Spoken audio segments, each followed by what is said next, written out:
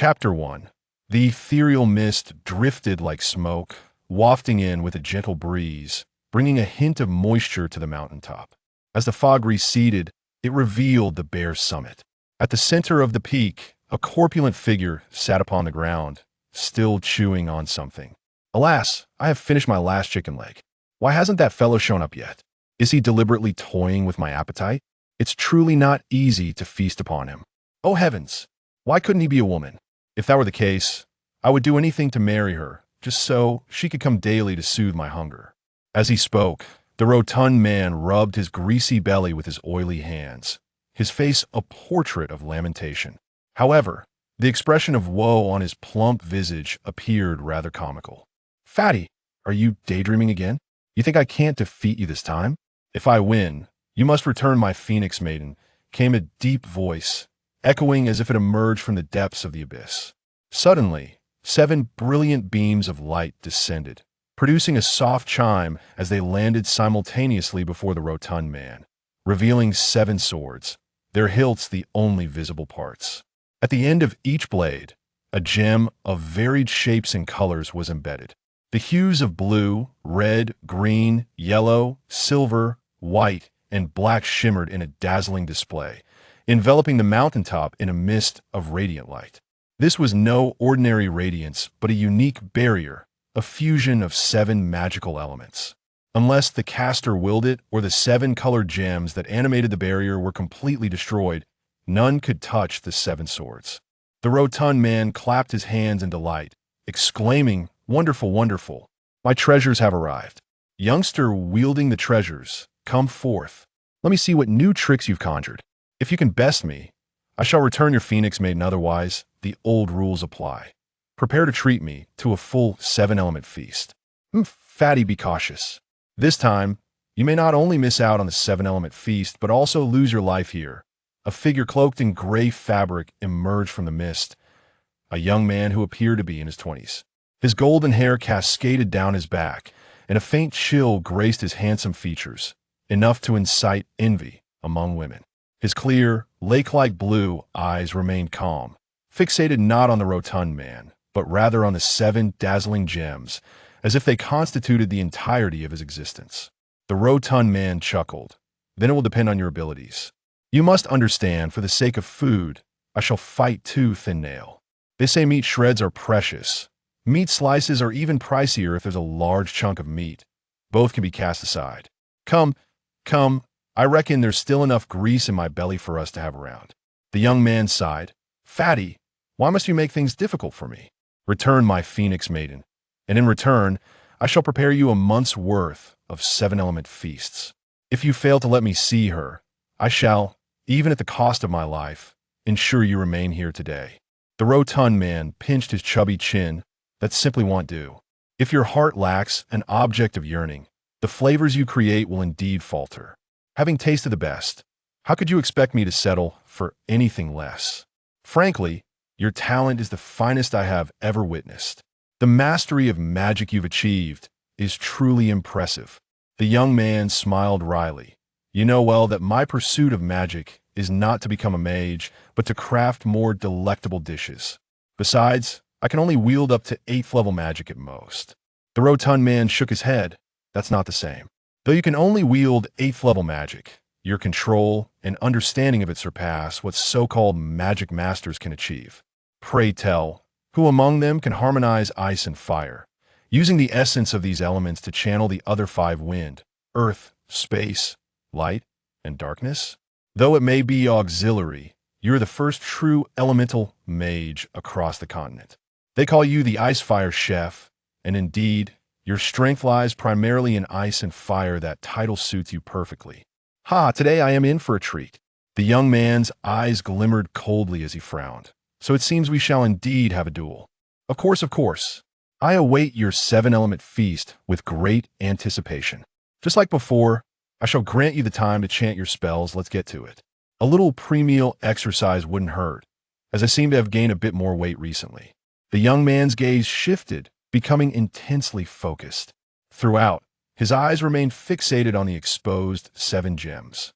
"We have known each other for quite some time, Yet I have never introduced you to my dining companions. They are my closest friends. Curious, the rotund man asked. Indeed, I have never heard you mention them. These 7 swords are quite peculiar. Do tell me about them. The young man's eyes sparkled with obsession as he began. The sigh of the ice snow goddess. With a soft hum, blue light erupted, visibly enhancing the water element atop the mountain. The roar of the fire god's Sun Blade. Red light shone brightly. The whisper of the free wind's Sky Blade. Green light illuminated. The melody of the earth's awakening, the Longevity Blade. Yellow light glimmered. The 6-pointed Star Blade of divine change. Silver light gleamed. The dawn's sacred radiance blade, bridging heaven and earth. White light radiated. The curse of eternal hell, the demon-slaying blade. Black light flickered. The 7-colored beams suddenly burst forth, intertwining into a resplendent rainbow of hues. The young man smiled at the interplay of colors, declaring, "They're the 7 divine blades, a manifestation of the 7 elements. Ice, fire, wind, earth, space, light, and darkness, and most importantly, they are my kitchen knives." The smile vanished from the rotund man's face, replaced by a grave expression. He could distinctly sense the difference in the young man's aura. This time, a faint golden light enveloped him, unmistakably the pinnacle of battle aura. Leaning slightly forward, his hefty form appeared akin to a formidable sword encased in golden brilliance. Indeed, he was a sword saint, the bearer of the highest title among warriors. The young man's eyes glowed fiercely as he raised his hands, his slender fingers swiftly tracing 2 6-pointed stars, one red and one blue, creating a striking contrast. "Oh, ice snow goddess, grant me the eternal freeze. Oh, fire god, bestow upon me the flames of phoenix rebirth. In my name, let the extremes of ice and fire merge." The 7 gems upon the blades ignited simultaneously, the red and blue lights entwining, propelling the other 5 colors toward the young man in a sudden surge. The 7-colored radiance enveloped the young man's body, with the previously drawn red and blue 6-pointed stars as the focal point, forming an unusual all-elemental barrier. A peculiar smile graced his lips as he addressed the rotund man. "Let me demonstrate my newly researched special magic. Element 8226 Shadow Puppet." Under the blazing sun, a tall and proud man walked slowly alongside a child. The man donned a crimson magical robe, embroidered with golden flames upon his chest, signifying his identity as a sorcerer. His golden hair flowed behind him, and his bronze visage was sharply defined, resembling a chiseled sculpture. Yet, within his brown eyes lay a trace of sorrow. "Nianbing, are you tired?" The man looked down at the child he was holding by the hand. The boy, only as tall as the man's waist, bore a striking resemblance to his father, though his features were more delicate. With the same golden hair, his youthful beauty was even more captivating than the tall man's. He possessed water-blue eyes and appeared somewhat frail. Exhaustion had rendered his complexion pale, with beads of sweat beginning to appear at his temples. He shook his head firmly. "Father, I'm not tired. Are we about to see Mother? To miss her so much." The tall man gazed upward at the blazing sun, seemingly unaffected by the glaring light. "Yes, we are about to see your mother. It has been 10 years, and you are already 10 years old. For a decade, amidst this vast world, there has been no place for the 2 of us to call home. Regardless, this time, I must see your mother, even if it costs me my life." Nianbing, still young, looked up at his father with confusion. "Father, why don't they let us see Mother?" The tall man scoffed, his eyes ablaze with fury. Nianbing, you're still young. When you grow older, you will understand. For your mother, I would sacrifice everything, but I truly cannot bear to part with you. You're still so small. Once we reach the village ahead, will you wait there for your father?" "No, father. I want to go with you to find Mother." "If Mother doesn't want me anymore, do you not want me either?" Nianbing's eyes reddened as he tightly grasped his father's large hand, fearing he would be abandoned. The tall man retrieved a scroll from within his garments and handed it to Nianbing, saying, "Do you remember the method your father taught you to activate the magic scroll? You may accompany me, but in times of peril, you must remember to use this scroll. It will transport you to a place of safety, the very spot where your father inscribed the magic circle just 2 days ago." Nian Bing accepted the magic scroll with a gentle nod, replying, "Father, I understand." The tall man sighed and remarked, "Alas, time is too short. Your innate talent surpasses my own. Had time permitted me to teach you more, you might have become the most formidable fire mage on the entire continent. However, time does not allow me to linger. If we do not reach the Ice Goddess Fortress by tomorrow, we shall never see your mother again." Nian Bing nodded, though with a semblance of understanding, and declared, "Father, I shall strive to become a powerful fire mage just like you." A glimmer of mistiness appeared in the tall man's eyes as he reminisced. "I recall the days when your mother and I contemplated what magic to impart to our child. She was a mage of ice, while I was one of fire, and ice cannot coexist, and our child would have to choose one path. Back then, your mother said if we had a son, he would learn fire magic from me, and if a daughter, she would learn ice magic from her. Now, as I reflect upon it, it feels as if she stands before me, her words still echoing in my ears, yet she is gone." At this juncture, his voice escalated. "I, Rong Tian, the fire mage, vow to thwart the ice goddess sacrificial inheritance ceremony and reclaim my wife." 3 days later, before them stood a mountain peak soaring approximately 100 meters high. The peak, though not towering, exuded an imposing aura. The bluish-gray mountain appeared imbued with a somber energy, while some vegetation clung to its sides. It was sparse, likely due to the steepness of the terrain. Unless one were a seasoned climber, an ordinary person would find it nearly impossible to scale such a precipice. At the mountain's base, a mighty river surged from south to north. This river, known as the Tianqing River, is a celebrated mother river of the Yangguan continent. It traverses nearly two-thirds of the continent, extending close to 2,000 kilometers. Its source lies in the far northern province of the Ice Pole, where 60% of the land is cloaked in glaciers. Each spring and summer, the glaciers melt and flow into the Tianqing River, continuing their journey to the distant sea. The river's expanse is vast, with the narrowest points nearing 100 meters wide, and at its broadest, it stretches several thousand meters. Its crystalline waters churn vigorously, nurturing the citizenry of numerous nations and provinces. Though it occasionally unleashes floods, due to proper governance, those living along its banks can lead tranquil and comfortable lives, thriving by the river's edge. The steep peak offered barely 10 square meters of space at its summit.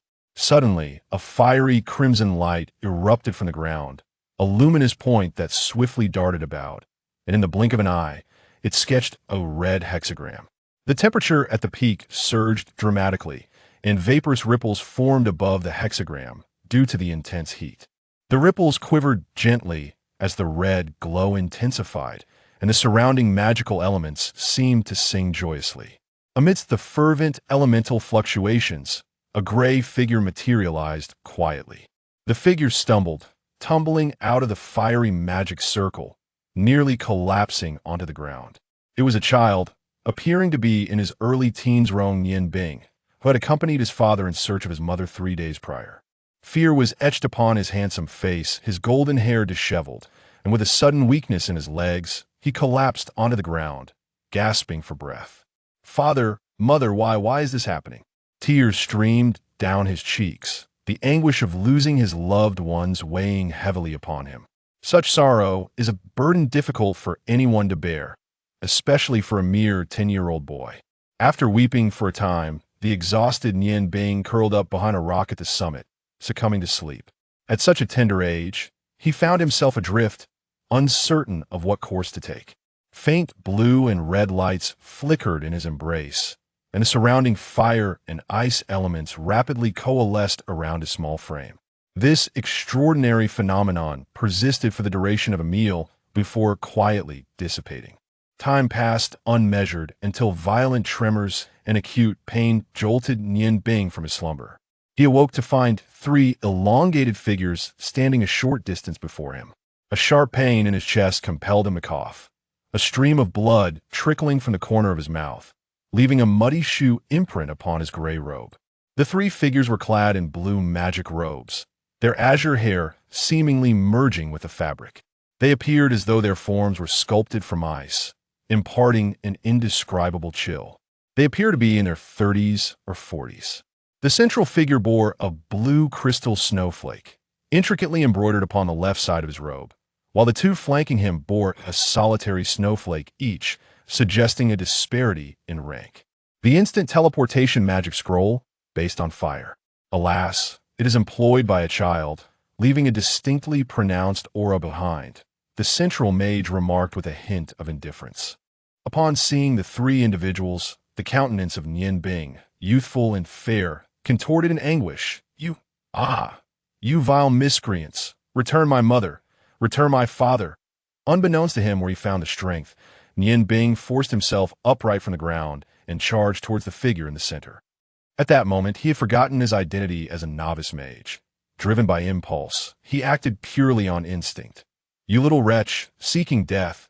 The sorcerer to the left waved his hand, and a water sphere, 3 inches in diameter, was instantaneously conjured, crashing directly into the boy's chest. This water sphere, merely a basic level 1 spell, lacked formidable power.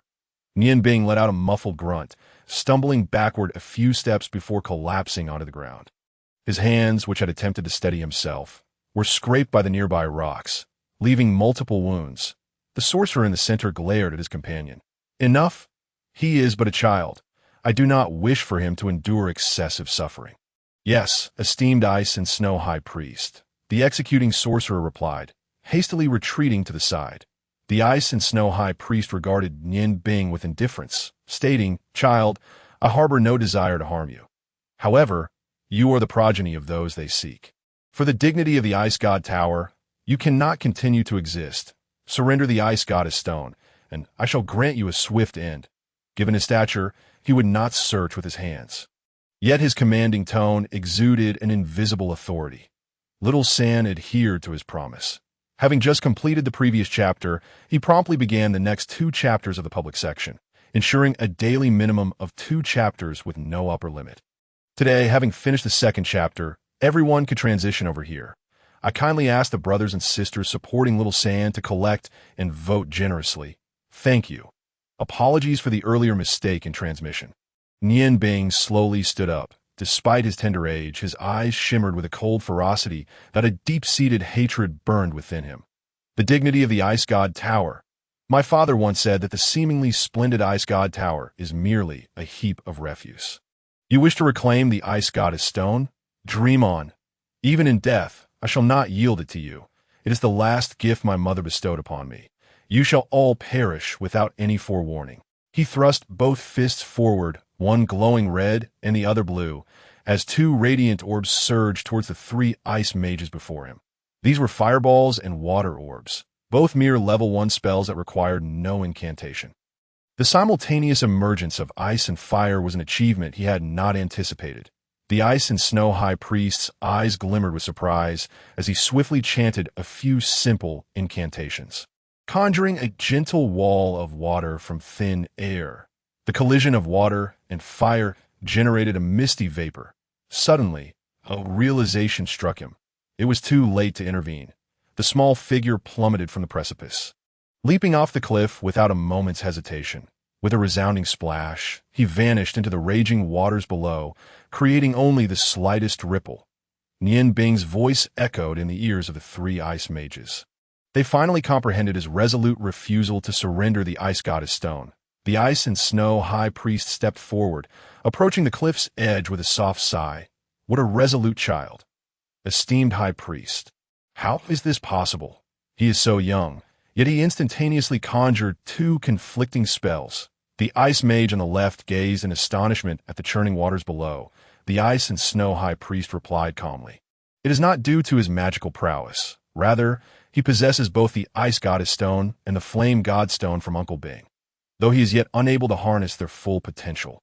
It is unsurprising that he can trigger simple novice spells. However, the fire and ice are traditionally opposing forces, and yet their simultaneous use here seems to yield no conflict.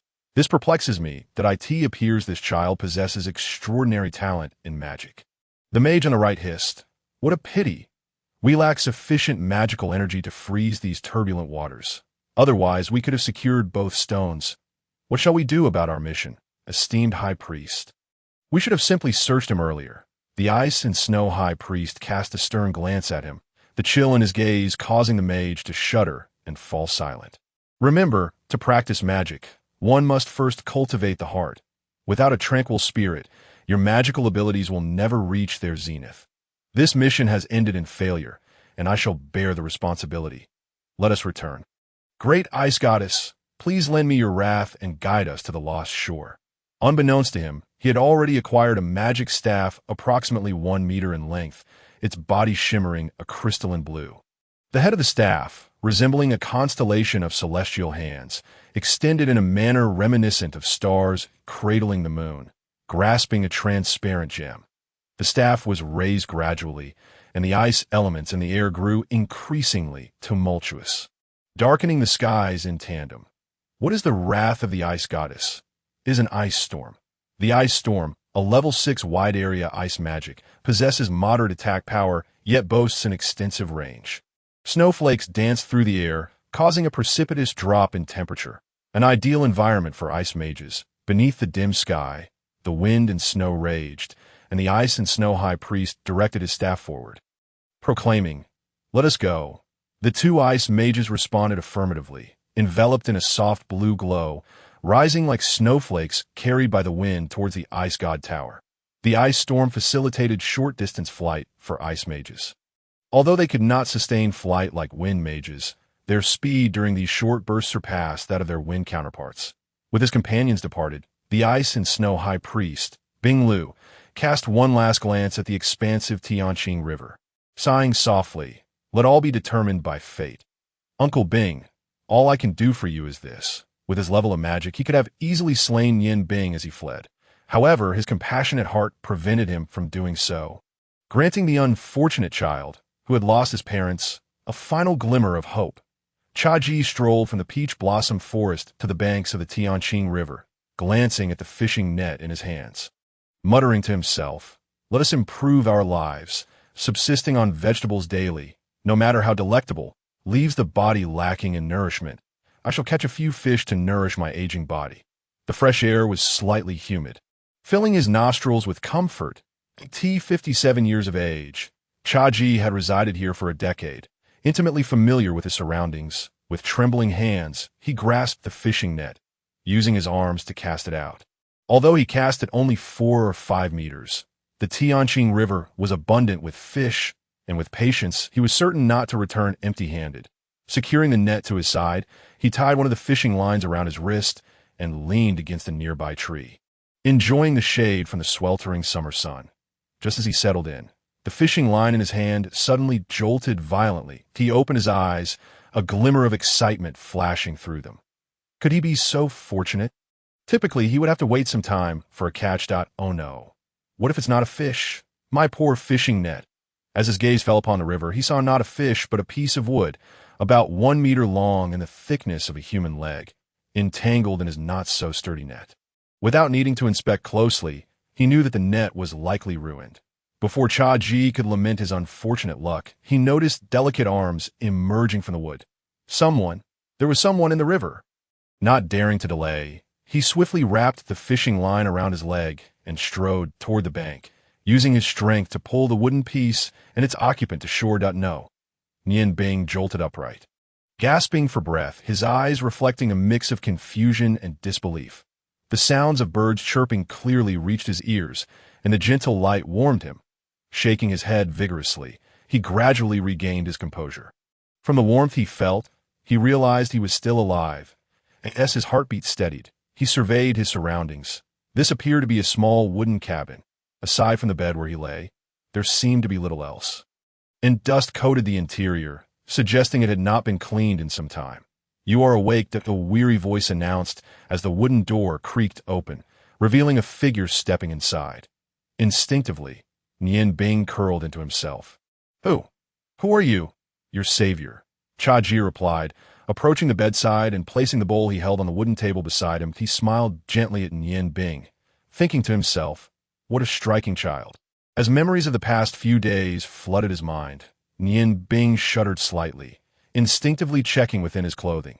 The hard object was still there, which relieved him. Tentatively, he inquired, "Did you save me?" As he spoke, he scrutinized the elderly man before him, who appeared to be in his 60s. His once black hair had turned gray, and the wrinkles etched upon his face bore witness to the passage of time. Yet, a gentle smile adorned his countenance, rendering his appearance rather unremarkable. Xuanji, with a tone of casual certainty, remarked, "Of course it's me. Who else could it be? Consider yourself fortunate to have clung to that piece of wood. Do you have any idea how much effort it took for me to bring you back?" It was utterly exhausting for this old man. "Little one, you should eat something. That rickety wood of yours damaged my fishing net. And now all I have to offer is vegetable porridge." Initially stunned, Nian Bing had not been acutely aware of his own physical state due to the shock. However, upon hearing Xuanji's encouragement to eat, he realized that his stomach was nearly pressed against his back. When he had leapt into the Changsheng River, the excruciating pain from the water's impact had nearly caused him to lose consciousness. In a desperate bid for survival, he had miraculously grasped a piece of wood after being swept away for several hundred meters, his instinct to survive compelling him to hold on tightly. He was fortunate that the Tianqing River was exceedingly wide, devoid of protruding rocks, and it was only after colliding with Xuanji's fishing net that he was saved. Casting a cautious glance at Xuanji, he finally lifted the bowl of vegetable porridge that exuded no enticing aroma. Upon inspecting the contents, he was momentarily taken aback. The white porridge appeared quite thick, shimmering with a faint crystalline sheen, interspersed with chunks of green vegetables. Although the sizes were uneven, they were scattered throughout the white porridge, and he could almost sense the vitality contained within it as he drew closer. The entire bowl emanated a subtle fragrance, stirring his appetite.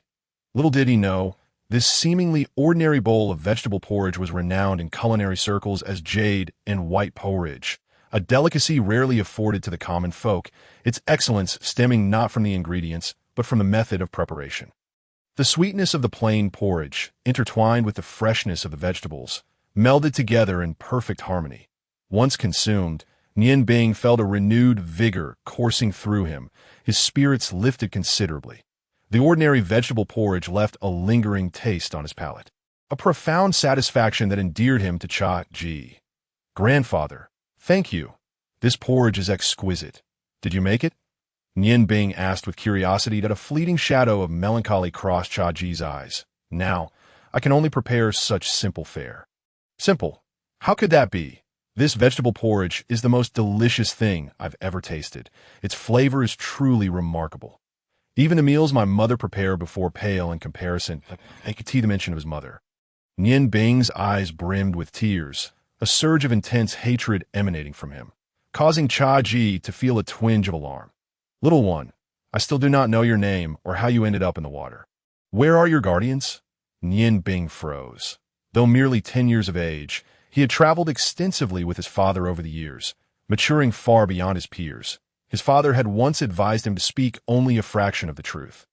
And 2 years prior, after inadvertently revealing too much and enduring a month-long pursuit, he had come to understand this lesson well.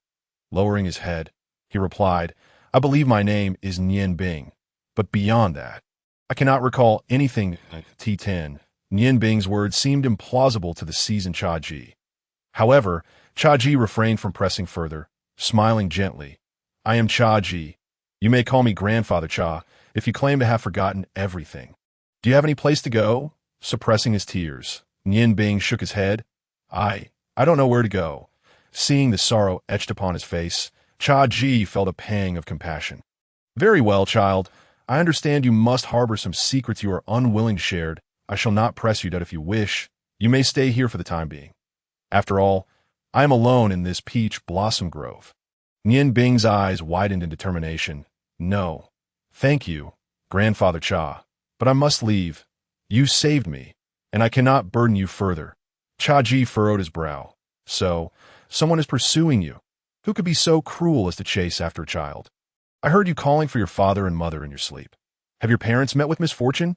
Unable to contain his tears any longer, they streamed down his face as he wept openly. Xuanji quickly embraced him, soothingly saying, There, it is all in the past now. You must have been frightened. This place is quite secretive, a so-called forbidden zone. Generally, no one comes here. For now, rest easy and stay here. At the very least, Let us wait until you regain your strength before considering leaving. Get some more sleep. Tonight, grandfather will prepare something special for you." Under Chaji's comforting words, Nian Bing drifted back into slumber. When the 10-year-old Nian Bing awakened once more from his dreams, his mind was now fully at ease. The sunlight that had streamed through the window was no longer present. The birds seemed to have returned to their nests for rest, and an eerie silence enveloped the surroundings. Rising from the bed, Nian Bing discovered he was clad in a large, coarse linen garment, evidently belonging to Chaji.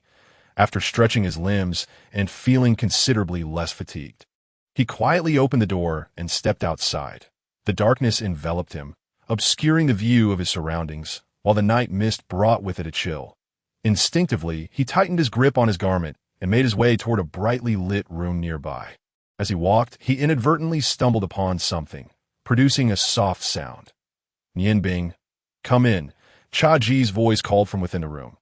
Nian Bing entered to find a wooden cabin slightly larger than his own, where Chaji was engrossed in a book under the glow of a bright oil lamp. Upon noticing Nian Bing's arrival, he set the book aside and smiled. "Come, let grandfather take you to the kitchen. Everything is prepared. We just need to heat it up." Tea that moment.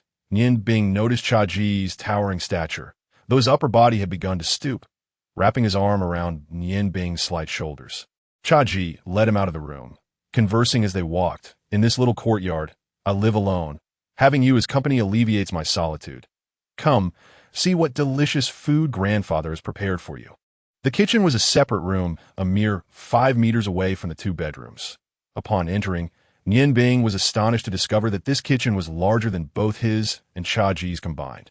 Chaji lit an oil lamp, revealing several plates covered with a wooden lid on the counter. The lid, woven from vines, allowed glimpses of the green vegetables inside.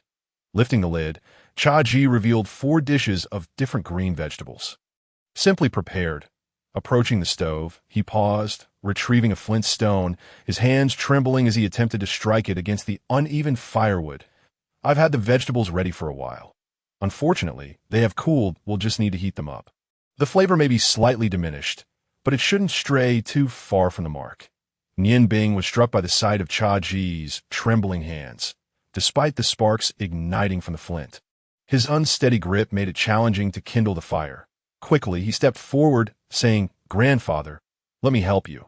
Chaji sighed, a shadow of sorrow returning to his face as he extended the flint stone toward Nian Bing. "I am truly old now.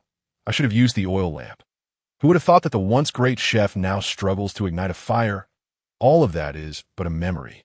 Nian Bing, however, did not take the flint stone nor heed Chaji's lament. His focus was entirely on the task at hand. In a soft voice, he intoned, "Fiery element of warmth, I beseech you, coalesce into the flame's radiant glow, bringing warmth to this world." His voice was not steady but resonant, imbued with a unique tone. Extending his small hand towards the stove, a modest red flame flickered to life, though the light was dim. The dry wood readily caught fire upon contact with the flame. Chaji stared in astonishment at Nian Bing, murmuring, "Magic! This is fire magic! Great heavens! Did you send this child to me? Thank you, thank you. I finally have hope. This is magnificent!" he exclaimed incoherently, and Nian Bing stood there bewildered as Chaji straightened his back, excitement radiating from him as he looked towards the ceiling, exulting. "Grandfather, Chaji, what has happened to you?" Chaji regained his composure, gripping Nian Bing's shoulders, exclaiming, "Child, you're a magician, aren't you? Tell grandfather, are you a fire magician?" Nian Bing trembled, suddenly realizing he had unwittingly revealed his magical abilities in a moment of enthusiasm. He shook his head vigorously. "No, I am not. I'm not. No, you are," Zhaoji firmly asserted. "Child, rest assured your grandfather harbors no malice towards you. I am simply overjoyed at such a tender age. You have already become a magician. This is a divine blessing bestowed upon me." Nian Bing seemed to be transported back to the scene within the Ice God Tower, crying out in excitement, "No, I am not." It was only then that Zhaoji realized Nian Bing, having just begun to recover from her fear, was unable to bear the weight of his provocation. He hastily said, "Child, please listen to me. Will you? Look at my hands." As he spoke, he released Nian Bing and turned his hands upwards, revealing his wrists, Captivated by Zhaoji's words, Nianbing instinctively glanced at his wrists. Ah! At the pulse points of Zhaoji's hands, there were scars, deep, about a centimeter in length. Although the wounds had long since healed, the scars remained shockingly visible. The entire area sunken inwards and displaying a purplish-black hue, appearing exceedingly terrifying as the night chapter unfolded. Zhaoji smiled wryly. What could an old man like me, with severed tendons in both hands, possibly do for you? Nianbing gazed at Zhaoji, her fear diminishing slightly, and tentatively asked, Grandfather, why are your hands like this? Zhaoji beckoned Nianbing to sit down and sighed wistfully. Let me tell you a story, a tale from my own life. After you hear it, you will understand why I am so exhilarated to witness the emergence of magic within you. With that, he gazed into the profound darkness outside the door, his expression gradually clouding over. Our continent, the Yangwang continent, has endured nearly 3 centuries of warfare. Approximately 70 years ago, the entire land entered a period of stability, and 5 great empires gradually took shape, partitioning the continent. Aside from a few exceptional areas, all lands were incorporated into the territories of these 5 empires. After 300 years of conflict, the people needed time to recuperate. For decades, various agricultural and industrial developments thrived. Although the 5 empires occasionally clashed, they maintained a semblance of peace. Nianbing nodded. The 5 great empires you speak of are the Oran Empire in the east, the Qilu Empire to the southeast, the Huarong Empire to the southwest, the Longmu Empire in the northwest, and the Binghua Empire in the north, correct? Zhaoji nodded affirmatively. Indeed, those are the 5 great empires. I was born in the Qilu Empire to the southeast, in my youth. My family was impoverished, and we could scarcely afford even the coarsest of grains. I remember once asking my mother when we would be able to eat our fill of steamed cornbread. My mother held me close and wept. That memory remains vivid to this day. Ate tea that time. My greatest aspiration was to enjoy delicious meals every day and to prepare the finest dishes for my mother. I dedicated myself to that goal. Unfortunately, my parents passed away from a plague before I could provide for them. Perhaps it was divine mercy. When I turned 13, I met my master. Due to our poverty, I was sent at a young age to work as an apprentice in a restaurant, which I was eager to do, and my master was the head chef of that establishment. Learn the culinary arts I so admired. I worked diligently, striving to please everyone in the restaurant. Our establishment, named Changsheng, was one of the most renowned in the Qilu Empire. My master, seeing my industriousness, began to teach me some basic culinary skills. I was not particularly bright, but I was exceptionally hard-working. As the saying goes, diligence can compensate for lack of talent. After 3 years, I finally rose from the position of a mere assistant to that of a vegetable preparer. One day, my master called me to a secluded spot and said, "To master the culinary arts, mere diligence is insufficient. You must possess insight and truly engage with the dishes you create. Cooking is not a simple task. It is a profound discipline." He imparted to me 8 words that I was to embody. 10 years of practicing cooking, 10 years of understanding cooking. I have remembered those 8 words to this day. Through relentless effort and insight, by the time I reached the age of 23, I had finally attained a high level of culinary mastery. However, my master passed away that very year due to illness, and I have always kept his 8-word admonition close to my heart. Thus, I relinquished the opportunity to inherit my master's position at Changsheng Restaurant, resigned from all my roles, and with my chef's knife and meager savings, embarked on my own journey, determined to traverse the Yangwang continent to learn the culinary arts of every nation and region. At this point, Zhaoji's eyes sparkled with a renewed vigor, as if he were reliving his former glory. He exclaimed, 10 years, another decade. This was the decade that truly allowed me to grasp the essence of culinary art. During this time, I traveled to nearly every famous restaurant, engaging with the chefs there. Through my own insights, I finally developed my own signature techniques. Eventually, my culinary skills reached an extraordinary level, earning me the moniker Ghost Chef. In consecutive culinary competitions across 5 realms, I achieved a remarkable 5-time championship victory, and the dishes I prepared became emblematic of that era. The royal courts of all 5 empires extended olive branches, hoping I would serve as their chief imperial chef. However, I felt my skills were still not sufficiently refined.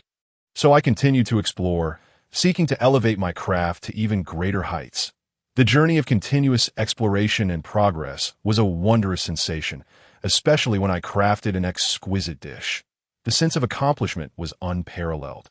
I devoted my entire life to the culinary arts, remaining unmarried even at the age of 40-7. As he concluded this segment, Xiaoji paused, glancing at Nianbing, who was engrossed in his tale, and smiled gently. Who would have thought? This old fool had a glorious past. Nianbing was momentarily taken aback. Though Xiaoji spoke with restraint, her keen perception allowed her to discern a profound sadness underlying his tone. Grandfather, what happened next? What transpired afterward? Xiaoji smiled wryly. To be frank, I truly wish to forget everything that occurred during that time. Yet now I am compelled to remember. The year I turned 47 marked a significant turning point in my life, a year in which I fell from grace. Perhaps it was due to my 4 decades of existence without experiencing love. That year, I found myself inexplicably infatuated with a woman. She was so beautiful, so vibrant and cheerful. Every movement, every smile made my heart tremble. At the time, she was merely 24 years old, while I was twice her age. Nevertheless, I fell for her without hesitation. She was also a chef, yet the kind that was utterly different from me, specializing in delicate pastries, serving as a pastry chef in a restaurant where I had lingered the longest. After much contemplation, I resolved to express my feelings to her, though I harbored no illusions that she would accept my affections. I still wished to voice my inner thoughts. Nianbing inquired, "Did she accept your feelings?" Xiaoji shook his head. She neither accepted nor rejected my sentiments. After hearing my heartfelt confession, she proposed a condition. We would compete in our culinary skills. If I won, she would become my wife, but if I lost, I would have to withdraw from the culinary world, relinquishing all my accolades to her. Nianbing frowned, an unusual expression crossing her handsome face. Grandfather, it seems you were taken advantage of. She must have known you were the strongest chef to dare make such a proposition. She must have had some confidence. Moreover, her request clearly harbored ill intentions. How could she genuinely wish to marry you? Xiaoji chuckled. What a clever child you are. Indeed, I was exploited by her. However, at that time, I was so enraptured by my feelings that I failed to think critically and readily agreed. After all, having stood atop the culinary world for so long, I had developed an unwarranted pride. It had been ages since I'd last competed, as no one dared challenge me, even in culinary competitions.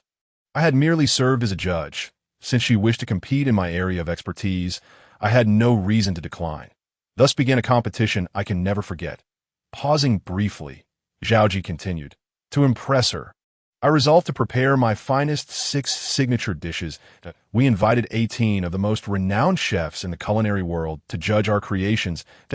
My culinary skills had reached an extraordinary level. I completed the 6 intricate dishes in just an hour, and my years of dedication allowed me to feel immense satisfaction with my creations, which seemed almost alive. Strangely, she did not move amidst the pile of ingredients. As I finished my 6 dishes and looked towards her, she said, You've made so many. I will prepare just one dish, a masterpiece. One is enough. As she spoke, she commenced her work, not with grand gestures or expert knife skills, but simply picking up a strip of meat, tossing it into the air with a flourish, while chanting something in a peculiar tone. A blue flame erupted, engulfing the meat strip, and a flash of white light danced in the air. When the meat landed on the plate, it had transformed into 13 golden segments, shimmering brilliantly. Until that moment, I had no inkling that she was indeed a sorceress, and a remarkably powerful fire mage at that. Nevertheless, I still believed I had triumphed, for she had only one dish, while I had 6 that, judging solely by the appearance and aroma, she was decidedly at a disadvantage. However, it did not take long for me to realize my folly. The moment I savored that golden-hued strip of meat, an unprecedented sensation flooded my palate. The meat had not undergone any prior processing, nor had any seasonings been added during its preparation. Yet, she managed to fully release the fragrance within those 13 meat strips. Although they lacked the familiar flavors of sweet, sour, bitter, spicy, and salty, each strip was divided into 13 segments, each possessing a distinct nuance of flavor. The aroma produced by the amalgamation of these 13 flavors far surpassed that of any dish seasoned with spices. The instant I took a bite, I understood that I had lost, and quite miserably at that. While my 6 dishes were certainly not inferior in taste to her singular meat strip, my culinary skills paled in comparison to hers. It was not merely a matter of speed. More crucially, it was about innovation. No, Nian Bing suddenly interjected. Grandfather, you are mistaken. She merely took a shortcut. Her creation of that meat strip must have pushed her magical control to the limits. Coupled with her profound understanding of the meat itself and varying degrees of fire magic applied in the cooking process, resulting in that peculiar taste.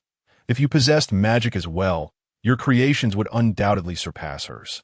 My father had often told me that while the magnitude of magical power is significant, the mastery of its control is equally vital, that a proficient command of magic can yield more potent effects from the same magical energy. Xuanji sighed. Indeed, others have shared similar sentiments with me.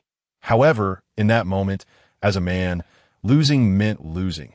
She asked me if the wager still counted, and I replied affirmatively.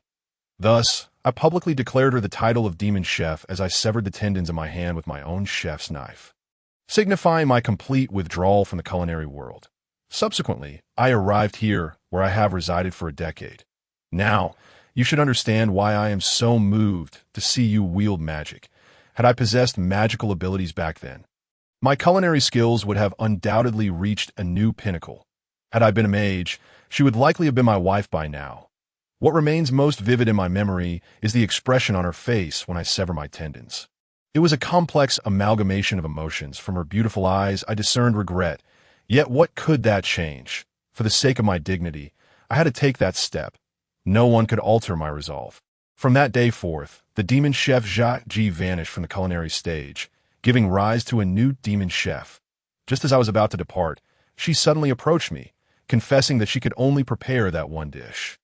The reason she challenged me was that I had previously triumphed over her father in a culinary competition. Even as he lay dying, he reminisced about that contest, hoping she could one day surpass me through her culinary prowess. Her father's dying wish drove her to strive for excellence in this field. However, she was a sorceress. Prior to that, she had no cooking skills whatsoever. She understood all too well that surpassing me in culinary arts was nearly impossible, which is why she opted to employ magic in cooking. Thus, I lost everything to that moment. She told me she only wished to honor her father, never intending to harm me. That I smiled and informed her that nothing mattered anymore. The only relationship I had in my life ended in this tragic manner. Leaving those words behind, I departed, and after a period of confusion, I chose to settle in this desolate place. Nian Bing was utterly captivated by this tale. Grandfather, do you regret it?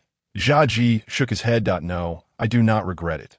Though I lost everything, I glimpsed a new direction for culinary evolution, incorporating magic into cooking. Through magical enhancement, culinary skills can ascend to another realm. Alas, while I am aware of this, I find myself incapable of achieving it, and few are willing to attempt it. After all, as noble mages, who would wish to be a lowly chef? Nian Bing nodded. I understand. You wish for me to learn culinary arts from you, to merge my magic with cooking and become a magical chef, correct? Xuanji suppressed his sorrow, a gentle smile gracing his face. Then, are you willing? Nian Bing lowered his head, his eyes flickering with a myriad of complex emotions. As a mere 10-year-old child, he pondered far too much. However, Xuanji could not perceive the expression he wore at that moment. Soon, Nian Bing made his decision. He raised his head, gazing at Xuanji. Grandfather, I'm sorry, but I cannot. Xuanji's eyes glimmered momentarily, yet the light quickly faded. Well, I will not force you. Now that you have listened to my story, may I hear yours? What brought you here drifting along? Nian Bing hesitated before replying. Grandfather, you saved my life, and I truly should not conceal anything from you. My parents are both mages, and we once had a happy family. However, not long ago, while passing through a place called Taru Mountain in the Ice Moon Empire, we were ambushed by bandits who sought to rob us. My parents refused, and a scuffle ensued. As he spoke, Nian Bing's voice trembled with emotion. Had it been any other time, Xuanji would have noticed that while Nian Bing was weeping, he was also casting furtive glances at him. However, having just recounted his own experiences. Xuanji remained engrossed in the memories of that competition, and the dimming light obscured his awareness of this detail. Nian Bing's tale contained elements of truth. During their journey past Taru Mountain, he and his father had indeed encountered bandits attempting to rob them. Yet, given his father's magical prowess, dealing with those bandits had been exceedingly simple. Taru Mountain was notorious for harboring bandits, and for this reason, Xuanji had come to believe Nian Bing's account. After all, what wariness could a seasoned elder possess towards a mere 10-year-old child? The Ice Moon Empire had always been guarded by the Ice God Tower.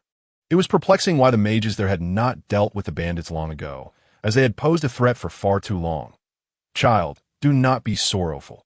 Regardless of whether you wish to learn culinary arts from me, let us first ensure that you have a secure place to stay here, shall we? Nian Bing, having lost his home, nodded lightly.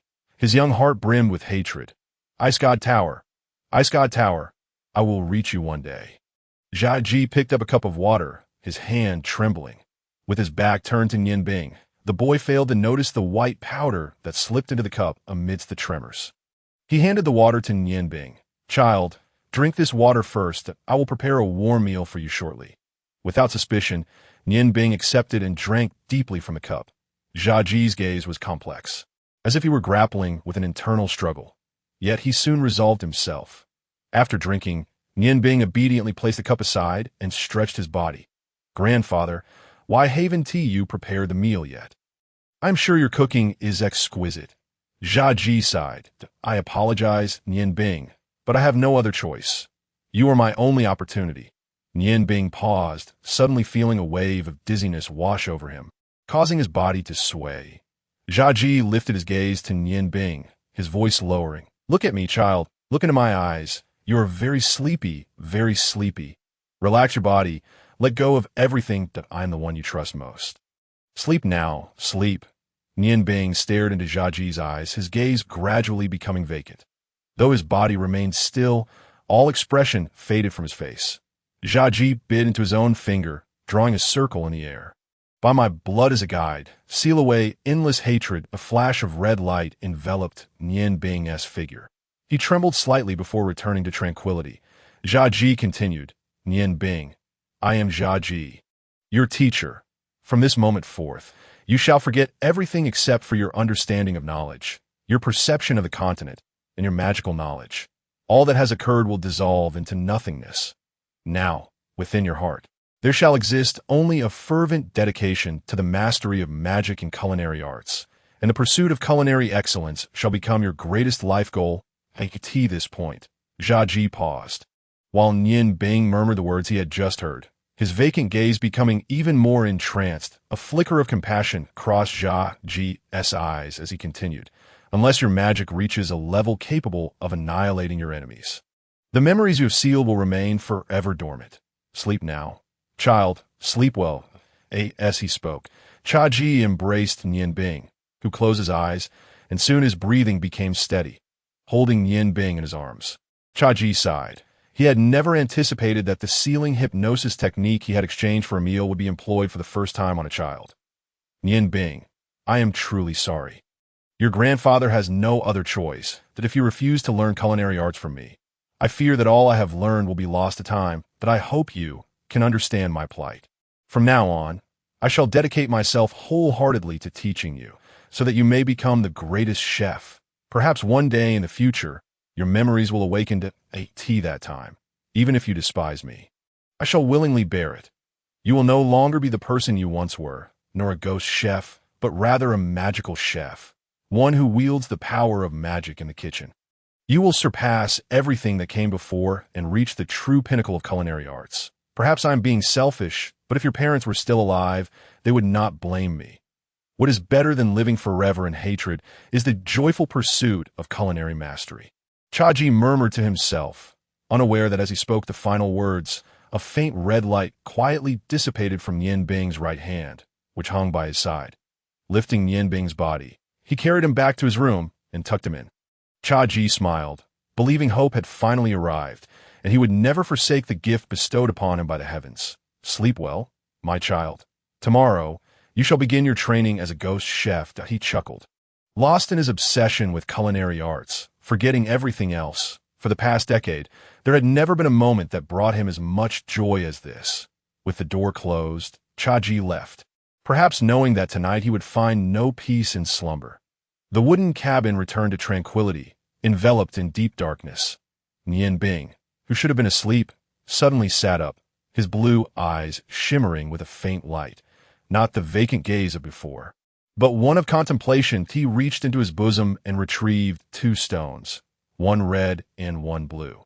The red stone was carved into a flame shape, while the blue one was a diamond. Each gem emitted a glow matching its hue, with the red and blue lights faintly repelling one another. Mother, thank you, if it weren't for the stone of the goddess of ice and snow safeguarding my spirit, perhaps I would have truly lost my memories by now. Mother, can you tell me what Nian Bing should do now?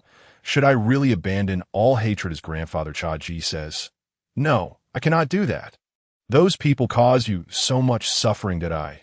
He clenched both gems tightly, feeling the scorching fire element and the chilling ice element seep into his body. Yet amidst these extreme energies, Nian Bing felt no discomfort. He was deep in thought, continuously pondering that on the continent of Yangwang, regardless of which of the 5 great empires, the hierarchy of mages remained the same. From the lowest to the highest, they were junior mage, intermediate mage, senior mage, grand mage, magic engineer, magic tutor, and deity descender. He was merely a lowly junior mage at present. The reason the Ice God Tower could serve as the protector of the entire Ice Moon Empire was due to the existence of the most powerful deity descender. Even with his father's capabilities as a magic engineer, he was no match for the deity descender. What good would hatred do him, even if he felt it? Nian Bing's heart grew cold to those who practiced magic. A deity descender was an unattainable pinnacle, a state not easily reached by sheer effort alone. It required opportunity, insight, and the support of countless high-grade crystals. After years of arduous training, one could only hope to harmonize with the universe to potentially succeed in summoning a deity and unleashing the most powerful 12th-tier magic. Aside from the Ice God Tower, legend spoke of 2 other deity descenders, though no one could confirm their existence. Thus, the Ice Moon Empire maintained a transcendent status across the entire Yangwang continent. Could he, with his meager abilities, hope to contend with a deity descender that would undoubtedly be courting death? Grandfather Xuanji was right, unless his magical power reached a level capable of annihilating his foes. What meaning did hatred hold? Perhaps he should seal away the memories of his hatred. His father had once said that only by not allowing hatred to cloud his judgment could he hope to rescue his mother. Perhaps setting aside his hatred for the time being was the best way to ensure future vengeance. With this thought, Nian Bing's heart cleared, and a faint smile graced his lips as he spoke to himself. Grandfather Xuanji, although you were unable to seal my inner hatred, I shall seal it myself. One day, when I am capable of contending with a deity descender, I will embody the essence bequeathed to me by my father. Father, mother, will you truly be pleased if Nian Bing lets go of his hatred? Fear not, for one day, I will avenge you. His fists clenched tightly, the stones of the goddess of ice and snow and the stone of the flame god pressed deeply against the skin. Immersed in his resolve, Nian Bing remained unaware that the water and fire elements surrounding him were engaging in a wondrous exchange. Lying on his bed, he began his daily meditation. His father once told him that there was no shortcut to mastering magic. Only through persistent meditation and continuous communication with magical elements could one gradually attain greater magical power, resonating with elements of the same attribute to release more potent spells. Previously, Nian Bing had only practiced fire magic. However, when he had been transported to that mountain peak, his mother had exhausted her strength to give him a parting gift, the stone of the goddess of ice and snow. With this stone, Nian Bing was astonished to find that a portion of his fire magical power had transformed into ice magical power. Within his body, the magical power had formed 2 distinct factions, centered on his own being. They occupied opposite sides, creating a rather peculiar sight. This was why he was able to cast low-level magic through the 2 gems in times of peril. Today marked the first day of his training with the 2 stones. Eyes closed, Nian Bing called forth the magical elements from the air. Within him, the half-blue, half-red scene emerged. The fire magic elements naturally gravitated towards the right side of his body upon absorption. while the ice magic elements floated to the left. The red and blue hues formed a boundary down the center of his body. Apart from his head, each element merged with its respective side. Refraining from encroaching upon one another like this moment, Nian Bing was finally able to focus on his current magical situation. The sight within him intrigued him greatly that in the past, when he was taught magic by Runtian, he had been told that the best choice for a mage was to cultivate a single type of magic. Only in this way could one hope to reach the pinnacle of magical mastery. If one attempted to disperse their practice across multiple types of magic, it would inevitably lead to a scattering of mental focus, making further progress exceedingly difficult after a certain point. Moreover, among the known 7 types of magic, 2 were direct opposites: ice and fire, light and darkness. Ice and water share a common origin, thus ice magic could be considered a variant of water magic. Ice and fire are utterly conflicting. No one can simultaneously possess both extreme forms of magic. Attempting to cultivate both would likely lead to harm from their opposing forces. When Yin Bing first began learning magic, Runtian had allowed him to choose, as his body was capable of accepting both fire and ice elements. Ultimately, Nian Bing chose the more accessible fire magic and followed Runtian in his studies. However, his inherent ice constitution had not vanished. Runtian believed that once Nian Bing's fire magic reached a certain level, his ice constitution would become negligible, and thus did not pay it much mind. Little did he know that every time Nian Bing meditated, his ice constitution subtly influenced him. If Nian Bing had continued to practice fire magic, perhaps by the time he reached the intermediate mage level, his ice constitution would have indeed dissipated due to the overwhelming presence of fire elements. Yet at this moment, Nian Bing had obtained the stone of the goddess of ice and snow, a top tier of a magical gem. It contained the purest essence of ice elements, awakening Nian Bing's ice constitution without a sound and compelling his fire magical power to retreat to the other side of his body. The fire magical power he had been cultivating was never particularly pure and had long been affected by his ice constitution. With the emergence of the stone of the goddess of ice and snow, the fire magical power within Nian Bing had been forced to separate from the ice elements that hindered its growth. Therefore, whether it was ice or fire magical power, both were now remarkably pure. Nian Bing had been practicing magic since he was 5 years old, and now he had been at it for 5 years. The number of mages on the Yangwang continent was exceedingly rare, primarily due to the immense difficulty of magical cultivation. While a martial artist could achieve results in 3 years, reaching at least a minor success level, a mage required a minimum of 10 years of meditation to hope to attain the intermediate mage rank. Even then, an intermediate mage might struggle to defeat a martial artist who had trained for only 3 years, as the casting time posed the greatest disadvantage. Thus, the number of individuals who choose to cultivate magic is exceedingly rare, and even fewer manage to successfully communicate with the elements of magic to attain the status of an intermediate mage. Nevertheless, the existence of mages is undeniably essential. Although they may not hold an advantage in one-on-one combat, they become indispensable in large-scale confrontations. Particularly, the area of effect destructive spells cast by high-level mages can often alter the tide of battle. Consequently, despite the arduous nature of magical cultivation, there remains a profound rationale for their existence. Nian Bing successfully reached the realm of a novice mage last year, which, in Rong Tian's view, was quite rapid. However, unbeknownst to him, Nian Bing possessed an exceptional innate talent for magic, had it not been for the influence of his ice affinity. His progress would have been even swifter at this moment. Under the effects of the Ice Goddess Stone and the Flame God Stone, the long-standing drawbacks finally dissipated, allowing him to maintain a temporary equilibrium within his body, as both fire and water elements were not particularly intense. Although the previous ailments had vanished, new challenges loomed on the horizon. The conflict between ice and fire raised questions about the consequences of continued meditation. Would they coexist peacefully? Nian Bing was uncertain of the answers, and he did not know what course of action to take. While the cultivation of magic was undoubtedly challenging, relinquishing one form of magical power within himself proved even more daunting. Success would only be feasible with the assistance of a mage at least 3 tiers above his own level. At this juncture, where could he possibly seek out a mage? Lying on his bed, Nian Bing pondered these dilemmas. The sensations of cold and heat on either side of him, though uncomfortable, did not induce overwhelming distress. What should he do? Should he continue meditating? Although both magical powers of ice and fire were scant, they felt remarkably solid. Perhaps this was the influence of the two stones. With no alternative in sight, he recognized the necessity of acquiring greater strength for vengeance. Since abandoning magical cultivation was not an option, he resolved to press on, taking each step as it came. Perhaps in the future, as his magic grew stronger, solutions would present themselves. With this thought, Nian Bing cast aside his hesitations and embarked on his first meditation since the separation of ice and fire.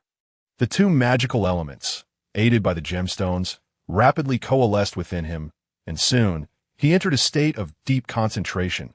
In the early morning, the sounds of chirping insects and singing birds filled the entire peach blossom forest. Having not slept the previous night, Cha-Ji rose early. Little sluggard, rise and shine. Cha-Ji pushed open the door. Nian Bing had only recently awakened from his meditative state, feeling rejuvenated in a manner he had never experienced before. A wave of unprecedented comfort escaping his lips as he instinctively stretched. Yet, amidst this comfort, there lingered an oddity. The differing temperatures on either side of his body seemed more pronounced than ever. Seeing Cha-Ji, Nian Bing offered a gentle smile and remarked, "Master, you're up quite early."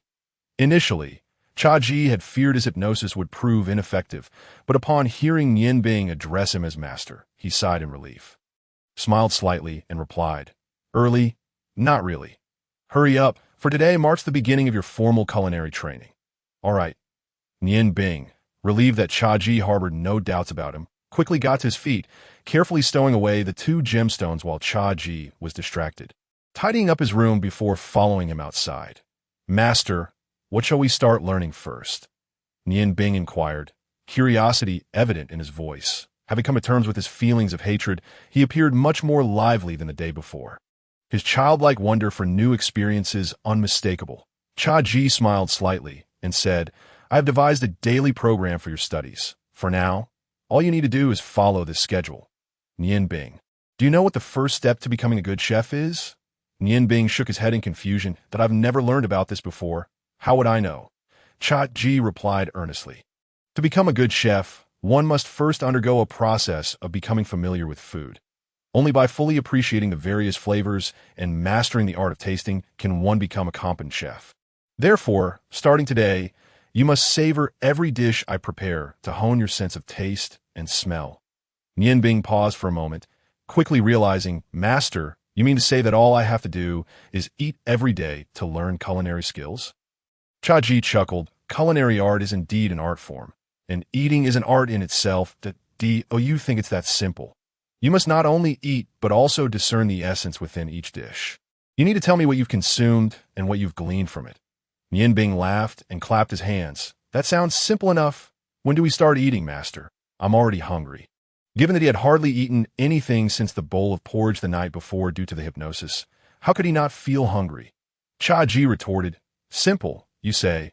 You will soon learn whether eating is as simple as you think. Eating involves two processes. Once you complete these, you can truly begin your culinary education." Curious, Nian Bing asked, "What are those two processes?" Cha-Ji grinned mysteriously. "The two processes are the transformation from thin to plump, and then from plump back to thin." Though clever, Nian Bing still did not grasp Cha-Ji's meaning. Observing his puzzled expression, Cha-Ji added, "You don't need to understand just yet. As you progress, the reasoning behind these two stages will become clear to you. Now, for our first meal, breakfast is ready. You can find it in the kitchen." Breakfast was simple, consisting of a large bowl of porridge and a few small dishes.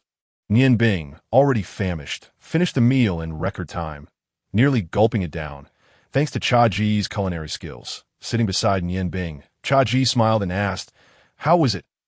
Nian Bing, satisfied, replied, "Delicious. Master, you truly are a culinary genius. Your dishes are unparalleled." Cha-Ji sighed, "Alas, my hands are no longer capable of intricate work. I can only prepare the simplest of dishes. But wait, you little rascal. Do you think saying it's delicious is enough to appease me? Have you forgotten what I just told you? You need to describe how this breakfast made you feel." Nian Bing looked at Cha-Ji with innocent eyes, Feelings? ISNT it just delicious. ISNT that's efficient. Chaji tapped Nian Bing on the head. Fool, that is far from enough. That if all you can say is that it's delicious, how do you differ from the average person? You must articulate what makes it good. Nian Bing retorted, why didn't you say so earlier? How could you blame me if you didn't clarify? Having finished his meal, he announced, I'm going out for some fresh air. Chaji, exasperated, replied, this time I'll let it slide, but if you respond like this again at lunch, I'll 1T serve you dinner. You should go get some exercise, take that axe, and chop some firewood. Nian Bing glanced in the direction Chaji pointed, spotting a massive axe nearly as tall as himself, its blade over a foot wide. Though it appeared somewhat rusty, its sharpness was still apparent. Nodding, he said, Master, I'll head out now. How much firewood do we need to bring back? Chaji was momentarily taken aback. He had expected Nian Bing to complain upon seeing the enormous axe. Instead, Nian Bing immediately agreed and asked, don't you think this axe is too big? Nian Bing replied helplessly, even if it's big, it must be chopped. Since I'm here now, I'll take on the heavy work. Your hands are not in good shape. You should rest more. Who knows, perhaps your hands will regain their strength in the future. As he spoke, he approached the large axe. Upon hearing Nian Bing's words, a warmth long absent flooded Chaji's heart, as if something had been unblocked within him, causing his heart to tremble slightly. The axe was indeed heavy. Nian Bing struggled to lift it with both hands, barely managing to free it from its resting place. Such a heavy axe was not particularly convenient for chopping firewood. Chaji instructed Nian Bing, just bring back enough firewood for our needs. What I need you to do is chop it finely. The thinner, the better. As a chef, one must possess a strong physique. At the same time, your knife skills must begin with the basics. You understand? Nian Bing nodded in understanding, smiling as he dragged the large axe outside. Wait a moment. Chaji suddenly remembered something crucial and broke out in a cold sweat. Heaven had graciously bestowed upon him such a splendid apprentice. If he lost him due to his negligence, it would be a regret beyond redemption. As Nian Bing stepped out the door, he turned to look back at the pursuing Chaji. Master, do you have something else to say? Chaji patted his chest and said, I truly am getting old and forgetful. You've just arrived, and I neglected to explain the conditions here. This forest is known as the Peach Blossom Forest because over 70% of the trees here are peach trees. Nian Bing thought to himself, ISNT, that's stating the obvious. Without peach trees, how could one refer to it as a peach blossom forest? Nevertheless, what does it matter? Chaji remarked. Most of the peach blossoms here are of foreign species. Do you understand why there are no people in this place? It is precisely because these peach blossoms secrete a toxin that spreads with the wind that I call it the peach blossom miasma. Its toxicity is exceedingly potent. Any creature that inhales it will immediately convulse and perish. Thus, this area is one of the forbidden grounds of the Ice Moon Empire. Aside from few animals that are naturally immune, no other living beings exist here, and humans certainly do not come here. Therefore, you need not fear being hunted. Nian Bing was momentarily taken aback and asked, since the peach blossom miasma is so toxic, why are you unharmed? Chaji chuckled, saying, have you forgotten what my profession is? I am a chef, and no one possesses a more acute sense for edible substances than I do. Although the peach blossom miasma is indeed toxic, it is not without methods of counteraction. Near any highly toxic substance, there exists something that can counter it. In this forest, there is a plant known as five-leaf clover. When prepared into a medicinal powder and consumed, it grants resistance to the peach blossom miasma, ensuring one's safety. Here, take this. Consume it first. If you persist for 3 months, your body will naturally develop antibodies, and you will no longer need to fear it. As he spoke, Chaji handed a small porcelain vial to Nian Bing. The medicinal powder made from five-leaf clover tasted bitter, and Nian Bing nearly retched, but managed to swallow it down with great effort. He then dragged the large axe into the woods. Upon entering the peach blossom forest, Nian Bing observed his surroundings. The air was exceptionally fresh, imbued with a faint fragrance of peach blossoms. The humidity in the air was likely related to the nearby Changsheng River, and the gaps between the peach trees were minimal. Although he was not tall, he had to tread carefully to avoid colliding with the peach trees. The trees were not tall, and even the ancient ones were similar. with branches spreading out around them, making it significantly easier to chop them for firewood compared to ordinary tall trees. However, Nianbing now faced a dilemma. Even though the branches of the peach trees were low, he still needed to lift the axe, and being so young, how could he wield an axe that even an adult would find heavy? Looking at the peach trees before him, Nianbing felt troubled. Attempting several times, besides exhausting himself, he could barely lift the axe off the ground. Strength had never been a strong suit for a mage. If only he could conjure an ice blade now. Perhaps he could chop the branches down, Nianbing muttered to himself. However, while he possessed ice magic, he had never practiced the incantations for it, and without the appropriate spell, even having magical power was futile. Should he use fire magic to burn them? He had indeed memorized the fire magic incantations from the 1st to the 8th tier, but that would be pointless unless he wished to incinerate the peach trees in front of him. The axe was undeniably too heavy for a 10-year-old child. Sitting beneath a peach tree, Nianbing contemplated with his exceptionally advanced mind for his age. Should he break some branches to take back? No. In that case, he wouldn't be able to chop wood. Only thicker pieces would suffice. But if he couldn't even lift the axe, how could he chop? Suddenly, a flash of inspiration struck Nianbing's mind. Although he couldn't use ice magic, he remembered a fire magic technique known as Fire Blade, which utilized fire elements to coalesce into a flaming sword to attack enemies. The main power of the Fire Blade was concentrated in the flames, making it ineffective for chopping trees and likely to cause a fire, which would be troublesome if the peach blossom forest caught fire. However, what if he altered the incantation for the Fire Blade, transforming the fire into ice during the chant? He wondered if that would work.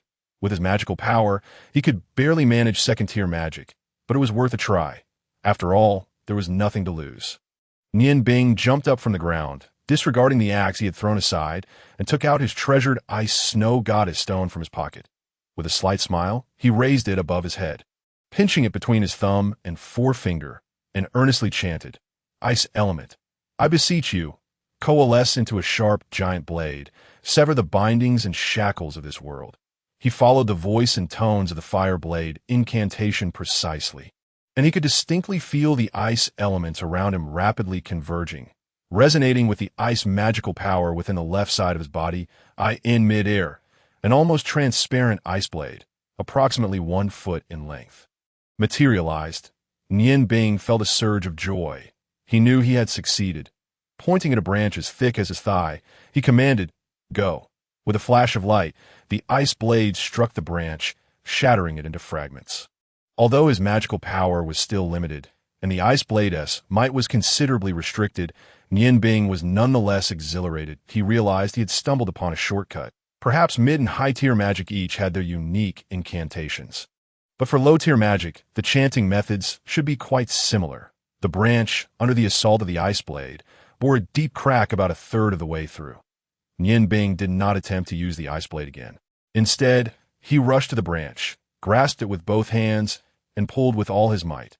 The cracked branch was not metal after all, and with a loud snap, it broke, continuously employing the same method. Nianbing was astonished to discover that his newly acquired ice magical power was even greater than his previous fire magical power. After consecutively employing the ice blade 7 times, his ice magical power was finally expended. On the ground lay 7 substantial branches. The exertion of magic left him somewhat fatigued, and he leaned against a nearby tree to begin a brief meditation. The ice snow goddess stone, being the pinnacle of ice gemstones, helped Nianbing restore a modest amount of ice magical power within just an hour.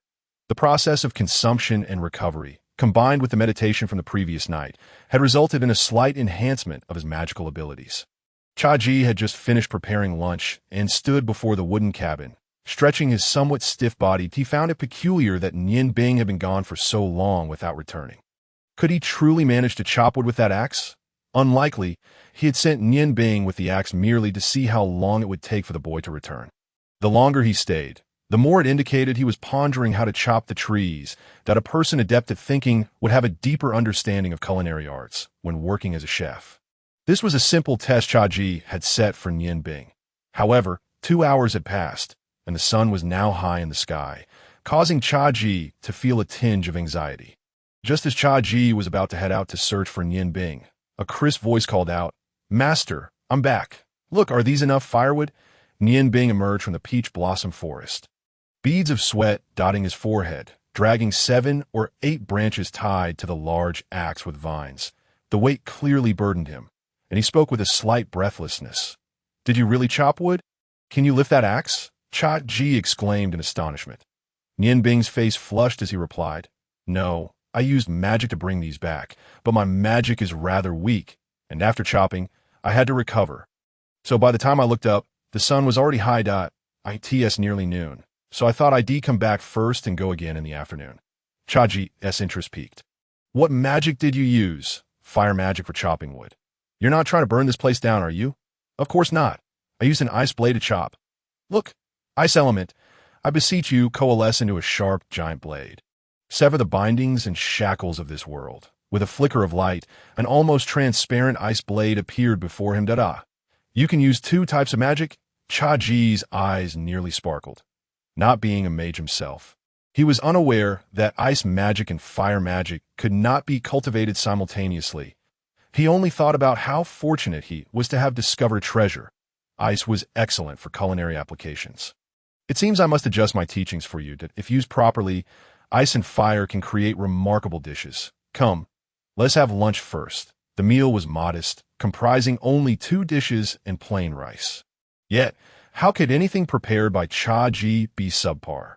Nian Bing savored the meal with greater delight than ever. Since he began wandering the continent with his father, it was the first time he had such a stable meal. The satisfaction filled his small face with a rosy glow. How was it? How do you feel? Cha Ji inquired eagerly after Nian Bing finished eating. It was delicious, truly exquisite. Nian Bing replied earnestly. Cha Ji stared at him in astonishment. Is that all you can say? Oh, I forgot. It must be because I exhausted my mental energy using magic to chop wood earlier. Master, I'll definitely remember tonight. Cha Ji looked at Nian Bing incredulously, nearly losing his temper, and huffed. I'll forgive you this time. It's not the 3rd time yet. Nian Bing chuckled. Master, please don't be angry. Actually, I did perceive something this time. Although I don't know what these 2 dishes are. They have a savory and fresh taste, and they're a delightful aftertaste. They're crispy and quite pleasant to eat, and they feel warm in my stomach.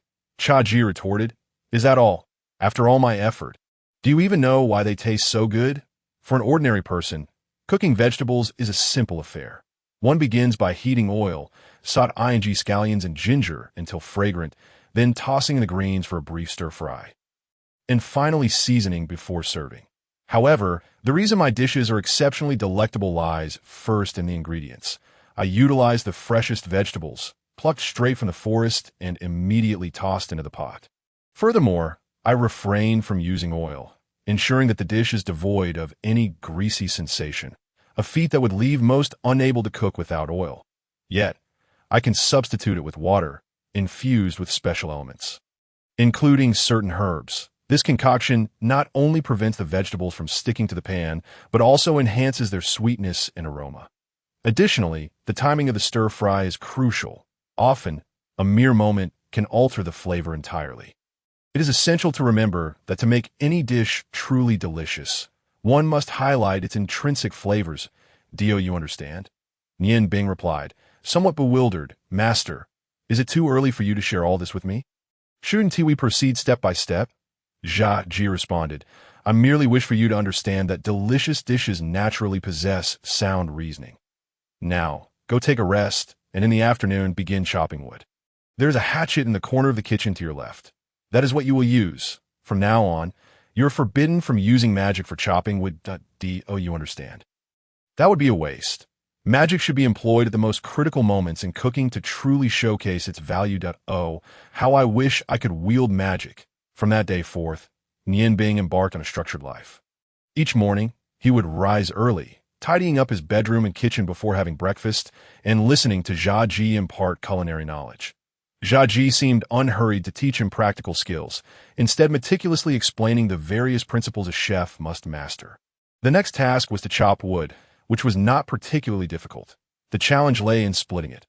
Under Cha Ji's guidance, Nian Bing learned that the grain of the wood dictated the direction of the split. Achieving uniformity was no easy task. Lunchtime mirrored breakfast, consisting of sharing his impressions of Xuanji's culinary creations and listening to his stories. The afternoon was similarly spent chopping wood, where Xuanji did not demand a specific quantity, but rather insisted that the wood be split as finely as possible. After dinner, having listened to Xuanji's narratives, Nian would retreat to his room for meditation, a practice that not only honed his magical abilities, but also served as an excellent means of rest. As days turned into weeks, Nian finally grasped the transformative journey from lean to robust. Although he tirelessly chopped wood each day, the exertion was minimal, and with Xuanji's varied culinary delights, each meal augmented with nourishing herbs like huangjing and ginseng freshly gathered from the forest, Nian physique expanded, blossoming from slender frame into a more rounded form. Naturally, he also grew taller under the nurturing of such nutrition. However, his weight seemed somewhat disproportionate to his height that a year later, the once handsome child had vanished. From any angle, Nian figure resembled that of a sphere. When he inquired of Xuanji whether he had become too corpulent, Xuanji merely reassured him that he would slim down in due time. "Master, do I still need to chop wood today? I believe I am splitting it quite finely now," Nian exclaimed, a hint of dissatisfaction in his voice as he approached Xuanji's chamber. "Yes, continue chopping. You have a long way to go," Xuanji replied without turning, rolling onto his side in bed.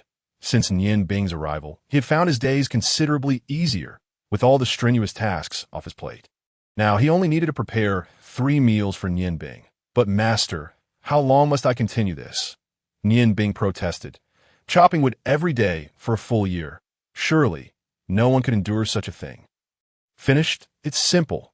While you have indeed chopped finely enough, it's still not completely uniform.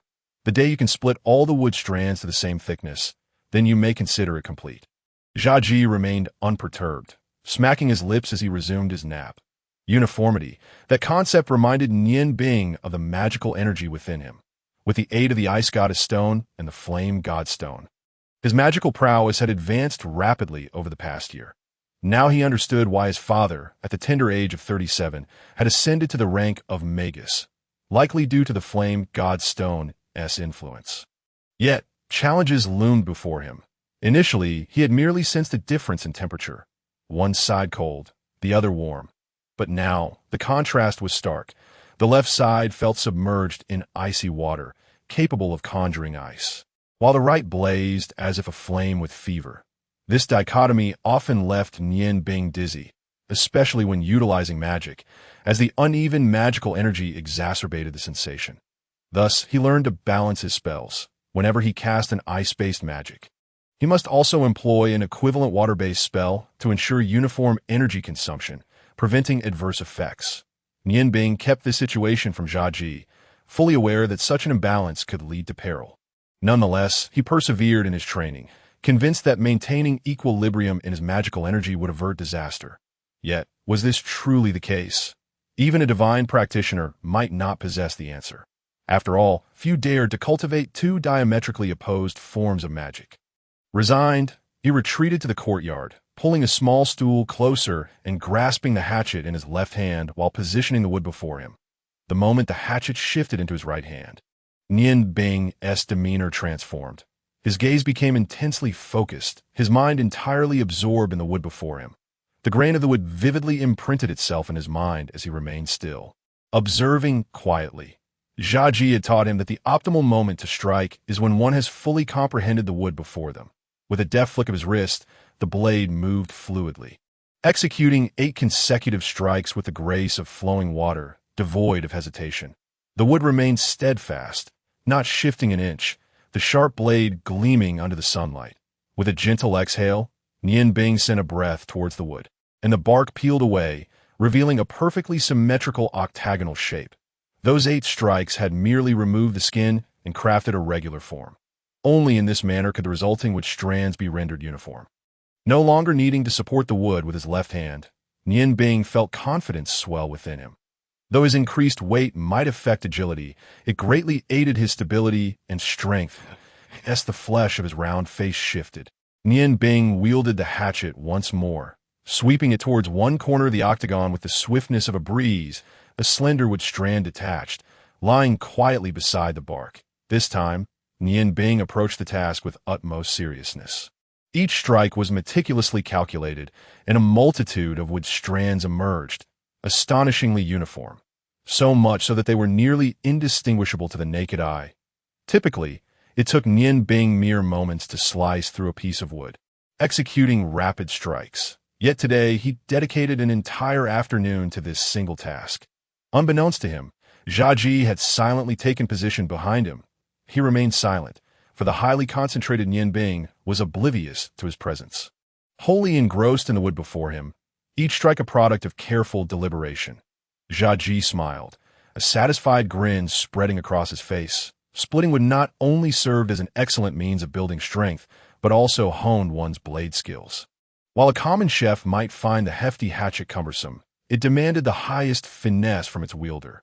Mastery of the hatchet required the perfect harmony of heart, eye, and hand, compared to mere hand exercises. The skill of splitting wood was far more intricate. With one final strike, a glimmering arc cut through the air. Applause erupted from behind him, wiping the sweat from his brow with his sleeve.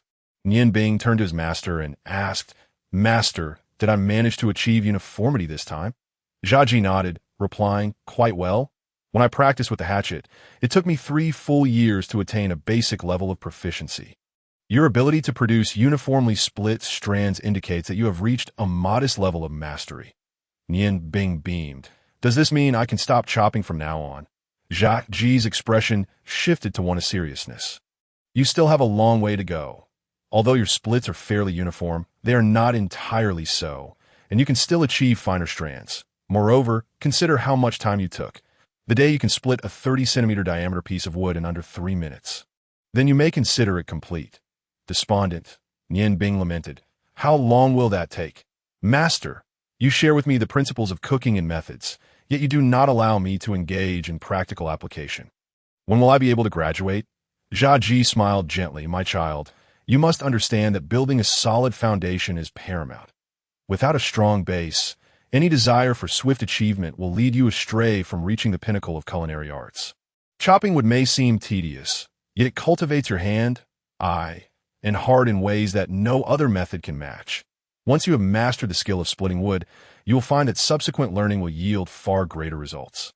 As he spoke, he cast a gaze filled with profound meaning upon the firewood, which resembled strands of hair, observing that the method of examining firewood could equally apply to scrutinizing the ingredients used in cooking. Every ingredient, like the firewood, possesses its own unique characteristics and textures. An epiphany sparked within Nian Bing, as he seemed to grasp something significant that, in truth, he did not harbor any aversion toward chopping wood. After 3 months of wielding the axe, he was astonished to discover that his mental fortitude had grown at an astonishing pace, and his control over magic had improved manifold. Even the most ordinary of elementary spells became resplendent in his hands. Mental strength, magical power, and magical control are interdependent. The stronger the mental fortitude, the more adeptly one can absorb magical elements and manipulate magic. Who would have imagined that such a simple task as chopping wood could yield such remarkable benefits? Xuanji observed Nian Bing's somewhat dazed expression and pondered whether he had been too harsh on this disciple.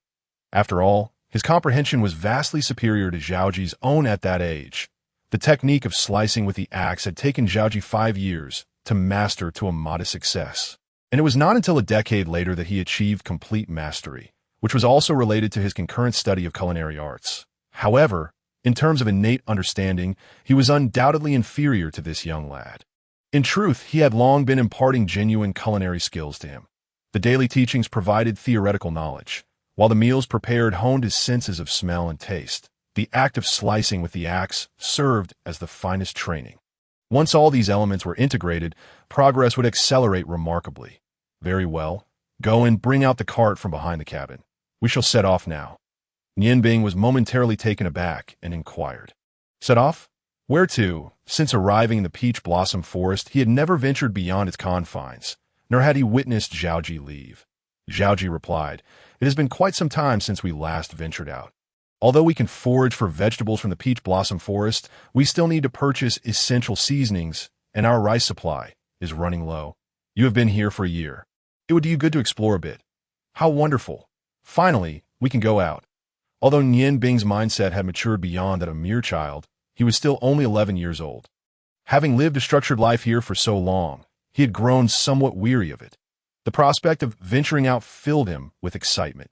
Tossing the axe aside, he hurriedly made his way to the rear of the cabin.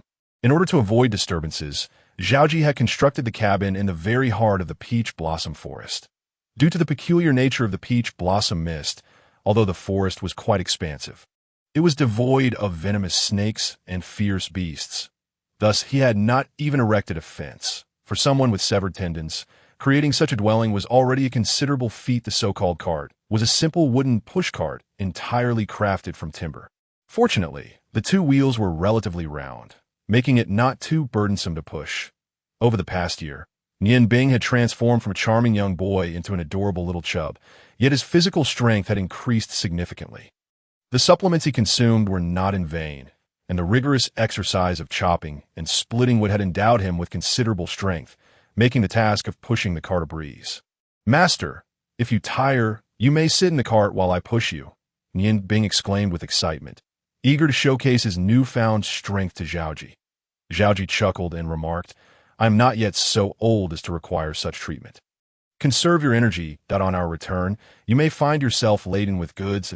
Do not come crying to me, then that we only venture out once a year. Consider how much we will need to purchase."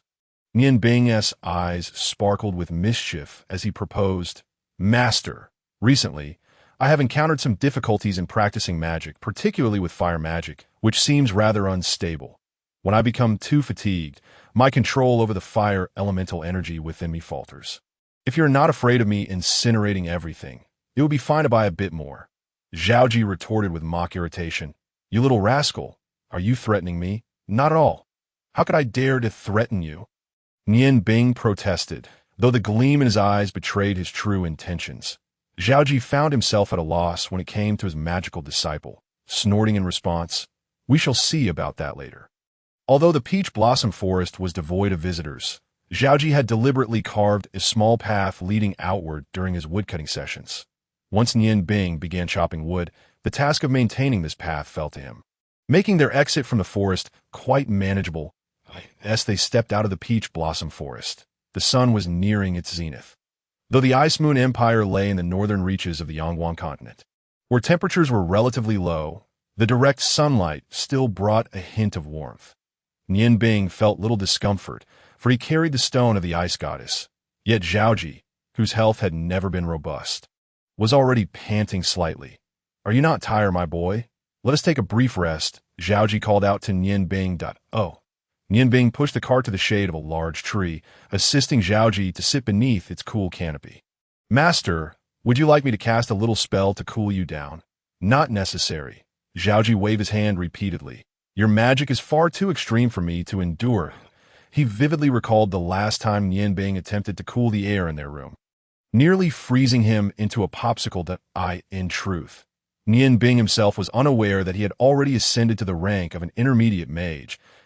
He could wield spells from the first to third tiers in both fire and ice magic. With two exquisite gemstones aiding his cultivation, his abilities far surpassed those of ordinary individuals. "Master, I am feeling a bit hungry," Nian Bing said, patting his round belly. Xuanji cast a sidelong glance at him and replied, "Just hold on a little longer. We shall find something to eat once we reach Ice Snow City." Ice Snow City? Nian Bing's eyes sparkled with curiosity. Indeed, Ice Snow City in the Ice Moon Empire. All cities bear the name of ice. For instance, the capital of the Ice Moon Empire is called Ice Moon City. Ice Snow City is the second largest city in the Ice Moon Empire. Do you see that broad road ahead? If you follow it southwest for several dozen miles, you will arrive there. Just as Xuanji finished speaking, the sound of approaching hooves rang out, not particularly loud, but growing clearer as it drew near. Following the sound, they beheld a horse caravan moving southwest across the continent. Leading the caravan were 4 knights, each mounted on magnificent steeds, clad in identical silver light armor, exuding an air of authority. Each knight bore a broadsword approximately 3 feet in length at their waists. While they rode forward, their vigilant gazes swept the sides of the road, as if on high alert. Following these 4 knights was a grand and ornate horse-drawn carriage pulled by 4 immaculate white steeds. Judging by its size, it could comfortably accommodate 7 or 8 individuals without feeling cramped. The carriage S-cloth was embroidered with patterns in silver thread, which, though not depicting any specific images, exuded a subtle air of dignity.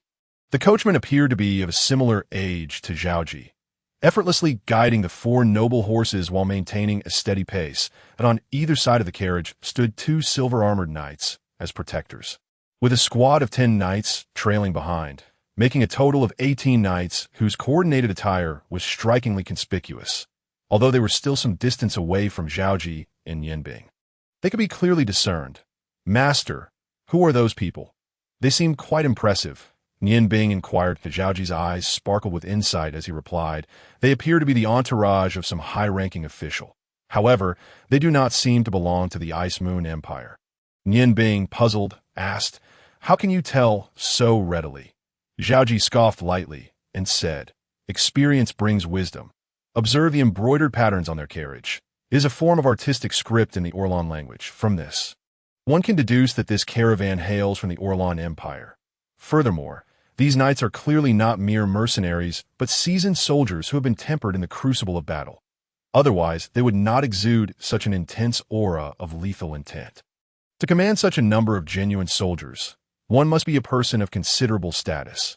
Thus, I surmise they are likely the family members of some notable figure from the Orlan Empire, or perhaps even the distinguished individual himself is among them." Upon hearing this, admiration flickered in Yanbing's eyes.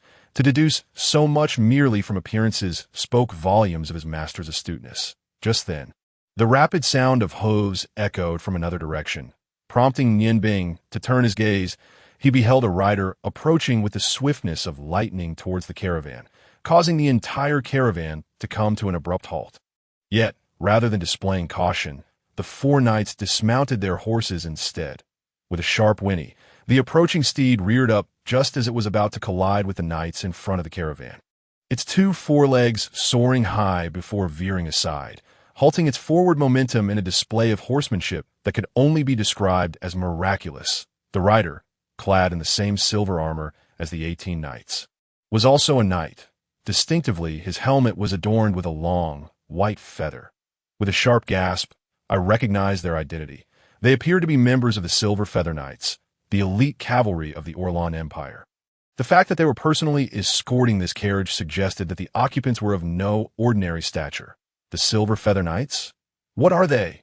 Yanbing, like an eager scholar, incessantly pondered these questions in his mind. Chaji showed no sign of impatience. Clearly, he wished to enlighten Yanbing about the tales of various nations across the continent. In a hushed tone, he remarked, "The Silver Feather Knights are renowned throughout the Yongguang continent.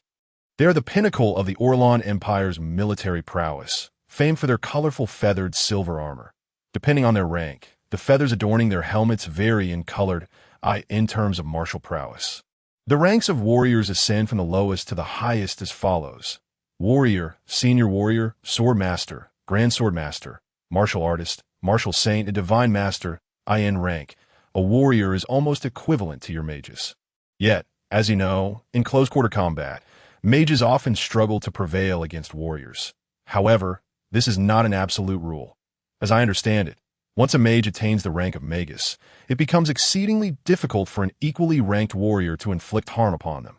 Among warriors, a divine master is comparable in status to a divine descendant among mages, and the extent of their power remains largely a mystery as of now. Divine masters exist only in legend, while divine descendants, at least, have the Ice God Tower's presence to attest to their existence. I have never heard of any warriors of divine master caliber. Perhaps they only existed during the wars of decades past, now long since perished. Each of the Silver Feather Knights before us possesses at least the strength of a sword master. Particularly, the one adorned with the white feather on his helmet is likely a squad leader, possibly nearing the rank of Grand Sword Master. Although they are light cavalry, their offensive capabilities are hardly inferior to those of heavy cavalry, and they far surpass them in speed and agility. Coupled with their coordinated formations, there are scarcely any knightly orders on the continent capable of matching them. Yanbing, taken aback, exclaimed, Are they truly that formidable? 1,000 sword masters could surely rival 1,000 senior mages. Could they not? Xuanji shot him a glare and retorted, "Your ignorance is astounding. Do not claim to be my apprentice." Nian huffed in response, "Is it such an honor to be your apprentice?" "I hardly think so. I am well aware of what 1,000 mages can achieve in true warfare. Their combined magical assaults would likely overwhelm even the most formidable knightly order. Mages are not foolish enough to engage in direct combat with knights. I am merely comparing their strengths." Xuanji scoffed, "You little rascal, are you pretending to be oblivious? It seems you possess more understanding than I initially thought." Nian chuckled, "Of course. The wars between the great empires follow a familiar pattern. Warriors clash at the front, while mages bombard from the rear, merely exhausting each other's strength without any real purpose." Xuanji shook his head, adopting a serious demeanor. "No, you are mistaken. War is as much an art as it is a clash of iron and blood. If it were as simple as you suggest, those so-called military geniuses would not struggle to maintain their status. However, these matters are of little concern to us. Your priority should be to hone your culinary skills." The Silver Feather Knights, having dismounted from their steeds, approached the carriage with respect, addressing Madam, "Miss, we are but a few dozen miles from Ice and Snow City. I have already secured accommodations. Shall we rest a while, or hasten our journey to partake in lunch?" A dulcet voice emanated from within the carriage. "Captain Feng, this environment is quite pleasant. Let us rest a moment. After such a long journey, everyone must be weary." "Yes, madam," Captain Feng replied respectfully. He then signaled to the other knights, who promptly dismounted and made their way toward the roadside, directly approaching Xuanji and Nian. Coincidentally, the area where Xuanji and Nian had chosen to rest was an open space, shaded by several trees, their dappled shadows providing a welcome coolness. The knights had evidently noticed Xuanji and Nian.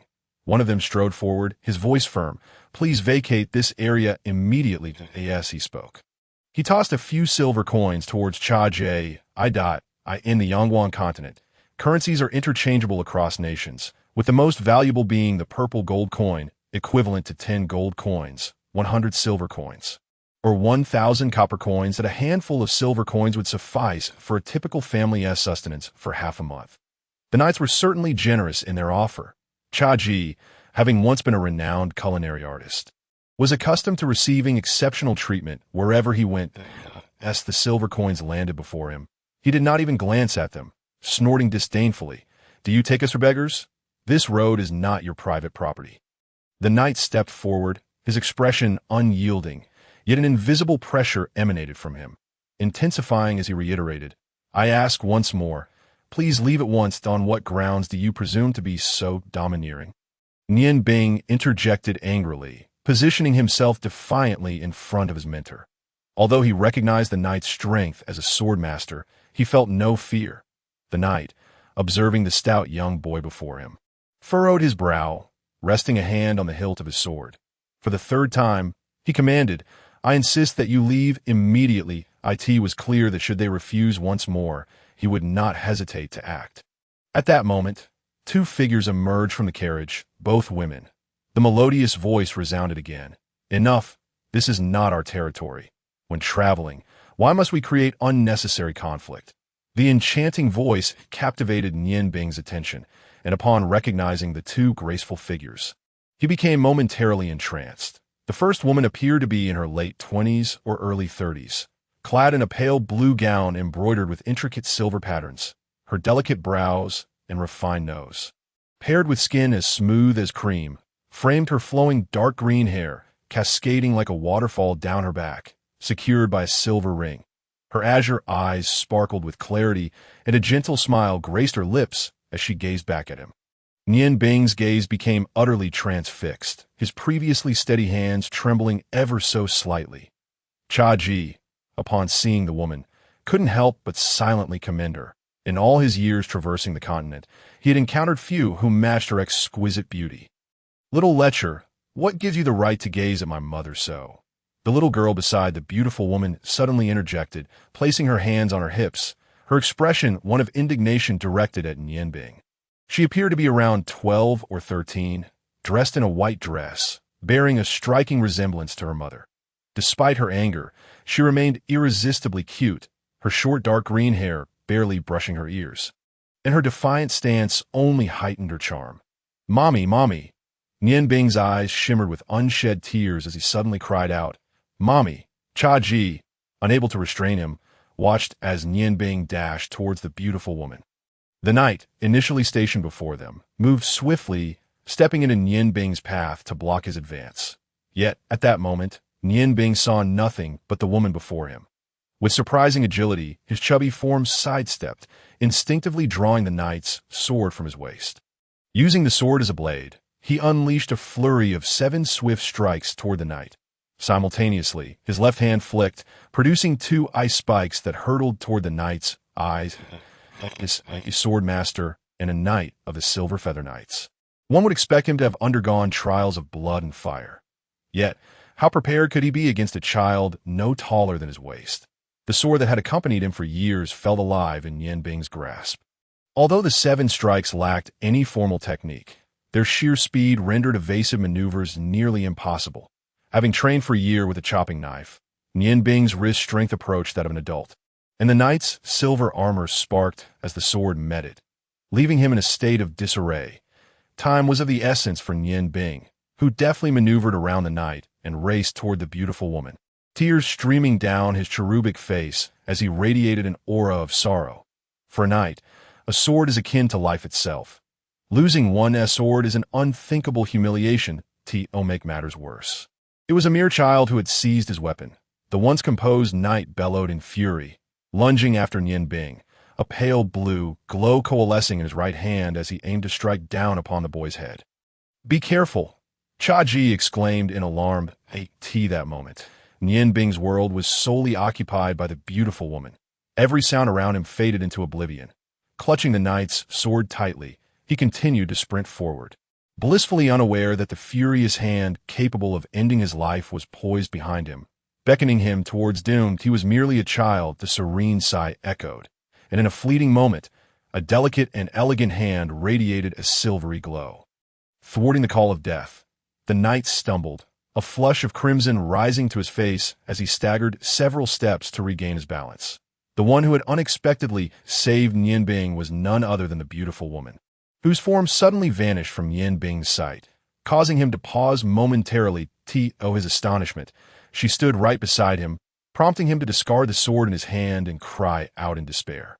"Mother!" Like a fledgling returning to its nest, he plunged into the embrace of the woman. Of course, if the fledgling were as plump as he, it might never take flight. The woman, momentarily taken aback, embraced Nian Bing's shoulders.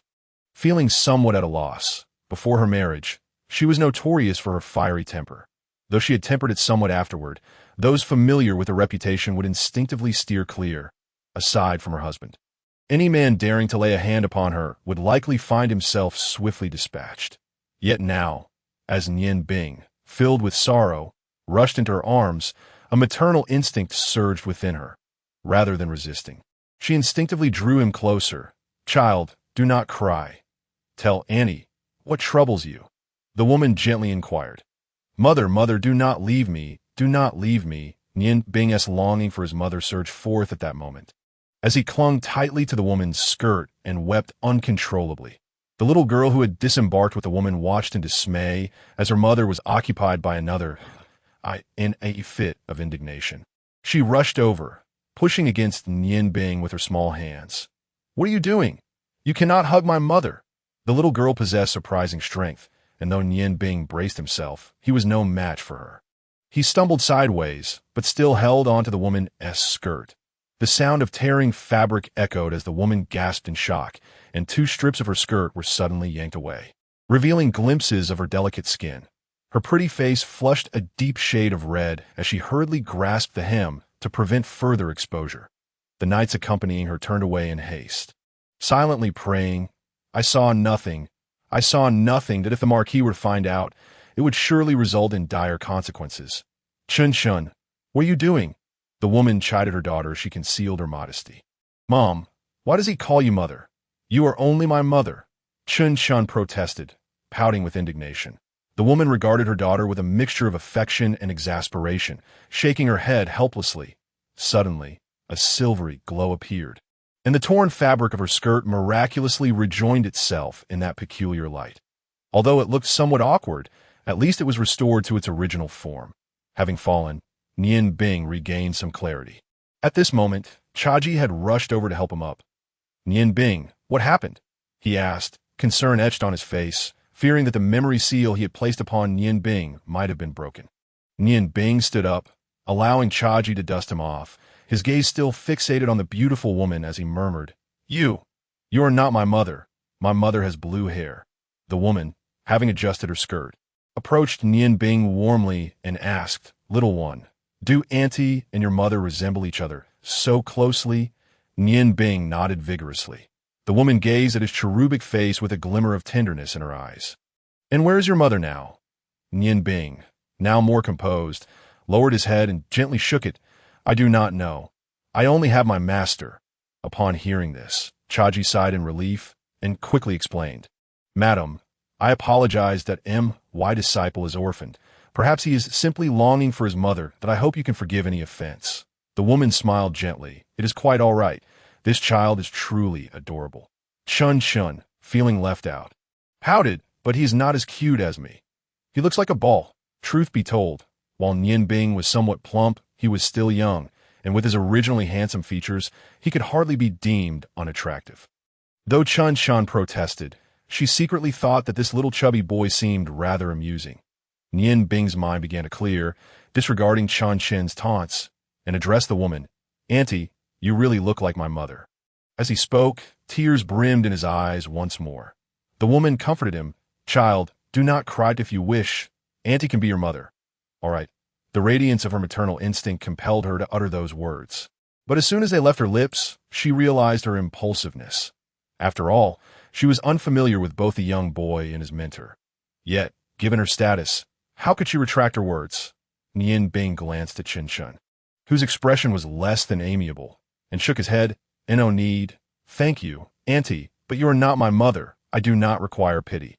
His gaze reflected a newfound resolve, and in that moment his small, stout figure seemed to stand a little taller. The woman's heart surged with astonishment. This child, so young yet possessing such composure, would surely make a name for himself in the world. Feeling a sudden impulse, she retrieved a jade token from her bosom and placed it in Nian Bing's hand. Smiling, "It matters not. Our meeting is indeed fated. This jade token is a token of Auntie's goodwill. It bears my name. Should you encounter any troubles in the Orland Empire, presenting it may prove useful." "Mother, how could you give the Tianhua token to him? I've asked for it many times, and you never gave it to me." Chun glared at Nian Bing, her eyes filled with indignation. Had their mother not been present, she might have attempted to snatch it away. The token felt warm to the touch, as if a gentle current flowed through it, enveloping Nian Bing in comfort. He looked up at the woman with gratitude shining in his eyes and replied, "Thank you, Auntie. You are truly kind." Chaji, fearing that Nian Bing's gaze upon the beautiful woman might inadvertently break the hypnosis seal, pulled him aside and addressed her, "Madam, we must continue our journey. Thank you for your concern for this child." With that, he led Nian Bing to a nearby tree. Pushing the cart along the road toward the city of ice and snow as they departed, Captain Feng approached the woman and whispered, "Madam, giving the Tianhua token to an ordinary child seems rather inappropriate." "I fear the Lord may." The woman interrupted with a scoff.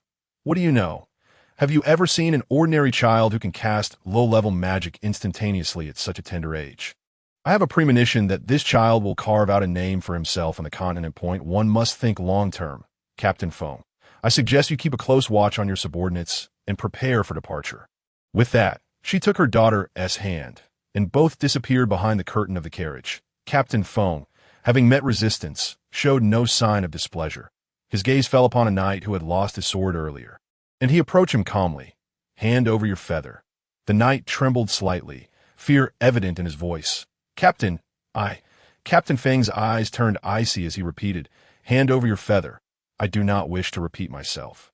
The knight, as if drained of all strength, carefully retrieved a 30-centimeter-long azure feather from his chest armor and handed it to Captain Feng. Captain Feng's voice was cold as he declared, "You have lost your right to be a silver feather knight by allowing a child to seize your weapon.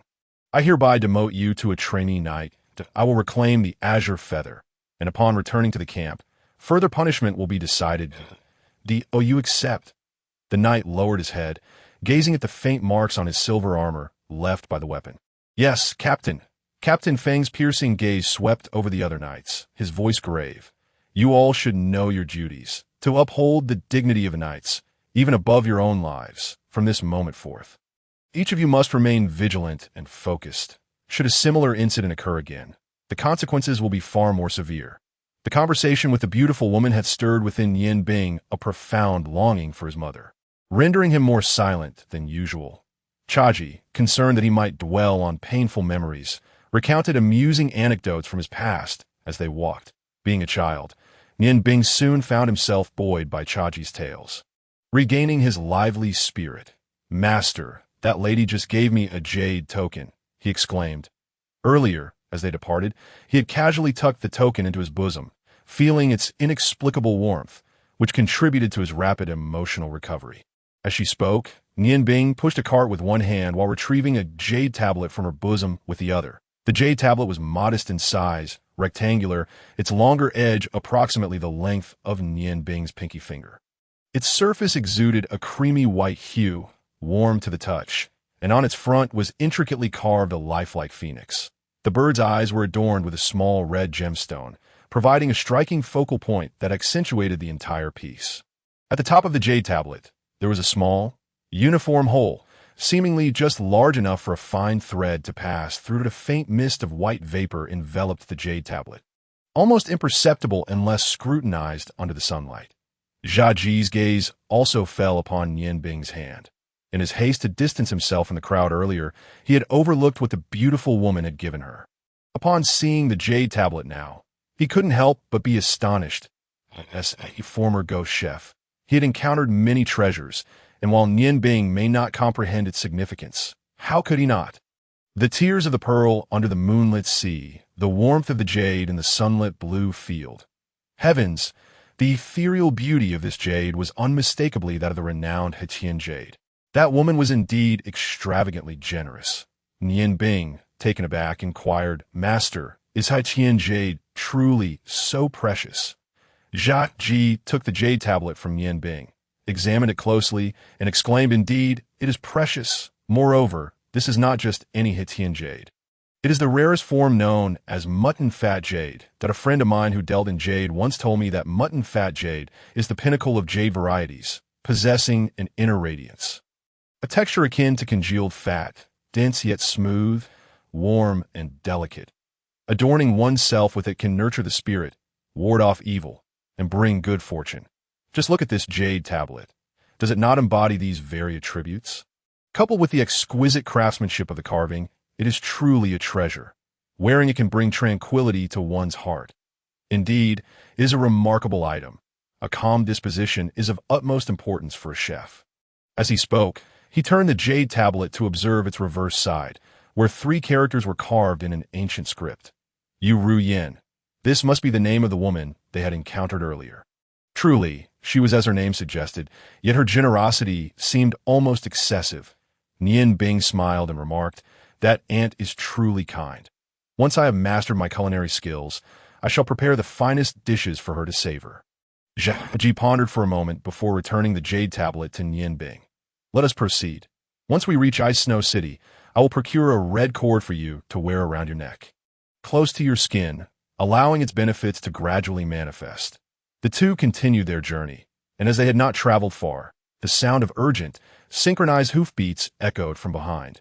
Turning to look, they saw the horsemen from earlier, the ones who had been with Yu Ru Yin.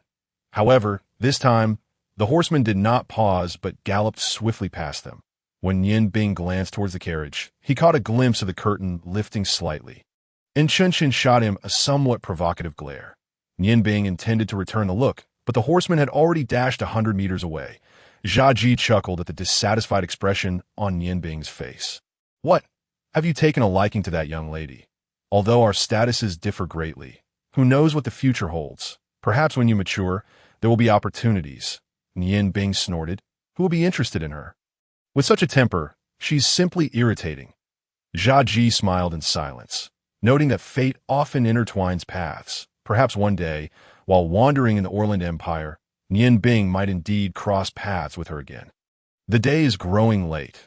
We must hasten our steps that it appears we shall be spending the night in the city regardless. Ice Snow City, the second largest city in the Ice Moon Empire, stood tall with its imposing walls, several dozen meters high and broad.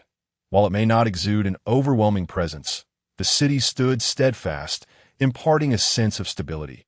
The Qinghai River flowed past the western side of Ice Snow City, with the city constructed along its banks to harness its resources. Although it may not boast the renown of Ice Moon City, the capital adjacent to the Ice God Tower, it is undeniably one of the economic centers of the Ice Moon Empire. Numerous major trading guilds have established their foundations here, and the city's population has reached millions. Decades of peace have rendered it exceptionally prosperous.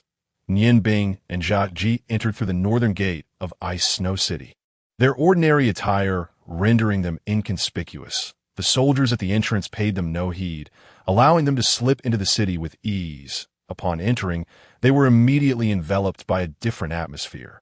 The peach blossom forest resembled a paradise, while Ice Snow City bustled with a vibrant, lively scene. The main thoroughfare was paved with bluestone, lined with various shops, and the air was filled with the sounds of vendors hawking their wares. Although Nian Bing had visited this place over a year ago, having grown accustomed to a quieter life, he found himself momentarily disoriented upon re-entering the city. "Master, what shall we purchase now?" Nian Bing inquired. Jia Ji smiled slightly and replied, "We have quite a list of items to procure this time, though we need to buy several bags of rice to avoid frequent trips, along with some quality seasonings. Oh, and we must also acquire a fine knife for you. Soon, you will begin your formal culinary training that a chef's knife, much like a warrior's sword, is of utmost importance. Only with a good knife can you fully express your culinary artistry. Ideally, we should find one embedded with magical gemstones, allowing you to better utilize magic in your preparations. As for other chefs, I cannot speak for them, but for me, a good knife was always the most crucial tool." Upon hearing that Jia Ji intended to buy him a knife, Nian Bing's excitement surged. "That's wonderful. Master, I can finally retire the chopping knife. But do you have the funds?" Jia Ji scoffed, saying, "Remove the but. I was once a renowned ghost chef, and my savings could last multiple lifetimes. Otherwise, why would I choose to live in a peach blossom forest? It is merely because I cherish tranquility." Nian Bing chuckled, "So, master, you are indeed a wealthy man. But what knife do you use? I haven't seen anything special about your usual one." Jia Ji sighed, "My own knife has long been sealed away, since I am no longer the ghost chef of your. I cannot allow my treasured blade to gather dust. Should your culinary skills one day meet my expectations, perhaps I will pass it on to you. Come now, stop fixating on knives. Even the best knife cannot be wielded effectively by you at present. Let's purchase the rice first." Thus, Jia Ji led Nian Bing through the familiar streets of Ice Snow City to in no time. The cart Nian Bing pushed was laden with supplies, essential food items, seasonings, and daily necessities. Jia Ji bought in bulk, even acquiring a few sets of simple coarse cloth garments for both himself and Nian Bing. Naturally, he did not forget the promised red cord. Now, the jade tablet hung close to his neck, its warm, smooth surface pressed against his chest, imparting a gentle warmth that made Nian Bing feel exceptionally comfortable. As the cart grew increasingly heavy, Nian Bing complained, "Master, I'm starving. Shouldn't we eat something before continuing our shopping?" Jia Ji regarded his plump apprentice and laughed. "With all that fat on you, missing a meal is hardly a concern. Well, we have gathered most of what we need. Let us find an inn to rest for the night. Enjoy a meal, and later, I shall take you to see if there are any suitable knives available." Nian Bing exhaled deeply, pointing to a modest inn ahead. "Master, let us stop there. I can hardly move any longer." Jia Ji nodded. "Very well, that I have stayed there before. Though the environment is rather ordinary, it is relatively clean." Then was named all beings. As they approached the entrance, a server promptly greeted them with a smile. "Welcome, gentlemen. Are you here to stay? Our establishment offers complete amenities, including 12 hours of hot water daily, all at a reasonable price." Jia Ji, slightly impatient, replied, "Enough with the pleasantries. Just get the cart into the courtyard. We shall stay here." Entering the inn, Jia Ji and Nian Bing approached the front desk. "We would like a standard room, with 2 beds, please." The attendant behind the counter, appearing to be around 18 or 19, smiled gently. The cost for 1 day's accommodation is 1 silver coin. Please make your payment first. Wait a moment. We need 2 rooms, Nian Bing interjected eagerly. Xuanji questioned, why do we need 2 rooms? Nian Bing stuck out his tongue and explained, Master, when you stay next door, your snoring often disturbs me. If we share a room, I wouldn't be able to sleep at all. Tomorrow, I need to push the cart back. So have some pity on my weary body. Xuanji's face flushed slightly as he retrieved 2 silver coins from his pocket and handed them to the attendant. Then 2 rooms it is. Is my snoring truly that loud? The attendant struggled to suppress a laugh as she arranged for the 2 adjoining rooms. Xuanji accepted the keys from the attendant and turned to Nian Bing. Aren't you hungry? Let us grab a bite to eat here. The inn's dining area was not large, covering just over 100 square meters, with neatly arranged tables, as Xuanji had mentioned, while it was not luxurious. It was adequately cleaned at 8 this hour. Mealtime had yet to arrive, and the restaurant was tranquil. Xuanji led Nian Bing to a table situated by the street, from which they could behold the bustling scene outside. What would you like to eat? A waiter languidly inquired as she approached them. The humble attire of Nian Bing and Xuanji evidently failed to capture her attention. Xuanji replied, for steamed buns. A bowl of plain congee and a side of pickled vegetables will suffice. A fleeting look of disdain flickered in the waiter's eyes, and she merely said, wait a moment, it will be brought out shortly. Before turning away without bothering to remember their order, staring in disbelief as the waiter departed, Nian Bing exclaimed, Master, surely you're jesting. Just a moment ago, you were boasting about your wealth. Why are you being so stingy now? Eating only buns will hardly provide sufficient nutrition. Xuanji retorted, Fool, do you think I can stomach the fare served outside? Once you have tasted my culinary creations, you would surely find yourself retching at the mere thought of such ordinary dishes. Nian Bing, puzzled, responded, Master, I know you are a formidable chef, but surely that does not warrant such disparagement towards others. Even if their dishes aren't as delectable as yours, they can't be abysmally bad. Otherwise, how would they have earned the title of chef? Xuanji smiled oddly. You doubt me? Very well. Let us order 2 vegetable dishes. You shall see for yourself if there is not a significant disparity between my skills and those of a common chef. Then I would not have won the championship of the Chef God competition for 5 consecutive years. He then summoned the waiter to request 2 vegetable dishes, though the waiter's demeanor was far from amiable. The simplicity of the vegetable dishes and the ready availability of buns and congee ensured that they would be served swiftly.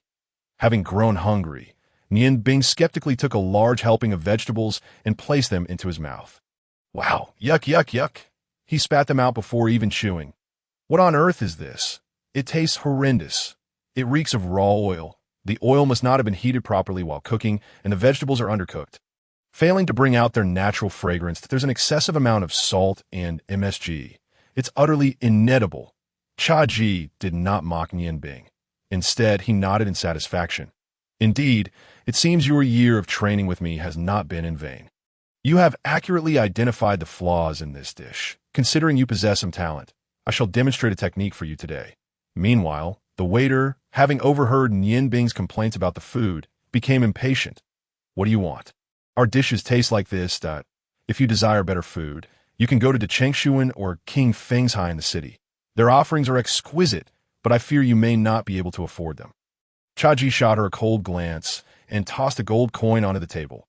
Enough chatter.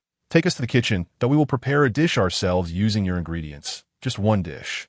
Upon seeing the glimmering gold coin, the waiter's eyes brightened. Sir, right this way, please. A single gold coin could cover an entire banquet, yet they were merely requesting to make 1 dish, even with better ingredients. It promised to be a lucrative endeavor. The kitchen was separated from the dining area by merely a wall. While it could not be termed rudimentary, Xuanji frowned upon noticing the visibly worn cooking utensils. Only 2 chefs were present, evidently responsible for the unsatisfactory dishes Nian Bing and Xuanji had just consumed. The waiter leaned in to whisper to one of the chefs, who furrowed his brow and cast a curious glance at Xuanji before responding. Whatever. The ingredients are here. We welcome the break. Brother, let us take a rest. With that, he and the other chef sauntered out of the kitchen to enjoy the cool air in the courtyard. Xuanji turned his gaze to Nian Bing and leaned closer to whisper. Today, I shall teach you to prepare your first dish. How long can your flame technique sustain itself? Nian Bing pondered and replied, if I rely solely on the flame technique, it can last for an hour without issue. Good. Then let us commence. Clean a cast iron pan. Nian Bing complied. Albeit uncertain of Chaji's intentions, he swiftly retrieved a cast iron pan and washed it thoroughly. During this time, Chaji approached the area where the ingredients were stored. The ingredients were evidently pre-washed, and he swiftly selected a few, placing them on the cutting board, then discerning the various condiments available. Chopped the vegetables into strips, except for the tomatoes. Understood, master. Nian Bing took up a kitchen knife, and as he gripped it, his expression shifted to one of focus. A year of rigorous training had not been in vain. The sensation of becoming one with the knife sharpened his youthful gaze. The various ingredients appeared to him as mere logs of wood, differing only in size. His chubby little hands gathered the ingredients before him, and the knife flashed as he worked. The waiter could hardly discern the speed of Nian Bing's movements. Potatoes, carrots, and onions were transformed into neat pieces in mere moments, as if only a few blinks had passed.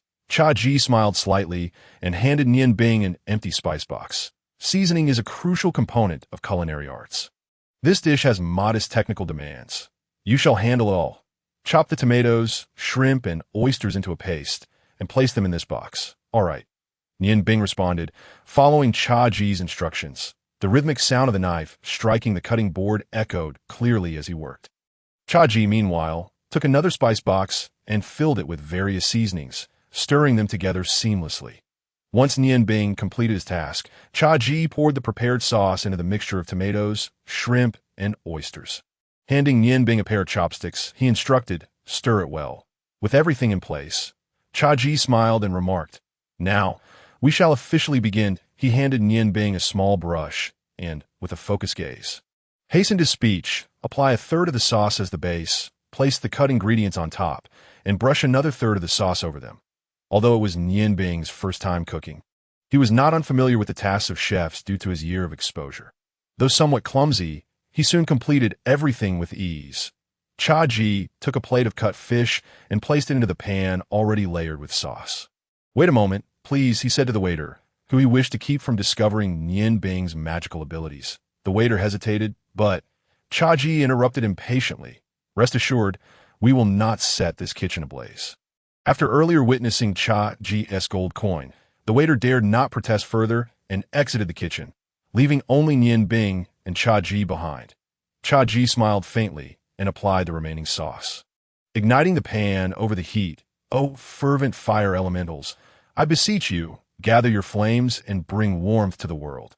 The flame technique ignited from Nian Bing's right hand, while he held the pan with his left, allowing the flames to blaze beneath it.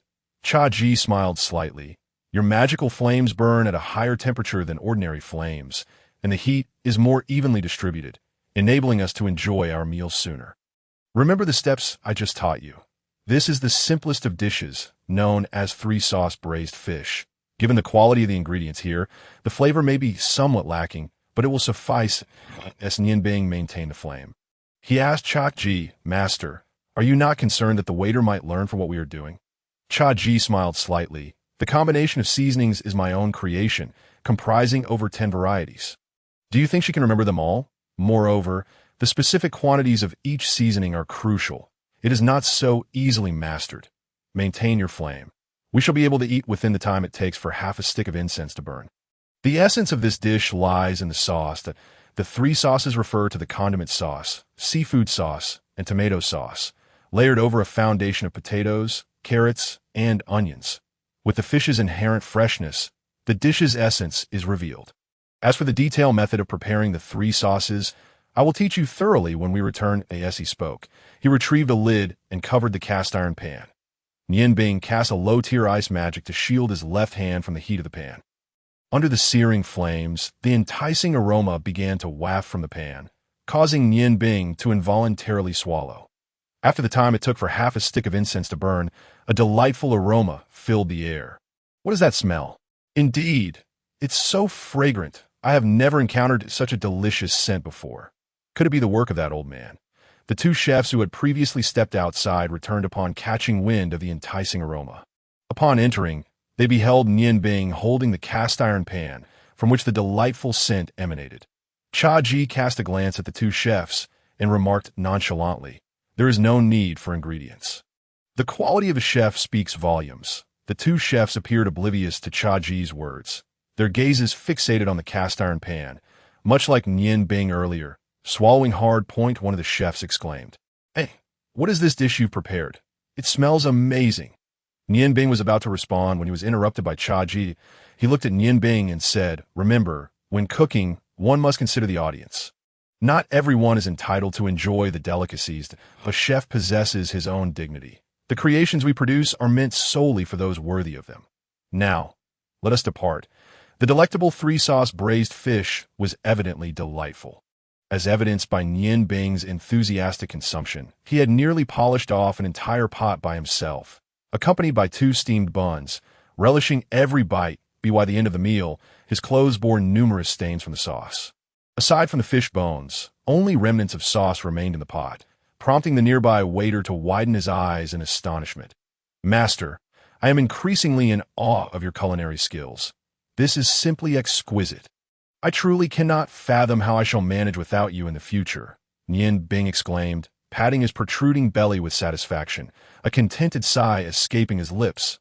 Xuanji chuckled, saying, "No need to fret. You will soon discover how to navigate that realm. Relying on others for a lifetime of culinary delights is futile. One must depend upon oneself." Nian Bing felt a twinge of unease, but, knowing Xuanji's temperament, understood that inquiring further would yield no answers. Akati seemed his days would not be easy upon returning home. Observing his filthy apprentice, Xuanji remarked with a hint of irritation, "Are you going back to sleep now? Or shall we venture out to procure some weaponry and find you a suitable knife?" Nian Bing's eyes sparkled with excitement. "Of course. Let us go at once." "Master," feigning seriousness, Xuanji replied, "Didn't someone claim just before our meal to be too exhausted to move? How is it that you now possess such vigor?" Nian Bing chuckled. "Master, I know you mean well.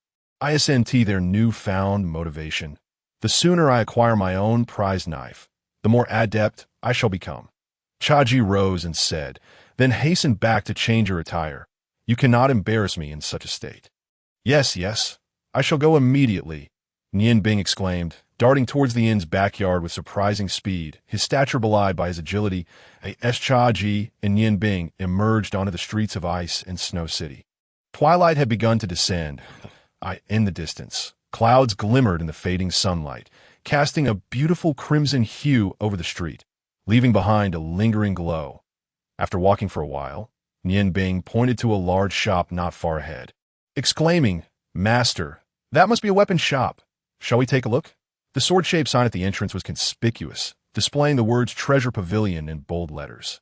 Although evening had fallen, customers continued to stream in and out, indicating a thriving business. Xuanji playfully pinched Nian Bing's cheek, saying, "You fool, what business do you have purchasing a kitchen knife in a place like this? It would be a miracle if you weren't thrown out." Nian Bing rubbed his chubby face. "How was I to know? Did you not say we were going to a weapon shop?" Xuanji assessed their surroundings. "Follow me. This is indeed a weapon shop, but not the right one." As he spoke, he led Nian Bing into a narrow alley, displaying familiarity with the area as they wove through the streets for about the duration of a meal.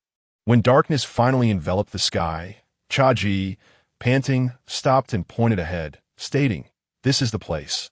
"Are you certain, master? You haven't made a mistake, have you?" Nian Bing rubbed his eyes, confirming he had not misinterpreted Xuanji's intentions. It was no wonder Nian Bing was taken aback. Before him stood 2 rather dilapidated wooden doors, one of which was missing a handle, with paint peeling from the frames. Leaning against the side was a crooked sign that vaguely read, "Shoddy Iron Goods Shop." Given such a name, it was unlikely anyone would patronize the establishment, especially since it was tucked away in a corner, likely seeing only a handful of passers-by each day. The derelict appearance made Nian Bing contemplate turning back. Xuanji gazed at the sign with a knowing smile. "Old friend, I have returned to see you. It's been a year.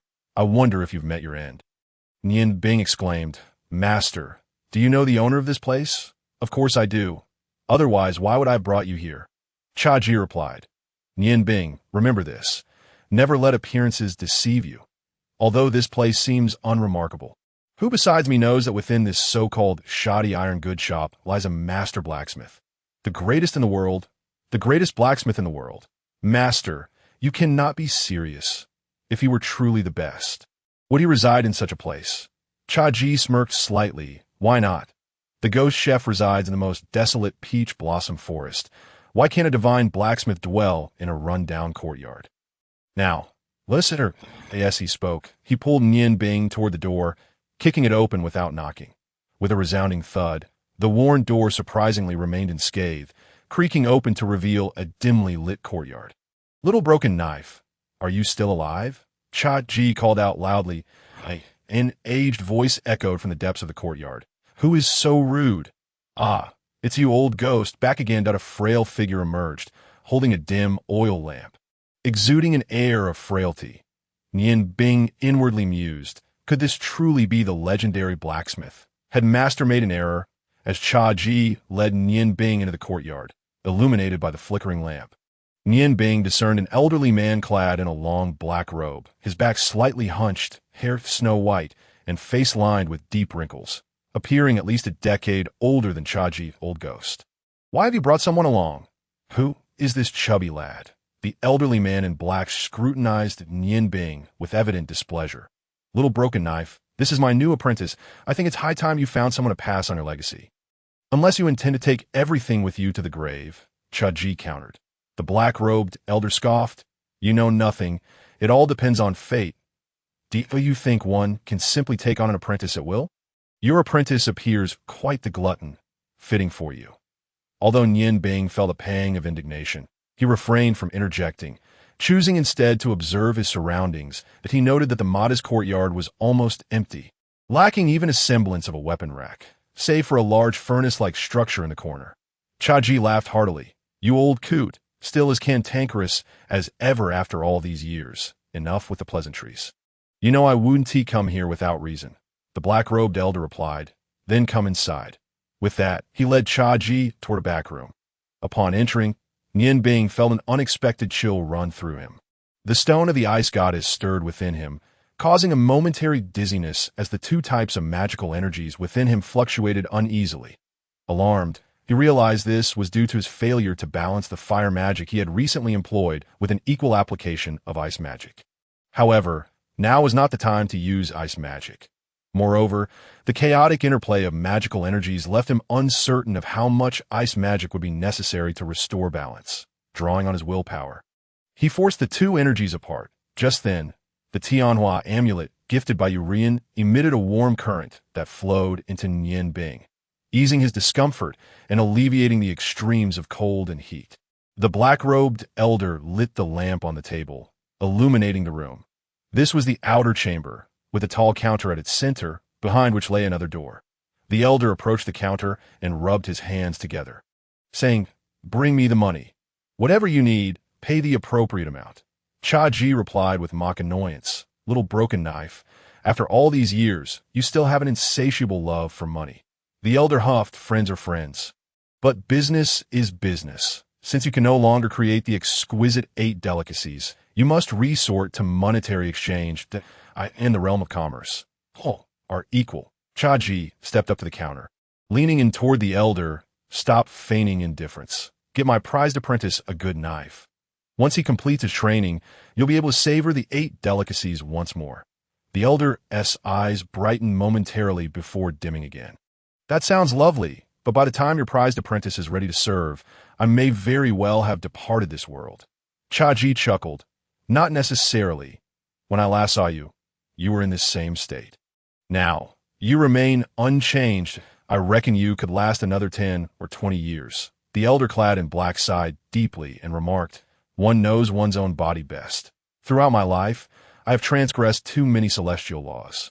If your disciple can master his skills within 10 years, perhaps I might still have the chance to eat. Xuanji chuckled and replied, If I must die, then so be it. Even I do not know if I will survive the next decade. Enough with the idle talk.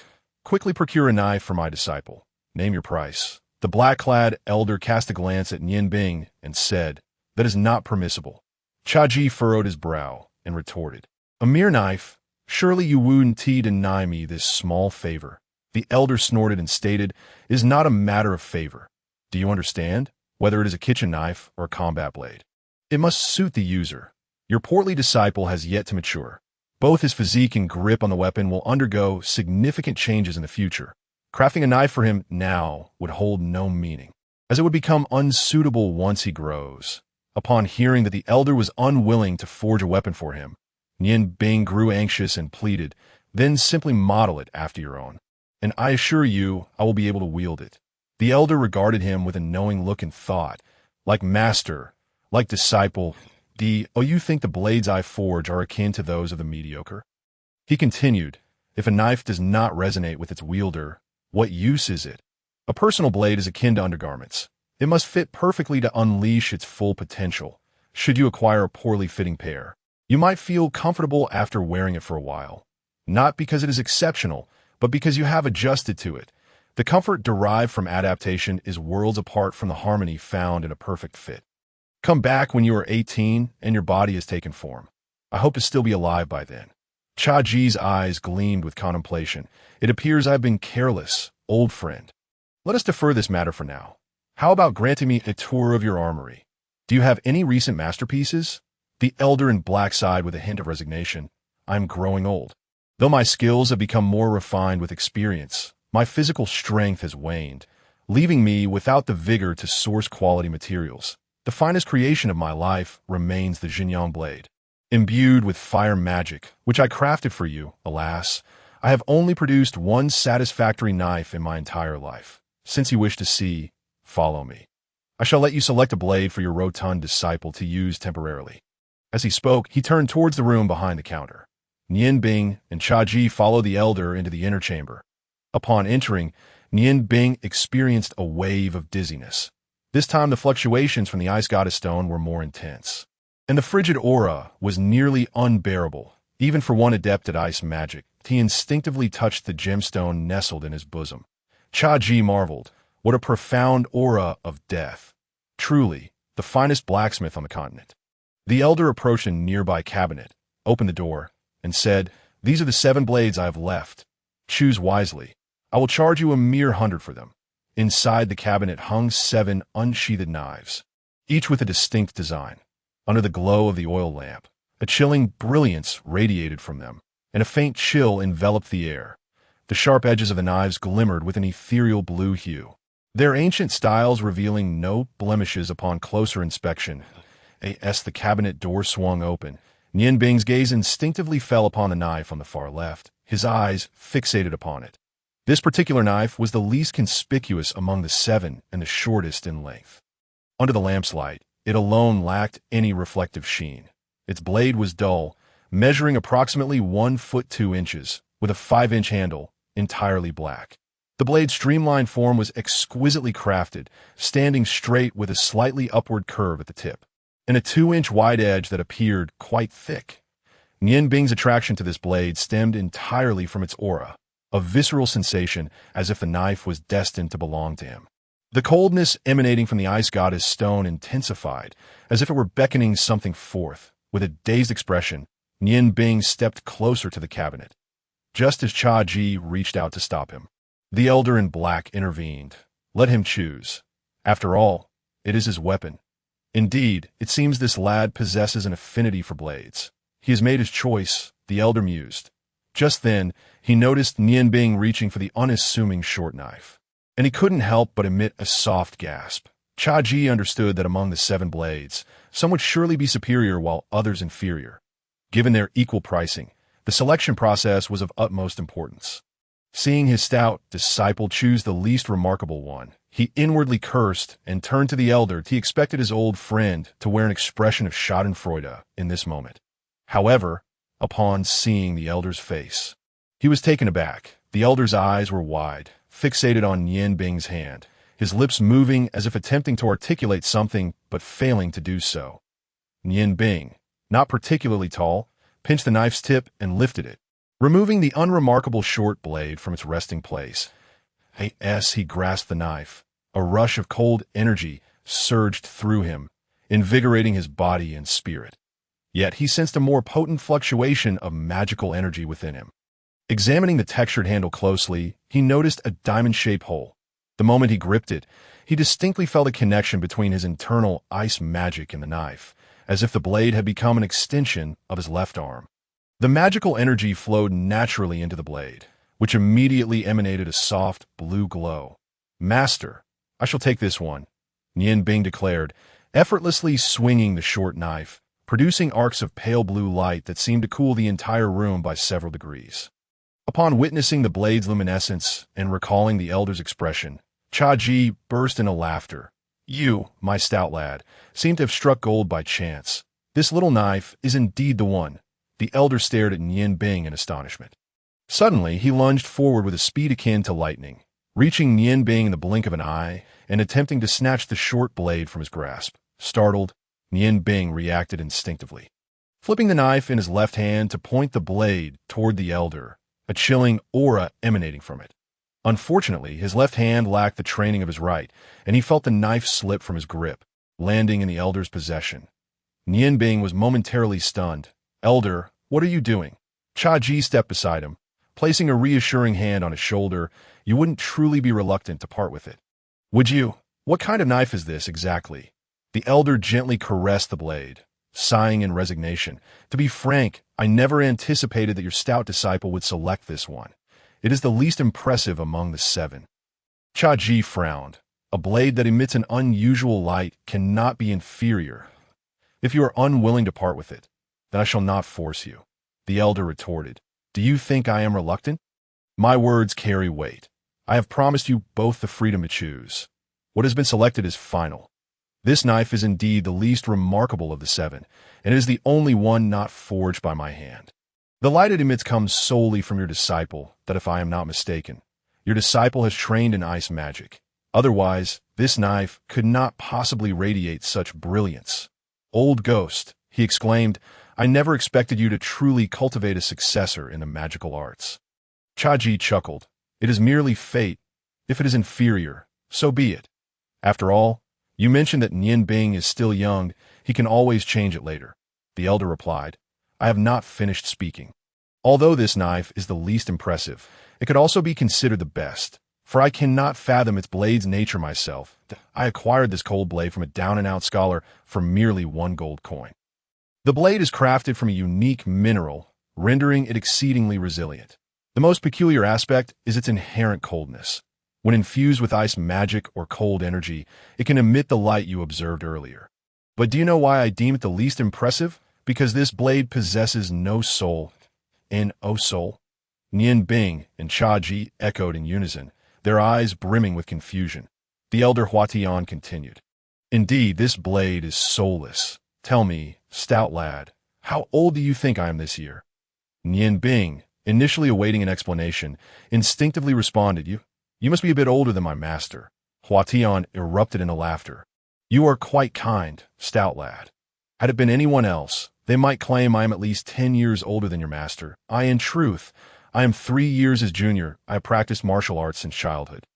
And under normal circumstances, I should age far more slowly than an average person. Yet now, I appear at least 20 years older than my actual age. Why is that?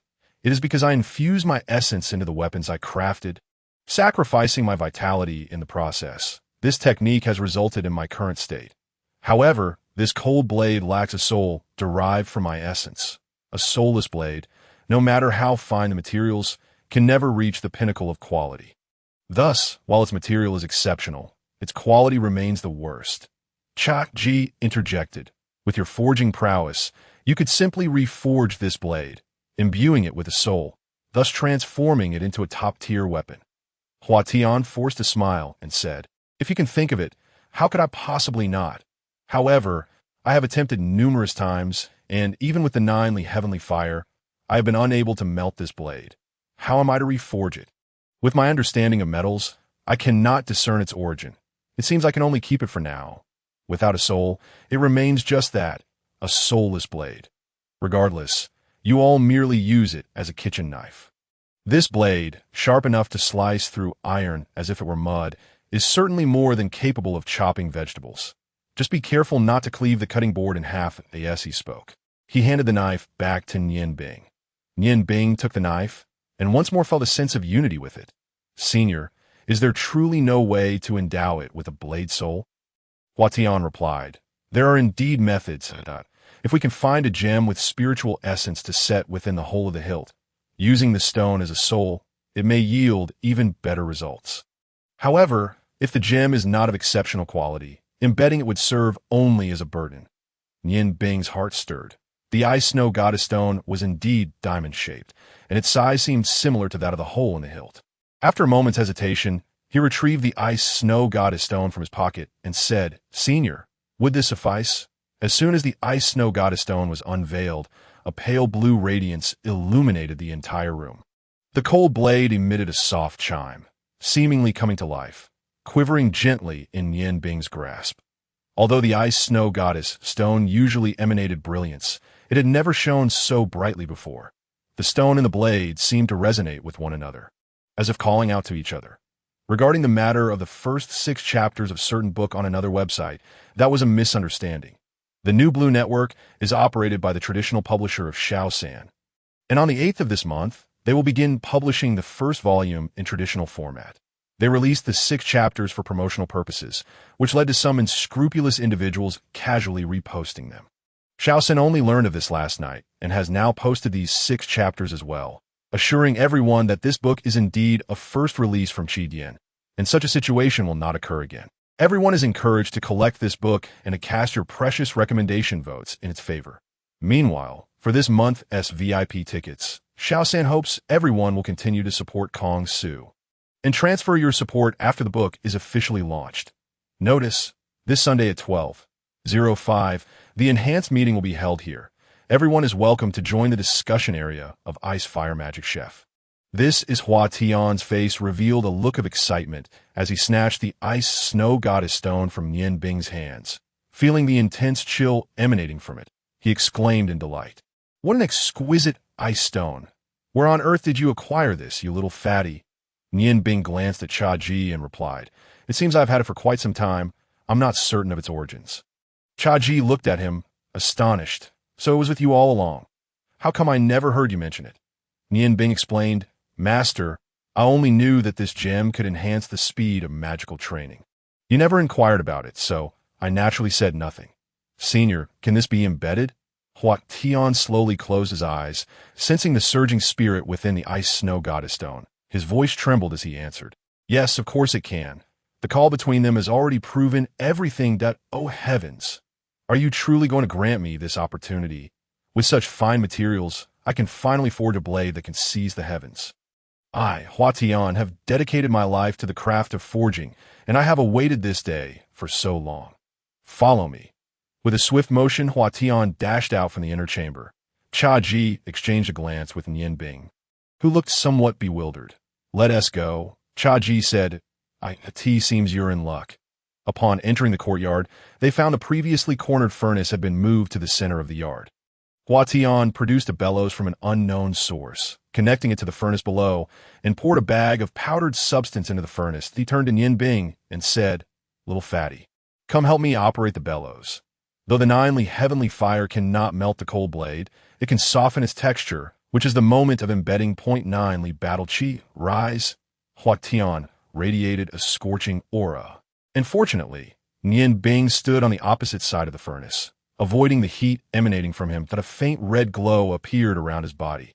He pointed forward, and a beam of red light shot into the furnace. The flames erupted with a roar, transforming into not just ordinary red flames, but a blinding white blaze that illuminated the entire courtyard. Operate the bellows, Hua Tian bellowed, gripping the tip of the cold blade with his left hand. Extending the hilt toward the fire, while his right hand reached out toward the flames, infusing it with waves of intense 9-ly battle Q. It was Nian Bing's first encounter with such battle chi, and his interest soared as he pulled the bellows vigorously, watching Hua Tian wield his power. The furnace, constructed of unknown materials, radiated an exceptionally high temperature, yet the outer surface felt only a mild warmth. The flames transitioned from white to a greenish hue, while the hilt of the cold blade maintained its original color without any visible change. Beads of sweat began to form on Hua Tian's forehead, and the surrounding red energy gradually shifted to a bluish tone as the flames grew greener. Once Huatian's battle chi transformed entirely into a blue hue, the fire morphed into an eerie dark green. Within this dark green flame, the hilt of the cold blade finally began to change, slightly reddening. The flames surged from the hollow at the end of the hilt, and under Huatian's meticulous guidance, the hollow received the most uniform heat. Using blood as a guide, heavenly fire, Huatian suddenly spat a mouthful of blood into the flames, causing the dark green fire to retract abruptly. Instantly, the color shifted to a vibrant red, and the flames surged once more to that moment. The entire hilt of the cold blade transformed to match the color of the flames. With a flick of his wrist, the ice snow goddess stone shot forth, precisely embedding itself in the hollow. The softened hilt emitted a piercing sound as steam erupted, causing the flames to dim momentarily. The layer of azure blue light floated upward, and vapor rose skyward. Huatian gripped the blade's tip, his body flashing to Nianbing's side. The ninely battle chi around him had receded, and with a powerful motion, he lifted Nianbing off the ground. Nianbing felt a surge of strength and warmth in his wrist as if something were flowing out. Chaji clearly saw Huatian use his nail to cut open Nianbing's wrist.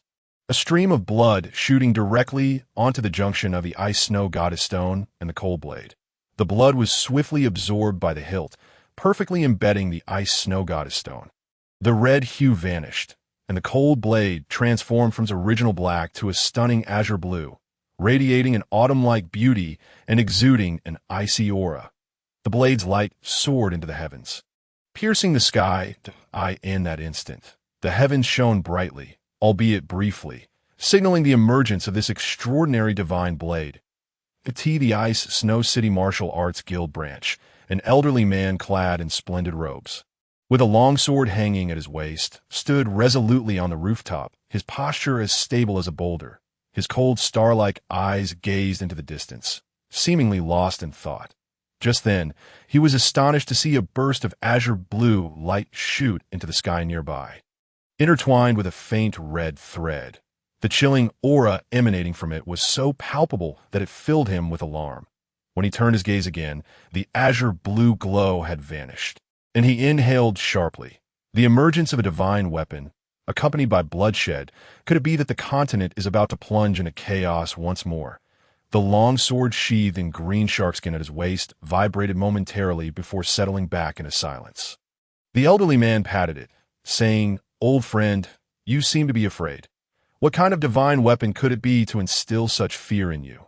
Our spirits are one. With my martial saint prowess, could I truly fear a divine weapon? Even if it is divine, it ultimately depends on the wielder, does it not?" At the Ice Goddess Tower, in the center of a blue hexagram over 10 meters in diameter, blue lights surged that a woman with snow-white hair suddenly opened her eyes. Though her hair was as white as snow, her exquisite face resembled that of a young beauty, and her icy blue eyes were filled with a chilling aura. The white robe adorned with golden edges signified her exalted status. With a swift motion of her right hand, a transparent crystal ball appeared in her palm, resonating with the goddess's murmurs. Could it be that the stone of the tower has not perished in the Tianqing River?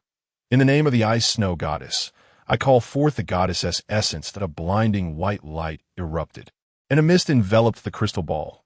Suddenly, a blue light flickered within the mist. With a soft chime, the crystal ball trembled in her hand, shattering into fragments that fell before her. What a formidable aura! It truly is the ice snow goddess stone. Come forth. Her voice was not loud, yet resonated with a soul-stirring power. The massive doors swung open, and two women clad in white robes entered. They appeared to be in their 60s or 70s, their faces lined with deep wrinkles, revealing their advanced age. "Great High Priestess of the Ice Snow Goddess, what is your command?" The white-haired woman floated gracefully, her demeanor serene as she replied, "I have sensed the location of the Ice Snow Goddess Stone. Immediately dispatch 12 Ice Snow priests from the tower, and you two will personally lead the expedition to Ice Snow City. It is imperative that the Ice Snow Goddess Stone is retrieved. The goddess's dignity must not be profaned by anyone." "Yes, Great High Priestess of the Ice Snow Goddess." After the two elderly women bowed and exited the room, The icy goddess's priestess radiated a chilling light from her eyes, enveloped in a mist of azure vapor. Linga, what folly is this? Is love truly of such paramount importance to you, with your innate talent? If you were to relinquish everything and embrace my teachings within 2 decades, the position of Divine Forger would undoubtedly be yours. What is the purpose of this struggle? With a heavy sigh, the surrounding atmosphere quivered, causing a thick layer of solid ice to form upon the walls of the chamber. In the weapons shop, Huatian sat on the ground, gasping for breath, his complexion ashen, clearly exhausted.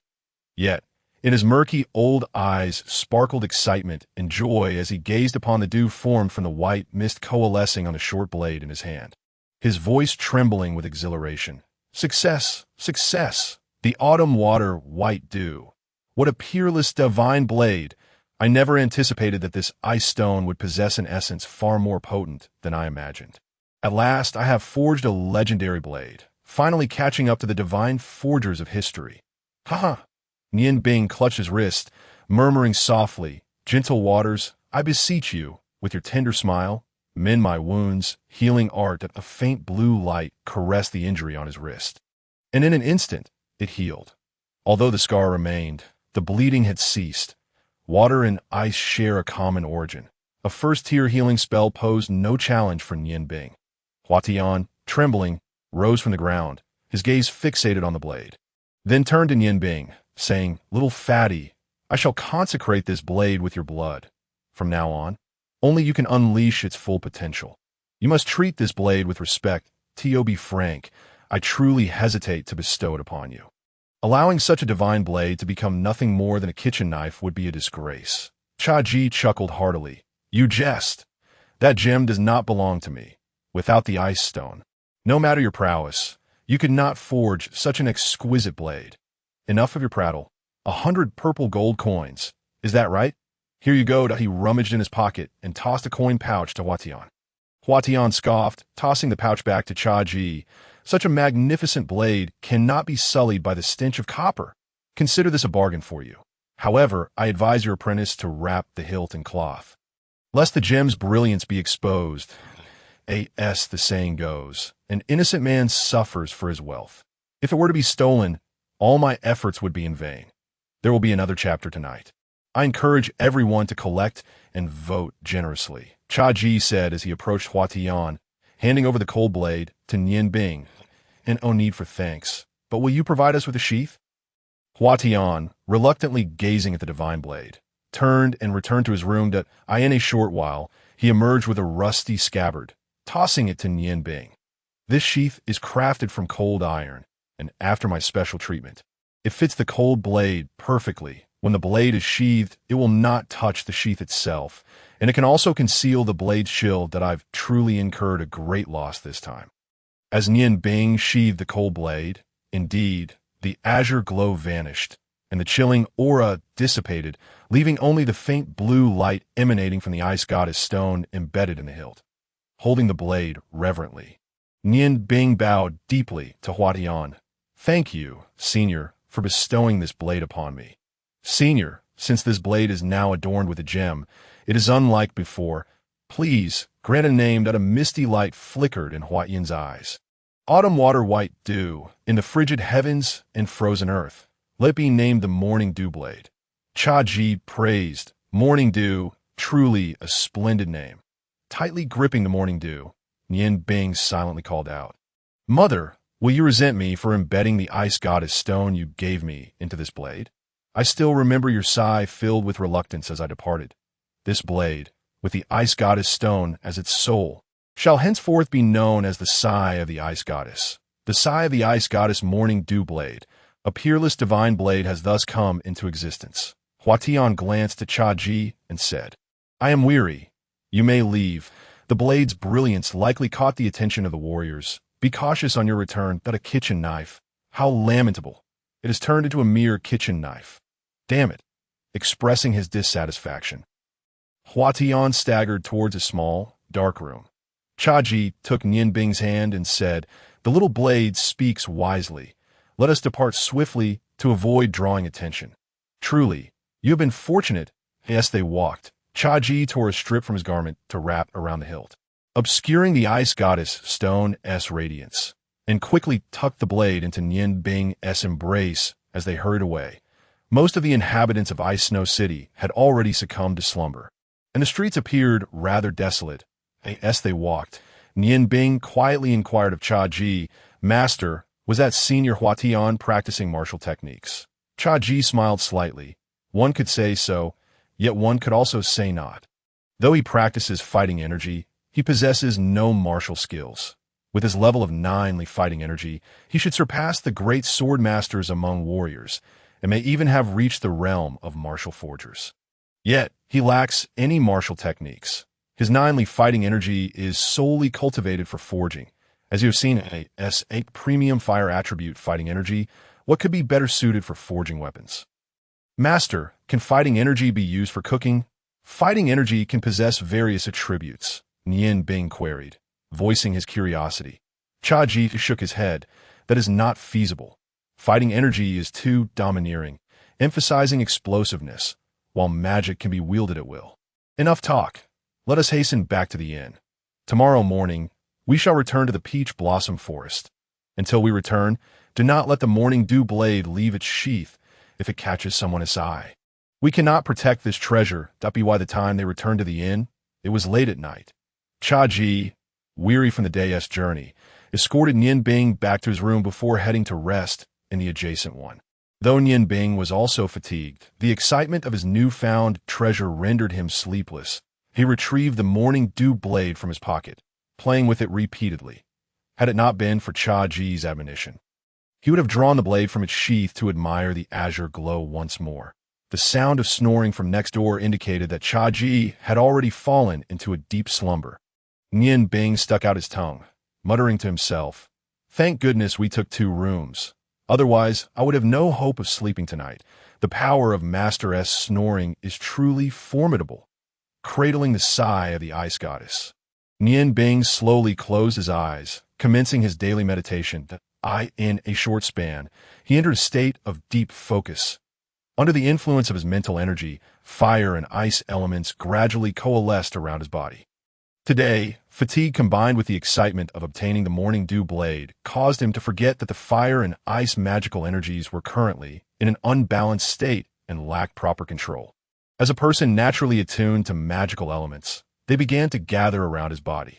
The Ice Goddess Stone and the Flame God Stone accelerated the speed of magical element accumulation within Nian Bing. And within no time, the magical energy he had expended during the day had completely replenished. However, at this moment, the fire and ice magical energies found themselves in a delicate state. Over the course of more than a year, Nian Bing's continuous training, aided by the 2 premium gemstones, had allowed his magical energy to accumulate to a significant level, and this quantitative accumulation would inevitably lead to a qualitative change.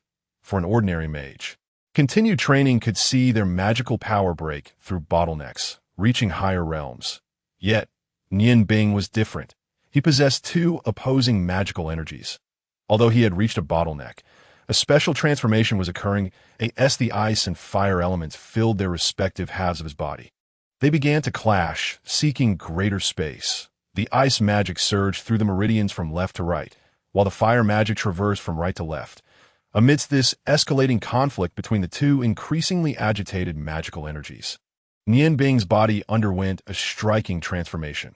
The left half of his body turned entirely blue, while the right half became a vivid red in an instant. The intertwining waves of red and blue light intensified, and the struggle became fiercer. From extreme cold to extreme heat, the overwhelming stimulation jolted Nian Bing awake from his meditative state. Fully conscious, he immediately recognized the anomaly within his body that moment. Both the ice and fire magical energies had reached an unprecedented level of ferocity, clashing against each other, neither willing to yield. The Ice Goddess Stone and the Flame God Stone simultaneously emitted faint glows, infusing their inherent magical energies into Nian Bing, seemingly striving to assist the magic of their shared origin in overpowering the other. The alternating sensations of ice and fire inflicted a relentless pain, causing Nian Bing's entire body to spasm uncontrollably. Yet, The situation had spiraled beyond his control. Even if he wished to cry out in agony, he could not even open his mouth, forced to witness his body flickering between blue and red as it transformed under the onslaught of the magical energies.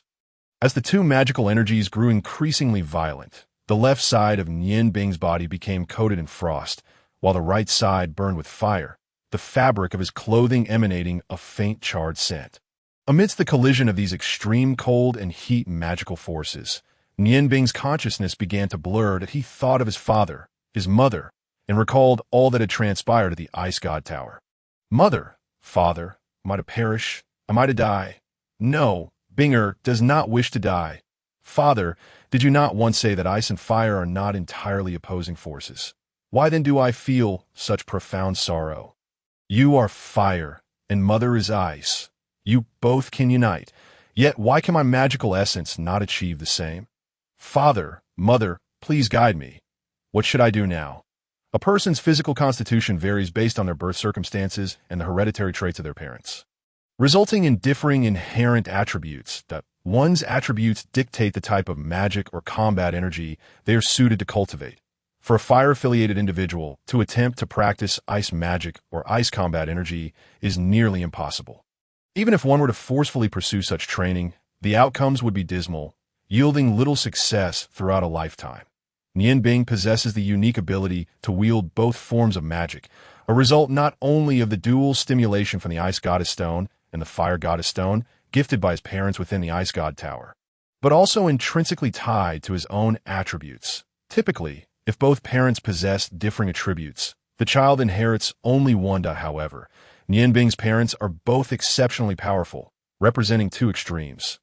Thus, upon his birth, Nian Bing was endowed with dual attributes, a rarity among mortals. If the attributes do not conflict, one could cultivate magic and become a renowned dual-element mage. Yet Nian Bing's dual attributes are inherently contradictory. Ice and fire are sworn enemies.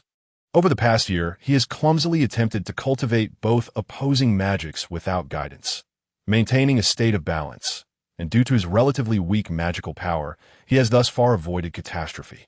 However, after a year of training, aided by the two exquisite stones, his magical energy has reached a critical state, leading to the current phenomenon of ice and fire clashing within him. The second chapter of today has arrived, and I encourage everyone to vote and collect. Notice, it will be held here this Sunday at 12:05 a.m. Everyone is welcome to join the comment section of the Ice and Fire Magic Chef. Within him, ice and fire rage uncontrollably. A common person would have perished long ago from ruptured meridians. Despite Nian Bing's possession of two extreme attributes, he has entered a perilous state, where a single misstep could lead to either being consumed by fire or extinguished by ice. The red and blue lights continue to flicker in alternation, and the spasms in Nian Bing's body grow increasingly intense, the sharp pains stimulating his meridians as blood begins to seep from his pores. The Ice Goddess Stone and Fire Goddess Stone seem to have entered a state of frenzy along with Nian Bing's condition, with ice and fire elements violently surging into him at an unprecedented rate. The ferocity of the two magical forces escalating dangerously, threatening to extinguish Nian Bing's life through their mutual assault. Suddenly, a gentle azure light emanates from his chest, intertwining with both ice and fire magic. At this moment, Nian Bing's body is no longer merely half blue and half red. The two magical forces have spread throughout him, entering a state of fusion. Under the influence of this soft azure aura, Nian Bing let out a cry as the ice and fire elements within him began to rotate slowly. Although they continued to clash, the intensity of their conflict had diminished, seizing the opportunity. Nian Bing hastily focused his mental energy, attempting to control the opposing magical forces. To his astonishment, he discovered that all magical elements within him were merging into the swirling vortex infused with azure light. The speed of this fusion was slow but unstoppable. The azure light appeared for but a moment before vanishing, and once the magical forces within Nian Bing entered this peculiar state, the pain from the contrasting temperatures dissipated. The rotating energies of ice and fire reached a remarkable state of fusion, slowly revolving in a manner where they seemed entirely separate, yet wholly combined, their struggle growing ever fainter. The red and blue whirlpools spun gracefully. their beauty captivating, a circle of blue encircling a circle of red. As the magical forces condensed within the whirlpool, the Ice Goddess Stone and Fire Goddess Stone continuing to deliver magical elements at several times their usual speed. The magic originally dispersed throughout his limbs gradually converging into the whirlpool, which, though modest in size, became increasingly luminous as the two magical forces coalesced. Rong Tian smiled gently as he caressed his son's hair, saying, "Ice can extinguish fire, but when fire reaches a certain intensity, it too can extinguish ice. They are in perpetual conflict. Among the four ordinary magical elements, only water and fire share the closest relationship. And ice is no different. They are both teeming with vitality. An ancient mage once remarked that when fire and water attain a delicate balance, they can indeed transform into one another. Nothing in this world is absolute. As long as the magnitude of elemental force remains unchanged, fire and water are merely a hair's breadth apart. This notion once stirred significant debate within a magical community, with few agreeing and many opposing. Initially, I belonged to the latter. However, after uniting with your mother, I discovered that the concept of water and fire merging is not without its possibilities. Alas, as a fire mage, my understanding of ice has been woefully inadequate, rendering it impossible for me to transform fire into ice. If only your mother had not been captured, perhaps together we could have explored this further and uncovered the true essence of ice and fire as one." Young Nian Bing, filled with curiosity, asked, "Father, what does it mean for water and fire to merge? How did you come to this realization?" Rong Tian coughed awkwardly a couple of times to mask the blush creeping onto his face, responding evasively, "You're still young. When you grow up, I will tell you. Water and fire are indeed the two magical elements with the closest relationship. Could it be that my current predicament is what Father referred to as the merging of water and fire? Ice and water share a common origin. Could it be that ice and fire can also share a source?" The profound changes within his body left Nian Bing feeling disoriented, yet he vaguely understood that he must maintain this state, allowing the ice and fire elements to continue their current flow. Only thus could he avoid annihilation from their mutual attacks. For the first time in a year, Nian Bing's body returned to a human's normal temperature, no longer caught in a state of alternating heat and cold. The warm and serene sensation allowed him to enter a meditative state, relaxing his consciousness amidst comfort. After enduring hardships, he was unaware that from this moment forward, he had become the first ice-fire dual-source mage on the entire continent. Though merely at the initial stage of this dual-source state, the uniqueness of his future magical abilities would far surpass that of an ordinary mage. As dawn broke and the first rays of sunlight streamed into the room, Nian Bing awakened from his meditative state. The once clear distinction between his two magical forces had vanished, replaced by a vortex, the size of a fist, swirling with red and blue hues. The two different magical forces shimmered in harmony, rotating slowly without encroaching upon each other. The crystalline blue and red appeared dazzlingly vibrant. Nian Bing distinctly felt his perception of magical elements had significantly strengthened. Touching the jade pendant that hung on his chest, he murmured, "Auntie, thank you that if it weren't for this Tianhua pendant stabilizing my magical power just in time, I would one day repay your kindness in times of crisis, that azure light indeed emanated from the Tianhua pendant. This exquisite jade, carved from mutton fat jade, proved far more effective than he had anticipated." With a flash in his eyes, he raised the morning dew blade and softly intoned, "Ice element, I beseech you, coalesce into a sharp great blade, severing the bindings and shackles of this world."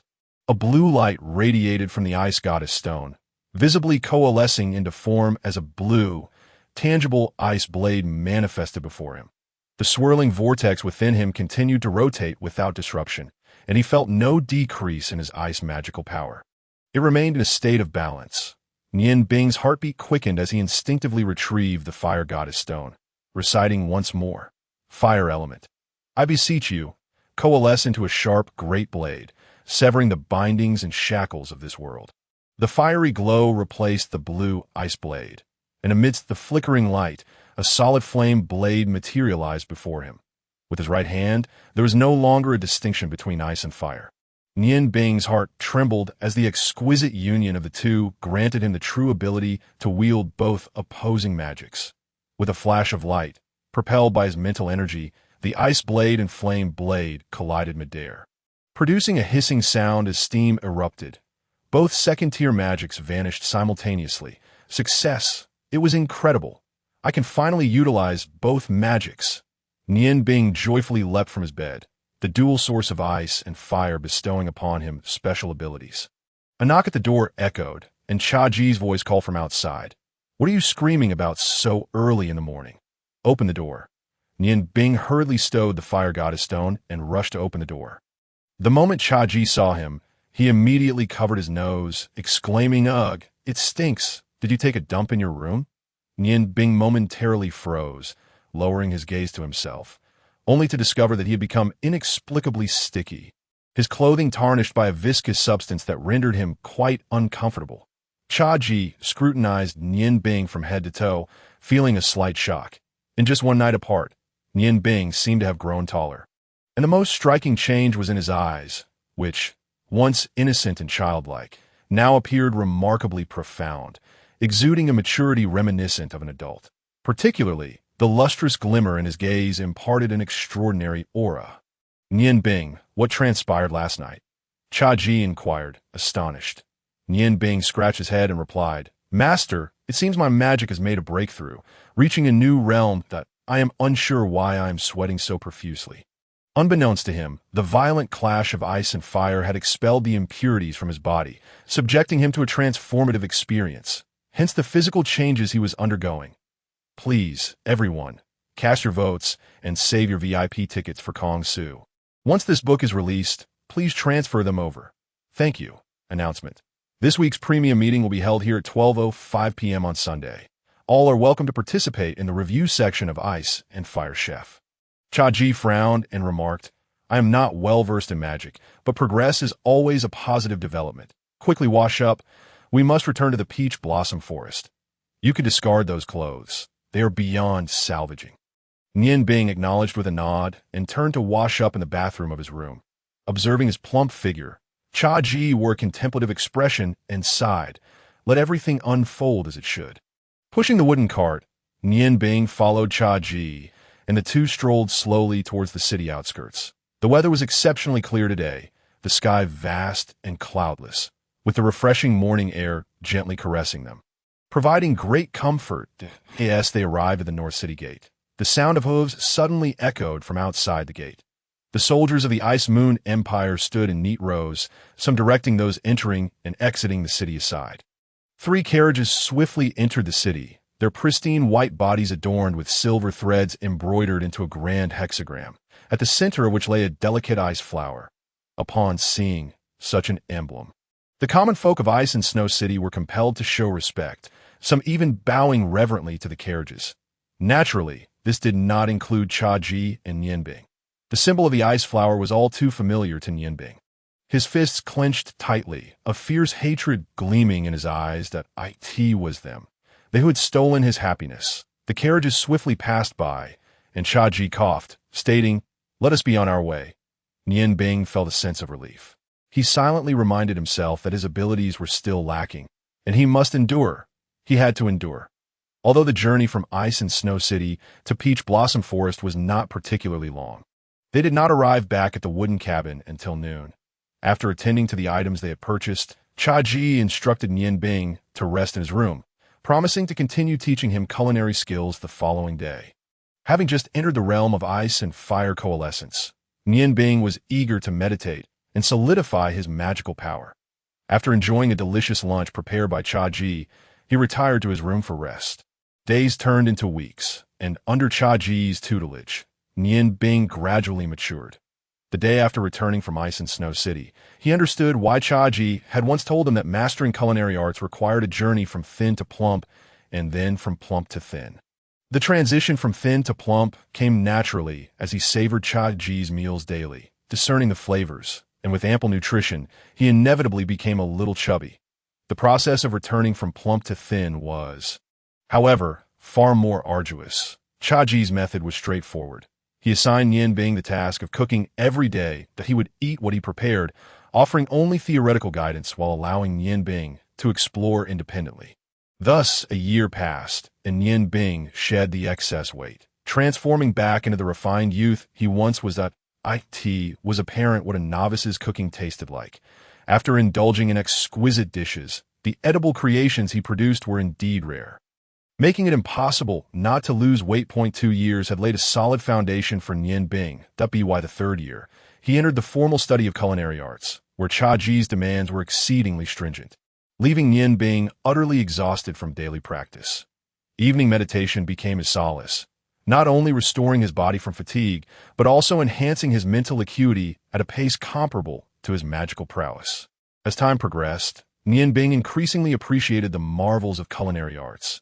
Chaji's vast repertoire of cooking methods was as unfathomable as the ocean. Nian Bing seemed to have forgotten his hatred, immersing himself wholeheartedly in the study of cooking. Under Chaji's guidance, his innate talent began to shine as he frequently contributed novel insights for discussion. By the 5th year, Nian Bing no longer merely learned from Chaji, but engaged in collaborative discussions, gradually merging magic with culinary arts. This not only elevated his cooking skills, but also proved an excellent method for honing his magical control. Various dishes infused with magic repeatedly emerged from Nian Bing's hands. As the techniques of the ghost chef were passed down through him, "Master, what would you like to eat for lunch today?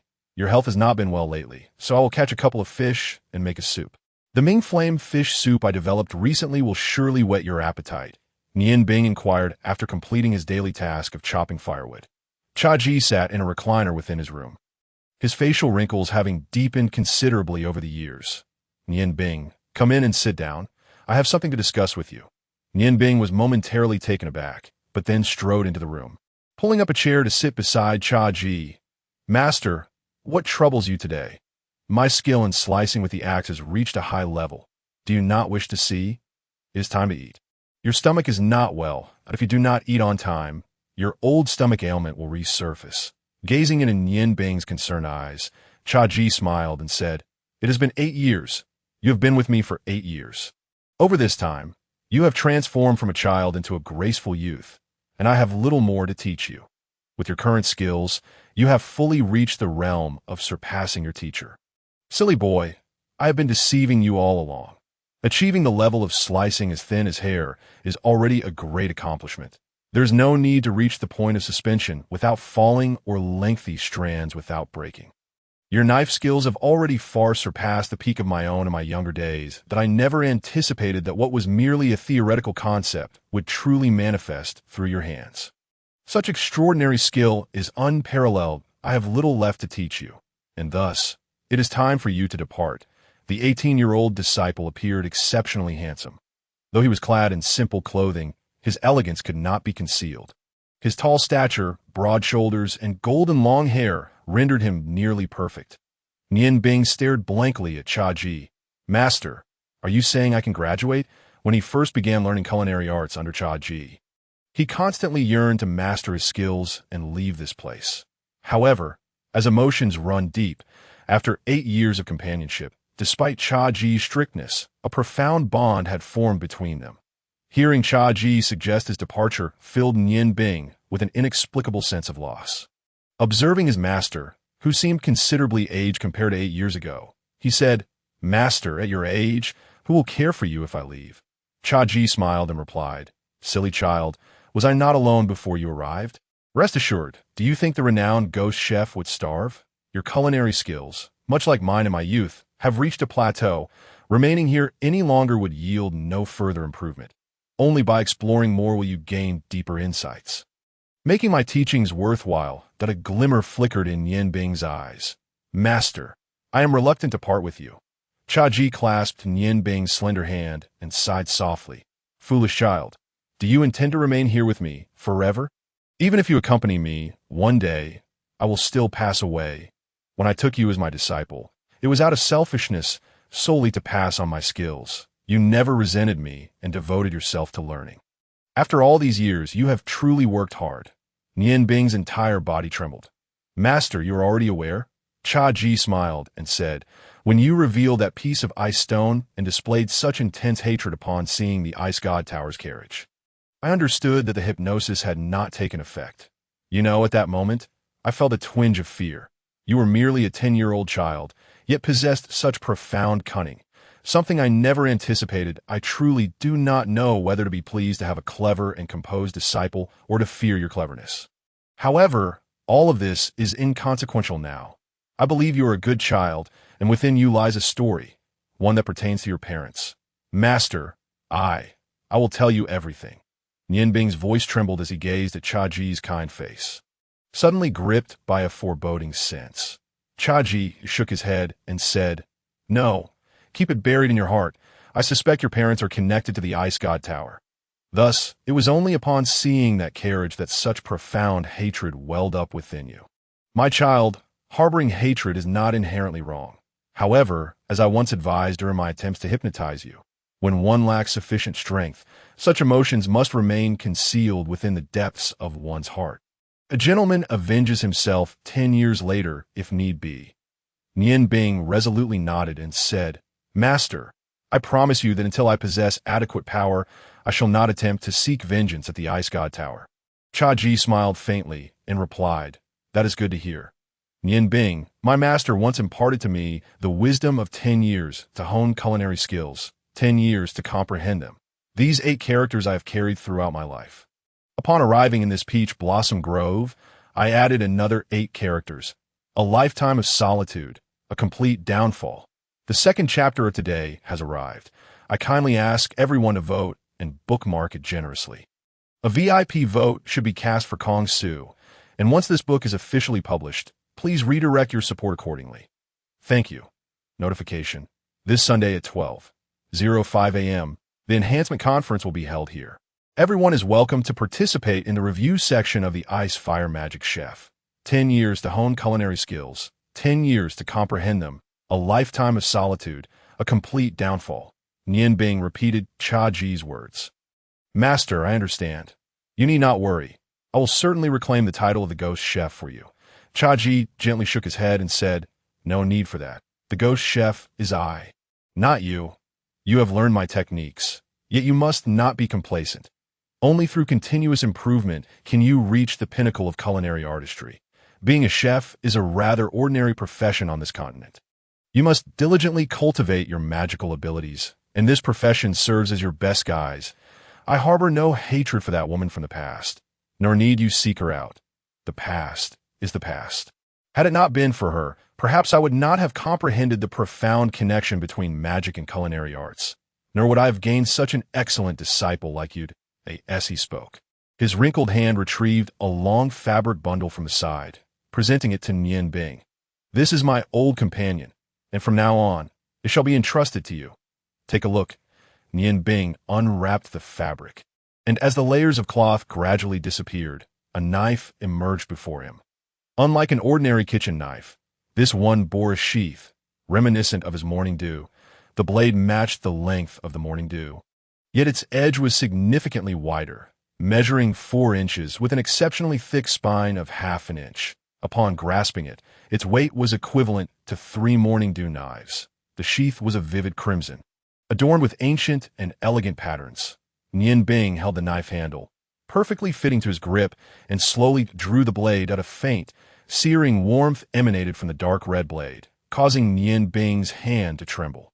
The flame godstone nestled within him let out a low growl, and the rotation speed of the ice-fire dual-source magical energy within him quickened noticeably due to the agitation of the flame godstone.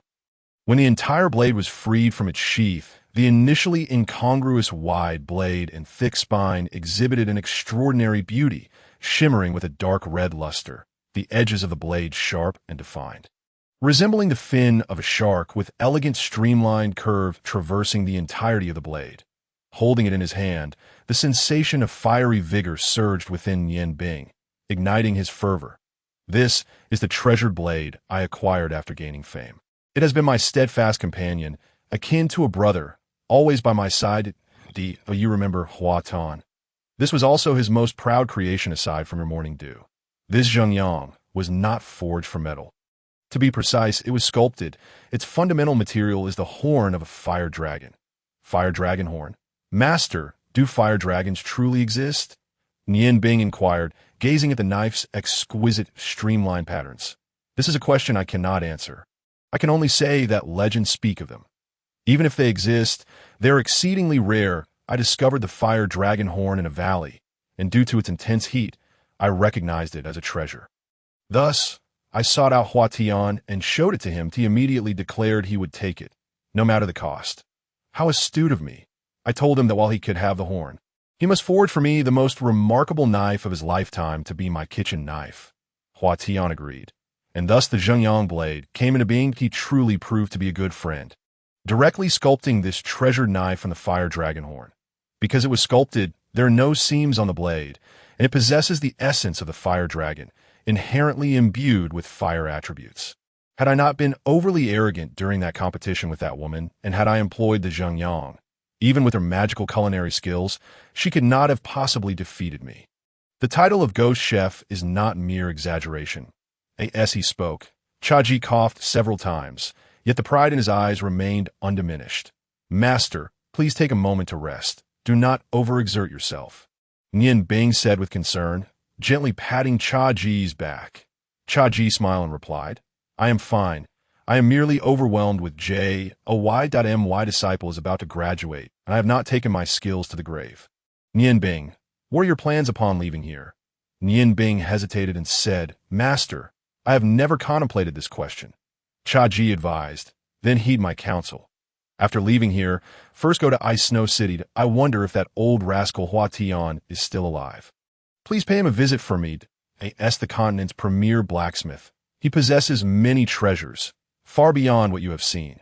Perhaps you will gain some benefits. Suddenly, tears welled in Nian Bing's eyes as he tightly grasped Xuanji's hand. Master, I do not want to leave. I truly do not want to leave. The peculiar light flickered in Xuanji's eyes. Silly child, have I not told you that you cannot remain sheltered beneath my wings forever?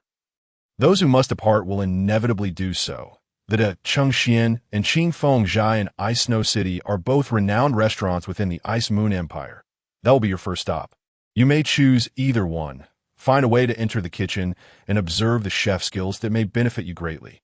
However, you must remember, once you reveal your culinary abilities, you must leave. Otherwise, with your current capabilities, you may easily attract unwanted attention. If discovered by the officials of the nation, trouble will ensue. Nian Bing nodded through tears. Master, I will remember. I will emulate your journey, traversing every corner of the continent to learn the art of various dishes. I will not disappoint you. Xuanji wiped away Nian Bing's tears and said kindly, Silly child, why cry? Remembering these is sufficient. The left of the kitchen stove. The wall is hollow. Within lies some of my savings. You may take a portion for your journey. It will suffice for expenses. Though money is not a noble thing, without it, many endeavors become impossible. It will do you no harm to have a bit more. As for everything else, you must rely on your own exploration. And by the way, I believe merely cultivating magical energy is insufficient. If the opportunity arises, seek out a highly skilled magic master for guidance. In times of trouble, learn to be adaptable. If someone possesses knowledge to impart, do not hesitate to take them as your mentor. Lifelong learning is essential for every proficient chef. Nian Bing nodded, observing the flush of red on Xuanji's face, his unease intensifying. Xuanji smiled, his expression calm. Child, your aptitude surpasses mine by far. Though you have only 8 years, you have learned much more than I did in my 10.8 years honing culinary skills. 8 years comprehending them. Yet I do not wish for you to live a life of solitude. If a suitable lady comes your way in the future, do not let her slip away. Pursue her boldly. Happiness must be earned through one's own efforts. Nian Bing, completely oblivious to matters of romance, replied, Master, let us discuss this later. Xuanji insisted, No, you must promise me this. It is something you must do. I hope the tragedy that befell me does not repeat itself for you, that a stable family will only benefit you. As you continue to refine your culinary skills, it will also provide you with a steadier heart. Oh, by the way, did you not say you would prepare fish soup for me? Go now. I am quite hungry. After years of consuming your creations, even the food I prepared myself has lost its flavor. Nian Bing nodded vigorously, declaring, Master, rest assured, I will make the most delectable Ming Yin fish soup for you to savor. Xuanji smiled faintly. Waving his hand, "Go on, go on. Your master awaits your return." Nian Bing responded affirmatively, collecting his thoughts, rising swiftly, and dashing outside. Observing Nian Bing's retreating figure, Cha Ji's eyes glimmered with satisfaction. "Child, I have not misjudged. Despite your cunning nature, you remain a person of deep affection and sincerity, with such a disciple. What more could I wish to hold on to?" Trembling, he grasped the Zhengyang knife and sighed softly, hurriedly carving into the ground. Although the characters appeared distorted, they were still legible. Nian Bing raced to the riverbank. Eager to ensure his master could enjoy the fish soup he would prepare, that he plunged into the water. Having honed his swimming skills over the years, in a short while, he emerged with 2 plump catfish, their bodies still wriggling in his hands. Ignoring the water dripping from his clothes, he murmured to himself, "These fish are exceptionally fresh today. Master, I will surely create a fish soup that will satisfy you." As he spoke, Nian Bing hurriedly dashed back to the peach blossom grove. In just a few strides, he arrived before the wooden cabin. Master, look, I've caught 2 large fish today. You shall feast to your heart's content." However, when Nian Bing re-entered Cha Ji's room, he was suddenly struck motionless, as if encased in ice. Cha Ji lay there still, reclining in his comfortable chair. Yet his eyes were closed, and his tranquil expression suggested he was merely asleep. But Nian Bing knew all too well that this was not Cha Ji's sleeping posture. Moreover, the familiar sound of his master's snoring was absent, and now the silence was deafening. Please, everyone, cast your votes and save your support. Just direct your VIP votes to Kongsu, and when this book is available, do transfer your support back. Thank you. The fish flopped on the ground, writhing in a desperate search for survival. But how could a fish survive once it had left the water? Nian Bing lunged forward, gripping Cha Ji's hand tightly. His own hand trembled, as did his heart. Cha Ji's hand had grown cold, and there was not a single rise or fall in his chest. Nian Bing's fingers trembled as they reached towards Cha Ji's nose, filled with hope and longing. Yet, all was so cruel. Every glimmer of hope dissipated into mere shadows. Cha Ji had departed, leaving with a satisfied smile. Tears streamed uncontrollably down Nian Bing's face. In his profound sorrow, he found himself unable to utter a sound. His body shook as memories flashed through his mind. Cha Ji had saved him, brought him to the peach blossom grove, and imparted all his knowledge. Over the years, he had cared for him as a father would, and now, after only 8 fleeting years, why must it end so soon? Master, I was waiting for you to witness my ascent to the pinnacle of culinary arts. How could you leave me now? Did you not wish to see Nian Bing become the greatest chef? The anguish in Nian Bing's heart bled profusely, in all his life. Aside from the time at the Ice God Tower, this was the saddest moment he had ever experienced. Bowing his head, tears fell to the ground. And there he saw the Zhengyang knife, warm currents flowing along its blade. His master's beloved tool on the ground. A few crooked words were inscribed. Nian Bing, your master may not live to taste your fish soup. In truth, my heart had died when my tendon snapped. As a chef, to be unable to create dishes I have mastered is a torment worse than death. The only reason I have clung to life is to ensure my skills do not perish with me. Nian Bing, I am selfish. Here, I wish to say sorry. Though his master had departed, his skills remained. Nian Bing believed he would continue to pass on all he had learned, to elevate the culinary arts and become the greatest chef. My master did not wish to leave so soon, but my body could no longer endure. Each time, I told myself to hold on until you surpassed me. Heaven has been kind, allowing me to reach this day. Nian Bing, do you know? When I witnessed your culinary skills surpassing mine, my heart swelled with excitement, far greater than the joy of cooking again. Do not grieve. It serves no purpose. Channel all your emotions into your culinary and magical pursuits. Lastly, I must remind you, revenge is necessary, but it must be approached with caution. I am departing now. Upon your return, take what you must, but do not disturb my body that I cherish this chair. Set this place ablaze so that it may turn to ashes in your fire magic. Thus, my departure shall be fitting. As he penned the final words, his vision blurred. Were it not for Nian Bing's familiarity with Cha Ji's handwriting, he might have struggled to decipher it, especially the last character, which was only half completed. Master, Have you truly gone? Nian Bing's tears had soaked the front of Cha Ji's garment. He gently arranged his master's hair and stood up, stepping back a few paces before kneeling down heavily. Bowing 9 times in reverence. Master, I know you would not wish to see a weak Nian Bing. Rest assured I will grow strong. From the moment I left the Ice God Tower, I promised myself to be resilient. Tears should only flow from the eyes of the enemy. Yet today, I still wept. Master, do not worry. As long as I draw breath, I will fulfill your last wish and elevate the culinary arts. This is my vow to you. Rising, he sheathed the Zhengyang knife, resolutely wiping away his tears, and cast one last deep glance at Cha Ji's lifeless form before stepping out of the room. The breeze was gentle, and the sunlight filtered through the peach blossom grove, casting dappled shadows on the ground. The soft wind carried the fragrance of peach blossoms, and Nian Bing inhaled deeply, suppressing the sorrow within his heart. Following Cha Ji's guidance, he retrieved some purple gold coins from the empty kitchen walls, hastily bundling them and slinging them over his shoulder. Step by step, he moved forward. On the 17th step, he suddenly turned around. Master, I am departing. When I achieve success, I shall return to honor your spirit. Fire, burn bright, searing flames. In my name, I command you to unleash your fury, transforming all into ashes. The flames roared to life. The Zhengyang knife was drawn, its crimson light bursting forth, the radiant sparks coalescing around Nian Bing, his form resembling a fiery deity. With the Zhengyang knife pointed ahead, the roaring flames surged forth, consuming everything except the kitchen and the 2 wooden cabins in an instant. As he gazed at the raging inferno, Nian Bing seemed to glimpse the visage of his master, and his surroundings blurred. Yet he held back the tears that threatened to fall, silently vowing to himself.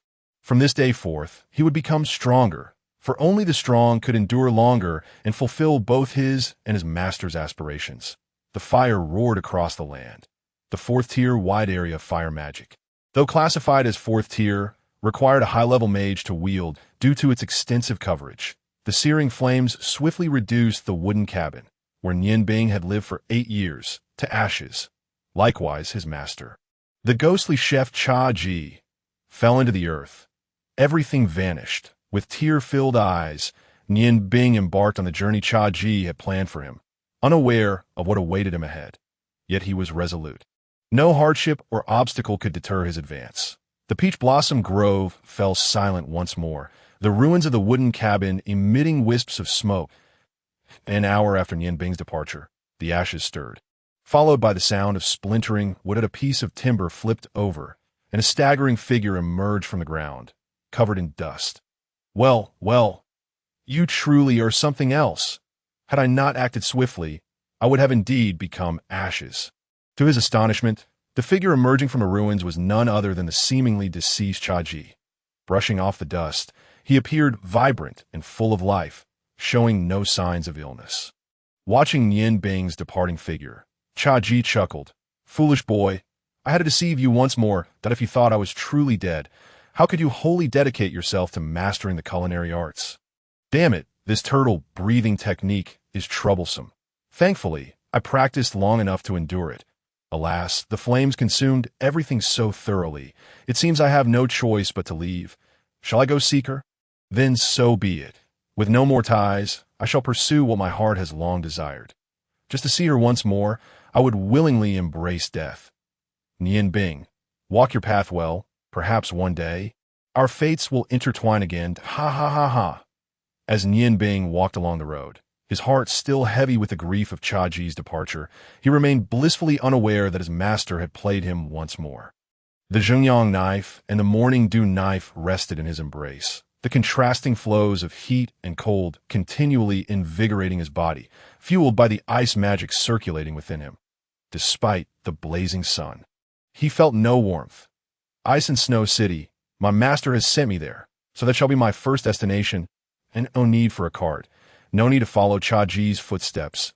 Nian Bing moved swiftly, eager to leave this sorrowful place behind. Yet he knew that one day he would return.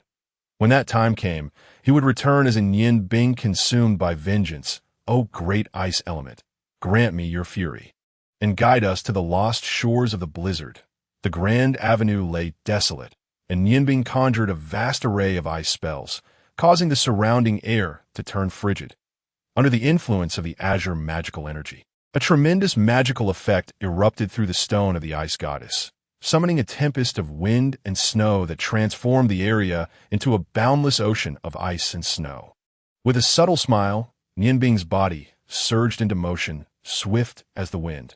The morning dew blade had somehow leapt into his hand, enveloped in a faint blue glow, harmonizing with the blizzard as he ascended into the air. Though he did not fly high, his speed was astonishingly rapid, and in the blink of an eye, he vanished at the end of the avenue. Announcement: this week's Essence Gathering meeting will be held here at 12:05 on Sunday night. Everyone is welcome to join us in the review section of the Ice Fire Magic Chef. The Ice God towered. I at the aura of the stone of the Ice Goddess once more. After all these years, it has finally reappeared. This time, I shall not allow you to slip from my grasp. Whoever possesses the stone of the Ice Goddess has already transgressed against her dignity, and the only outcome can be death. The great priestess of the Ice Goddess, the divine envoy of the Ice Goddess, quietly departed from the Ice God Tower, embarking on a solitary quest to seek the stone of the Ice Goddess. Having unleashed a blizzard, Nianbing significantly shortened his journey. As he set foot firmly on the ground, the sorrow in his heart was somewhat alleviated by the chilling magic. In the distance, the towering ice walls of the city came into view. Although he had visited this place annually for supplies, apart from his initial visit to pay respects to the master craftsman Aotian, he and Xuanji had only ever roamed near the North City Gate, promptly returning to the Peach Blossom Forest after gathering their essentials. This time was different. He had no path to retreat. Nianbing took a deep breath, resolutely taking step after step towards the Ice City. Entering the city was as effortless as before. He soon found himself amidst its streets, the scenery on either side unchanged, save for a few shops that had changed ownership. His master had advised him to seek out Senior Aotian first, so he decided to head there. Having recently acquired the Zhengyang Blade, which possessed a fire attribute, he mused that perhaps he could embed his flame spirit stone within it. If that were the case, he would possess two unparalleled divine blades, allowing for an even greater culinary prowess in the future. Lost in thought, Nianbing navigated towards the water and fire ironworks, relying on his memories. His previous visit had been shrouded in darkness, and now, as he searched, he encountered difficulties as he spent the entire morning without discovering the precise location. Suddenly, a thought struck him. He recalled seeing a large weapon shop during his last visit, seemingly named Bao Kixwan. If he could locate that establishment, he might just find the water and fire ironworks. While the latter may not be well known, the prominent weapon shop Bao Kixwan would surely be recognized. With this thought, he sprang into action, and indeed, after inquiring with several individuals, he finally pinpointed the exact location. Upon arriving at Bao Kixwan, memories of the area flooded back, and he quickened his pace, weaving through the streets until he reached his destination. The door remained as dilapidated as before, showing no signs of change compared to 7 years ago. The sign still hung, though the layer of dust had thickened. Nianbing recalled Aotian's visage and couldn't help but smile slightly. He approached and knocked on the door a few times, calling out, "Senior Aotian, are you there?" There was no response from within. After waiting a moment, he called out again, just as he began to think that no one was home. The crumbling door suddenly creaked open, and a lovely face peered out from behind it. Are you looking for my master?" Nianbing could swear that it was the most exquisite voice he had ever heard. Belonging to a young girl who appeared to be around his age, her pink hair cascaded down as she leaned out, her large blue eyes betraying a mix of surprise and shyness as she gazed at him, seemingly a bit frightened. This chapter is indeed somewhat brief, but for the sake of uniformity, let it be so. This is the final chapter of the first volume. The introduction at the beginning has affected the word count of the last chapter. But such occurrences will not happen in the future. I hope for your understanding. Thank you. Please cast your votes and favorites generously. VIP votes can still be given to Kongsu, and once this series is published, they can be transferred over. Thank you. Having practiced magic for many years, Nianbing's mental fortitude had grown considerable. He cleared his throat to mask his embarrassment and said, "Greetings, young lady. I am here to seek Senior Aotian." "Is he in?" The girl examined Nianbing with a hint of suspicion and asked, "Who are you? What do you want with him?" The question brought to mind his master, and he sighed softly. I come bearing my master's last wishes, specifically to pay my respects to Senior Huatian. The girl remained skeptical, pressing further. Who is your master? Nianbing furrowed his brow, replying, a disciple should not speak their master's name, and why master had a nickname. He was called the Ghost Chef. Upon hearing Ghost Chef, the girl gasped, opening the door wider to step outside. It was then that Nianbing could fully see her. She wore a blue outfit that enveloped her figure, save for her head, with a high collar protecting her neck. Her graceful form was accentuated, and her striking blue eyes were fixed intently upon him, the hue of her gaze distinct from his. His was the deep blue of the ocean, while hers was the clear azure of the sky, devoid of any impurities. Nianbing was astonished to realize that the girl was quite tall. Despite his above-average height, he found himself only slightly taller than she. Noticing Nianbing's scrutiny, the girl blushed deeply and tentatively asked, "Are you a disciple of Chaji? You mentioned a last wish. Could it be that Chaji has—" Nianbing nodded solemnly. "My master has recently passed away." "Young lady, is Senior Huatian here?" The girl regarded him with confusion, stating, "The Senior Huatian you speak of is my master. However, I have heard him mention that he only had one disciple, a plump fellow. Yet you do not appear plump at all. Moreover, my master once said that he was in good health. How could he have died so easily?"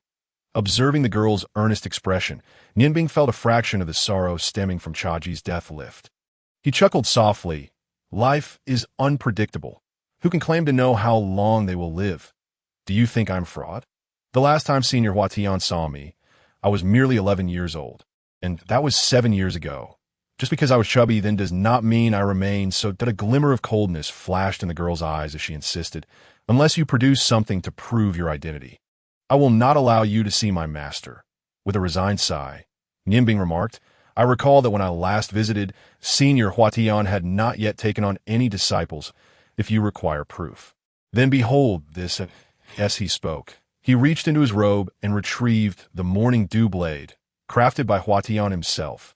Upon seeing the Morning Dew Blade, the girl's eyes lit up and she grasped the sword, gently caressing its seemingly tarnished sheath, sensing the chill emanating from within.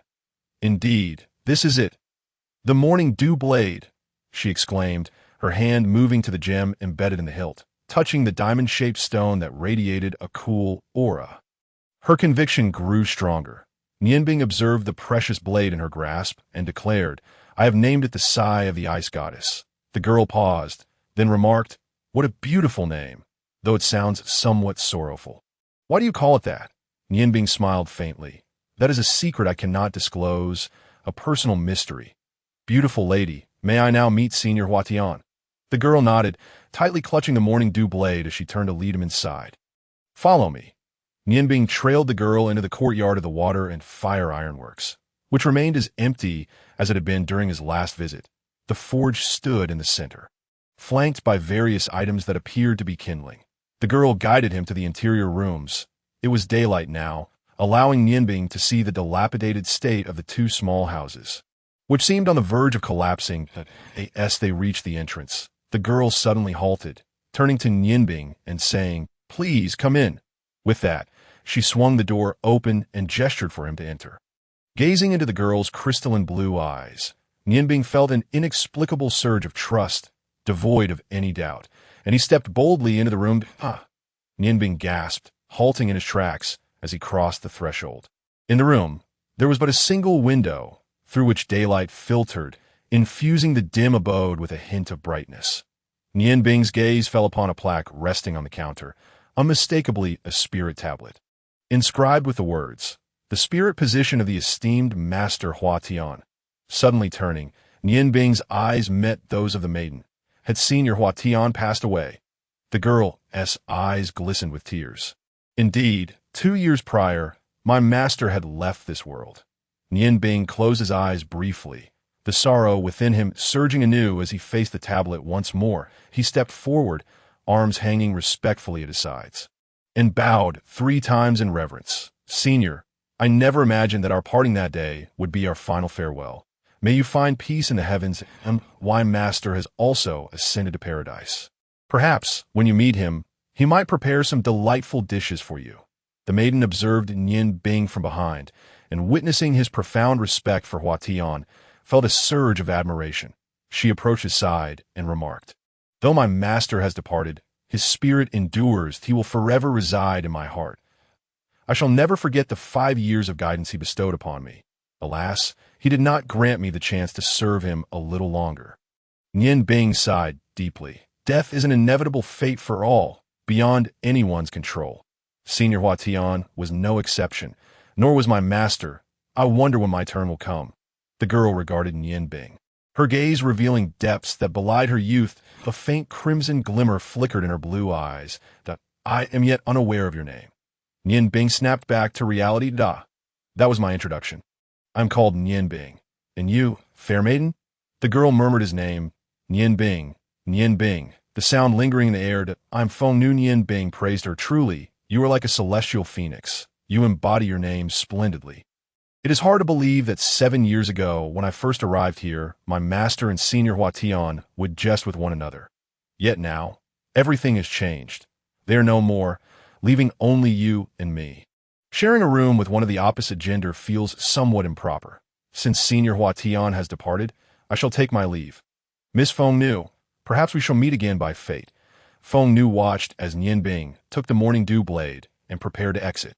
Suddenly, she called out, "Wait a moment." Turning back, he asked, "Miss Feng Nu, is there something else?" A faint blush crept across her cheeks.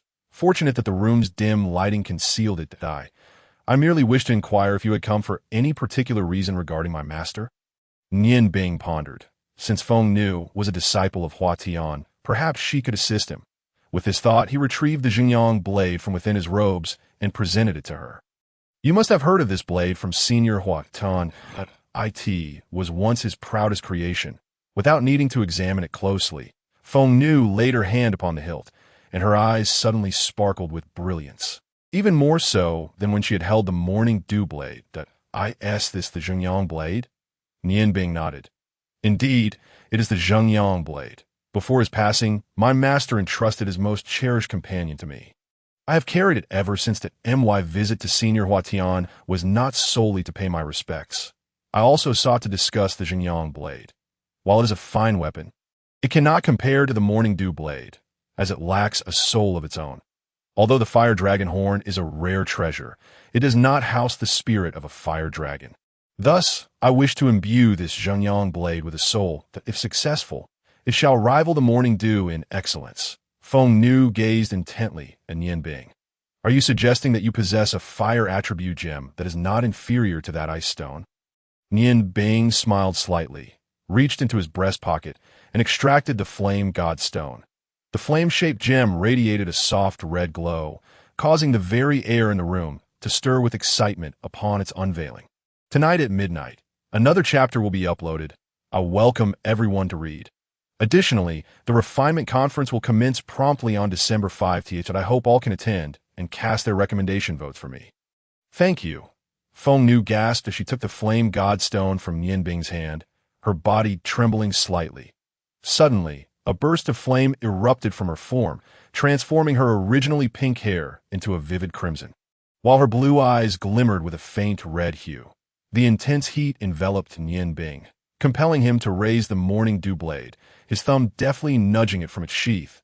As a cool, azure light radiated forth, shielding him from the scorching as the red glow gradually receded. Feng Nu returned to her normal state. A complex light flickered in her eyes. What a remarkable firestone! If it were embedded in the Zhengyang Blade, it would undoubtedly enhance its quality significantly.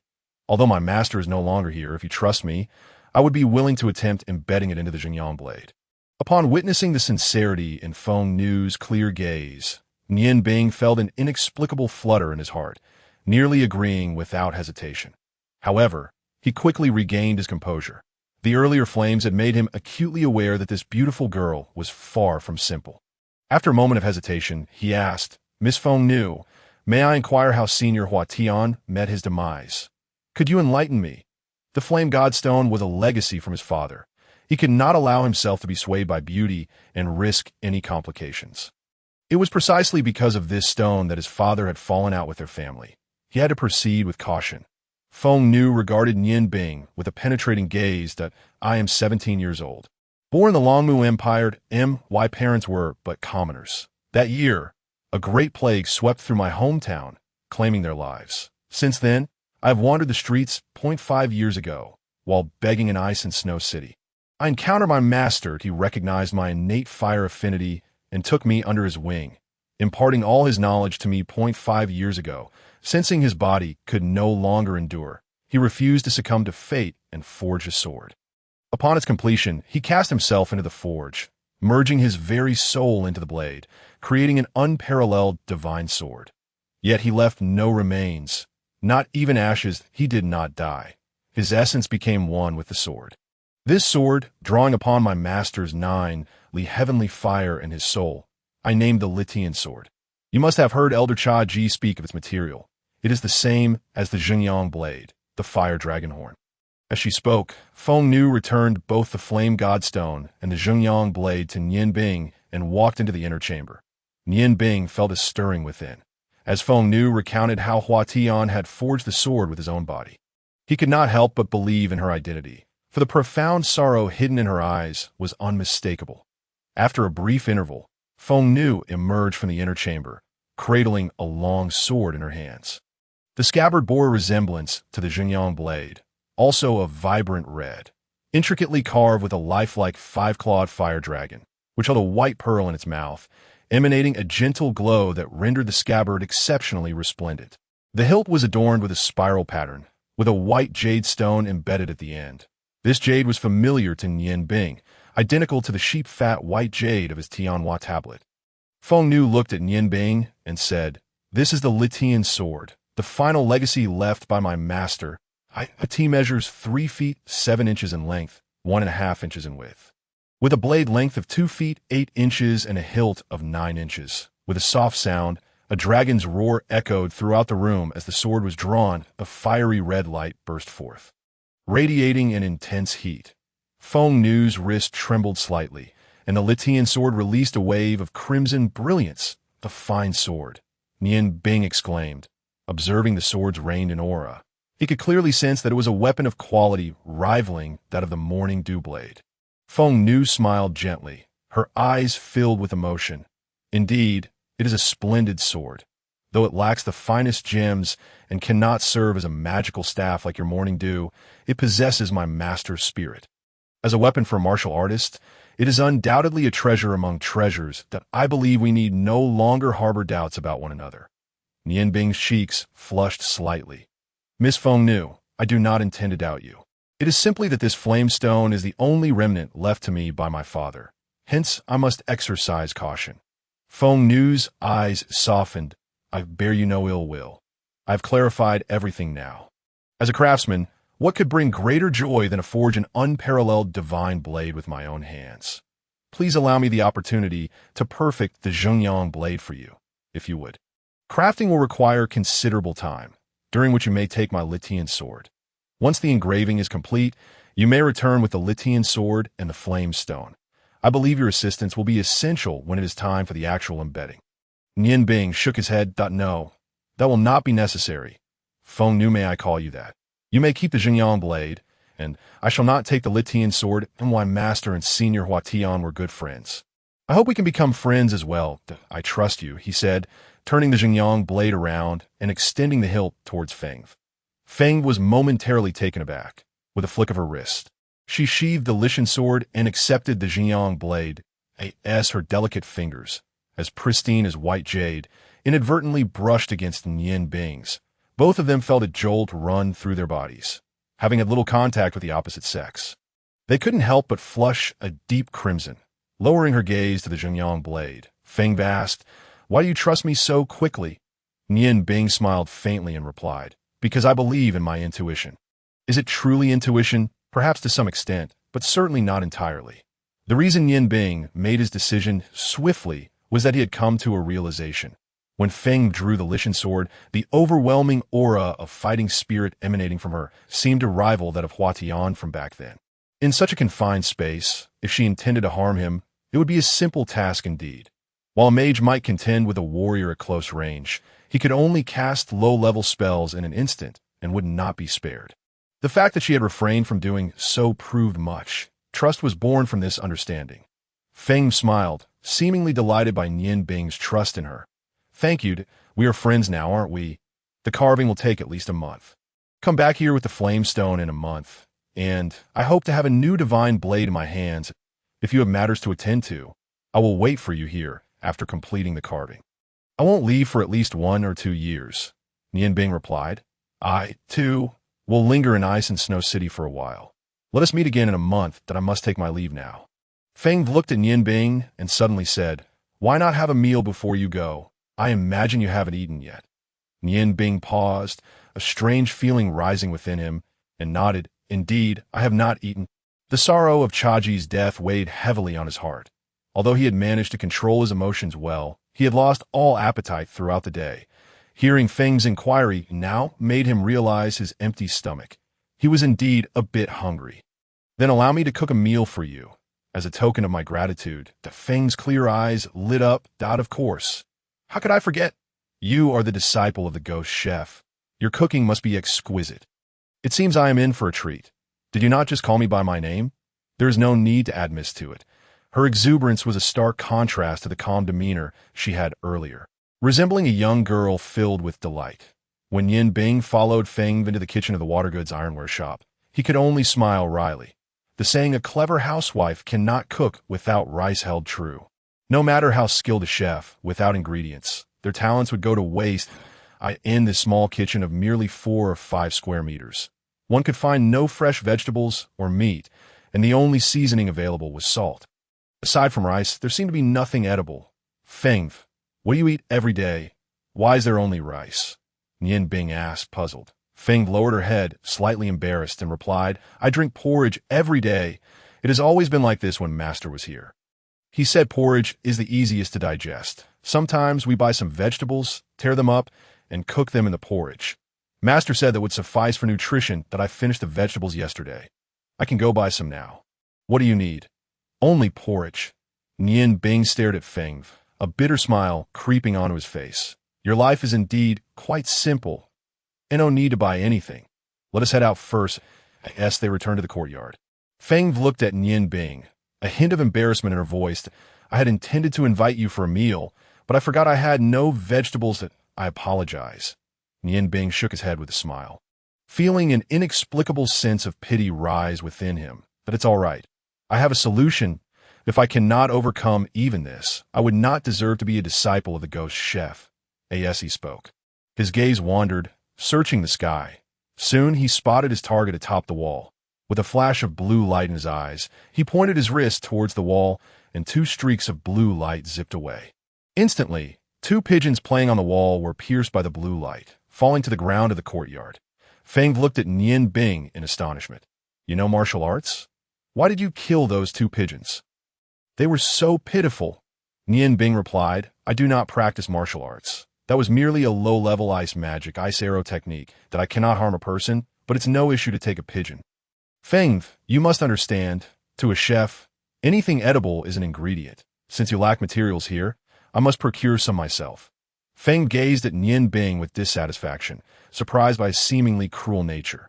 Nian Bing smiled faintly and said, Am I cruel? Then simply do not eat later. As he spoke, he walked over to the corner of the wall and picked up the 2 pigeons. After 8 years of cultivation, his mental strength had reached a high level. The ice arrows he had fired earlier had shattered the pigeons' heads without causing them much suffering. Carrying the 2 pigeons past Feng, he noticed her dazed expression and smiled. Pigeons are highly nutritious and beneficial for strengthening the body and kidneys. Since you say, I am cruel, you need not watch how I handle them. No, I want to see. Feng stubbornly shot Nian Bing a glare and followed him into the kitchen. Nian Bing retrieved a basin, filled it with water, and returned to the courtyard, swiftly plucking the feathers from the pigeons and removing their entrails, washing the meat clean. Watching the bloody scene unfold, Feng frowned repeatedly, struggling to maintain her composure as she stayed beside Nian Bing. Nian Bing smiled slightly, flicked his wrist, and drew out the morning dew blade. Under the command of his mental strength, he easily froze the blood and entrails in the basin, tilting it to let the ice slip out. Holding the 2 cleaned pigeons in one hand, he softly chanted, Fiery heat, unleash the passion within you, erupting between heaven and earth. Explosive flame technique. A solid fireball materialized before him, with a glint in his eyes. He sent the 5-inch diameter explosive fireball hurtling forth, resulting in a resounding explosion that completely obliterated the blood ice. Aside from a faint mist dissipating into the air, no trace remained. Feng stared at Nian Bing. Astonished. You can use 2 types of magic? Ice and fire. How is that possible? Nian Bing smiled and replied, in this world, nothing is impossible. All it takes is the courage to think and act, and imagination can become reality. When I learned culinary skills from my master, I often used this method to eliminate waste. See, I left no traces on the ground. Ice and fire will turn into water vapor. When I froze that blood, I had already fused the pigeon's entrails with the ice. Under the explosive impact of the flame, they naturally vanished. The explosive flame technique, a 3rd-tier magic, required the strength of a mid-level mage to cast. Boasting immense explosive power, returning to the kitchen with the pigeons, Nian Bing grasped one by the leg and lifted it. That Feng's impression of him had diminished significantly due to his cruelty towards the pigeons. Leaning against the kitchen door, she watched to see what he would do to her surprise. Holding the pigeon in his left hand, Nian Bing seemed transformed, standing there as stable as a rock. His piercing gaze fixated on the pigeon, as if he were observing something. Suddenly, he moved. Feng only saw a streak of azure light gliding forth, shimmering brilliantly. Nian Bing's right hand became a blur, continuously flashing and rotating, as strands of nearly identical meat fibers accumulated on the cutting board below. Though the knife's movements were obscured, Feng was astonished to see that amidst the flickering azure light, Nian Bing's pigeon was gradually reduced to a mere skeleton, in the blink of an eye. He had already switched to a second pigeon, the azure light still shimmering as 2 skeletons appeared on the cutting board. A pile of evenly sliced meat lay beside them. Nian Bing took out a white handkerchief from his pocket, gently wrapped it around the blade, and the frost and mist on the morning dew blade swirled away, leaving no trace. Nian Bing smiled slightly, approached the stove, and with a gesture of his left hand, sent a fireball crashing into the firewood, igniting the flames. The pot atop the stove was relatively clean. He tossed the 2 pigeon skeletons directly into the pot and poured in some clean water, stopping as it barely covered the bones. After placing the lid on the pot, he smiled and said, "Original broth transforms into original ingredients, allowing for complete absorption of nutrition." Feng stared at Nian Bing in disbelief, murmuring, "Are you really not studying martial arts? Your knife skills are so fast." She understood well that although she practiced fighting spirit, her wrist speed could not compare to Nian Bing's. Nian Bing chuckled. "My knife skills are only for cutting vegetables and meat, and they're simply that, knives. Unlike you, who has cultivated the 9-leaf fighting spirit of Senior Huatan. Regrettably, I wish to dedicate myself to the cultivation of magic. Otherwise, I might have sought your counsel regarding some knowledge of fighting energy. Since all you possess here is salt, I shall forego making stewed pigeon and instead prepare a simple pigeon rice dish for you." As he spoke, he retrieved a small square cloth pouch from his waist, laying it open on the cutting board. Inside the pouch were numerous small fabric bags, each containing items of varying sizes and thicknesses. The largest being a small knife, while the smallest was a long needle in total, there were over a dozen items, most resembling needles. The Phoenix Maiden inquired curiously, "What are these items for?" "They resemble those of a physician." "Do you practice acupuncture as well?" Nian Bing smiled gently and replied, "Needles serve purposes beyond acupuncture. They can also be quite useful in cooking." As he spoke, he drew a basin nearby, scooped some rice, rinsed it briefly in clean water, and set it beside him.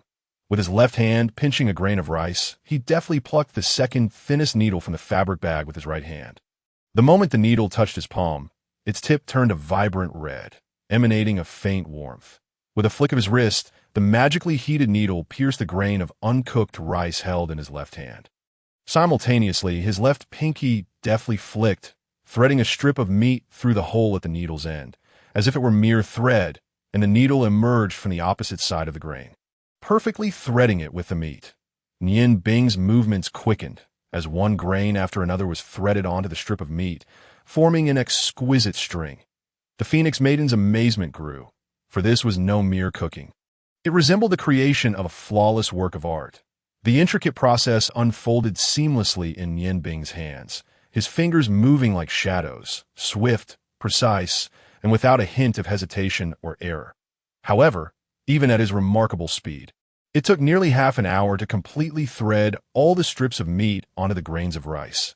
Gazing at the neatly arranged grains, Nian Bing smiled. This technique of threading meat through rice was a product of his magical prowess. Without the scorching needle, achieving such uniformity in threading each grain would have been impossible. The grains lay flat on the cutting board like a curtain of pearls. Turning, Nian Bing lifted the pot lid. Releasing a delicate fragrance from the broth simmered from the pigeon bones, and carefully extracted 2 pigeon carcasses from the pot with a spoon. Observing the milky broth, he hesitated for a moment before murmuring a few incantations. A faint blue light enveloped the grains of rice, magically freezing the threaded grains into a single block. With his morning dew blade, he deftly lifted the frozen block of rice and slid it directly into the pot, sprinkling a thin layer of salt over it before covering the pot again. Sheathing the blade, he turned to the now-stunned Phoenix Maiden, saying, "It will take about another half hour to cook before we can eat. Though the pigeon rice is delightful, it requires considerable effort, so I ask for your patience." The Phoenix Maiden gazed at Nian Bing with a peculiar expression. "Are you truly cooking? A regular chef would likely take a whole day to accomplish this." Nian Bing chuckled lightly. "A day. If I took that long, the pigeon meat would be inedible by then. Presentation alone holds little significance. Let us reserve judgment until you have tasted it." As they exited the kitchen, the Phoenix Maiden's earlier annoyance had dissipated in the wake of Nian Bing's astonishing culinary skills. They fetched 2 wooden stools and sat in the courtyard. Nian Bing appeared somewhat fatigued, his eyes half closed as he gazed at the towering ancient tree beyond the courtyard wall. The intricate task of threading meat through rice demanded complete concentration, akin to casting a grand spell. Even he could not articulate why he undertook the elaborate preparation of pigeon rice for the Phoenix Maiden. Although it seemed simple, such straightforward cooking showcased a chef's true artistry. The Phoenix Maiden observed Nian Bing from the side, and only now did she realize how remarkably handsome the tall, golden-haired youth was. Though clad in coarse clothing that concealed his elegance, an undeniable noble aura emanated from him, one that garments could not obscure. Her heart skipped a beat, for she knew she would never forget the intense expression he wore while cooking. She softly asked, "Nian Bing, where do you plan to go after we finish eating?" Nian Bing, not looking at her, replied as his mind gradually relaxed into silence.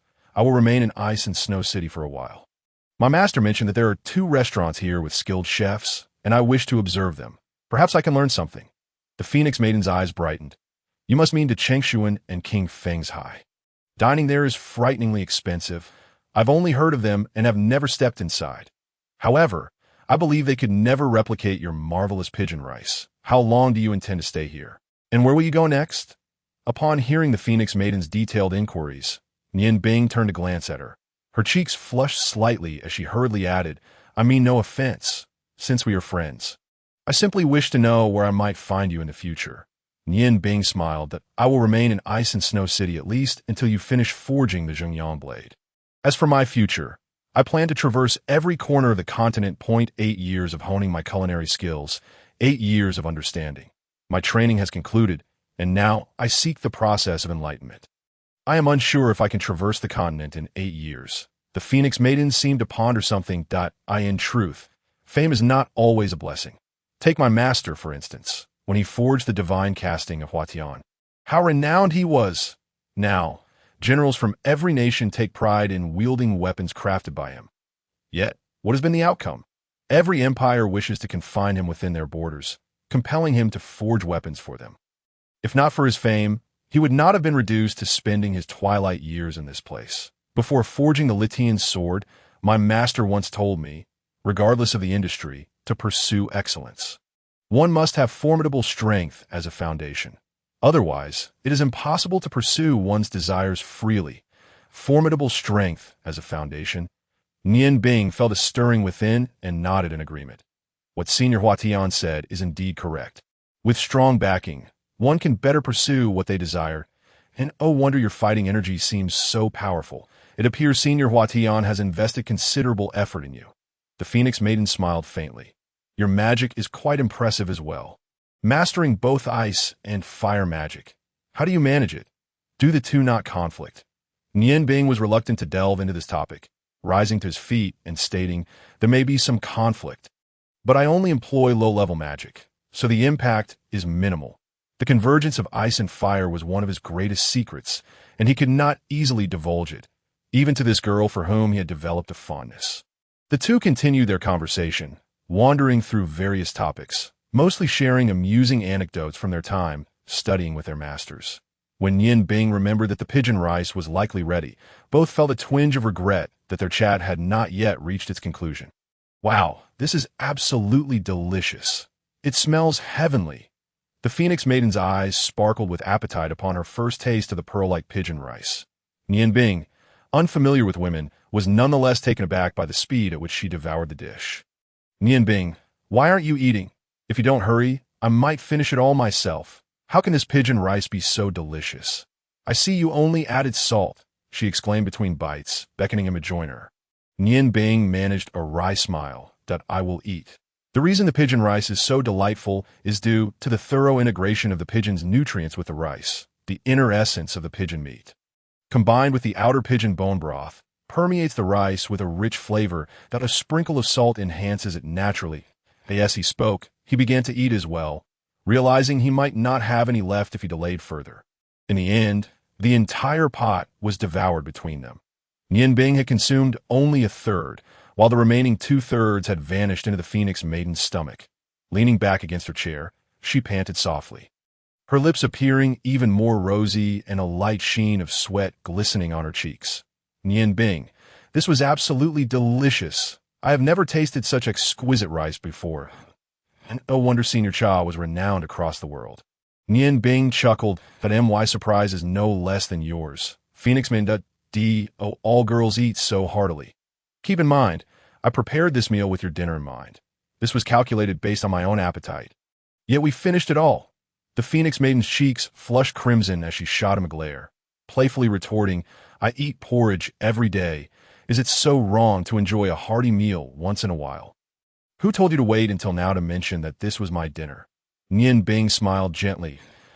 As long as you enjoyed it. That is what matters for a chef. Having their dish fully consumed is the greatest encouragement. You are the first person, aside from my master, to taste my cooking. I must take my leave now. It is getting late, and if I do not reach my destination soon, I may have to spend the night at an inn. After such a feast, you should rest for a while. Suddenly, Feng Nu called out to him, and Nian Bing, just rising to his feet, revealed a look of inquiry in his eyes. Will you come here often to see me in the future? Master has left, and I truly feel quite lonely. Most importantly, after having tasted your cooking, I fear I shall no longer be able to endure a mere bowl of porridge, observing the glistening in Feng Nu's eyes. Nian Bing felt his heart soften, and he smiled, saying, Do not worry, I shall visit you whenever I have the time and prepare meals for you. Feng Nu beamed with joy. You must keep your word. I shall await your arrival. Nian Bing inwardly lamented, realizing the formidable power of beauty. No wonder even his master had faltered initially. However, having made a promise, he felt compelled to uphold it. After all, it was merely a month or so. Once the Zhengyang Blade was complete, he would depart from this place that it would be wise to keep a distance from women in the future. Finally leaving the subpar iron shop, Nian Bing exhaled deeply, feeling the familiar item in his possession. Aside from the Zhengyang Blade left for Feng Nu, he had gathered everything else. Which establishment should he choose? The Changsheng or King Feng's? Perhaps he should ponder it further. Since his master had once stated that upon revealing one's culinary skills, one must leave immediately, he decided to start from the very basics. The Changsheng and King Feng's stood in the heart of Ice Snow City, in the most bustling area. The two establishments faced each other across the street, having always been fierce rivals. The Changsheng was exquisitely decorated. From the expansive central avenue of Ice Snow City, it was the most prominent building on the left side of the street. Towering 4 stories high and covering an area of several thousand square meters, the entire structure was primarily adorned in dark red and gold, showcasing its opulence. The red carpet extended from the grand hall to the entrance, where 2 towering stone lions stood. each about 3 meters high, flanking the wide 5-meter entrance. Above the entrance, a golden plaque hung with the characters de Changsheng inscribed in large, bold letters. Flanking the entrance were couplets. The left reading, "Golden flowers and jade do make fine dishes," and the right stating, "Silver treasures and sweet springs offer exquisite delicacies." 4 young and beautiful maidens in long red dresses were stationed at the entrance, responsible for welcoming a stream of elegantly dressed guests. De Changsheng was a favored haunt of high-ranking officials and nobility. It seemed that only here could they truly showcase their status. Opposite de Changsheng lay the quaint and charming King Sigh. As the name suggested, while it lacked the grandeur of de Changsheng, it exuded an air of elegance. The 3-story structure was adorned in shades of blue, with each detail reflecting its distinctive grace. The plaque at the entrance bore the words King Sigh in strong, flowing script, clearly crafted by a master calligrapher, that on either side of the entrance, couplets were inscribed, the left reading, "Conversing with scholars while savoring fine tea," and the right, "Wandering poets tasting the elegant dishes." This was a favored locale for cultured scholars, and its enduring competition with de Changsheng was bolstered by its status as a gathering place for the Mage Association, one of the most esteemed professions. Mages held a transcendent status in every nation, and the Mage Association was highly esteemed by the royal families of the great empires. Although the Mage Associations of each empire operated independently, they wielded significant power within their respective nations. Nianbing stood in the central avenue, glancing from de Changsheng on the left to King Sigh on the right. He found himself in a quandary. Which direction should he take? Given his personal preference, he favored the refined style of King Sigh. However, the couplets at its entrance proclaimed the gathering of scholars and poets, while he could not be considered a complete novice. His only experience came from learning to ride alongside his father in his youth that he realized he could not claim to be anything more than an amateur. Thus, it appeared he had no choice but to head to de Changsheng. With this thought in mind, he turned and walked towards the left side, toward de Changsheng. The entrance of de Changsheng. 8 maidens were busy attending to the guests. As Nianbing approached, their attention was immediately drawn to his handsome visage, and 16 enchanting gazes fell upon him, causing Nianbing to feel somewhat uncomfortable. 1 maiden, noticing his awkward expression, chuckled and remarked, "Where did this country bumpkin come from? He does look rather good." Another maiden chimed in, her words far more acerbic. "Indeed, he looks quite impressive. Surely, there are many who would fancy him. Too bad this is not a brothel." Those who could dine at de Changsheng were certainly high-ranking officials and nobility. Adorned in finery, the maidens at the entrance had long learned to read the room. Upon seeing Nianbing's youthful appearance and humble attire, they discerned he was no nobleman and thus began to mock him. Nianbing felt a surge of anger, but reminded himself that he was not here to bicker. Suppressing his indignation, he asked, "Excuse me, does de Changsheng have any openings for chefs? I can prepare side dishes." 1 maiden laughed. "So you are a chef. Which culinary school did you graduate from?" "Culinary school." Nianbing had never heard such a term before. Were there now schools for chefs? His master had mentioned that it was typically just apprentices who learned the trade. The maiden gave him a disdainful glance and said, "You don't even know what a culinary school is, yet you wish to enter de Changsheng? I suggest you leave quickly. Not everyone can enter here." As Nianbing pondered what to do next, a figure emerged from within de Changsheng. This man was tall, appearing to be in his 40s, with a brutish demeanor and dressed in a purple satin robe. He held a large fan in his right hand, tapping his left palm with it. The fan was quite sizable, measuring about 15 inches in length, and from the way he wielded it, it was evident that it was not made of wood. Upon exiting, he immediately spotted Nianbing and strode over, asking, "What is going on here?" The 8 maidens, who had previously been smiling, immediately straightened up at the sight of this middle-aged man, their smiles vanishing. The maiden who had spoken to Nianbing said, "Zhengyang, this person wishes to work here, but he doesn't even know what a culinary school is. I was just about to send him away." The middle-aged man shot a disdainful glance at Nianbing and impatiently said, "Get lost, get lost. You're an eyesore that a pauper like you isn't even worthy of shining my shoes." Nianbing's eyes flashed with cold light, about to explode with anger, when a clear voice rang out from behind him. "Oh, Zhengyang is starting to flex his muscles again, that I wonder when the mangy dog would start wearing shoes." Nian Bing turned to see a maiden riding a magnificent steed that resembled those of the Silver Feather Knight Brigade.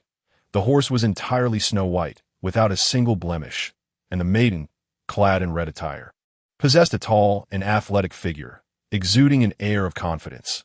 Though her beauty did not rival Feng Nu's, she radiated a lively charm, her curly brown hair cascading down her back. The sight of the red-clad maiden upon the white steed created a stunning spectacle on the central avenue. Upon hearing the maiden's taunt, Sanjungui's face turned crimson with rage, and he spat bitterly, "Shuejing, don't think that just because you have your father backing you, I won't dare to do anything to you."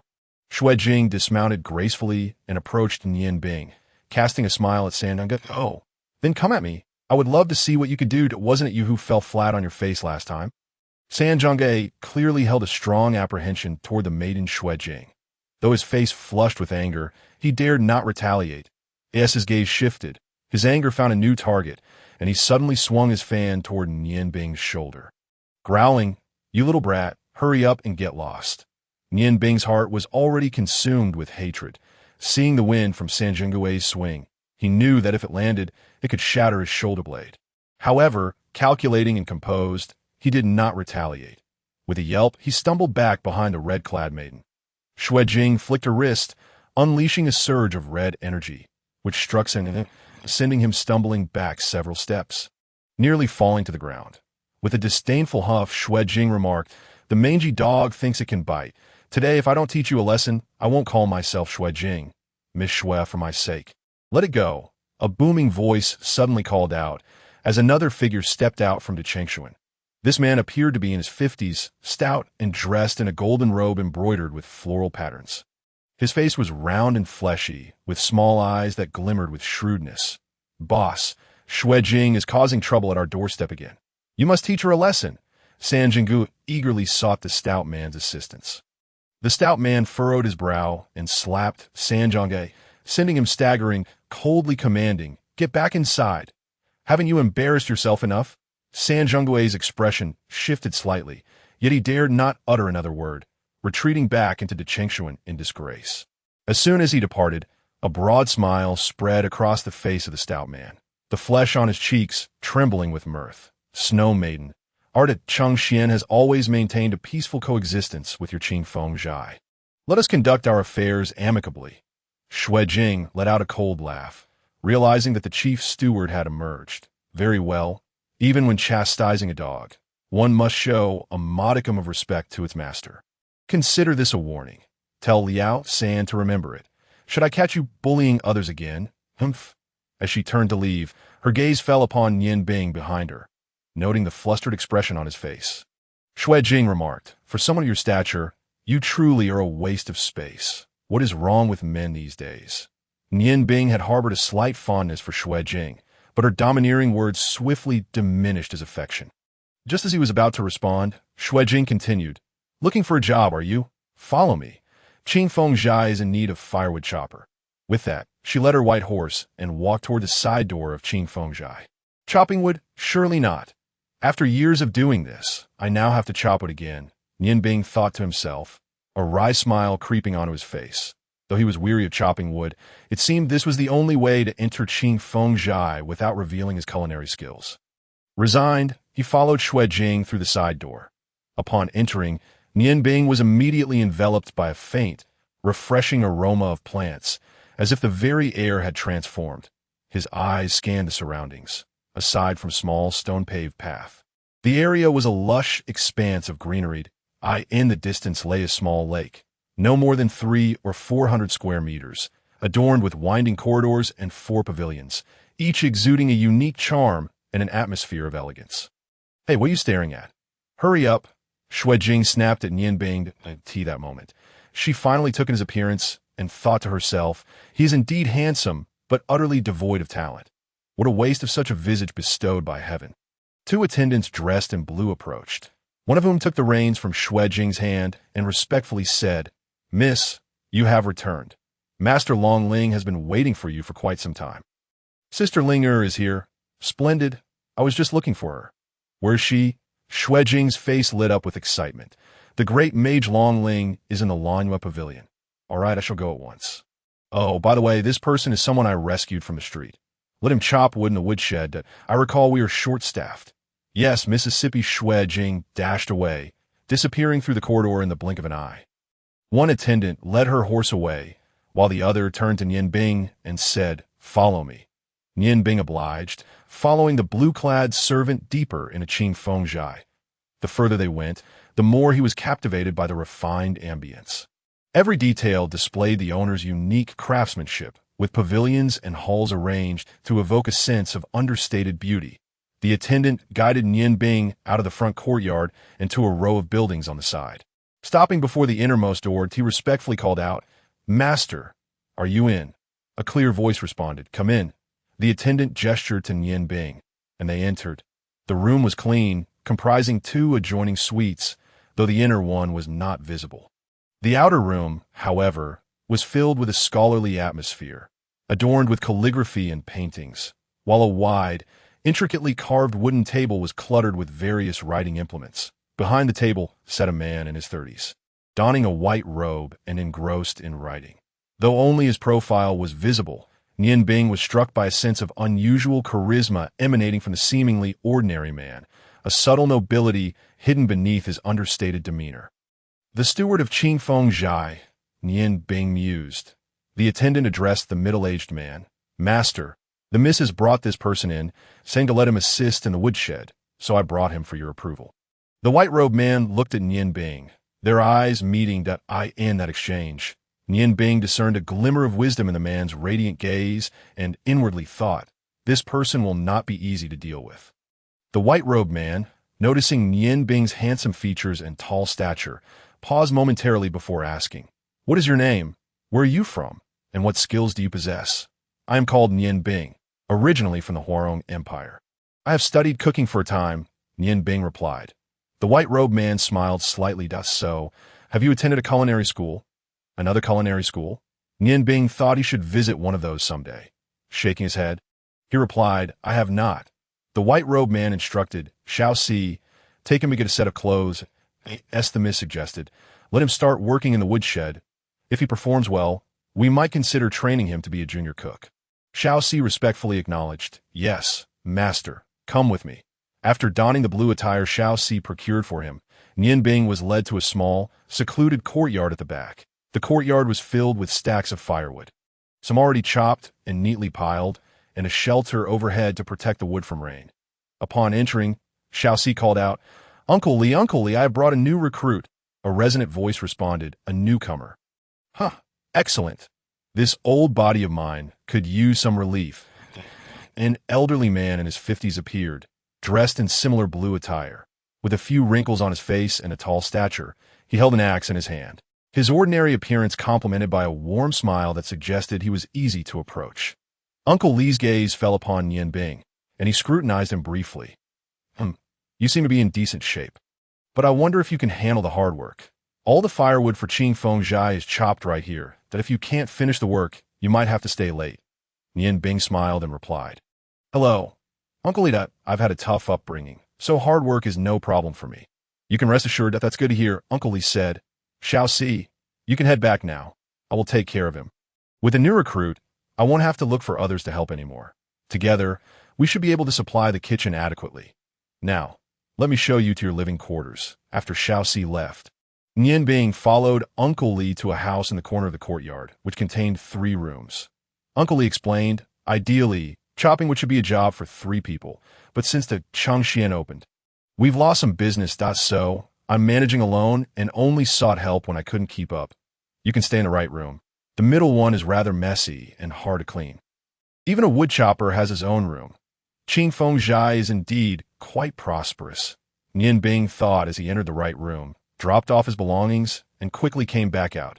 Uncle Lee was waiting for him at the door. "Have you chopped wood before?" Nian Bing nodded. He could consider himself quite experienced in that regard. Uncle Lee smiled. "Don't worry, I won't be hard on the newbie. From now on, we will split the work evenly. Our method of chopping wood here at Changsheng Blade is rather meticulous. When the wood is delivered, we must chop it as evenly as possible. See how that pile looks?" As he spoke, he pointed to a nearby stack of wood. "Today, I'll handle the work, but you can observe. Starting tomorrow, you will be helping me. By the way, what is your name, and who brought you in? Nian Bing recounted the events that had transpired in the street earlier. And upon hearing the story, Uncle Li laughed. Though the miss can be a bit fiery, she has a good heart. Don't worry. Even as woodchoppers, we have decent treatment. Room and board provided, plus a monthly income of 1 gold coin. We are indeed the luckiest woodchoppers. Moreover, our hours are relatively flexible. As long as we complete our daily quota of firewood, we are free to roam outside through the back door. As Nianbing listened to Uncle Li's introduction to Qingfeng Zhai, he observed his surroundings, gradually forming a general impression of the place. Qingfeng Zhai was not smaller in area than Changsheng, but its focus on various elegant features meant it could accommodate far fewer guests. Not far from the woodshed lay the kitchen, where dedicated staff would come to fetch firewood, and it was during mealtimes that one could glimpse the chefs. According to Uncle Li, the meals at Qingfeng Zhai were quite good, prepared by junior cooks, yet still included both vegetables and meat, making it a notable dining experience. Let me chop some wood, you take a break, Nian Bing offered, taking the axe from Uncle Li's hands and selecting a log. With careful strokes, he chopped the wood, ensuring that 8 pieces of equal size emerged from the log. Uncle Li praised him. You certainly have experience. Nian Bing, your technique is quite proficient. You must have chopped wood for quite some time. The miss has truly found me a good helper. There exists a diligent assistant named Nian Bing, who, finding himself with ample leisure, engages in conversation more frequently. With a bittersweet smile, Nian Bing remarked, when I tallied up, I have indeed chopped wood for 8 years. Uncle Li, nodding sincerely, replied, of course, it's formidable indeed, not merely impressive. The Mage Guild of our Ice Moon Empire often strives to preserve the exalted status of the Ice God Tower, which is situated in Snow City. I've heard that Miss Long Ling is the daughter of the guild master. At such a tender age, she has already attained the rank of a Grand Mage and is indeed the closest confidant of our young lady. The information regarding the Mage Guild of the Ice Moon Empire being located in Snow City was immensely beneficial to Nian Bing, although he was uncertain about the extent of his magical prowess. It was likely that he was nearing the realm of a Grand Mage. What he lacked most was a grimoire on ice magic, for incantations are of utmost importance. Without them, even the mightiest magical energy is rendered futile. While he had deduced some basic ice spells from fire magic incantations, spells of the 3rd tier and above each possess unique characteristics, leaving him feeling quite uncomfortable with his ice magical capability unaccompanied by the requisite incantations. If he could peruse the tomes of the Mage Guild, it would undoubtedly be of immense assistance to him. With Nian Bing's help, the task of chopping wood was swiftly completed. Earlier, while Uncle Li was engaged in his labor, Nian Bing had meticulously observed his chopping speed. Thus, when it came time for him to chop, he merely matched Uncle Li's pace. The wood he chopped was uniform, yet it lacked the pursuit of perfection he had once strived for in the peach blossom forest. Midway through, 2 individuals clad in white chef's attire approached and took a portion of the wood. Uncle Li chuckled heartily, saying, You're truly remarkable, a diligent lad indeed. Your speed is comparable to mine. The day is growing late. It's nearly time for dinner. Nian Bing replied, Uncle Li, I won TB dining here today that I've just arrived in Snow City and wish to take a stroll and procure some daily necessities. Uncle Li, a straightforward man, did not press for further details, merely directing Nian Bing to the back door and allowing him to depart. Upon leaving Qingfeng Zhai, Nian Bing's eyes sparkled with excitement. Having learned that the Mage Guild of the Ice Moon Empire was nearby, he resolved to investigate, at the very least to inquire about the conditions required to access their resources. With this thought in mind, he followed the main road and casually asked a passerby. Soon learning the location of the Mage Guild, an update has arrived today. I encourage everyone to bookmark and cast your recommendation votes. I, Xiao San, will strive to write diligently, though some may note that my updates have slowed a bit. I acknowledge this, but to enhance the quality of this work, I must conduct further research. I appreciate your understanding that I assure you that regardless of whether one is a public reader or a VIP, there will be at least 2 chapters updated daily, with the 2 chapters for VIPs being somewhat longer than the current ones. The Mage Guild is situated in the southern part of the city, while Qingfeng Zhai lies at the center of Snow City. Nian Bing discerned the general direction and strolled leisurely. As dusk approached, the light began to fade. Unable to utilize magic, his pace was akin to that of an ordinary person. And after an hour of walking, he finally beheld a towering structure in the distance that it resembled a spire, even taller than Zhangxian, with a distinctively shaped pointed roof dot on the facade facing the street. There was a colossal golden hexagram symbol. Without a doubt, this was the very place he sought.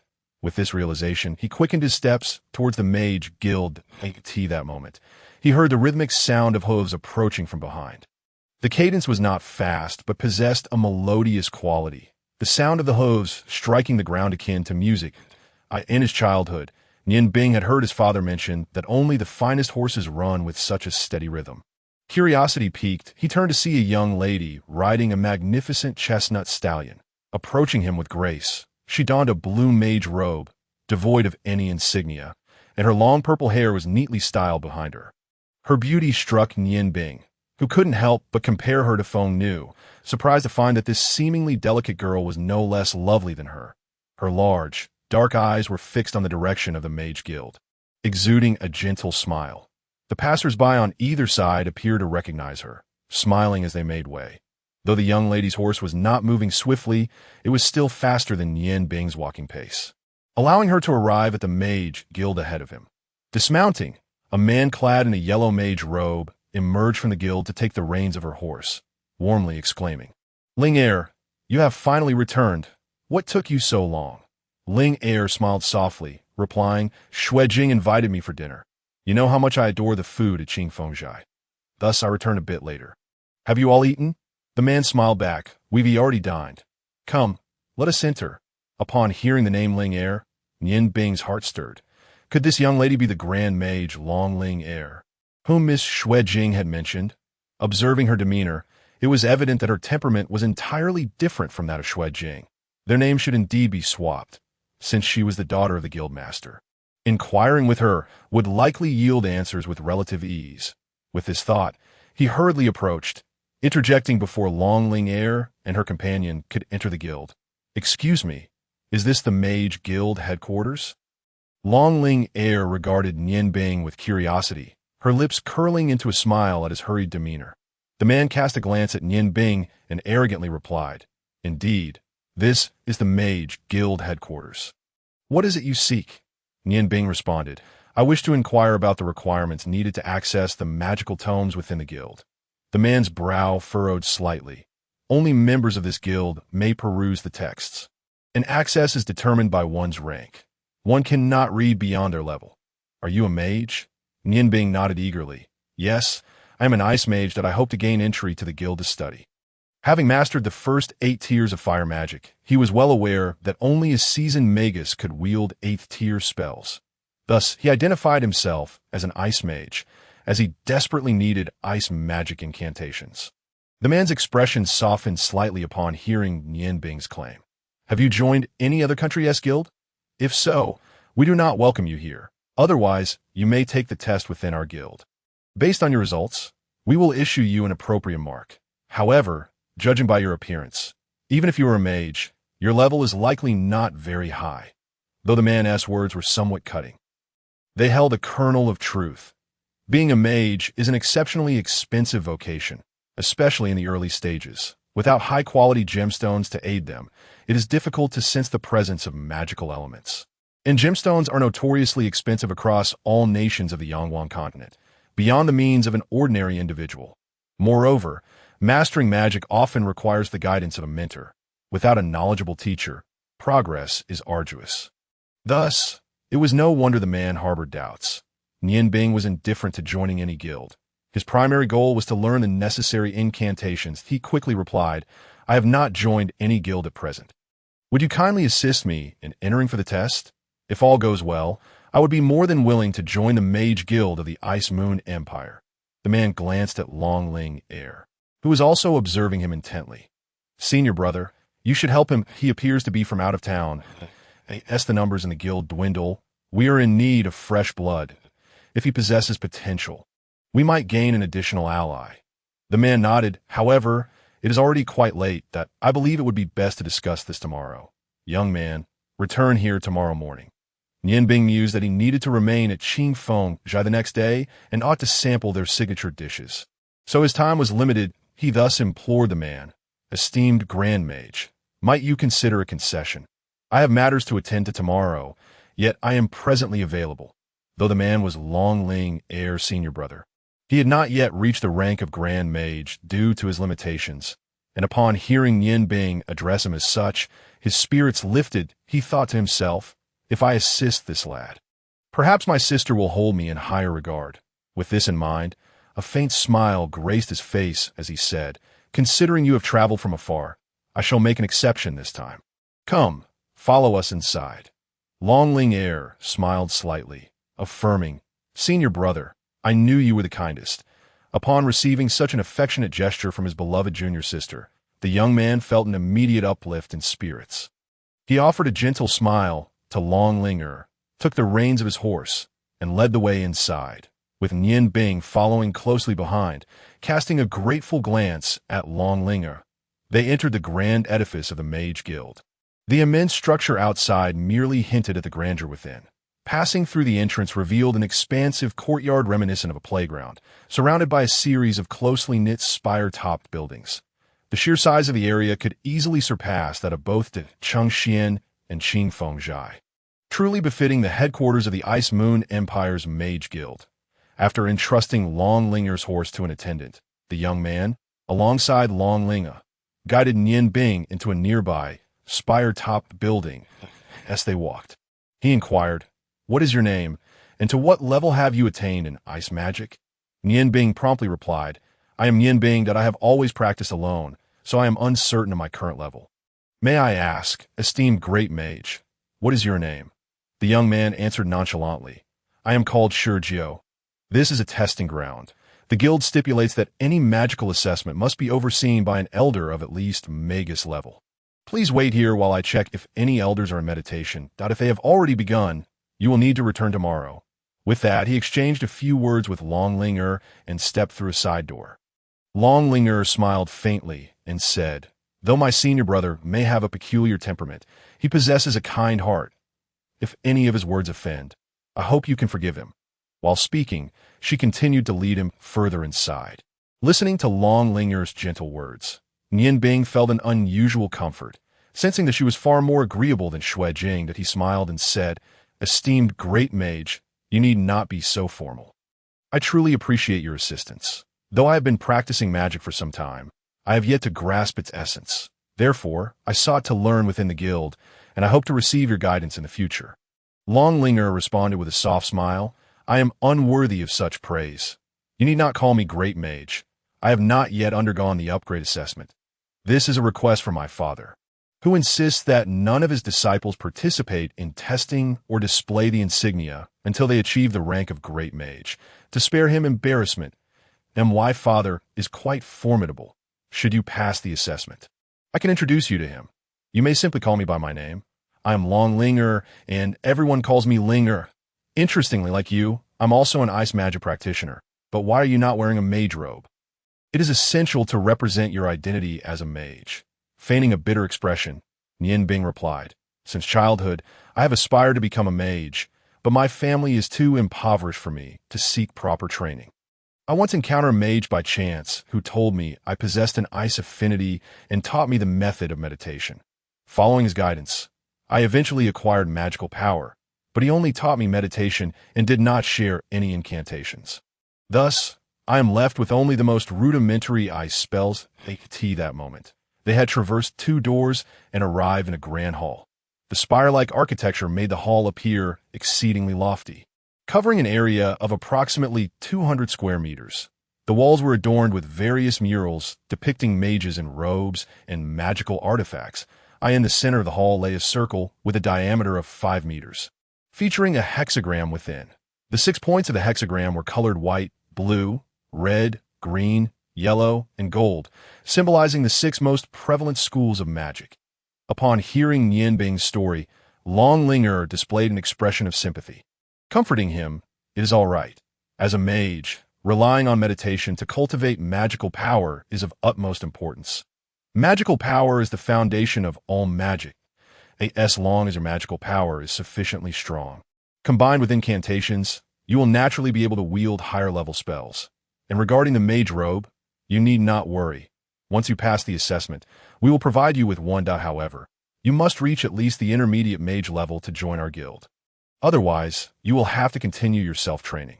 Nianbing nodded, thinking to himself that he was at least an advanced mage, even if he lacked high-level ice incantations that he could manage with a couple of level 4 ice spells for the assessment.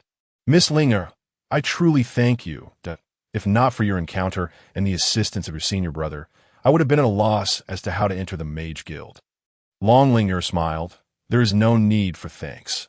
Even if you had not met us, upon expressing your identity as a mage, you would have been received by others within the guild. Remember to give your best effort during the assessment. No one will be able to assist you, and everything will rely on your own strength. Nianbing nodded resolutely, declaring, I will certainly pass the assessment. That moment, footsteps echoed, and Nianbing and Longling turned to see Shengao entering alongside an elderly man clad in a blue mage robe. The old man had snow-white hair and appeared to be at least 60 or 70 years old. On his left chest was embroidered a familiar insignia, the same as Nianbing's father's, unmistakably identifying him as either a water or ice magus. Shengao approached Nianbing first and remarked, You are quite fortunate. Master Li has not yet entered meditation. He is a water magus, so you should not delay in greeting him. In the realm of mages, status holds great significance. Any disparity in rank necessitates a bow of respect, a principle Nianbing had learned from his father. He promptly bowed, saying, Greetings, esteemed magus. The elderly man, seemingly reticent, merely acknowledged him with a grunt. Shengao respectfully addressed the elder. Master Li, may we commence now? The old man scrutinized Nianbing for a moment, then extended his hand, saying, Channel your magical energy and direct your utmost strength toward me. I must first ascertain the extent of your magical power. Nianbing nodded, cautiously grasping the old mage's gnarled hand, delicately controlling the ice magic within him to separate from the swirling vortex of fire and ice. Directing it toward the elder, he wished to keep his dual affinity a secret, so he concentrated on suppressing the fire magic as he released the ice energy. The frigid magical power surged through the connection, propelled by his mental strength, as it streamed toward masterly As Nianbing's power coursed through his arm, its perpetual rotation exerted a strong pull on the magical elements in the air. Naturally drawing in ice molecules, a blue radiance emanated from Nianbing's form, and the mere presence of this magical glow was sufficient to indicate that he possessed at least intermediate mage strength. Master Li, who had been half closing his eyes, suddenly opened them wide in surprise as he sensed the pure magical energy rushing toward him. His astonishment grew as he discerned that the young man, appearing similar in age to Longlinger, was transmitting an exceptionally pure magical force, devoid of any impurities. More remarkably, the energy was remarkably dense. Upon entering his body, Master Li found it challenging to dissipate the concentrated icy aura. Furthermore, the ice magic flowed forth in a gentle spiral, akin to an endless river, making it somewhat arduous for even a magus of his caliber to contend with such peculiar ice magic. Enough, Master Li finally spoke, gently shaking his right hand.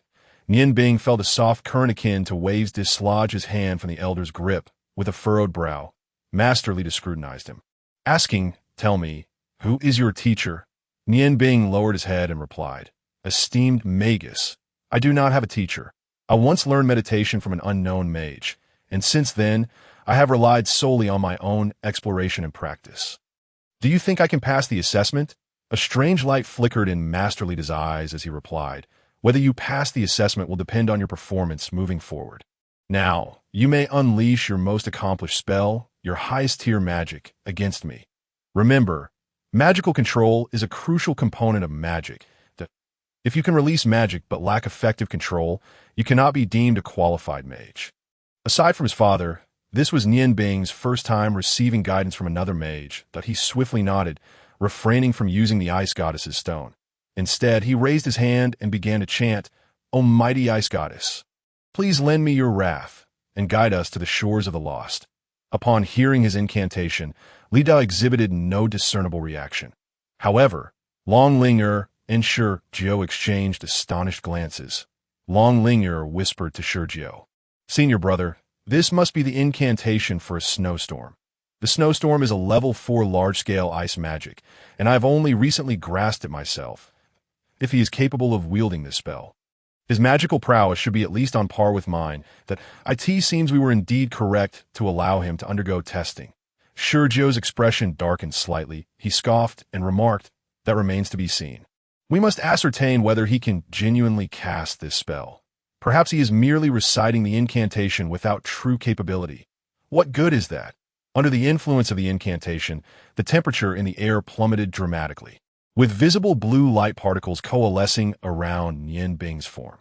Although he did not utilize the ice goddess's Sigh, his years of training alongside the ice goddess's stone had established a profound connection between him and the gem. Even without direct application, the effect was only slightly diminished. Blue light particles floated around Nian Bing, their brilliance flickering as they began to orbit his body at an increasing velocity. The snowstorm was Nian Bing's most proficient level for ice magic. As the snowstorm whirled, it harmonized with the elemental magic of ice and fire within him, allowing for a more economical use of magical energy. The second chapter of today has arrived. I encourage everyone to vote and collect. Snowflakes began to fall in succession, and Lida's expression grew grave. Sensing the chilling atmosphere, he retrieved a small, 8-inch-long wand from his robe, murmuring a few incantations under his breath. Instantly, a shimmering wave of water materialized before him. Not merely a simple water wall technique, but an upgraded version, a level 5 single-target defensive water magic, known as the water mirror technique. This spell not only provided excellent defensive capabilities, but could also reflect a portion of the opponent's magical assaults. The snowstorm finally took shape, swirling rapidly around Nian Bing's form, gaining speed until he was nearly obscured from view. With blue light radiating from his eyes, he pointed forward with his right hand, directing the snowstorm into a modest tornado that skimmed the ground toward the mage Lida. Observing this, Shurjio scoffed, "Junior sister, do you see what I mean? Can such a limited area truly be deemed a snowstorm?" Long Linger, her eyes reflecting a peculiar expression, countered, "No, senior brother, you are mistaken.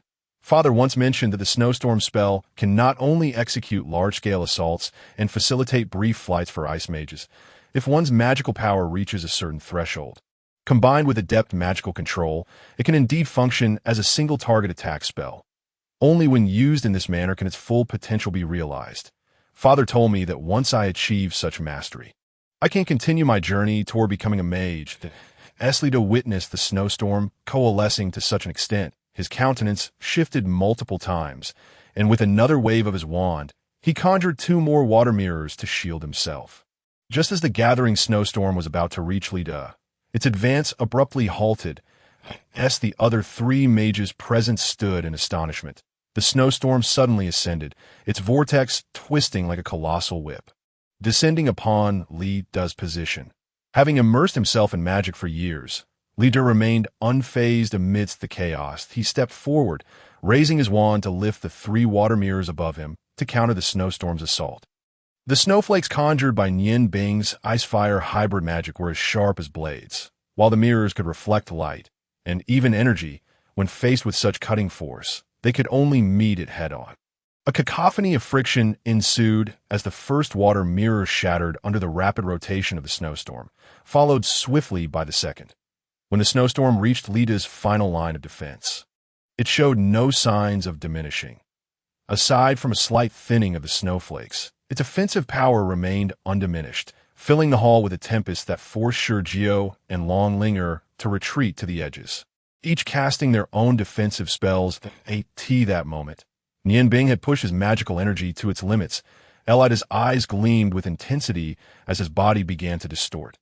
When the last water mirror collapsed under Nian Bing's formidable snowstorm, he suddenly plunged into the tempest. Amidst the gasps of all present, blue waves surged forth, causing Nian Bing to stagger back a few steps, nearly losing his balance. The snowstorm, too, quietly dissipated, leaving the hall to return to normal. Save for the lingering chill, I dematerialized a short distance before Nian Bing. Contemplating, a level 4 spell compelled me to unleash my 7th-tier magic, Water's Embrace. Young man, your mastery of magical control is nearly comparable to mine. Alas, your magical power is merely at the threshold of a great mage. Longlinger, astonished, inquired, Uncle Lida, are you suggesting he is a great mage? Lida nodded. Aside from you, this is the first time I have encountered a child with such exceptional talent. Achieving this level of magical power at such a tender age is indeed remarkable. His magical level is on par with yours, yet his control far surpasses it, indicating a formidable mental acuity approaching that of a mage. He is deserving of the title of Great Mage. The reason your father has yet to allow you to undergo testing is that your control is still insufficient. You must strive diligently in this regard, aiming to become a true Great Mage as soon as possible. Tell me, child, how old are you? The final question was directed at Nian Bing, and his tone had softened considerably, though Nian Bing had expended a considerable amount of ice magic energy.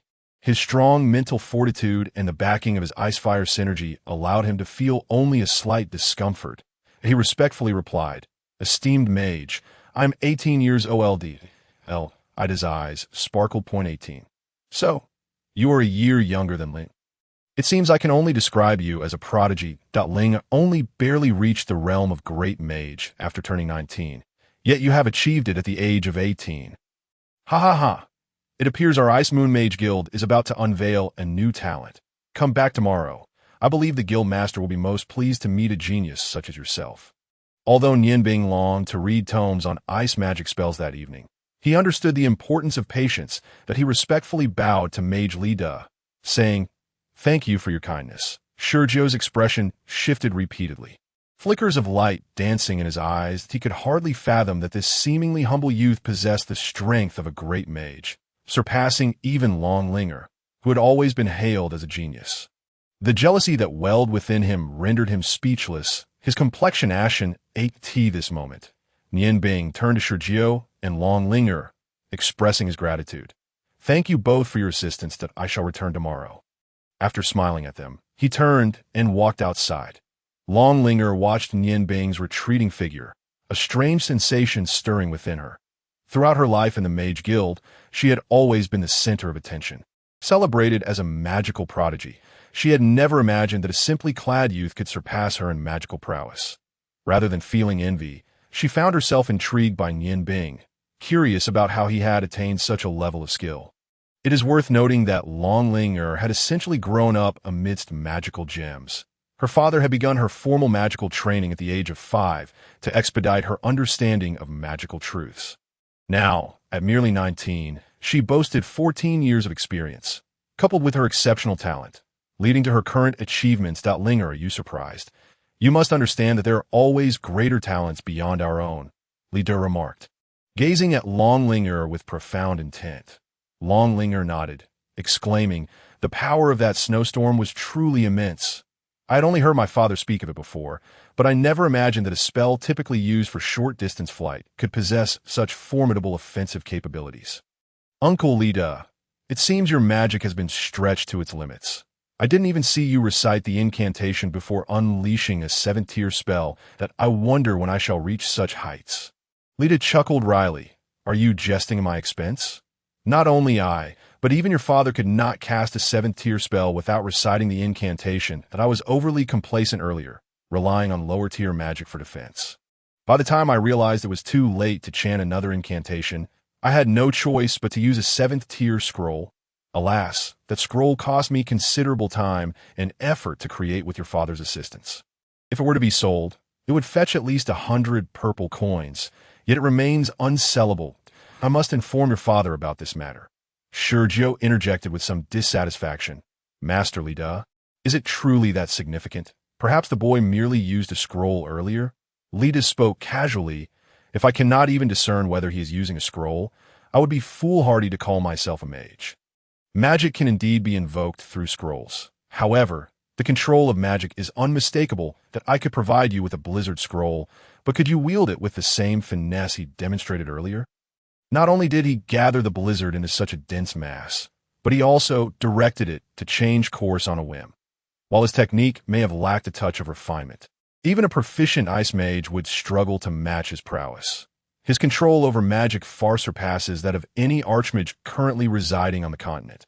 One can only marvel how he has honed such skills at such a tender age. After uttering these words, he cast a meaningful glance at Shurjiao before turning to leave. Once Lita departed, Long Ling emerged from her earlier astonishment, murmuring, "Uncle Li hasn't smiled in quite some time. He actually chuckled during the assessment just now." Shurjiao replied with a hint of irritation, "I believe Teacher Li has reached a point of acceptance. Let us not dwell on him. Come, junior sister, allow me to treat you to a late-night snack." Long Ling shook her head, saying, "No, brother, today I realize just how far I still have to go in my magical studies. Among my peers, I hold no advantage. I wish to devote myself to my training and strive to catch up to Nianbing. You should also train diligently. See you tomorrow. I wonder how father will react upon meeting Nianbing." After saying this, she bid farewell to Shurjiao and floated away. Shurjiao gazed longingly at Long Ling's disappearing figure, his mind racing with strategies. He was nearly a decade older than Long Ling and had watched her grow up. His heart had long been entwined with his junior sister. The arrival of Nianbing heightened his sense of urgency. Nianbing, being of similar age to Long Ling and far more handsome than himself, coupled with impressive magical prowess, posed a significant threat. Aside from their differing backgrounds, Nianbing seemed to surpass him in every regard. If Nianbing were to join the guild, pursuing Long Ling would become increasingly difficult. Clearly, he needed to devise a plan to address this situation. Exiting the Mage Guild, Nianbing felt elated, knowing that the mage's assessment could not be wrong. To his surprise, he had inadvertently reached the level of an archmage. Moreover, possessing two types of magic, he was far stronger than an ordinary archmage if he had unleashed two fourth-tier spells simultaneously. While excitement coursed through him, he remained humble. The distinction between an archmage and a mage, though seemingly slight, was an arduous chasm to cross. Nianbing recalled his father's words. He had reached archmage status at 24, yet it took him until 35, through relentless training and with the aid of the Flame Goddess Stone, to ascend to the rank of mage. That was already remarkably swift. The youngest mage on the continent had achieved similar feats only after decades of diligence. The leap from archmage to mage could be likened to crossing a formidable divide. Once one crossed it, they entered the realm of powerful mages, no longer fearing warriors of equal rank. The mightiest archmages could only cast 5th-tier area spells, whereas the strongest mages could wield 8th-tier magic.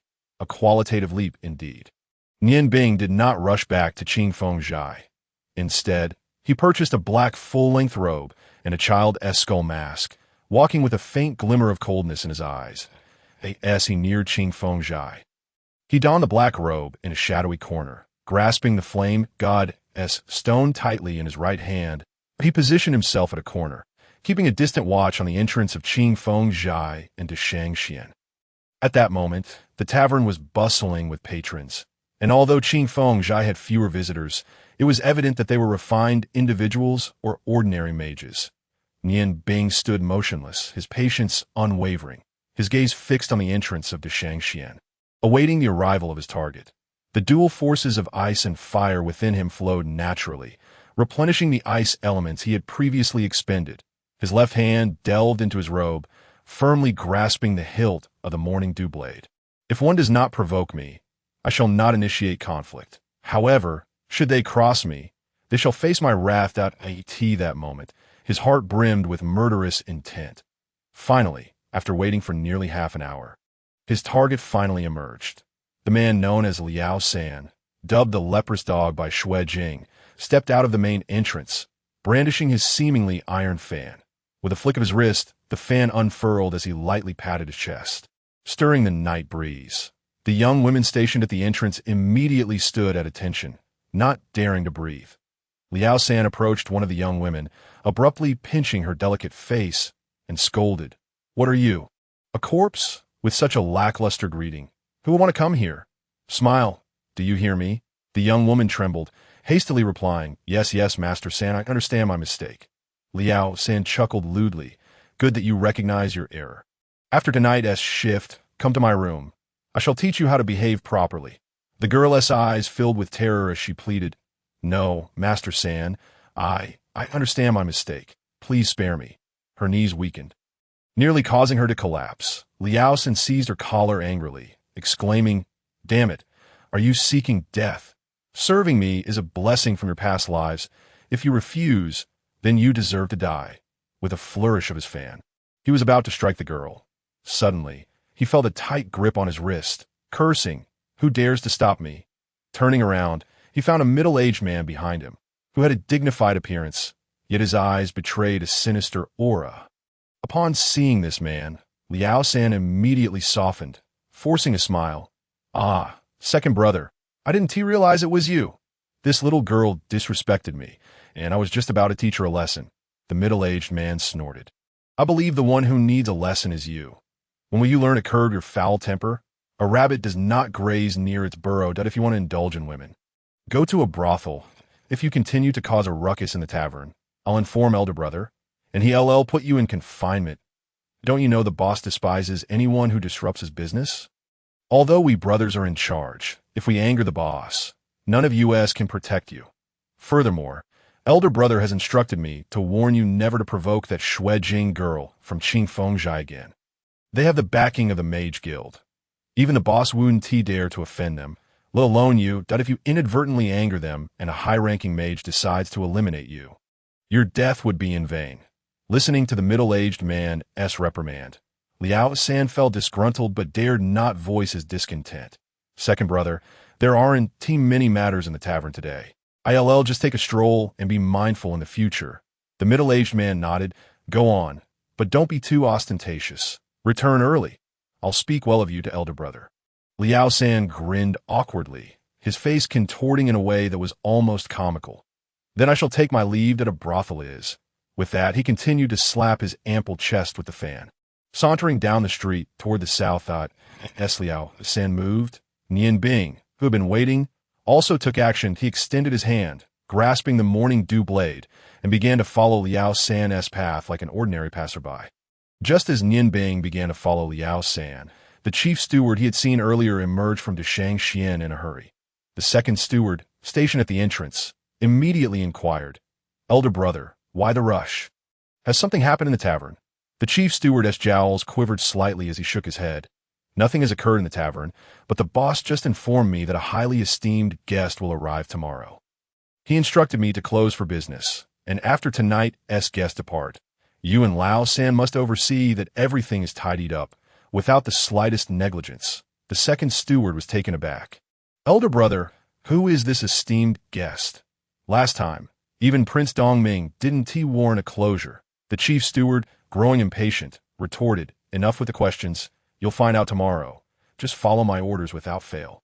"Where is Lao San?" The second steward hesitated. "He said there was nothing happening in the tavern, so he wanted to take a stroll that I let him go." The chief steward scoffed. "He must be off to the brothel again. When will he ever shed those bad habits? You need to go fetch him back immediately. If we fail to host the esteemed guest properly tomorrow, we all will suffer the consequences."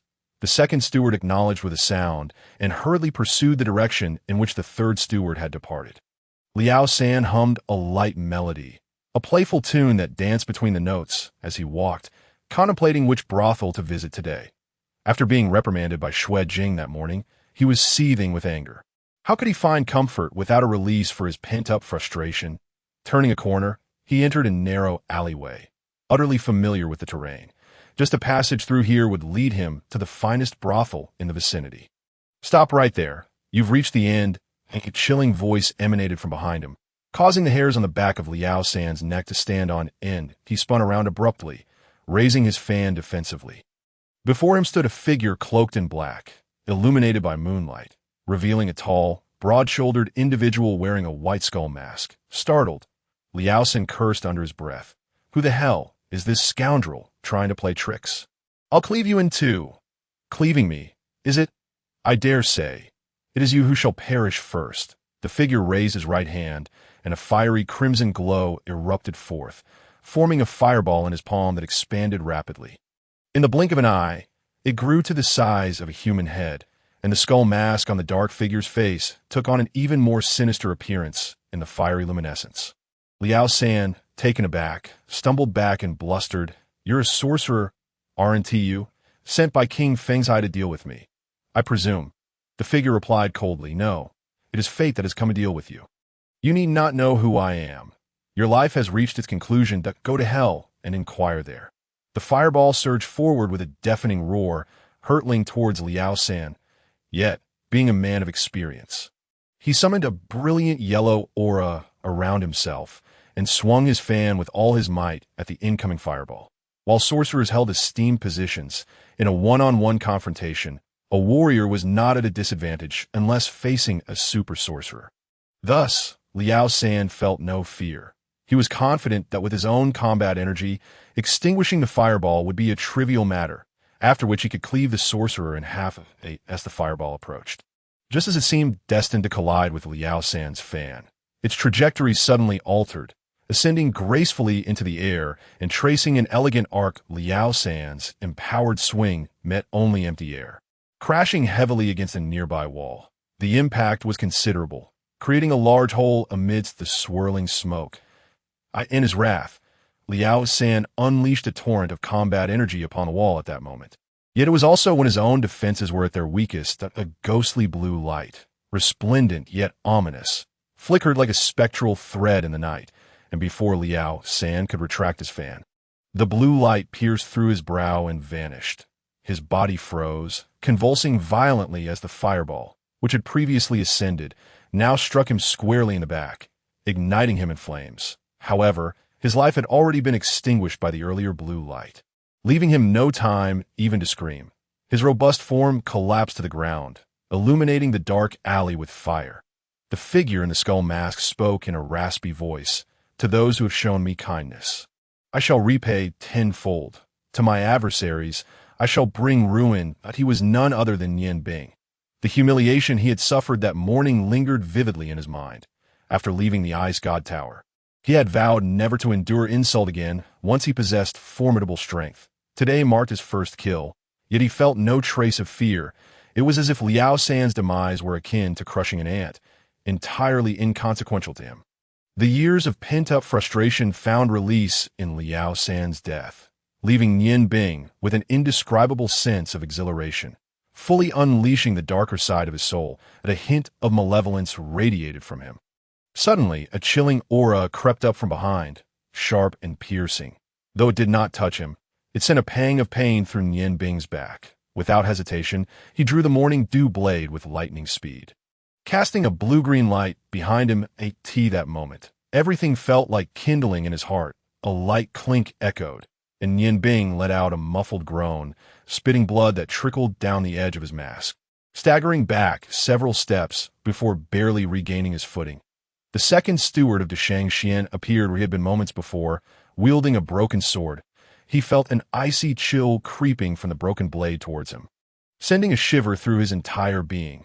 When the fireball had descended upon Liao San, the second steward had already approached Nian Bing from behind. However, there had been no time to save Liao San. To avoid startling Nian Bing, he had remained silent. Only after the explosion of the fireball did he quietly channel his combat energy and draw the soft sword coiled at his waist to strike at Nian Bing's vital points from behind.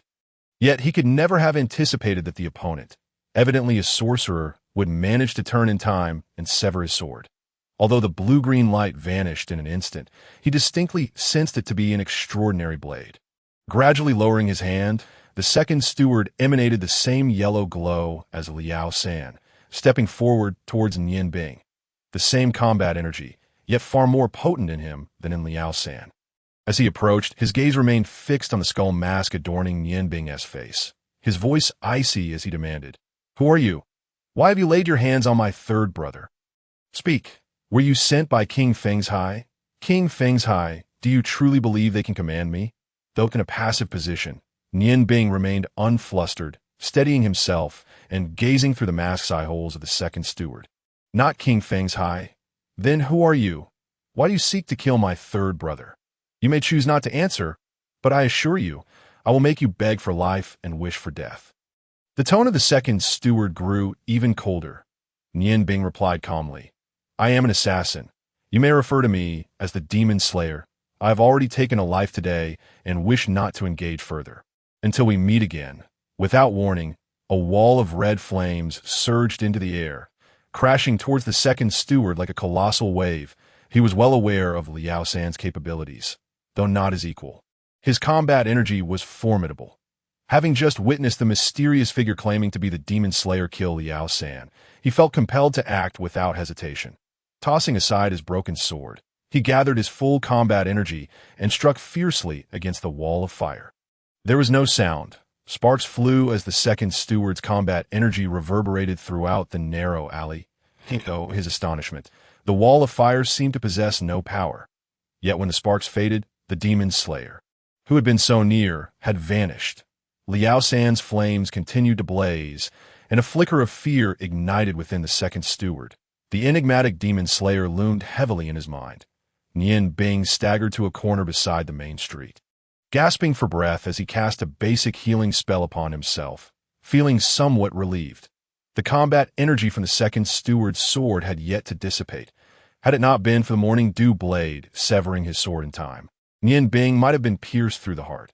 Even so, the combat energy that had surged into him at the moment of the blade's destruction had injured his internal organs. After all, he was not a warrior. As a sorcerer, his physical form was his greatest weakness. The Wall of Fire spell was a 5th-level magic. Though capable of casting it, Nian Bing required time to chant the incantation. What he had used to escape earlier had not been a true wall of fire. Just as he could condense a blizzard, so too could he, leveraging his immense mental strength, expand a basic 1st-level fireball to the size of a wall of fire.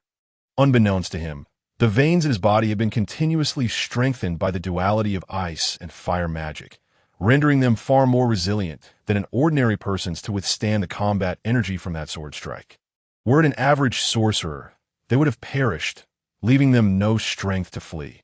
After catching his breath, the pain within his abdomen subsided somewhat, and a healing spell began to take effect. The moniker Demon Slayer, a name conjured in haste, etched itself deeply into his mind. He silently vowed that one day, the Demon Slayer would descend upon the transcendent Ice God Tower, bringing death to those who had once harmed his parents. As he contemplated this, he swiftly shed his clothing, wrapping the mask within, and cautiously made his way towards the back door of Qingfo. By the time Nian Bing returned to King Feng's High, it was already deep into the night. He carefully pushed open the back door and stealthily advanced towards the woodshed. The path from the back door to the woodshed traversed the backyard, where Uncle Li had previously cautioned him that it was the exclusive domain of the King Feng's High owner. Without permission, no servant was allowed entry. The wall of the backyard stands approximately 2 meters high, adorned with a series of plum blossom-shaped apertures. The azure wall seamlessly blends with the surrounding environment. At the height of Nian Bing, he is just able to glimpse the interior through these floral openings as he strolls along the path.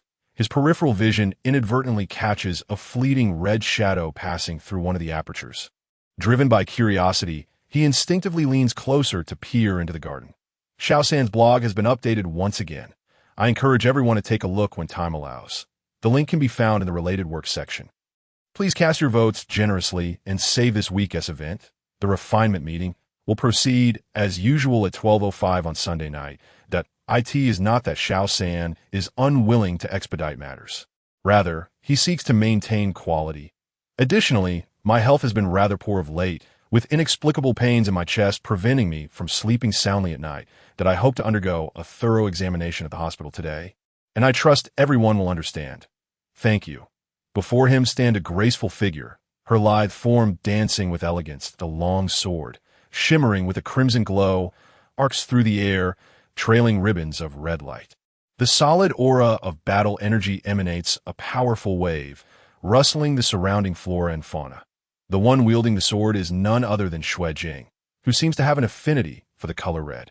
Although she has changed into a long dress, it still bears that fiery hue, her movements exuding vitality and fluidity akin to flowing water.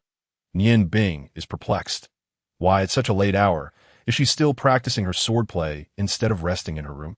Nevertheless, he decides to dismiss the thought and hasten back to apply a few healing spells to himself, prioritizing his recovery. As he turns to leave, he inadvertently brushes against a cluster of flowers, producing a barely audible sound. Who is it? Nian Bing silently curses his luck, hastily discarding his black cloak and mask among the foliage. Just as he completes this action, a red cloud surges over the garden wall, gracefully materializing before him to the tip of the crimson light.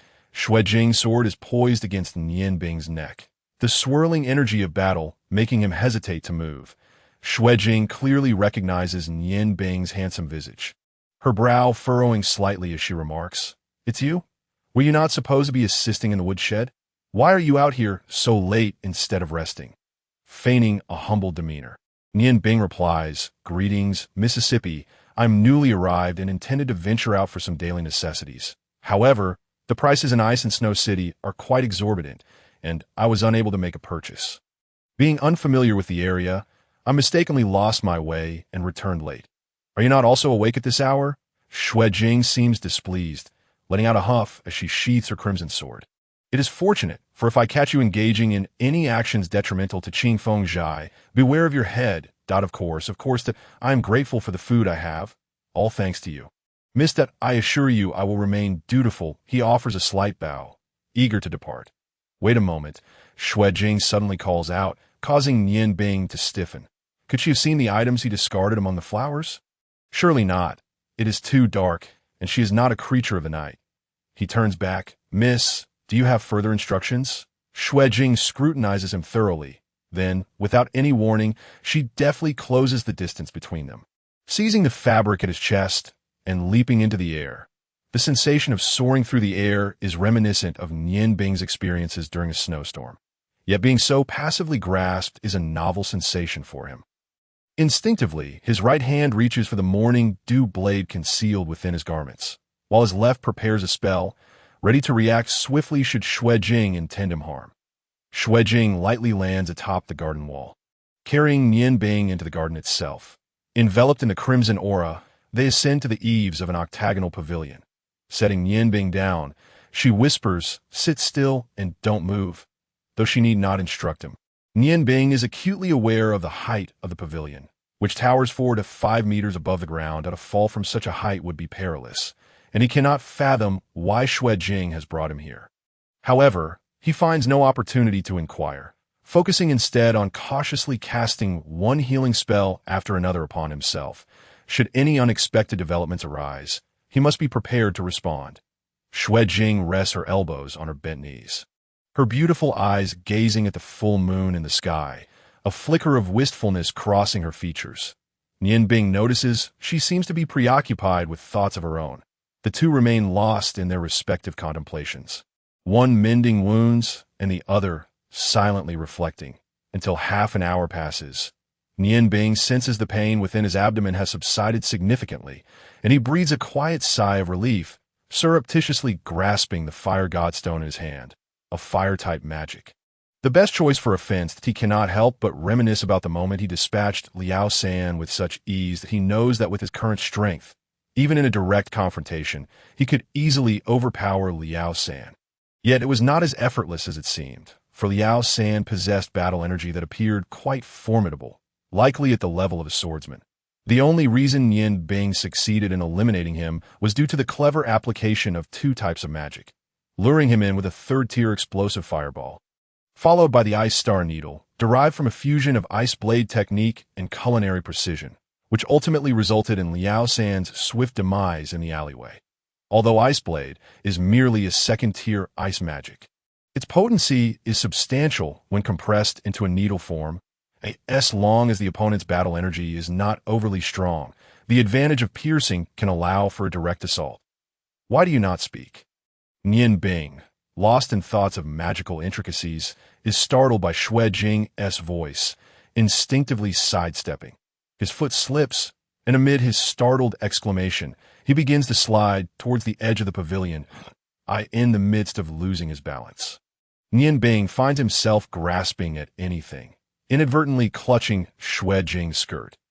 Nian Bing's sudden descent startles Xuejing, who feels her body lurch as she instinctively wraps her arms around his waist while using her other hand to push down, utilizing the rebound from her battle energy against the ground to propel them both back atop the pavilion. Silence reigns, an absolute stillness. Nian Bing and Xuejing lock eyes, maintaining an awkward posture, Xuejing encircling Nian Bing's waist, while he holds her neck with one hand, the other gripping her skirt. The exposed expanse of Xuejing's snow-white thigh, revealed by the hiked-up hem of her skirt, sends a flush of heat through Nianbing. His heartbeat quickens, and his mind momentarily blanks. The typically astute Nianbing finds himself utterly at a loss. "You scoundrel!" Xuanji suddenly releases him, delivering a sharp slap across his face, nearly sending him tumbling off the pavilion once more. With a deft movement of her foot, she pulls him closer, swatting away his grasp on her skirt, her gaze blazing with indignation.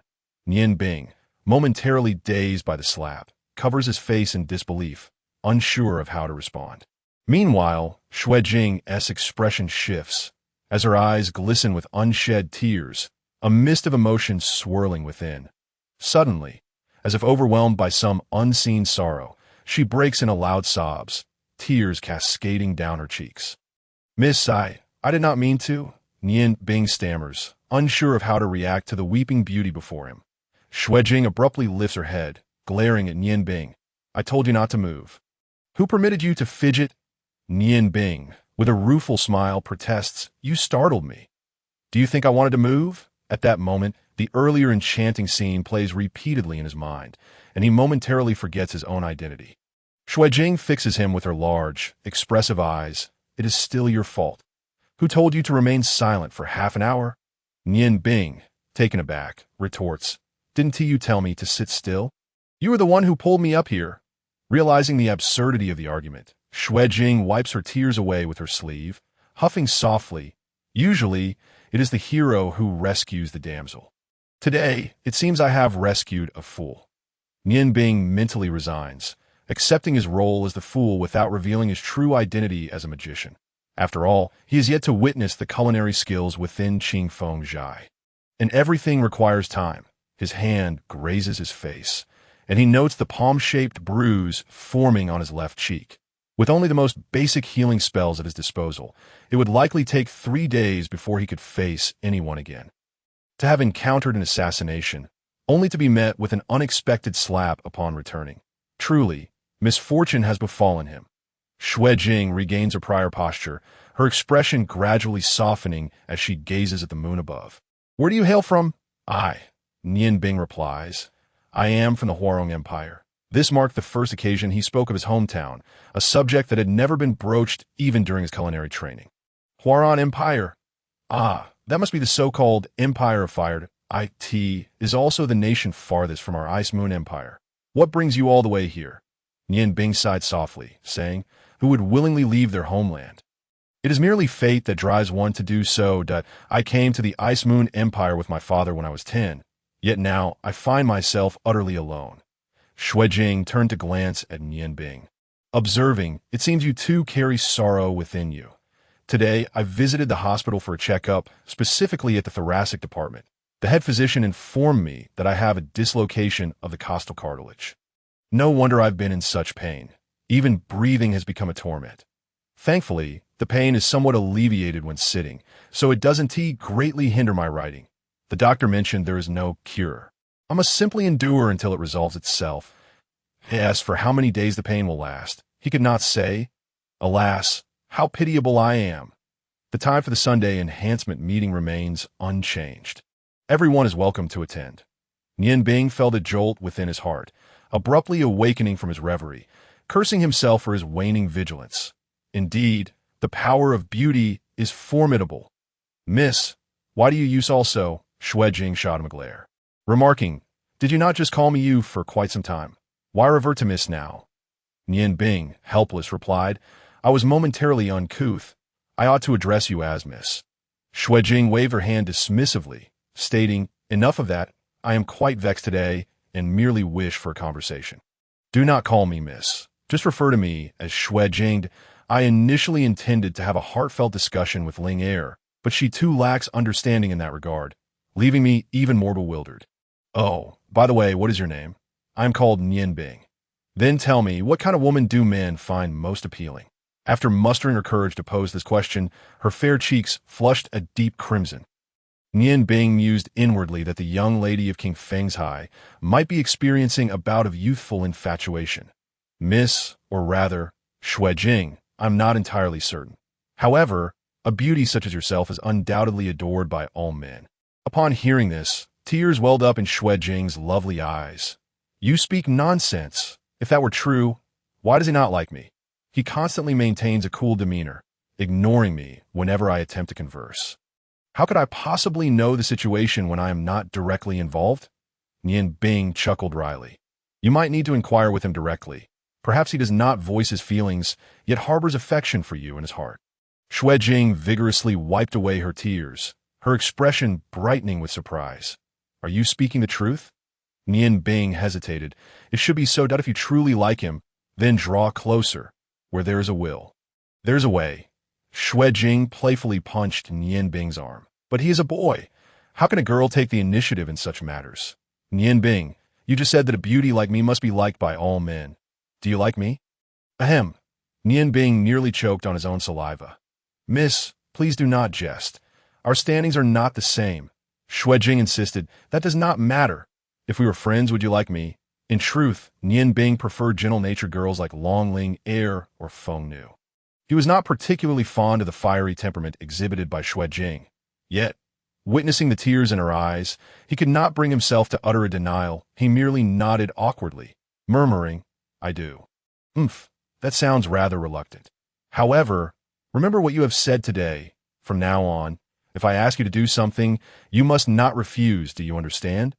Nian Bing could only respond with a bitter smile, realizing he had little choice in the matter. Shui Jing turned back to face the bright moon, murmuring, he truly is quite charming, but compared to his looks, he seems less handsome than you. Yet, he is already a grand swordsman, approaching the realm of a martial artist. His swordsmanship is particularly graceful, exuding a majestic aura that you cannot match. That I adore heroes like him, but I must find an opportunity to gauge his feelings. Otherwise, I shall never be content. That night, Nian Bing accompanied Shui Jing in the pavilion until dawn, after which she guided him out of the garden, bidding him farewell. That a sleepless night was inconsequential, yet it was the first time in many years that Nian Bing had not engaged in meditation. Upon returning to his room, he forewent sleep altogether, desperately employing healing spells on himself in hopes of erasing the imprint left by a slap on his face, so that he might visit the mage guild to examine magical incantations.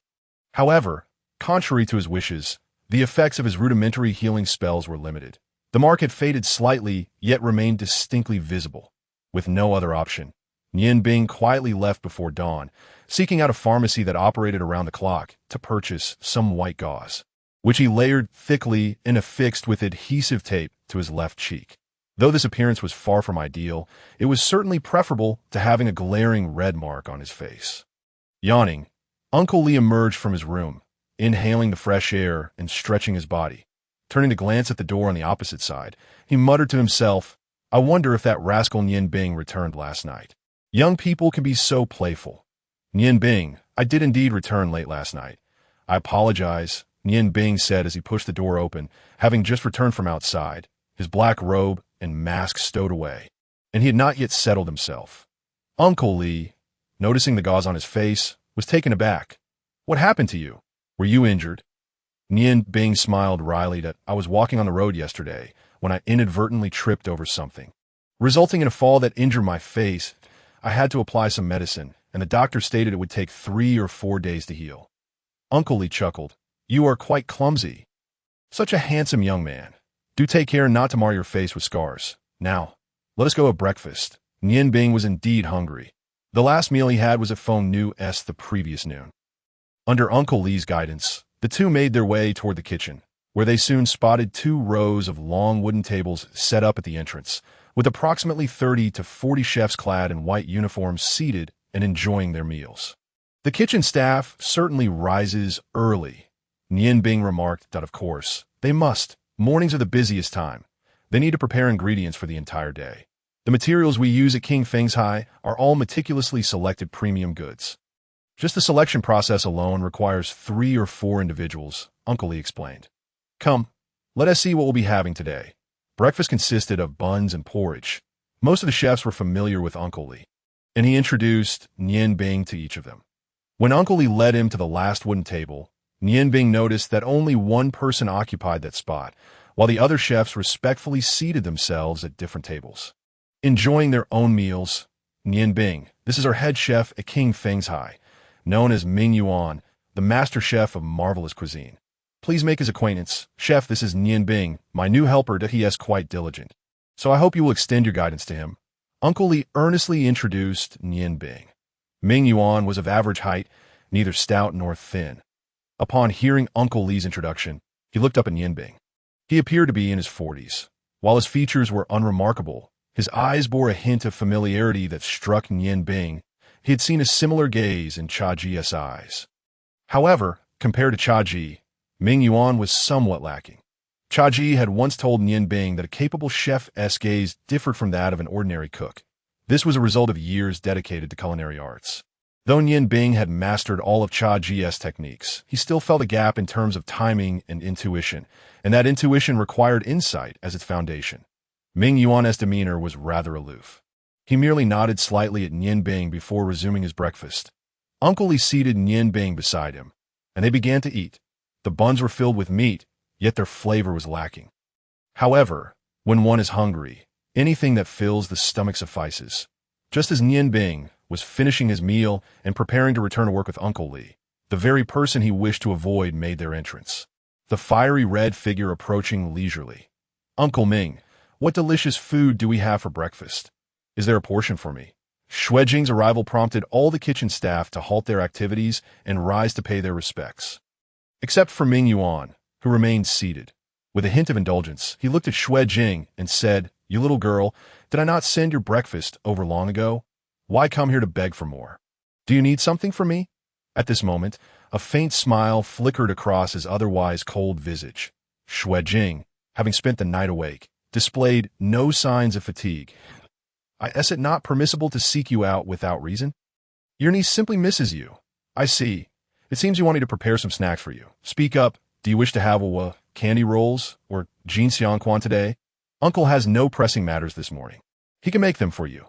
The time for the Sunday gathering remains unchanged, and everyone is welcome to attend. Upon hearing the names of candy rolls and Jinxiangquan, Nian Bing felt a stirring in his heart. He had heard of two of these delicacies before.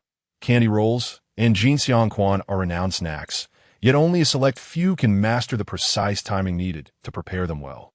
However, what exactly is Wawa? Since Ming Yuan is reputed as the king of culinary arts, he must possess a remarkable knack for ingenious cooking techniques. He must take the opportunity to inquire about the preparation of Wawa. Xuejing pondered for a moment and said, "Uncle Ming, I would like to have Jinxiangquan. You know, it's my favorite. How about you teach me how to make it?" Ming Yuan feigned a look of horror and replied, "You, perhaps not, unless your father agrees to burn down the kitchen of Qingfengzhai. Then I might consider teaching you. Otherwise, I wish to live a few more years and provide you with many more delicious treats. Nevertheless, I must say, my dear girl, while Jinxiangquan is crispy and fragrant, it is rather oily, which is not particularly good for the skin." Xuejing giggled and replied, "But I don't eat it every day. Having it once in a while is fine, right?" Ming Yuan stood up and said, "Very well, follow me.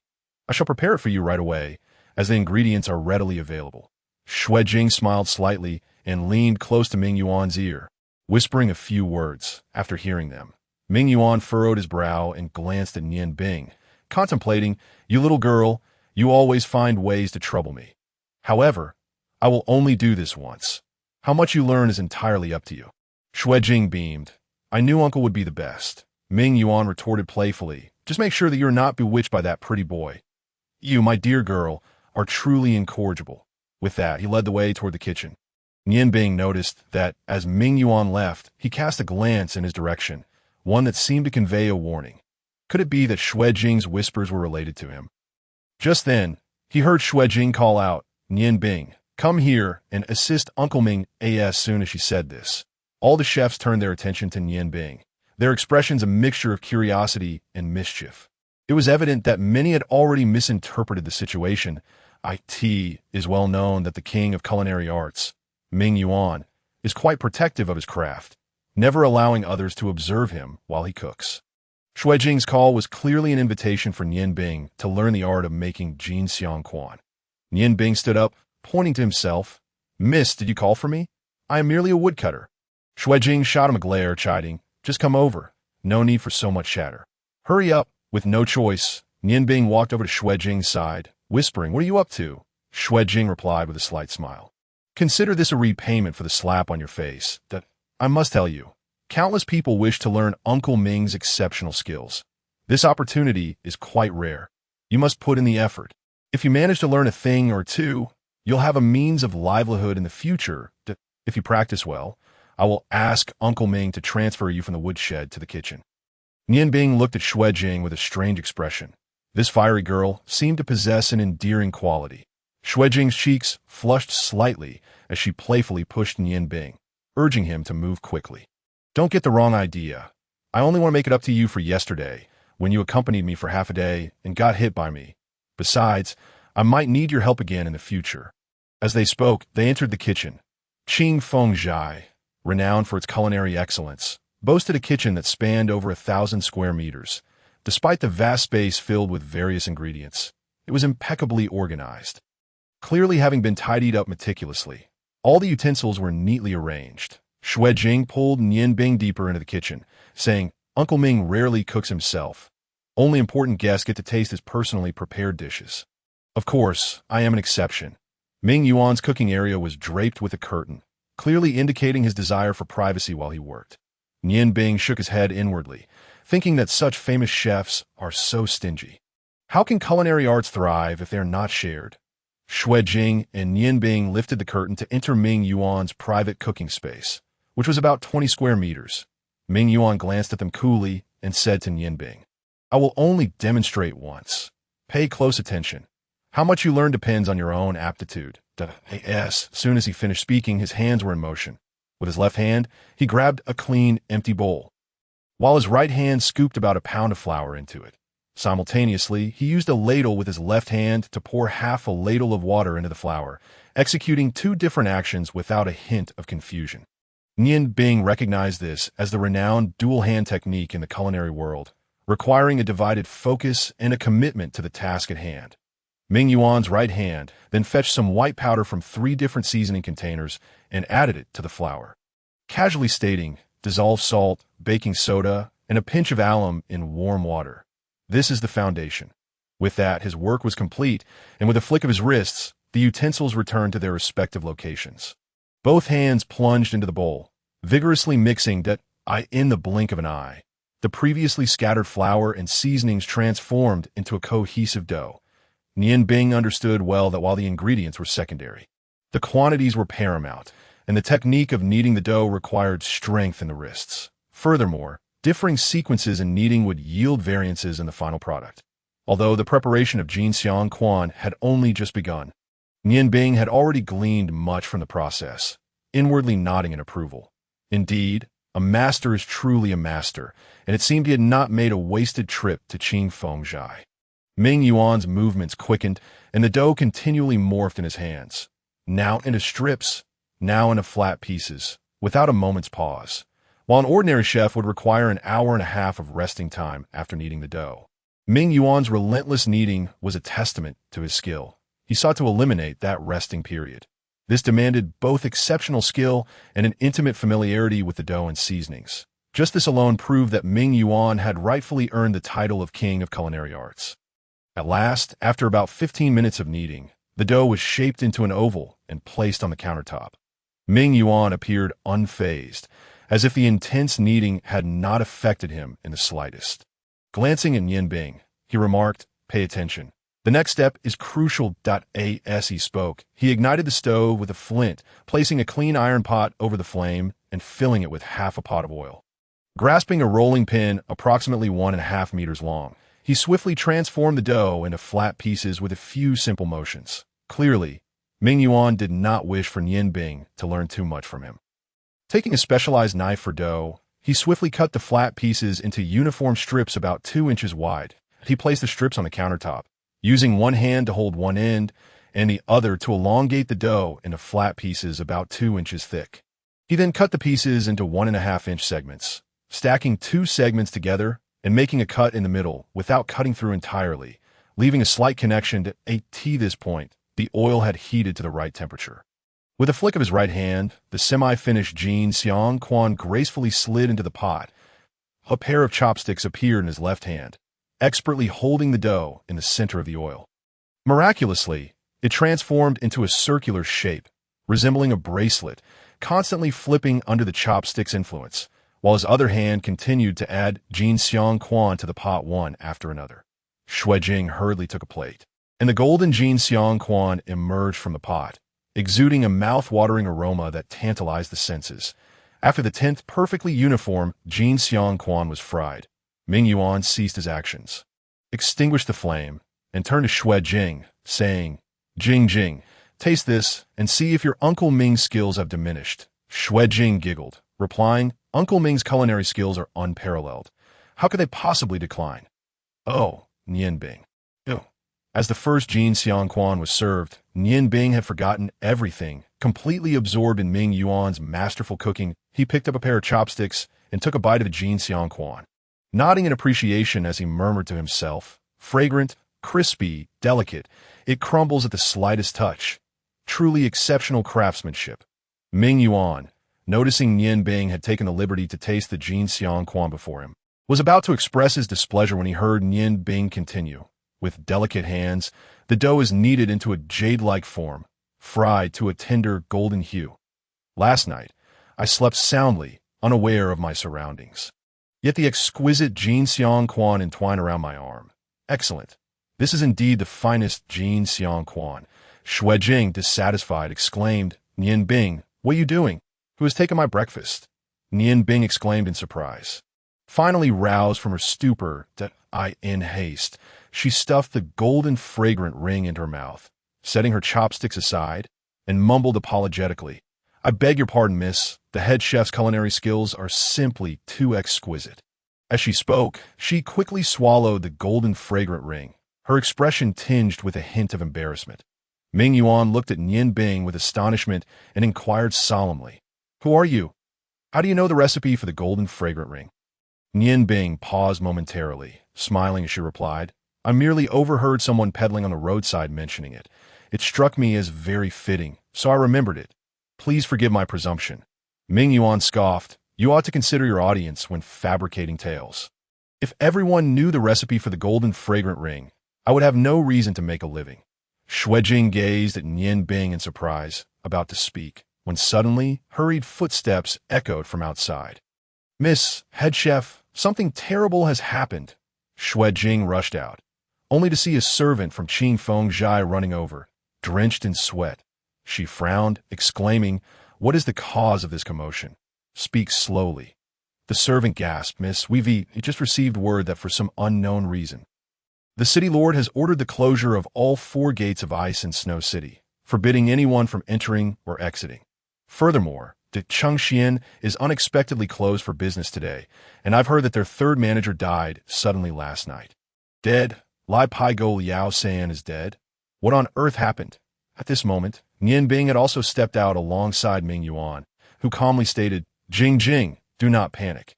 Let us go find your father and see if he's aware of the situation." Xuanji nodded eagerly and hurriedly followed Ming Yuan outside. Before leaving, Ming Yuan glanced back at Nianbing, saying, "I will seek you out later. You return to the kitchen for now." Nianbing sighed in relief, thinking to herself that she had initially planned to stay here longer. It seemed her culinary skills would no longer remain a secret, yet she was still unaware of any unique techniques the chefs at the Changsheng might possess. Never mind, if her secret could not be kept, she would simply go to Feng Nu's place. Once the Zhengyang knife was completed, she would quietly depart from Ice and Snow City. Why had Ice and Snow City been sealed off today? The death of Liao San could not possibly warrant the entire city's closure. The Changsheng. The resplendent hall appeared somewhat somber today, meticulously arranged with dozens of tables, yet only one large table in the center was occupied by a group of over 10 individuals, of whom only one was seated while the others stood respectfully behind. This seated figure was a woman with flowing white hair, resembling a statue carved from ice and jade. Her long robe, edged with gold, accentuated her ethereal and noble demeanor, her breathtaking beauty evoking no hint of impropriety in those who beheld her. But a frosty mist seemed to swirl around her, and with her eyes closed, she exuded an aura of chilling distance. Among the more than 10 individuals standing behind her, aside from a sorcerer clad in a blue robe, the others appeared somewhat apprehensive. The blue-robed sorcerer bore a golden hexagram emblem on his chest, with a swirling vortex embroidered at its center, exuding an air of opulence. "Why has the president of the Martial Arts Guild not arrived?" The seated, white-clad woman finally spoke, her voice making the hall feel even colder. A middle-aged man in splendid attire quickly stepped forward, respectfully replying, to report to the goddess priestess. "The president of the Martial Arts Guild is away on official business. He seldom remains in Ice and Snow City." The figure seated in the grand hall of the Changsheng was none other than the Ice and Snow goddess priestess, the only individual on the continent holding the title of divine descendant, who could, with a mere word, seal off the second largest city of the Ice Moon Empire. The Ice and Snow goddess priestess stated coolly, "You are all leaders in various fields within Ice and Snow City. I grant you 3 days to scour every corner of the city and locate the Ice and Snow goddess stone. Should the possessor wield formidable power, simply compel them to unleash the magic within the divine stone, and I shall personally resolve the matter." The previously speaking middle-aged man appeared somewhat troubled, saying, "Goddess priestess, you are aware that Ice and Snow City is vast. 3 days may be rather insufficient." The Ice and Snow goddess priestess slowly opened her eyes, their cold blue light piercing through to the middle-aged man, causing him to shudder and retreat a few steps to regain his composure. "Noah Marquis, if you believe the position of City Lord is not suitable for you, I can readily make adjustments." Upon hearing this, Noah Marquis' complexion paled, and he hurriedly replied, "No, goddess priestess, I did not mean that. How could we dare defy your orders? However, without any leads, I cannot guarantee that we will find anything." The Ice and Snow goddess priestess snorted coldly, stating, "Last night as I traveled here, I distinctly sensed the energy emanating from the Ice and Snow goddess stone. It must be within Ice and Snow City. Should this matter be mishandled, you shall be the first I hold accountable." Noah Marquis wore a distressed expression, recognizing that searching for a stone within such a large city was akin to finding a needle in a haystack. Moreover, the city's closure for 3 days would undoubtedly have a significant impact, disrupting the entire functioning of the city. Yet he had no other recourse. Reasoning with the Ice and Snow goddess priestess would bear no fruit. Reluctantly, he nodded, declaring, "I shall do my utmost. Goddess priestess, I have something I wish to convey." That a timid voice emerged from behind, belonging to the second manager of the Changsheng. He had stood with the head manager at the back, but now suddenly spoke up, drawing the attention of those in front. One elderly gentleman clad in golden robes reprimanded, "Impudent! What place do you have to speak before the goddess priestess?" The second manager's eyes filled with trepidation as he quickly replied, "Yes, master, do not worry. If it pertains to the Ice and Snow goddess stone, let him speak." The Ice and Snow goddess priestess's gaze fell upon the second manager, who felt an overwhelming chill, as though laid bare before the assembly. With no secrets to hide, "Yes, goddess priestess, it is as follows. Last night, my third brother, the third manager of the Changsheng, was suddenly murdered, and his assailant was a sorcerer. By what magic did he perish?" The Ice and Snow goddess priestess's inquiry was succinct. The second manager hesitated before responding, "I am not well versed in magic, but it seemed to be a large fireball." The owner of the Changsheng erupted in fury. "Have you lost your mind? Did the goddess priestess not just say that only matters related to the Ice and Snow goddess stone should be discussed? Get out of here and do not waste the goddess priestess's time." The second manager hastily protested, "No, master, please let me finish. Although my brother perished beneath the fireball, it is rather strange. While he was engulfed in flames and charred black, his head remained unburned. Instead, it was covered with a layer of frost, which still persists to this day. Perhaps." The Ice and Snow goddess priestess's eyes glinted with cold light as she coldly commanded, "Bring the body to me for examination." "Yes, goddess priestess." The owner of the Changsheng quickly complied. And shortly thereafter, Liao San's corpse was brought forth. The body, having been scorched to a charred state, emitted a foul stench that made those present recoil in disgust. A faint white glow enveloped the Ice and Snow goddess priestess's form, and without any gesture, her lithe figure approached the corpse. Her jade-like hand extended from her robe to hover above, as her spiritual energy enveloped the charred body through the ice element, while others may not have perceived anything unusual. The wind sorcerer Long Ji, president of the Ice Moon Empire's Magic Guild, was astounded. Although it was not his first encounter with the ice and snow goddess priestess, witnessing her effortlessly wield magic without incantation was a testament to her reputation as the continent's foremost sorceress. The ice and snow goddess priestess gradually lifted her gaze, her eyes radiating cold brilliance as they settled on the second manager, commanding, "Detail the events of last night." The second manager nodded, promptly and nervously recounting the events of the previous night in meticulous detail, omitting nothing. Under the immense, invisible pressure exerted by the ice and snow goddess priestess, he even divulged that Liao San had been visiting a brothel. When he mentioned the black-clad assailant who referred to himself as a magic assassin, the expressions of those present turned grim. In the Yangwang continent, the most despised profession was not that of prostitutes, thieves, or robbers, but rather that of assassins. Especially for sorcerers unaccustomed to close combat, the assassin profession was particularly loathed. For even the most powerful sorcerer could find themselves vulnerable to an assassin's ambush if caught off guard. However, it was the first time they had heard of an assassin being a sorcerer. Moreover, it is evident that this sorcerer is anything but ordinary. The Grand Assembly will convene as scheduled at 12:05 tonight, and everyone is warmly invited to participate enthusiastically. After hearing the second manager's account, the priestess of the snow goddess nodded slowly. "The mage killer, you say? It seems there must have been more than one present at that time. You are astute to discern some clues from Liao San's demise. Indeed, his true cause of death was not the explosive flames. Prior to the explosion, his head had already suffered damage from ice magic. His brain was subjected to a freezing ordeal, and by the time the flames engulfed him, he was already deceased. Observe, his head, though somewhat charred due to the freezing, remains relatively intact. Through my mental probing, I discovered that his wound is quite small, merely the size of a pinprick, suggesting he was slain by a needle-like attack. Moreover, there's a distinct aura of the snow goddess stone emanating from his head, indicating that this magic was unleashed through the snow goddess stone. The sorcerer who ended his life possesses formidable control over magic, capable of condensing ice into needle shapes and penetrating the hardest of skulls.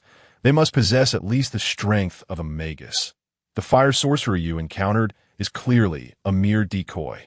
It takes the collaboration of two magical assassins to recreate the scene as it was. Longji, immediately gather all ice-based magi in this city here. Whoever bears the aura of the snow goddess stone is the culprit." Longji hesitated for a moment and replied, "Priestess, I believe the sorcerers under my command are unlikely to be involved in this heinous ACT. As you know, sorcerers hold a prestigious position on the continent. Given Liao San's status, it is doubtful that a magus-level sorcerer would need to intervene. The combination of two sorcerers as assassins suggests there is more to this than meets the eye. I hope you can investigate thoroughly." The priestess of the snow goddess displayed a hint of goodwill towards Longji, unlike her earlier brusqueness with the Marquis, and replied calmly, "Well, your reasoning is sound. One must remember that knowing a person's face does not equate to knowing their heart.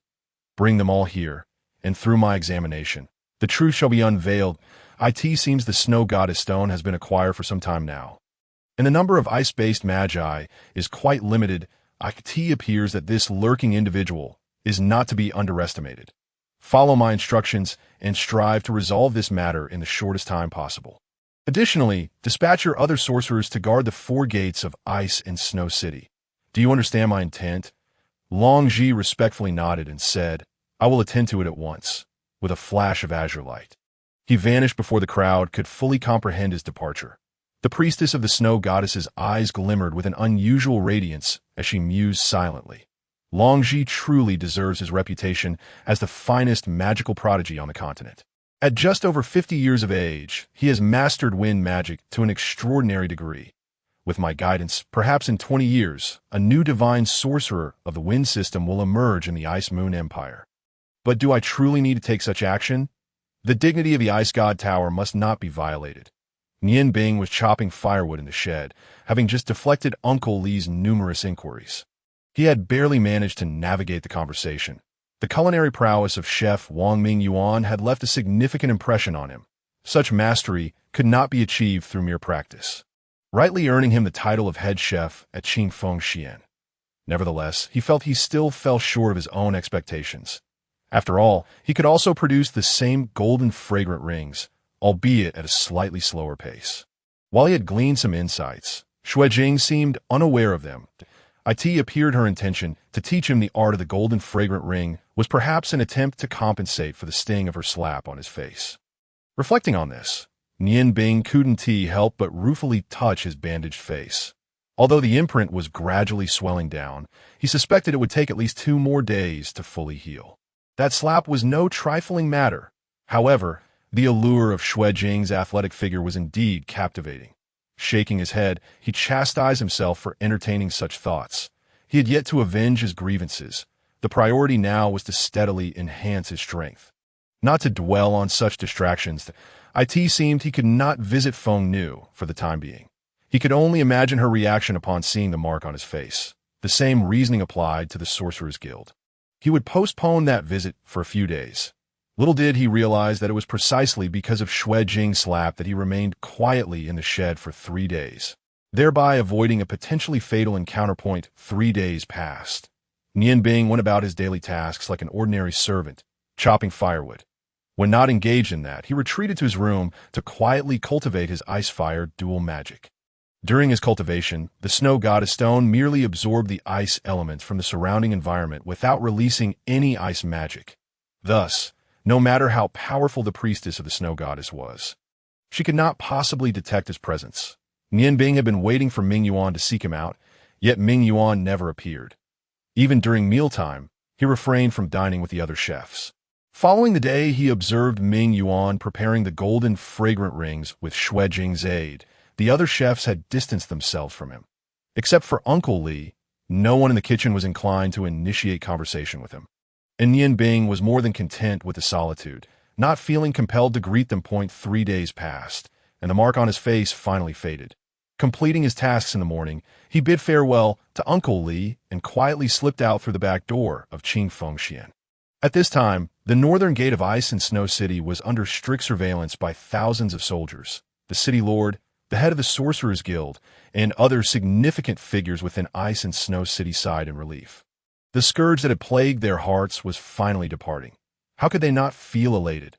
After 3 days of rigorous searches, they had found no trace of the individual the priestess of the snow goddess sought.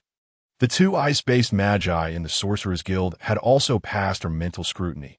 For the sake of maintaining the normal functioning of Ice and Snow City, the priestess of the snow goddess had no choice but to temporarily abandon her pursuit. My Lord Marquis, I must extend my gratitude for your assistance. The individual in possession of the snow goddess stone has likely already left Ice and Snow City. I shall continue my investigation.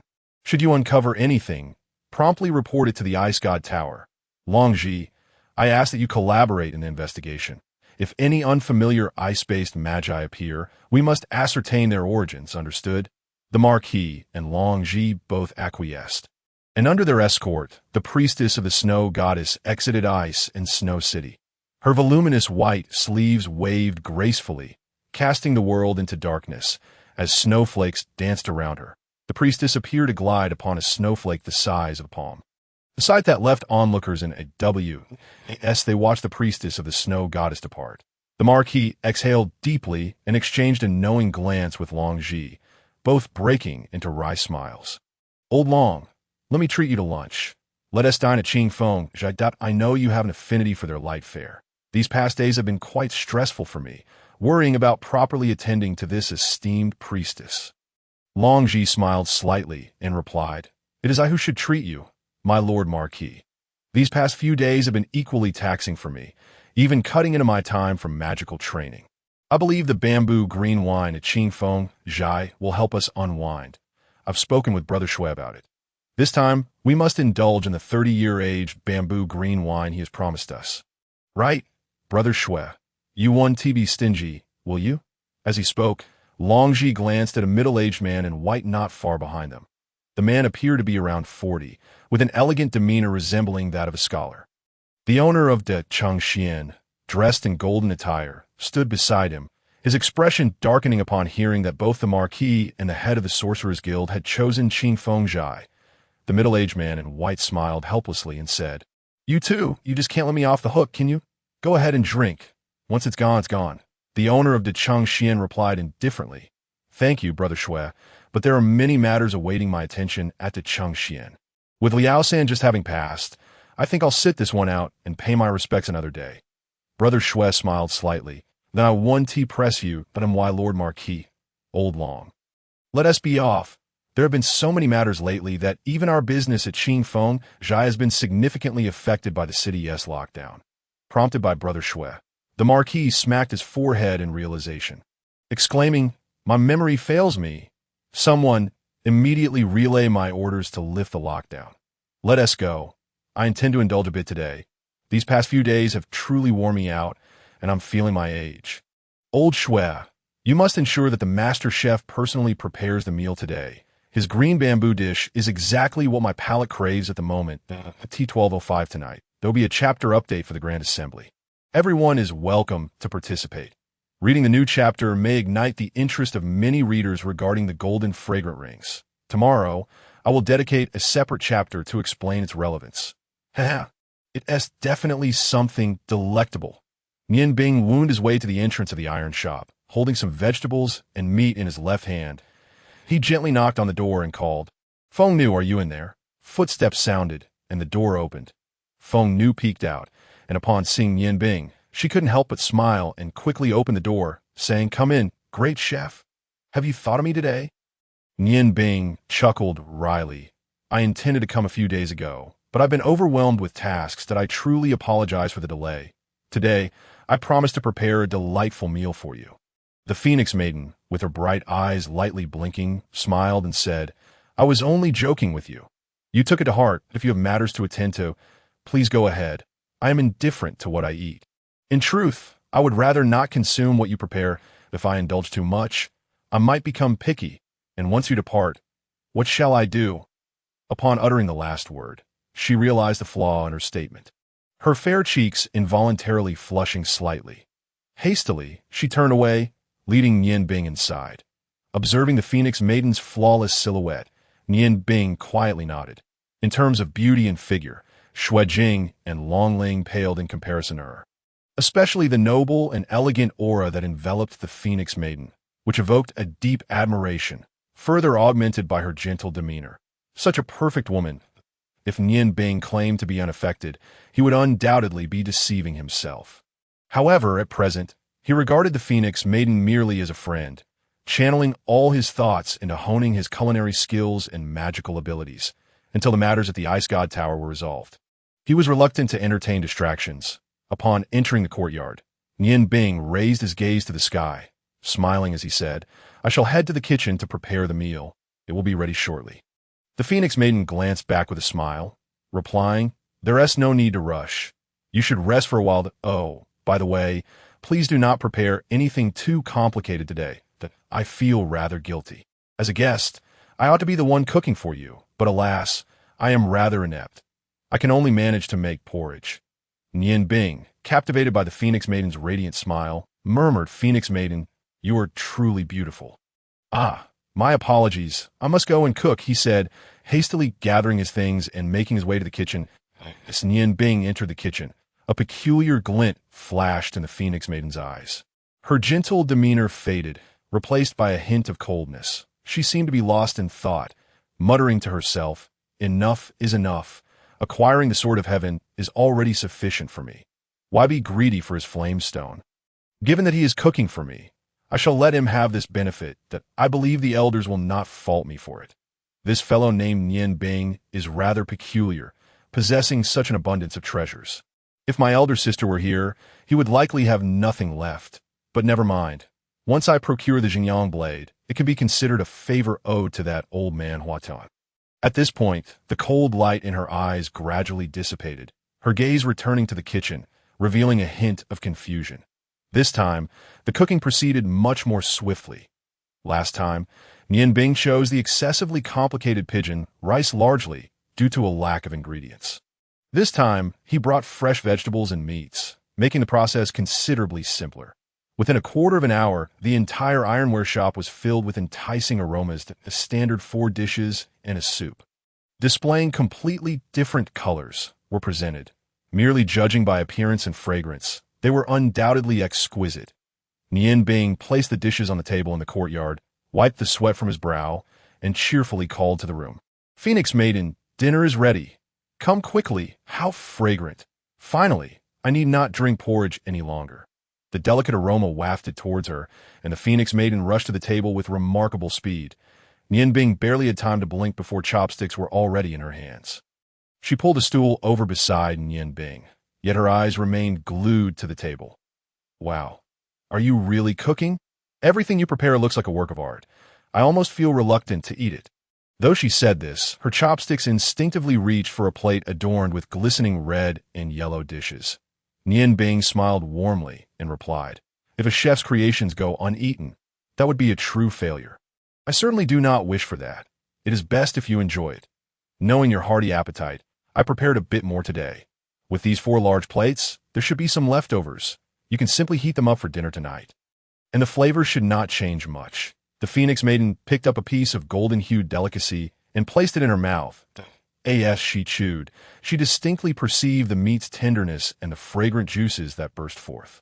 After a few bites, her lips and teeth were enveloped in a delightful flavor, the savory essence igniting her appetite. Nianbing handed her a bowl of rice, smiling as he said, "This dish is slightly salty. It pairs well with rice." The Phoenix Maiden gazed at Nianbing, exclaiming, "This is fantastic. I told you, my taste would be spoiled by your cooking. It seems that is about to become a reality. Why aren't you eating? What was that delicious thing I just had? The meat was so tender. Could have been fish, but there was no fishy taste," Nianbing replied with a smile. "I had my meal before coming here. We need to serve lunch at our place, so I had breakfast a bit later and am not hungry that I will return in time for dinner, so I will not be eating here today. What you just had was not fish. It's a rather common dish called red gold frog. The red bits are small round chilies, and what you just ate was frog meat, which is incredibly tender and sweet, one of the finest meats. As long as the fishy taste is eliminated, anyone can make it delicious. Go on, eat more." Without needing Nianbing to encourage her, the Phoenix Maiden certainly would not hold back, continuously picking food for herself while engaging in lively conversation with Nianbing. Her dexterity in eating and speaking left Nianbing greatly impressed. "Nianbing, you mentioned your place. Do you have acquaintances in Ice Snow City?" the Phoenix Maiden inquired while eating. Nianbing shook his head, replying, "No, I merely found a job there. You should know the place. It's the Changsheng restaurant in the city, not too far from here." "The Changsheng restaurant? Their dishes are quite expensive. I've never been, but I've heard it's excellent. With your skills, you must be the best chef there. Though I've never eaten there, I can assure you that the chefs at Changsheng restaurant cannot compare to your cooking." Nianbing smiled slightly, saying, "You are mistaken. I am not cooking there. Apart from my master, you are the first person to taste my cooking at Changsheng restaurant. I am merely a woodcutter." With a sudden burst, the Phoenix Maiden spat out her mouthful of rice. Coughing loudly, startling Nianbing, he quickly filled a bowl with soup, patting her resilient back while hastily offering her the soup, momentarily disregarding how intimate the situation appeared. After a bowl of hot soup, the Phoenix Maiden finally regained her composure, gasping for breath as she scolded, "Did you want to choke me? There are better ways to joke." While assisting her with her back, Nianbing chuckled bitterly. "Who is joking with you? I am merely a woodcutter at Changsheng restaurant. Your ability to handle surprises leaves much to be desired. Just catch your breath." The Phoenix Maiden stared at Nianbing in astonishment. "You truly chop wood there? Are you feeling unwell?" As she spoke, she extended her long, slender fingers to touch Nianbing's forehead, her warm hand carrying a hint of fragrance. The smoothness of her skin caused Nianbing's heart to flutter. He grasped her hand, saying, "I am fine. Choosing to chop wood there is my way of concealing my culinary skills. The head chef at Changsheng restaurant, Miao Chu Wang Ming Yuan, is exceptionally skilled. I merely wanted to observe any special techniques he might have. Why should I reveal myself? If they knew my true abilities, I doubt I would be able to leave." The Phoenix Maiden's voice suddenly dropped significantly. Her head lowered as she said, You should let go of me. This is quite inappropriate." Nianbing, startled, realized that by holding her hand with his right, he had ceased patting her back with his left, which now rested around her waist. The Phoenix Maiden's entire supple form was enveloped in his embrace.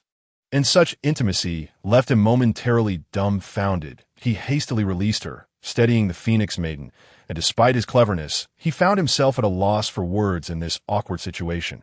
After a lengthy pause, He finally placed the chopsticks in the Phoenix Maiden's hand, coughed twice, and directed his gaze toward the large tree beyond the courtyard wall.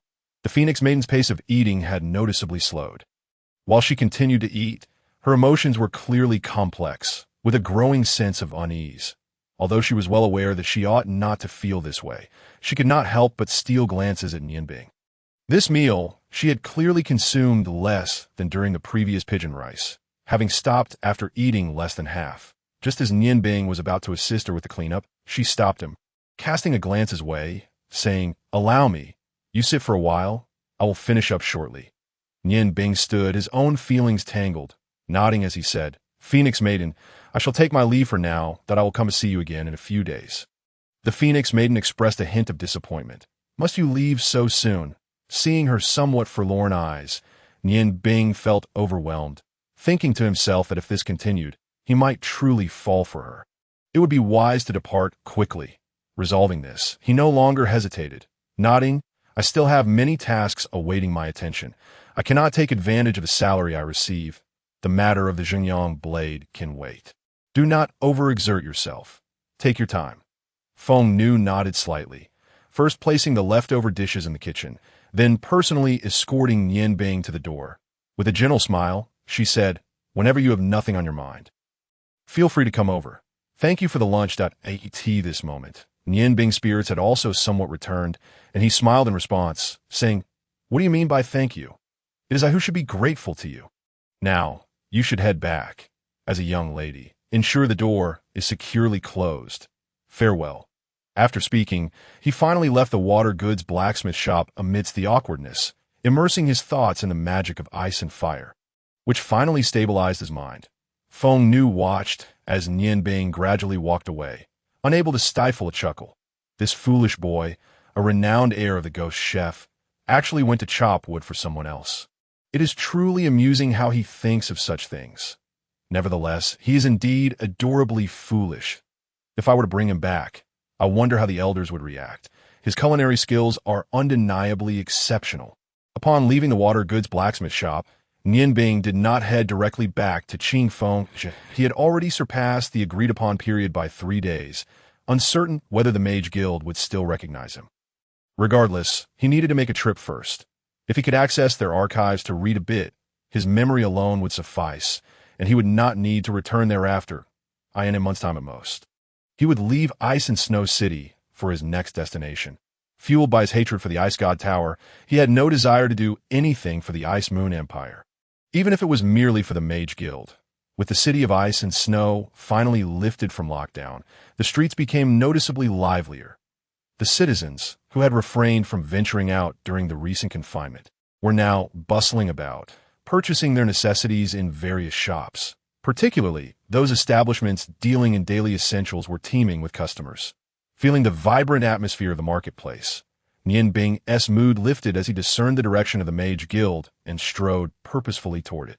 Although the weather was stifling, the presence of the Morning Dew Blade, embedded with the Ice Goddess Stone, kept him comfortable as he ambled leisurely along the way. Ice and Snow City was indeed vast. Despite Nianbing's brisk pace, it took him over an hour to arrive once more at the entrance of the Mage Guild. The pointed architecture made the guild strikingly conspicuous, since it was daytime. 2 guards clad in magical robes stood at the entrance, evidently around 16 or 17 years old, identifiable by the inconspicuous insignia on their robes. They were merely 2 magical apprentices, possessing at most the strength of novice mages. Striding forward, Nianbing approached the entrance and addressed the 2 junior mages. "Good day. I am looking for Mage Lite." The one on the left cast a puzzled glance at Nianbing and inquired, "You seek Mage Lite? What business do you have?" Nianbing explained, 3 days ago, I came to the guild for a magic test, but it was too late by the time I finished. Hence, Mage Lite asked me to return the following day. However, the entire Ice and Snow City was under lockdown the next day. Today, with the lockdown lifted, I have come immediately. I sincerely apologize for making Mage Lite wait." Surprise flickered in the eyes of both young apprentices, and the one on the right exclaimed, "Oh, you are that young Grand Mage, even younger than Dragon Spirit's sister?" Nianbing was taken aback and replied, "You know of me? That day, Mage Lite indeed mentioned I had achieved Grand Mage strength. The left apprentice regarded Nian Bing with a strange expression and remarked, "The guild master has been looking for you these past 2 days. We searched everywhere, but could not find you. You have finally arrived. Come with me." Nian Bing's heart stirred with intrigue, pondering why the guild master would personally command search for him, even if his magical prowess was considerable. Surely, it was unnecessary for a mage of such stature to intervene. With caution in mind, he followed the junior mage into the guild for the second time, all the while considering various contingency plans. The junior mage led Nian Bing into a spacious room within the guild, poured him a glass of water, and said, "Please wait here for a moment. I will inform Mage Li Te." The room was quite large, seemingly designated for receiving guests, with walls adorned with murals similar to those in the previous testing hall. Even the table before him bore a hexagram pattern. Before long, footsteps echoed again as Mage Li Te entered the room. The moment he stepped inside, Nian Bing felt a powerful aura of pressure enveloping him, and turning to look, he found Li Te's gaze oddly fixed upon him. "Greetings, Mage Li Te." Nian Bing quickly rose and paid his respects. Li Te replied coolly, "Greetings, I have waited for you for 3 days now." The lockdown was merely a facade.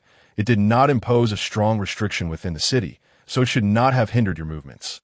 Nian Bing replied nonchalantly, "I have only recently arrived in Ice and Snow City. The sudden lockdown startled me, so I waited until it was lifted before coming here, but I truly apologized." Li Te frowned. Startled? As a mage with strong mental fortitude, such negative emotions should be rare. A faint blush crept onto Nian Bing's face as he replied, "I hail from small place and have never witnessed such a grand spectacle." It is quite embarrassing that Li's gaze remained fixed on Nian Bing, his mental energy continually enveloping Nian Bing's form. Yet despite his scrutiny, he could find no flaw. With a calm smile, he said, "In that case, follow me. From this moment on, you are an official member of the Ice Moon Empire's Mage Guild. Come, the ceremony is already prepared." With that, he turned and walked out.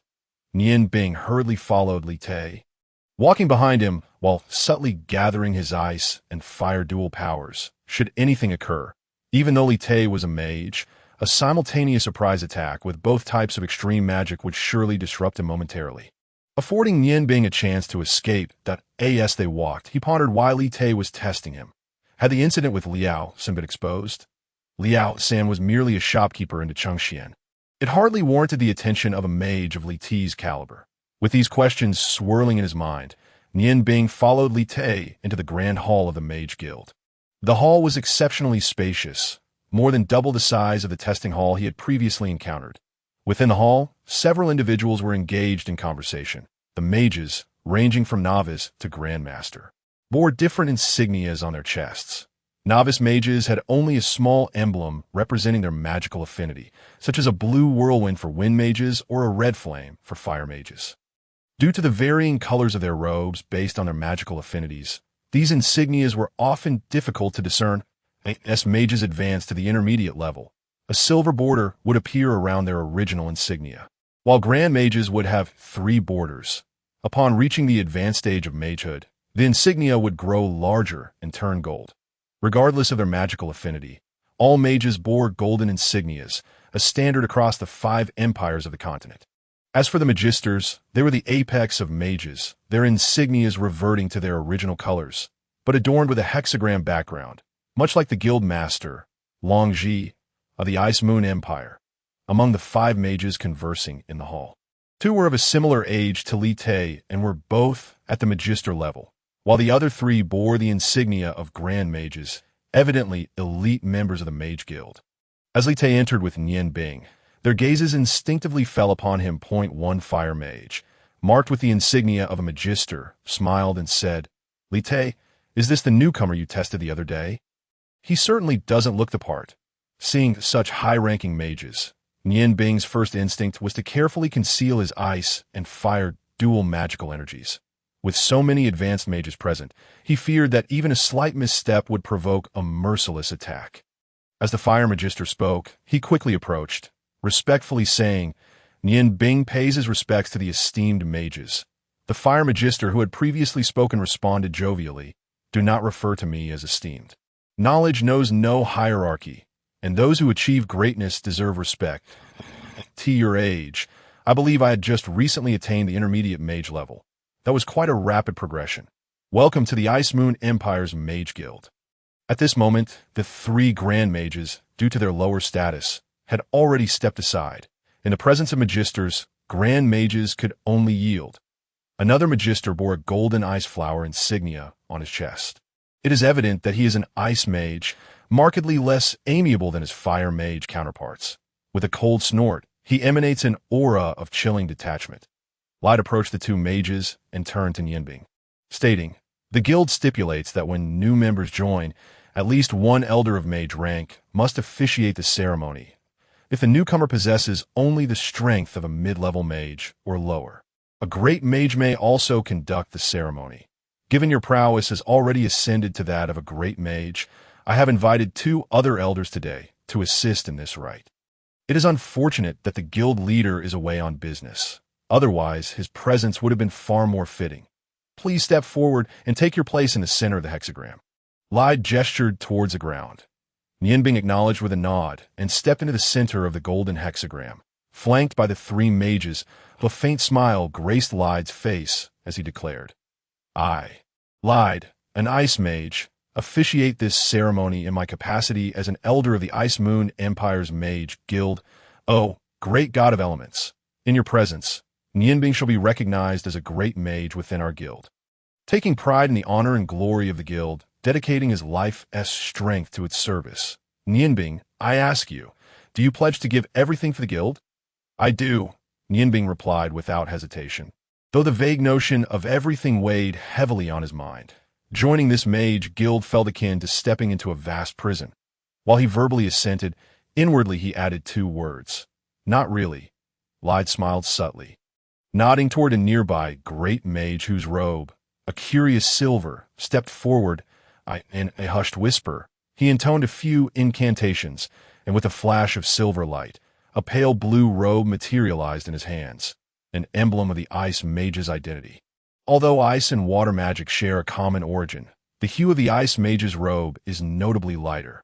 Upon witnessing the robe's emergence, Nianbing mused, could this be the infamous spatial magic among the magical realms?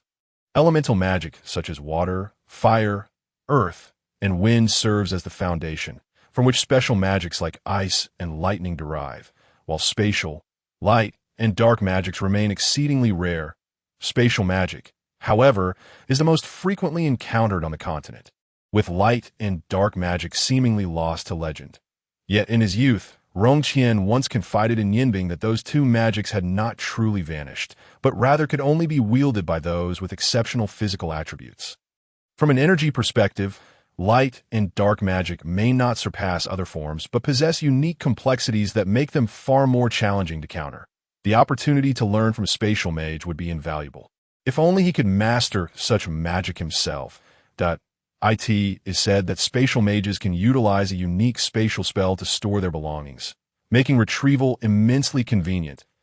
If he possessed that ability, he wouldn't need to carry so many items, and could even afford to bring along additional supplies.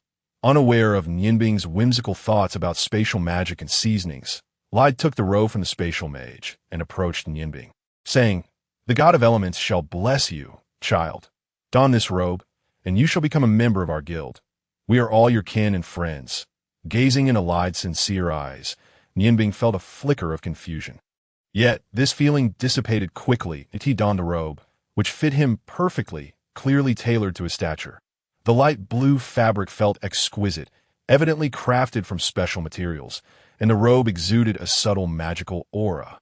While not overpowering, it would indeed assist in his absorption of ice elements. The inner lining bore a silver-stitched symbol of the moon, beneath which lay a white ice flower, the emblem of the Ice Moon Empire. Looking at the ice flower encircled by 3 silver lines upon his chest, Nianbing silently called out, "Father, mother, do you see? Your son has now become a great mage, a dual-element great mage.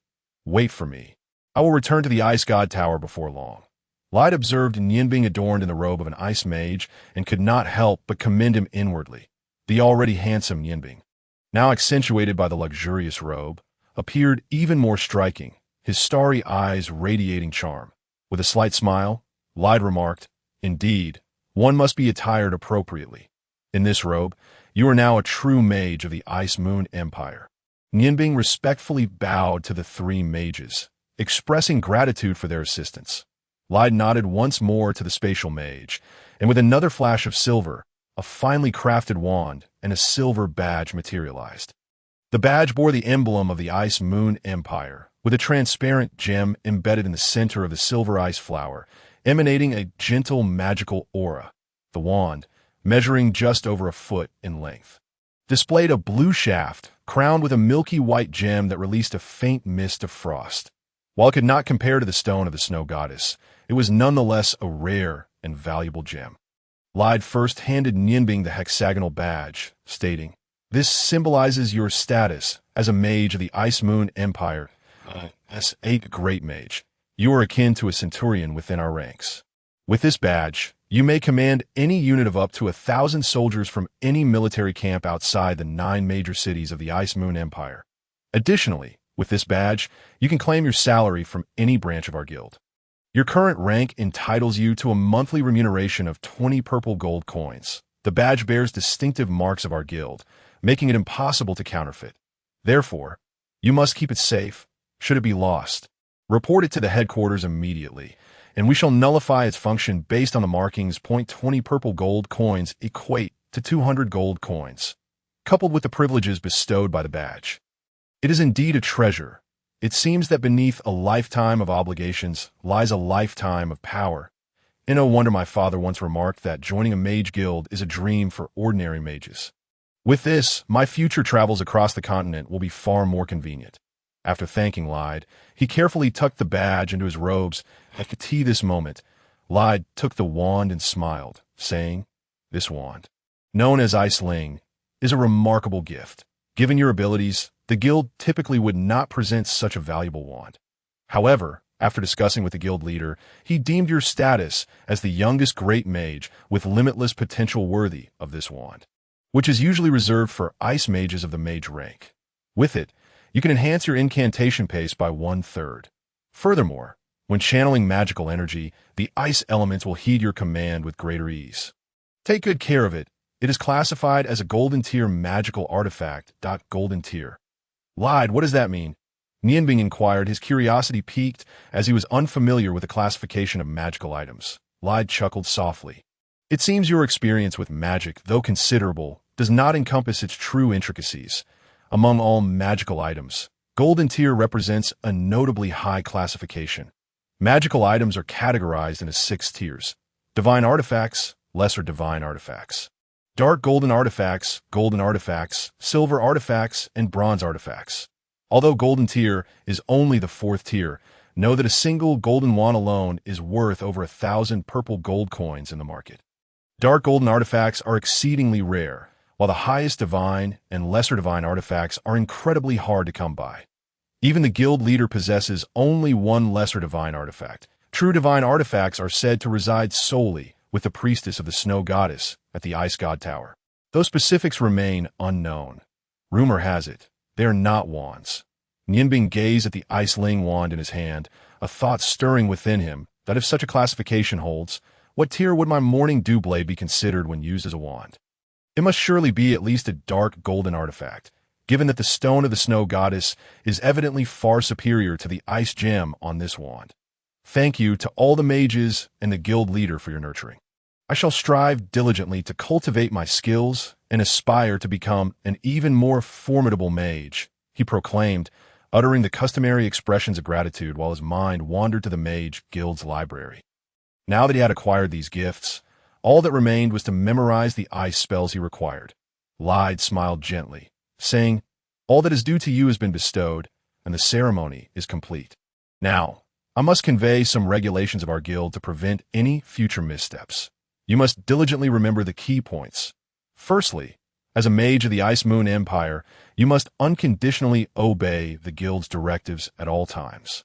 Should the guild face a crisis, you will be enlisted among the mage army. Your specific role will depend on your magical level at that time, and this is a rule that must be adhered to.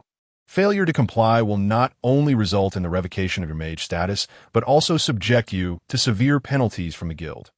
Nianbing nodded, acknowledging that with the acquisition of such considerable rights, corresponding obligations were an inevitable consequence. Ida continued. Furthermore, when the Ice Moon Empire faces a crisis, we, as the Mage Guild of the Ice Moon Empire, bear the duty to assist in combating external threats. In such circumstances, you must unconditionally accept conscription and serve as a mage in the Empire's Mage Legion. Of course, under these conditions, the Empire will provide additional compensation, and the remuneration will be quite substantial.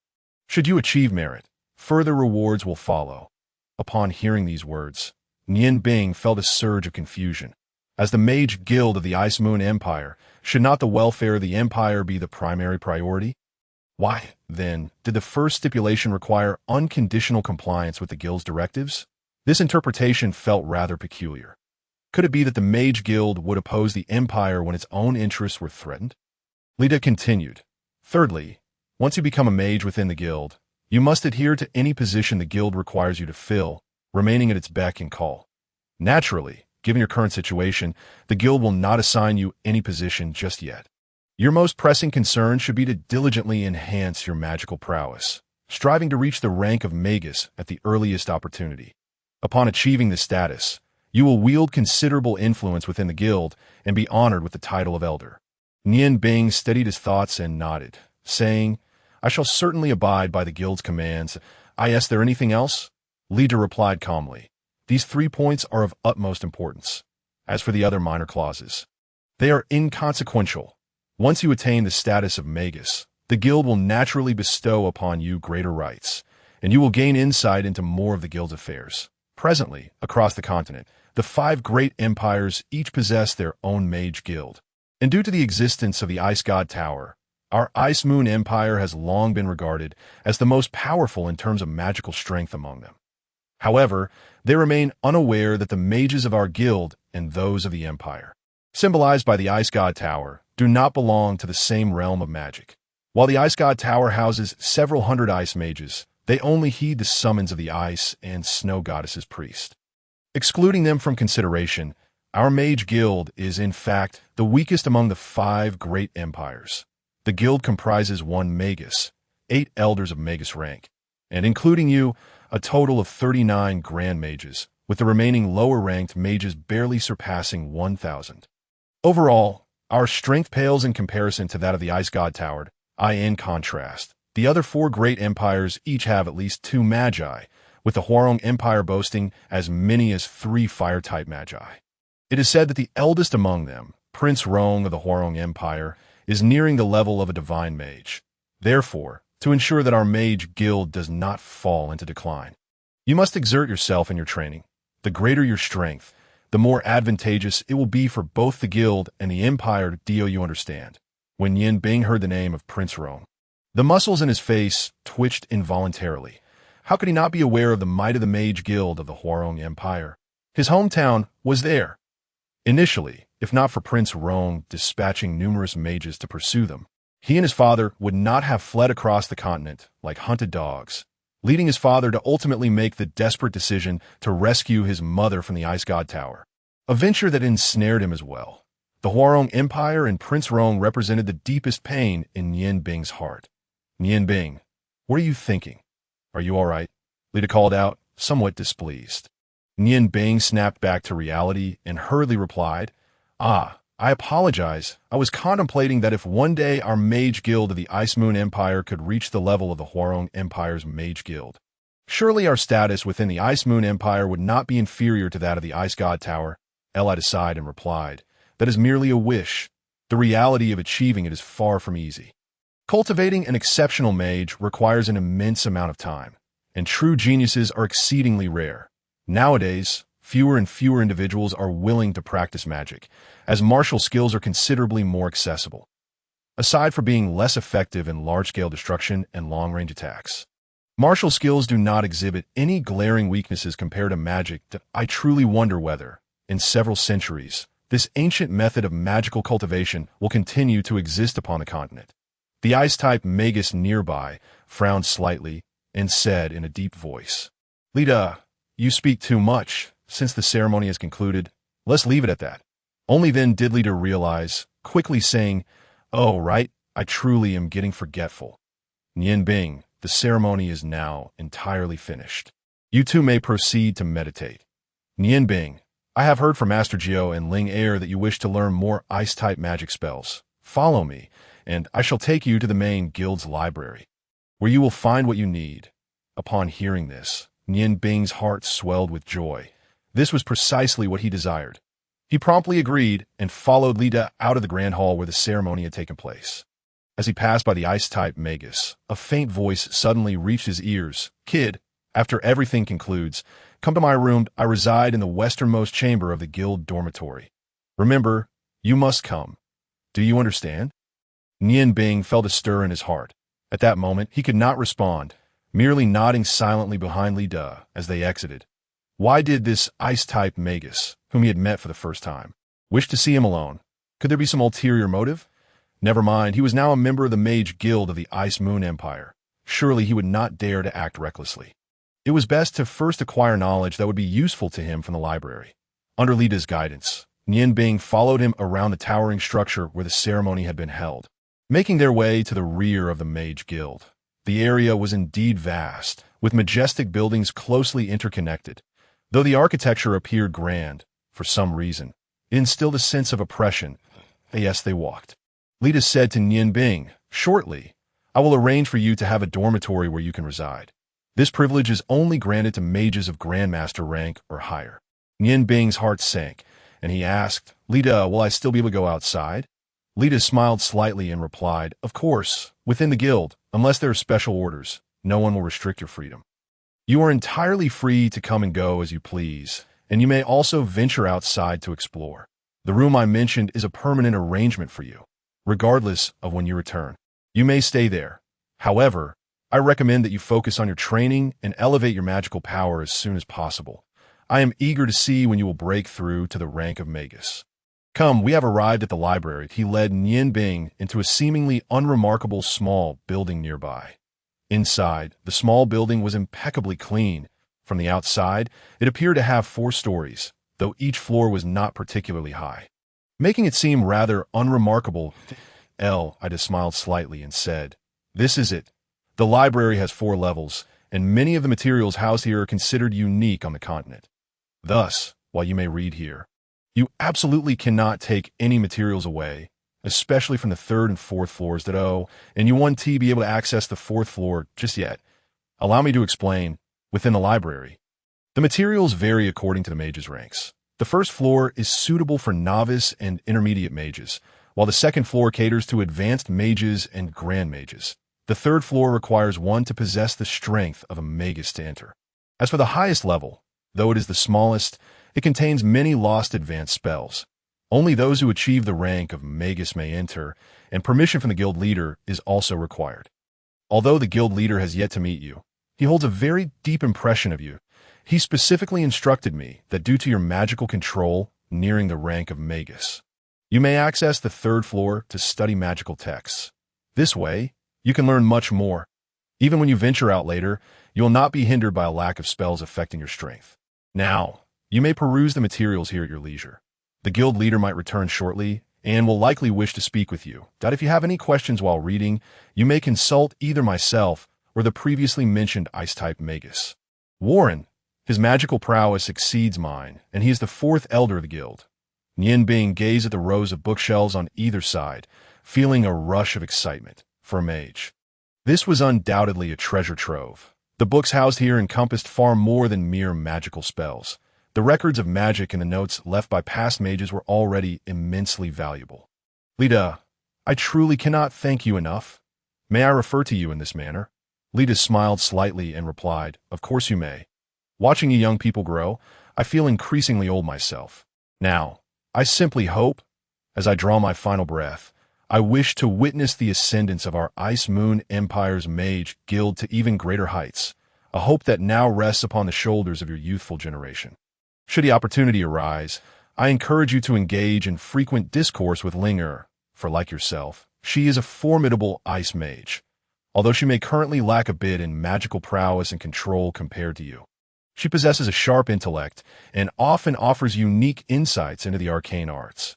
Regular exchanges between you would undoubtedly be beneficial for both parties. Nianbing nodded thoughtfully and said, I understand. Thank you, Teacher Li Di. I let out a gentle sigh. You are aware of the recent city lockdown, yet you may not grasp the underlying reasons. It is evident to me that you are a sincere and good-hearted child. When the guild leader returns, you may face some inquiries, but simply provide honest answers. Nianbing felt a stir within him and inquired, Teacher Li Di, what exactly has transpired? I find it quite puzzling that the city is under lockdown. Surely this cannot bode well for Ice Snow City. The inability of distant merchants to enter poses a significant issue. I decide again. Such circumstances are regrettable, yet unavoidable, given the power wielded by certain individuals. Nianbing pressed on, but what has truly happened? Can you enlighten me? Li Da regarded Nianbing with a measured gaze. Very well. This is not an insurmountable secret that a few days ago, the lockdown was enacted due to the arrival of a prominent figure in Ice Snow City. She has come in pursuit of a highly coveted item, a magical artifact rumored to possess near-divine power that I believe the guild leader referred to it as the Ice Snow Goddess Stone. Even with Nianbing's steadfast resolve, the mere mention of the Ice Snow Goddess Stone left him utterly astonished, his countenance shifting dramatically. Fortunately, he stood behind Li Da, who remained oblivious to his expression. His heart raced, and he cautiously asked, the Ice Snow Goddess Stone. So, the visitor must be from the Ice God Tower. That stone must surely belong to them, correct? Li Da turned to face Nianbing, who had regained his composure, revealing little beyond the feigned astonishment on his face. Indeed, it is an artifact from the Ice God Tower. Its value is underscored by the fact that the one who has come is none other than our empire's symbol, the High Priestess of the Ice Snow Goddess. Nianbing's heart quaked. He recalled the time he had encountered the Ice Snow Goddess Priestess at the tender age of 10. He vividly remembered how his father, a fire mage of great renown, appeared as nothing more than a child in her presence, utterly powerless. Had it not been for his mother's desperate intervention, his father might have perished in the priestess's initial assault. Now, hearing the name he despised most, his heart trembled as he finally understood that the state of emergency in Ice Snow City was a consequence of his own actions. Yet how had the Ice Snow Goddess Priestess discovered that the Ice Snow Goddess Stone was within the city? Was it possible that the aura released while wielding the Morning Dew Blade had drawn her attention? Indeed, that must be the case. Revelation washed over him, and he felt a cold sweat dampen his back. If, during these 3 days of lockdown, he had inadvertently wielded the Morning Dew Blade, it was likely that it was already within the grasp of the Ice Snow Goddess Priestess. It seemed prudent for him to remain discreet. Until his magic was fully developed, he must prevent that woman from truly discovering his existence. Ida observed Nianbing deep in contemplation and offered a gentle smile. All has transpired and is now behind us. There is no need for excessive worry. I believe that with the High Priestess's prowess, retrieving that artifact, as long as it exists, will not pose a significant challenge. Now, focus on your studies while awaiting the guild leader's return. I must take my leave. Remember, as a mage, one must always be in a meditative state to enhance one's abilities. I have already unlocked the first 3 levels of the library. Do not attempt to enter the 4th. For the magical traps, there could easily claim your life. With that, Li Da departed, leaving Nianbing alone in the vast library. Rather than hastily seeking what he needed, he stood still, lost in thought, attempting to untangle the chaos in his mind. The appearance of the Ice Snow Goddess Priestess had thrown him into disarray. He longed to do but one thing: leave Ice Snow City at once. Given that the priestess had already taken notice of the city, it was uncertain when she might return. Would fortune favor him a second time?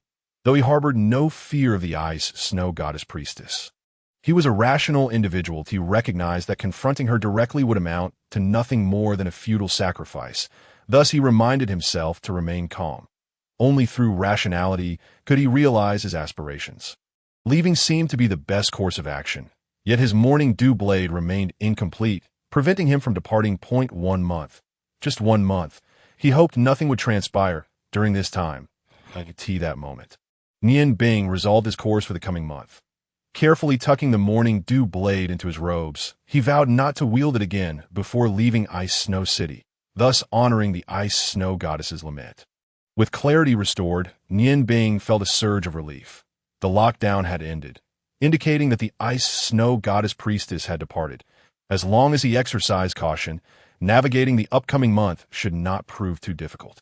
A cold, resolute smile graced his lips as he began his search for the knowledge he sought within the first level of the library.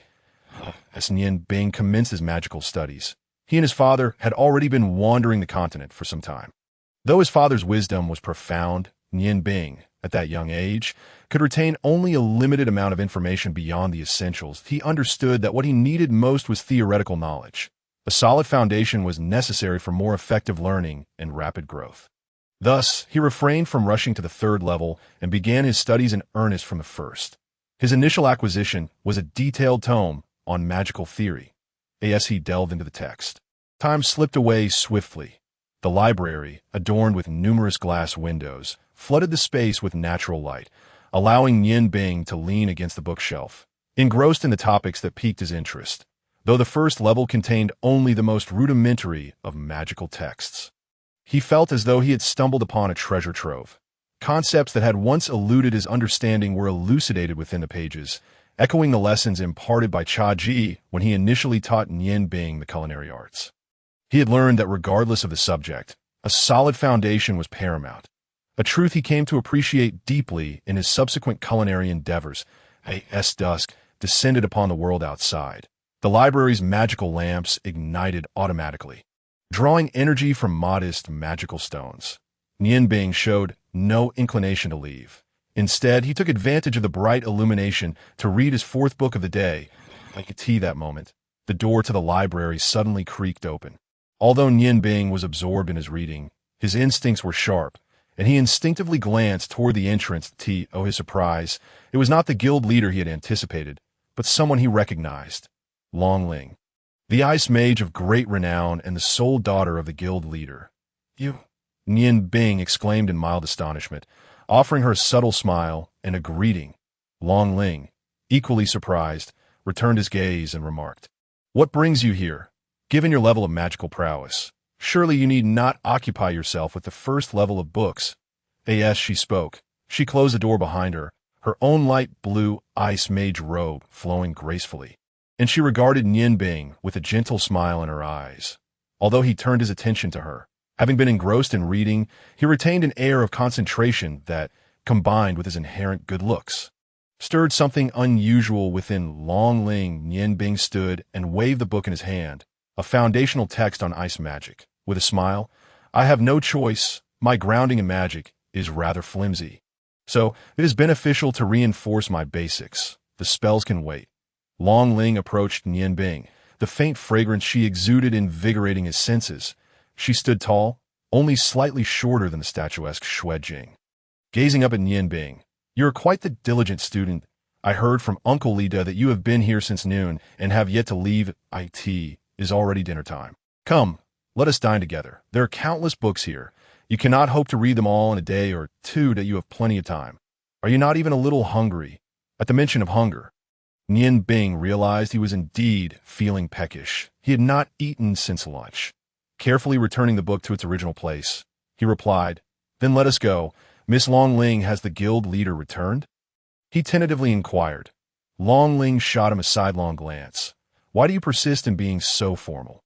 You are now a member of the guild. We are family now. Call me Ling, or Miss feels rather awkward. Given the opportunity, I would like to seek your guidance on methods of magical control that I believe I have exerted considerable effort in my own training, yet I still fall significantly short of your level of control." Nian Bing has a fondness for Long Ling. Her voice is always soft and gentle, providing a soothing experience to the ear no matter the moment. "Very well, Linger, lead the way, for this place is indeed vast." As the two exited the library, Long Ling guided Nian Bing towards the northern side. As they walked, she mentioned father returned long ago. However, he had a bit too much to drink with Marquis and Uncle Shwed during lunch and fell asleep as soon as he got home, only waking up after quite a while. Upon hearing of your arrival, he sent me to fetch you. Alcohol truly complicates matters. Nian Bing, do you drink? At the mention of alcohol, a familiar sensation stirred within Nian Bing. Of course, he could drink. He could even brew it himself. As a chef, he had been instructed in all matters related to food and drink by the ghost chef that I can drink a little. but I rarely indulge in alcohol. During their time in the Peach Blossom Forest, it was he who accompanied Xuanji in drinking, and since Xuanji had a remarkable tolerance, Nian Bing's own capacity had improved under his urging. Nonetheless, Xuanji would generally allow him to drink only once every month or two to preserve his sense of taste. Thus, Nian Bing did not develop much of a craving for alcohol. Long Ling chuckled. It is wise to consume a little less. Alcohol is not a good thing. Overindulgence can lead to trouble. Being with Long Ling made Nian Bing feel at ease, after exchanging a few idle words. They arrived at a pointed roof building not far from the library. Long Ling led Nian Bing directly to the second floor, saying, "We generally dine here. Apart from me, the only disciple father has beside you is Shengao, whom you met last time. Most of the other mages dine in their own rooms. Let us eat first, and after our meal, I will take you to your resting area. From now on, whether you wish to stay or go out, it will be convenient." Upon entering a room on the left side of the second floor, Nian Bing immediately spotted Shengao, who looked at him with a furrowed brow. Seated beside him was a man clad in a blue mage robe. Appearing to be in his 40s or 50s, the emblem on the chest of his robe easily identified him as the only archmage of the Ice Moon Empire's Mage Association and its president. Nian Bing observed Longji, who was also assessing him. Noticing Nian Bing's handsome visage and sensing his restrained aura, Longji could not help but secretly nod in approval. He had a knack for discerning character, and just from appearances, he could tell that Nian Bing was far superior to his own disciple. Although younger than his daughter, Nian Bing exuded a calm demeanor, and coupled with the fact that he was the youngest Grand Mage, Longji could not help but feel a sense of goodwill towards him. Approaching the table, Nian Bing respectfully greeted Longji. Nian Bing pays his respects to the president. Longji gestured towards the seat beside him, saying, "Please sit down. Welcome to the association." His tone was quite casual, yet conveyed an unspoken pressure to Nian Bing at that moment. Nian Bing's focus shifted entirely from acquiring knowledge to maintaining a state of alertness.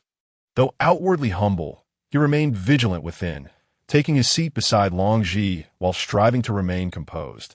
Long Ling chose not to sit next to Shengao, but rather beside Nian Bing. Smiling, "Father, I am hungry. Let us begin our meal." The round table was already laden with an array of dishes, exuding delightful aromas. Longji smiled and said, "Now that everyone is present, let us begin." Nian Bing, "Do eat more in the future. Feel free to join us for meals whenever you have the chance." As he spoke, he picked up his chopsticks first. Shengao cast a glance at Nian Bing, an expression of malice briefly flickering in his eyes. Though it was fleeting, the ever-watchful Nian Bing noticed it and instinctively looked at Long Ling beside him. Being as astute as he was, he understood Shengiao's intentions all too well. Longji ate sparingly, his attention fixed on Nian Bing. Upon seeing him glance at his daughter, he smiled. "Nian Bing, both you and Ling'er are ice mages.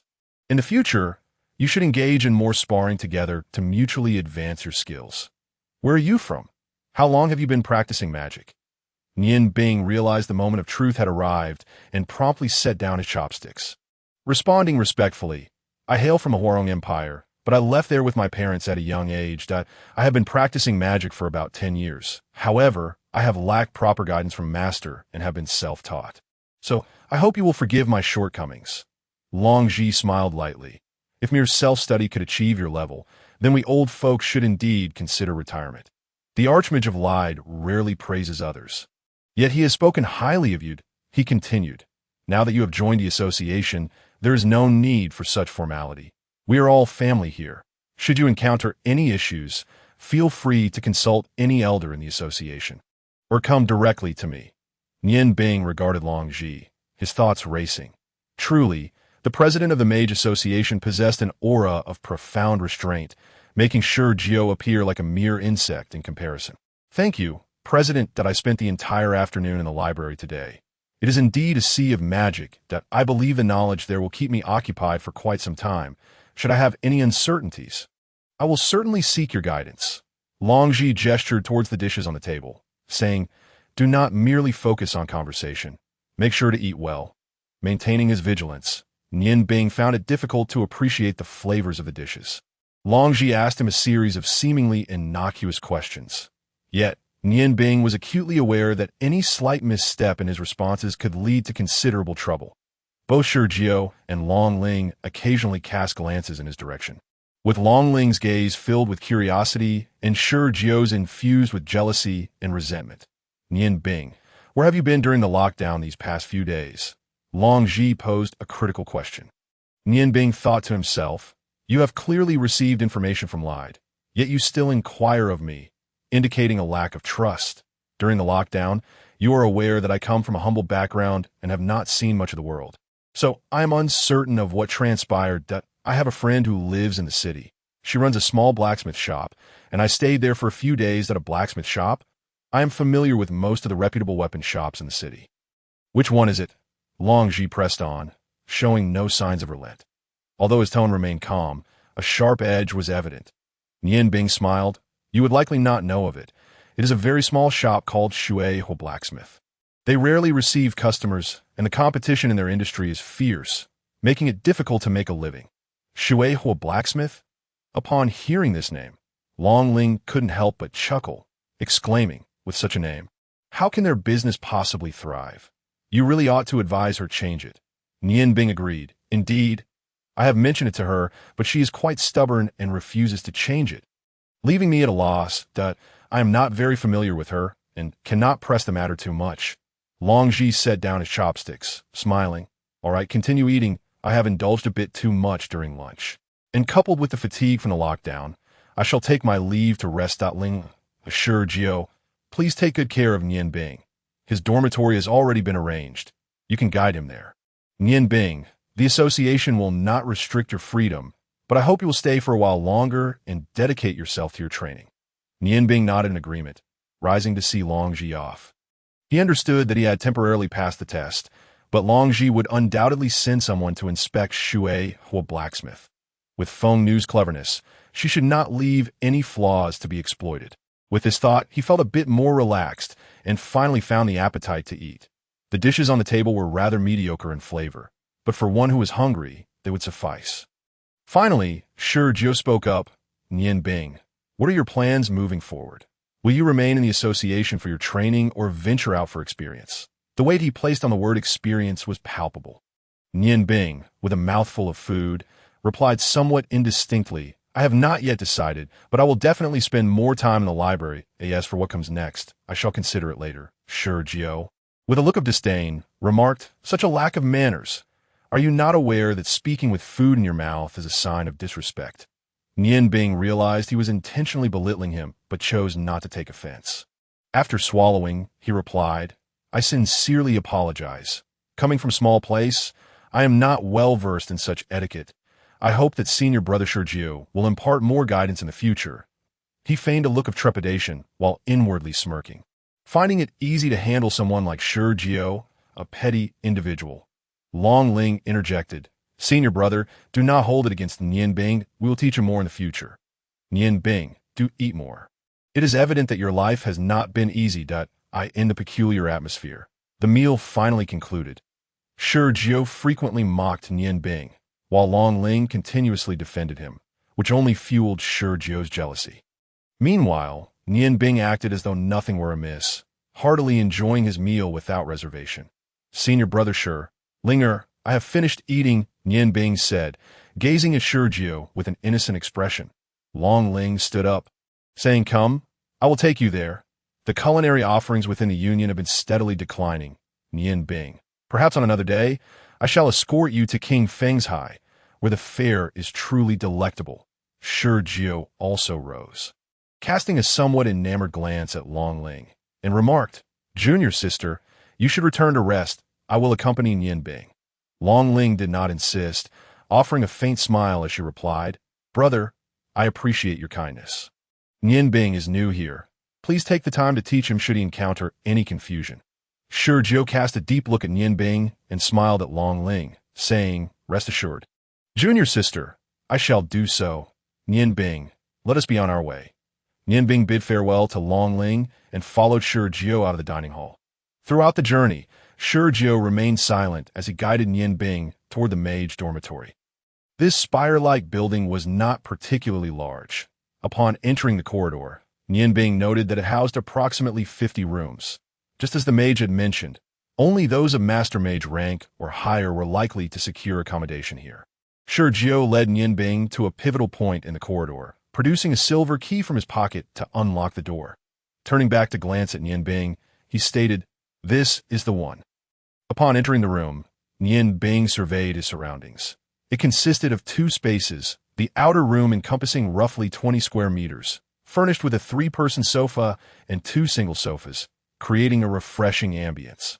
The floor was wooden, producing a subtle sound with each step, while the entrance to the outer room featured a 6 or 7 square meter bathroom, fully equipped with toiletries.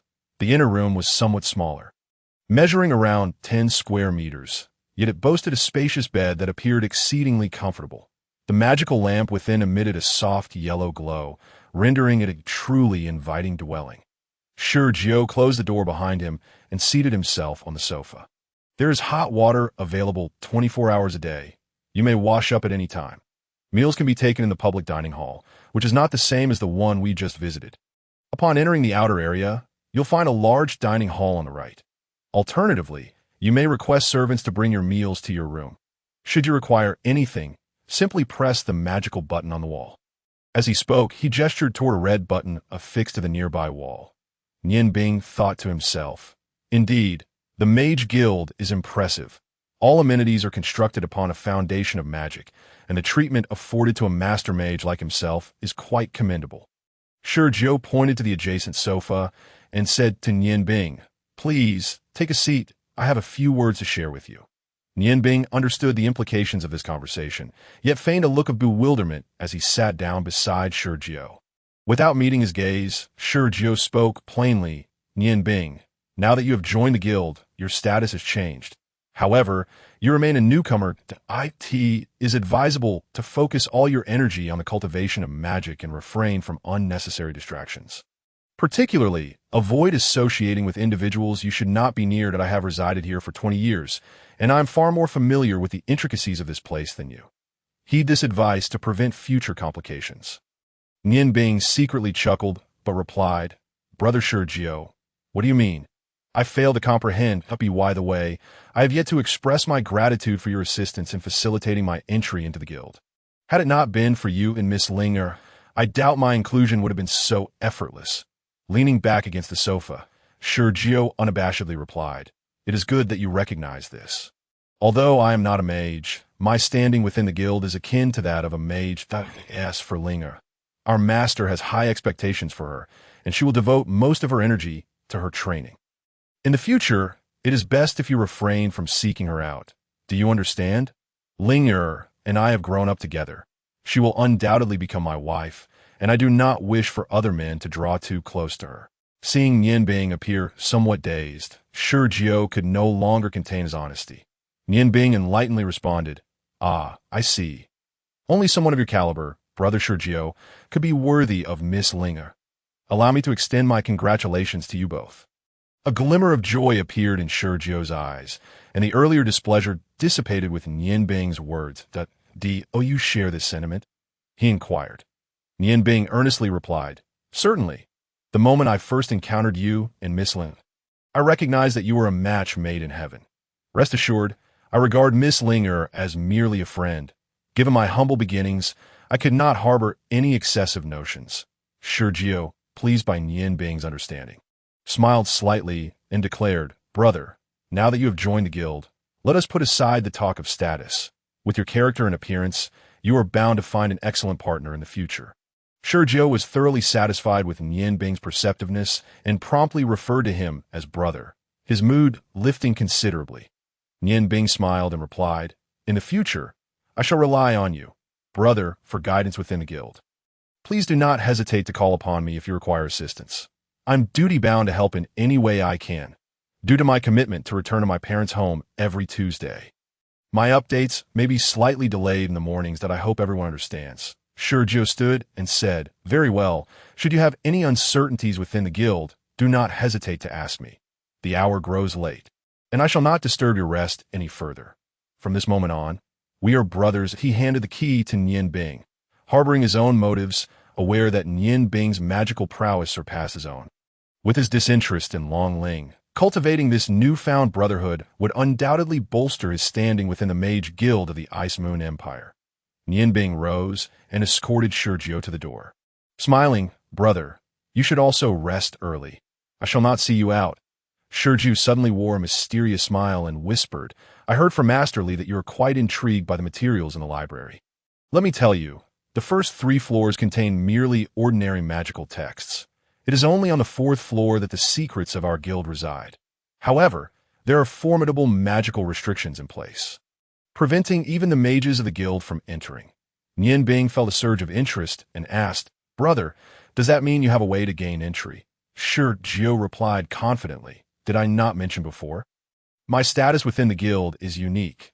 Having grown up alongside my master, I have entered the 4th floor with Linger and our master A.S.'s disciples. We are afforded certain privileges. However, this is a secret, so do not speak of it. If the opportunity arises, perhaps I might take you in for a glimpse. But be warned, the texts there are exceedingly complex and difficult to comprehend. The experience may not yield significant benefits. Our current meditation methods stem from the materials found there, allowing us to cultivate at a pace far superior to others. From now on, we are family, and rest assured, I shall not forget your contributions." With that, Shurjiu shared a mysterious smile with Nianbing and departed. Once he left, Nianbing chuckled. Was this an attempt to win my favor? It seems Shurjiu has notions of forming alliances. This could be advantageous, provided he does not become overly principled. In the future, should I dangle a benefit before him, the secrets of the 4th floor of the library may be laid bare. What extraordinary magical records might lie within? With this thought, Nianbing's heart ignited with fervor. If he could learn even more powerful magic, reaching the Ice God Tower would no longer be a mere dream. Upon entering the inner room, Nianbing cautiously retrieved his morning dew blade from his pocket and concealed it beneath the mattress. After surveying the surroundings, he took up the newly acquired ice staff and exited the room, resolved to return to King Feng's High. Having been away for so long, he hoped Uncle Li would not harbor any suspicions.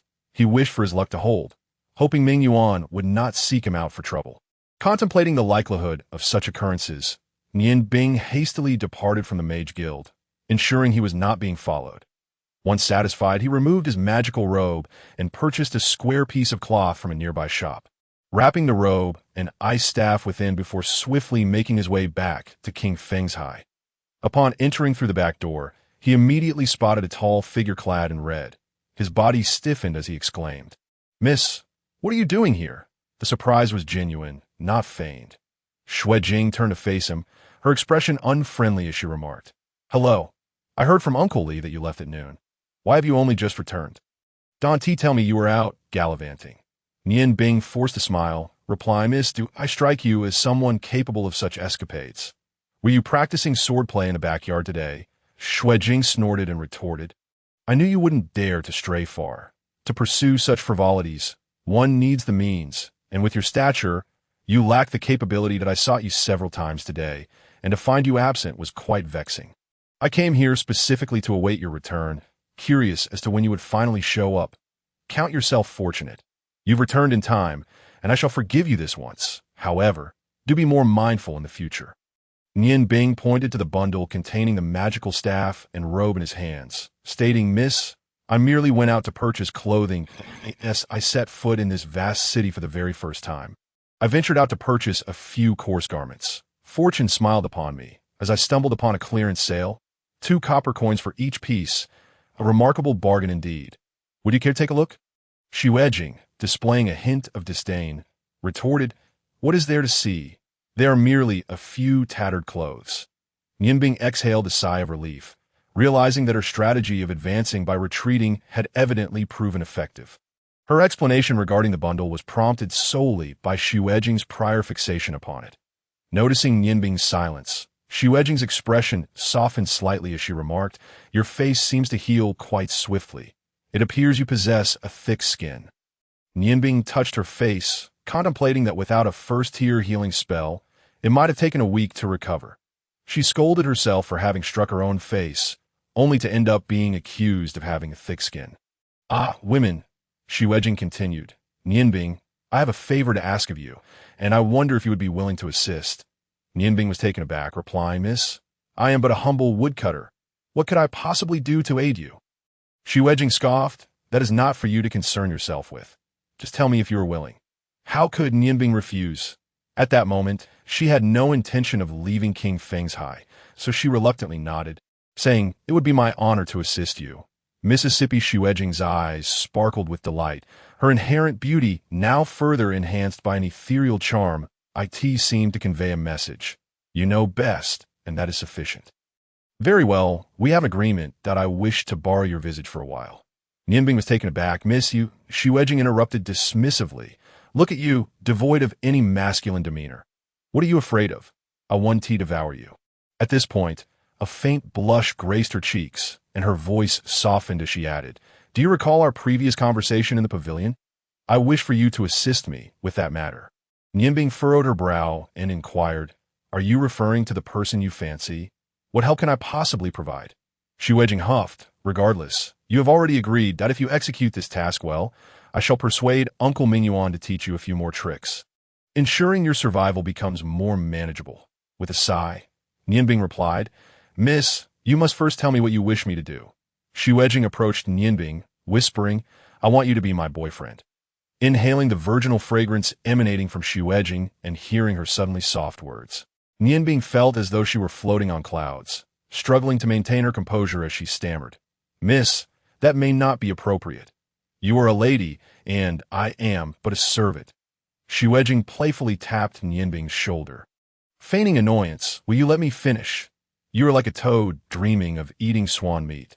Do you truly think I would have you as my boyfriend? I merely want you to gauge his feelings toward me. Tomorrow night, I will take you to a banquet, and your appearance is quite presentable.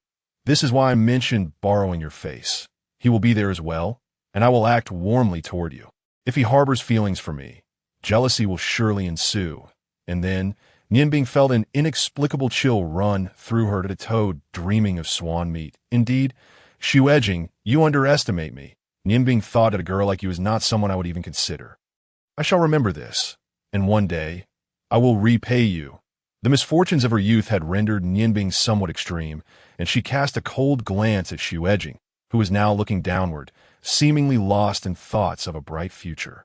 Miss, while I may pass for decent-looking, my lowly status renders this arrangement questionable, Nianbing stated, deliberately emphasizing the word lowly. Xuanji, oblivious to the subtle shift in Nianbing's tone, impatiently replied, This is my plan. Since I am inviting you, I assure you will not be embarrassed. It would reflect poorly on me. Such high society gatherings in Ice and Snow City are not open to just anyone. Perhaps this will be the only opportunity you have in your lifetime, so you should be grateful rather than hesitant. Tomorrow, I will prepare a magical robe for you. Transforming you into a wizard, I will handle all other arrangements. You need not concern yourself with anything else. Tomorrow, you will not work. I shall come and find you in the morning to teach you essential etiquette. The banquet. Your sole responsibility will be to stay by my side. Do you understand? Nianbing's heart grew colder as she nodded. Very well. I shall do my utmost to meet your expectations. Xuanji smiled softly. Rest assured, I always keep my word. If you perform well, I shall fulfill my promise upon our return. With that, she gracefully departed, her red silhouette vanishing into thin air after a few fleeting moments. Nianbing gazed coldly in the direction where Xuanji had vanished, muttering to herself, For the sake of your past assistance, I shall not hold this against you, but this shall be the last time that one can insult me without consequence. Suddenly, a thought struck her, and she slapped her forehead. Oh, how could I have forgotten the appointment? It seems I must make another trip to the Wizards Guild. It is time to honor the invitation. I wonder what tricks that Ice Mage has up her sleeve. Upon retrieving all her belongings from her dwelling at the woodshed, she exited through the back door into the street. The gentle breeze caressed her, and as she inhaled the fresh, somewhat chilly air, Nianbing felt a slight comfort, observing the bustling crowd and the illuminated lanterns lining the streets. She suddenly felt a sense of confusion. Entering society, she had already encountered so much. Although she had not made any wrong choices thus far, should she continue to remain in Ice and Snow City? Yes, she must stay, Even if the culinary skills of King Feng's do not pique her interest, the library of the Wizards Guild and the ongoing creation of the Zhengyang sword are both essential to her. 1 month? Let it be the final month. Xuanji, tomorrow night, perhaps I shall surprise you. I merely wish for you to understand that one should not underestimate anyone, while I bear no intention of seeking revenge. I shall at least impart a lesson to temper your capriciousness. When Nianbing returned to the Wizards Guild, night had already deepened. Before entering, she donned her magical robe, adorned with the emblem of a grand mage upon her chest.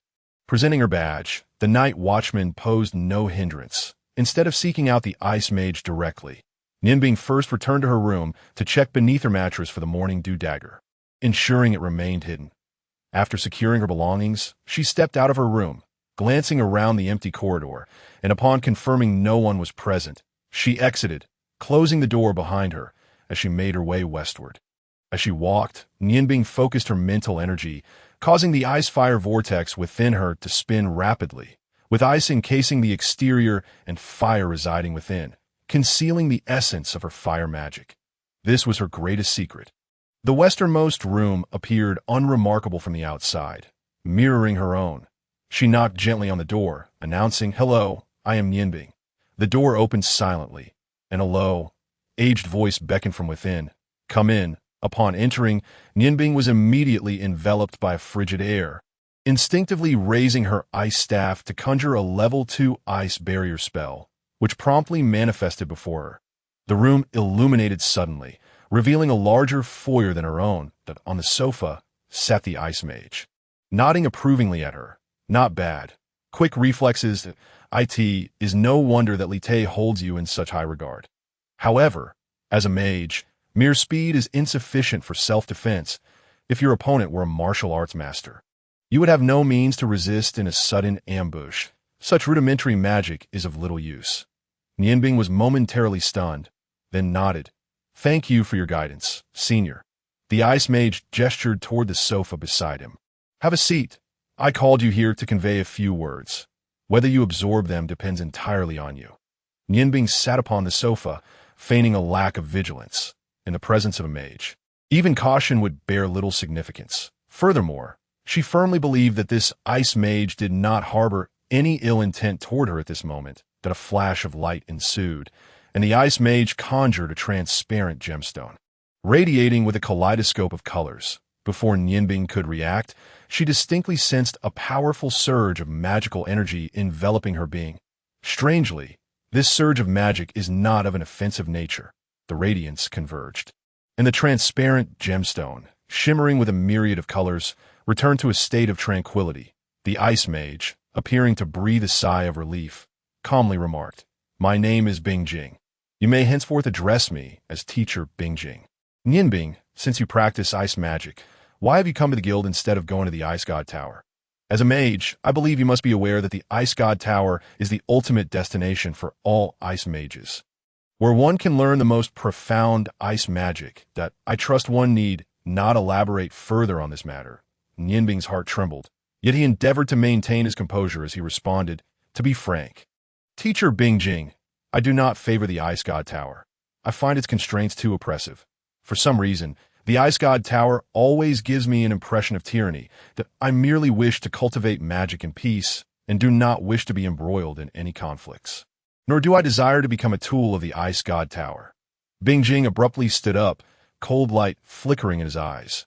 "Nianbing, do you know to whom you are speaking? I will be frank with you. I am one of the ice and snow priests in the Ice God Tower. Now, I present you with a choice. Leave this place and head north to join the Ice God Tower. With my recommendation, I believe you will undoubtedly be valued there." Nianbing let out a silent scoff, rising to his feet as well, his brow furrowed. With a sense of righteous resolve, he replied, "I apologize, Teacher Bingjing, but since I have already joined the guild, I am now a part of it.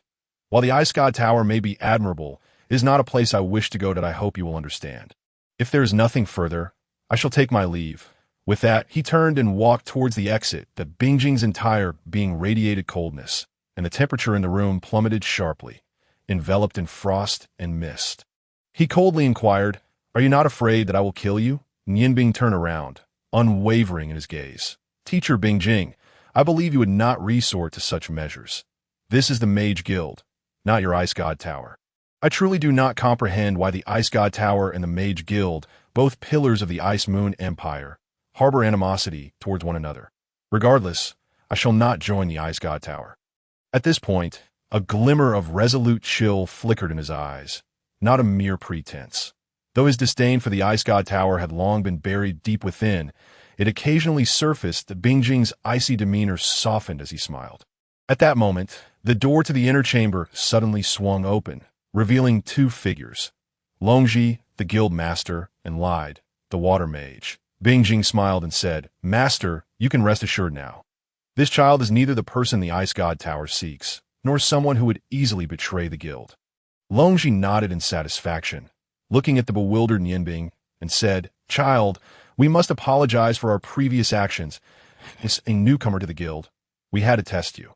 Now that everything has been clarified, I hope you can understand. Rest assured, your loyalty to the guild will not go unrewarded." With that, Nianbing, feeling perplexed, bowed to the three and exited the room. Longji turned to Lide beside him and asked, "What is your perspective?" Lide smiled and replied, "What else can I say? I'd already told you that this child appears to have little guile and is eager to learn. He will undoubtedly become a powerful mage in the future."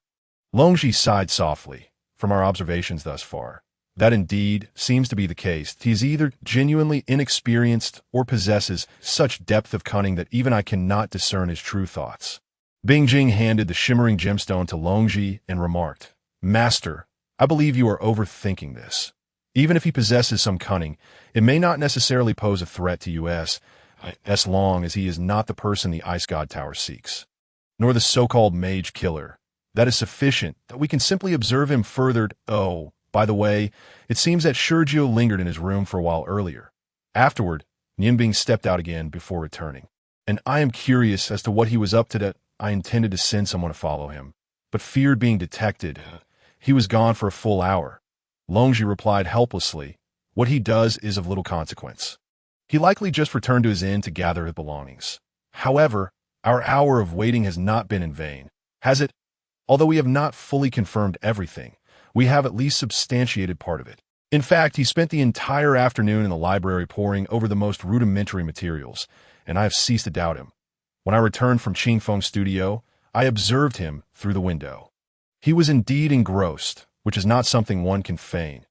Shurgio is not inherently bad and possesses commendable talent, though he can be rather self-righteous. That, if I am correct, he must have sought out Nianbing for Linga. To be frank, I would rather entrust Linger to Nianbing than allow her to marry him. Regardless of Nianbing's cunning, he is undoubtedly superior to Shurgio." As night fell, Lai chuckled. "As for the affairs of these young ones, let us not interfere. Let them develop as they will. Master, you have had a long day. Let us return and rest." The moment Nianbing stepped out of Bingjing's room, he felt as though he was drenched in cold sweat. The gemstone was evidently a magical item used for detection, and he was fortunate not to have brought the Morning Dew Blade with him. All his previous displays had been mere acts. Bingjing could not deceive him. During his time at the Ice God Tower, Nianbing had encountered all 12 ice and snow priests, and their appearances were etched deeply in his memory. How could he possibly forget? It was precisely due to this that he managed to evade the final test from the Mage Guild. Upon returning to his own room, he retrieved the Morning Dew Blade and tucked it into his bosom. Removing his mage robe and placing it alongside the ice crystal staff on his bed before exiting the Mage Guild once more. Perhaps tonight would be his last night at Qingfeng's studio. Tomorrow would herald a new beginning, marking the start of his journey with the Mage Guild. As dawn broke, with the first rays of sunlight ascending from the east, Nianbing awoke from his meditation. The foundational magic texts he had perused the previous day had not been in vain. His evening practice had deepened his understanding of magic considerably, although the principles of ice and fire as one remained somewhat unclear. His control over magic had become significantly more manageable at this moment. He recognized that what he needed most was not merely to enhance his magical power, but to integrate his mental energy with the ice and fire magic he already possessed. Only then could he unleash greater might. Nianbing firmly believed that once he fully merged the powers of ice and fire, the magic he would generate would transcend the simplistic equation of 1 + 1 = 2. As an ice and fire dual-element mage, he should be the first of his kind on the continent. Why could he not create magic that belonged solely to him? Stepping out of his room, he noted that Uncle Li had yet to rise. Observing the expansive grounds of Qing Feng Studio, he couldn't help but sigh softly. It seemed that he had exhausted all culinary aspirations here. Exceptional culinary skills paired with mediocre magic was a fitting description of his current state. Perhaps the Mage Guild was indeed more suited to him. There, he could at least learn many valuable things. Lost in thought, Nianbing approached the woodpile, grasped an axe, and began chopping with lightning speed. Although each piece of wood needed only to be split into 8 sections, he remained utterly focused. This method of concentration had long become second nature to him, and the pile of wood gradually grew. Nianbing firmly believed that one should see tasks through to completion. Despite having resolved to depart, he was determined to fulfill his duties on his last day. In his hands, the axe moved with a life of its own, its motion barely perceptible. With his left hand, he continually brought pieces of wood from the side, which naturally split into 8 parts. Uncle Li emerged from his room and, upon seeing Nianbing chopping wood with his back turned, couldn't help but smile to himself. Thinking this young man is quite diligent, busy at work so early in the day. As he approached Nianbing and observed the fluidity of his chopping, Uncle Li was momentarily taken aback. What was originally meant to be a day's work had already been accomplished to a remarkable degree. Nianbing was aware of Uncle Li's presence beside him, yet he did not cease his labor, continuing to chop as he calmly stated, "Uncle Li, chopping wood is not merely a task. If you focus on it, you will naturally achieve unexpected results. Wood is lifeless, but we are alive. Would you not agree?" Uncle Li gazed at Nianbing, momentarily speechless. For the first time, he sensed that this handsome young man was far from ordinary, at least, far more enigmatic than he had initially imagined. "Just one more piece, Uncle Li. Allow me to leave you a memento." The axe suddenly became nimble, the blade dancing lightly as the bark was quietly stripped away, wood shavings flying amidst the glimmer of the blade. Under the influence of his skilled carving technique, the axe seemed to come alive, and the wooden block in Nianbing's hands gradually took shape. As the final glimmer of the blade flickered, what lay before him was no longer merely a piece of wood, but a figure, a likeness of a person. To Li Shu's astonishment, he realized that the figure bore an uncanny resemblance to himself. One hand rested against the wood while the other raised the axe, poised as if ready to strike. The statue was remarkably lifelike, almost as if it were a living being. Nianbing presented both the axe and the statue to Li Shu, bowing slightly as she said, "Li Shu, I am truly grateful for your care over these past few days that I leave this as a keepsake, hoping you will remember me." Li Shu held the still warm statue, just about to respond when a crisp voice called from a distance, "Nianbing, have you risen yet? Hurry, we must leave. Time is of the essence." Nianbing smiled gently, brushing off the wood shavings from her attire, and replied, "Miss, I have been up for quite some time. Let us go." With one last lingering glance at Li Shu, she moved towards the direction where Xuanji had appeared. Today, Xuanji had surprisingly donned a white gown instead of her favored red attire, lending her a more enchanting aura. "Come, let us head to my place," she said unabashedly as she grasped Nianbing's sleeve, leading her deeper into Qing Feng.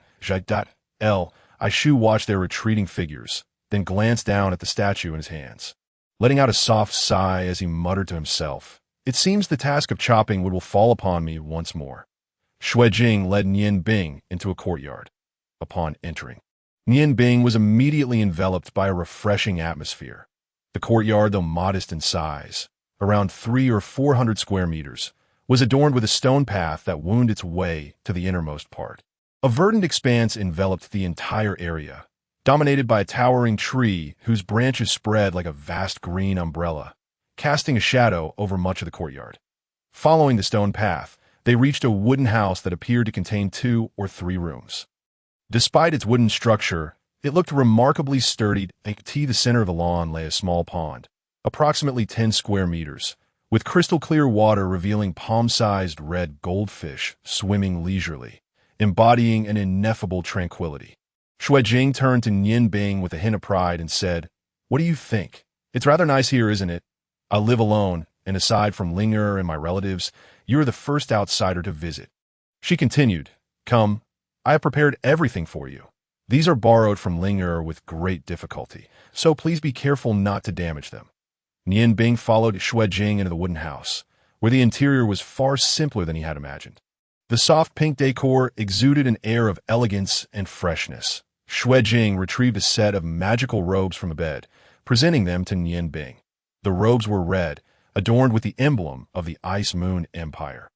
And the fiery embroidery at the chest was encircled by 2 silver rings, one less than the one he had received the day before. This was surely a robe symbolizing a high-ranking mage. Nian Bing couldn't help but chuckle at the irony of a grand mage now masquerading as a high-ranking one. Feeling somewhat absurd, as Xuanji handed him the robes, she said, "Try them on and see if they fit. I believe they should be suitable. Attending the banquet as a high-ranking mage, coupled with your youth, will ensure no one underestimates you. Quite thoughtful of me, don't you think?" Nian Bing looked at Xuanji and smiled. "Are you going to watch me change?" Xuanji's cheeks flushed as she retorted, "Who want to watch you? Just hurry up." Though she spoke thus, she stepped out of the room. Nian Bing removed his outer garments and donned the red magical robes. Feeling the gentle warmth of the fire element envelop him, fitting comfortably. "Are you ready yet?" Xuanji called impatiently from the doorway. "I'm ready," Nian Bing replied, adjusting his attire as he looked towards the entrance. Xuanji stepped in, and upon seeing Nian Bing clad in the high-ranking fire mage's robes, she was momentarily taken aback. In the vivid red of the robes, his golden hair resembled flames, and his blue eyes appeared profoundly deep. The air of pride he exuded made her heart race. Feeling somewhat uneasy under Xuanji's intense gaze, Nian Bing asked, "Is there something wrong with my appearance?" Regaining her composure, Xuanji scolded herself internally. Wondering why she was so flustered, "He's merely handsome," she thought, "just a pretty face." Taking a deep breath, she approached him closely to scrutinize his appearance, saying, "Not bad. It fits quite well. See, wearing fine clothes makes you look more presentable." "Yes, maintain that demeanor with a hint of arrogance to the banquet. Unless I signal you, refrain from speaking. Just follow my lead." Nian Bing nodded. "Miss, the banquet begins in the evening. What shall I do in the meantime?" Xuanji replied, "There is still much to be done. Let me first teach you the etiquette for the banquet. Oh, by the way, can you dance?" Nian Bing thought to himself, "Dance? 5, perhaps 6? He shook his head and said, "I cannot." Xuanji exclaimed, "Exactly. It takes a long time to learn that. I hope you can pick it up quickly, so you can use it tonight. Let us begin now. I will teach you the etiquette." Half an hour later, a surprised voice echoed from the wooden house. "Nian Bing, have you studied etiquette before? You seem to know everything and are doing even better than I am." "No, I haven't. I was merely mimicking what you did," he replied. Was he truly unaware? Of course not. He had learned these things under his father's guidance during his childhood. His father had once said that such skills were indispensable in social situations. Now, as he practiced with Xuanji, memories of his youth resurfaced, making the movements flow naturally and effortlessly. Xuanji looked at Nian Bing with a hint of suspicion, saying, "Well done. I didn't realize you had such a high aptitude. We need not learn more etiquette. Let us move on to dancing. If you can learn this quickly, I'll treat you to a feast at noon." Just then, a clear voice rang out from outside. "Jing'er, the clothes you requested are ready." Startled, Xuanji exclaimed, "Oh no, my father is here." "Nian Bing, you must hide at once. Please don't let him see you." Nian Bing was perplexed. "But this room is so small. Where can I hide?" The voice outside grew closer. "You girl, you left the courtyard gate open again. At your age, you're still so careless. Who will dare to marry you in the future?" Xuanji anxiously scanned the room and suddenly had an idea. She hurriedly pulled Nian Bing to the bed, pushing him onto it without allowing him time to remove his shoes, and swiftly drew the curtains. Just as she completed this, the door swung open. Xuanji, a little flustered, greeted her father. "Father, what brings you here personally?" Lying on the soft bed, inhaling the faint fragrance, Nian Bing felt an inexplicable flutter in his heart as he listened to the clear voice say, "You've been out and about every day without a trace. Even your father misses you. Your mother passed away early, and I have only you left. Is it too much to ask to see my daughter?" Xuanji's mood settled as she playfully replied, "You're the best, father. I will spend more time with you from now on. Oh, by the way, will you attend tonight's banquet?" "Of course not. That is a gathering for young people. You should learn from Ling'er. See how gentle and well-mannered she is. With your wild antics, who would dare approach you? If you remain unmarried in the future, your father bears no responsibility. Xuanji retorted. Father, how can you say such things about your own daughter? I am beautiful, and there are many suitors after me. I simply do not fancy them. The clear voice teased. Is that so? I have heard that the young masters in town run away at the sight of you. They are terrified of you. Xuanji huffed. That is because they are too weak. If I marry in the future, it must be to a man of great stature, if they cannot even best me. They are unworthy. The clear voice sighed in resignation. But the last few young men I introduced to you were all quite capable. Did you not dismiss them as well? Of course I did. Those fellows were all full of themselves and quite unsightly. How could they possibly match up to me? Then I suppose I have no choice but to leave it to you as long as you are willing. Your father will support you unconditionally. That should suffice, right? Xuanji giggled. Then you need not worry about it. After all, I'm only 18. There's no rush. You've had a quiet few days. Haven't you? Please head back. I need to try on this outfit and see if it fits. Lying on the soft bed and listening to the father-daughter conversation, Nianbing felt an indescribable envy. Once upon a time, he too had a father who cared for him in the same way. However, at this moment, his body instinctively shifted slightly, producing an almost imperceptible sound.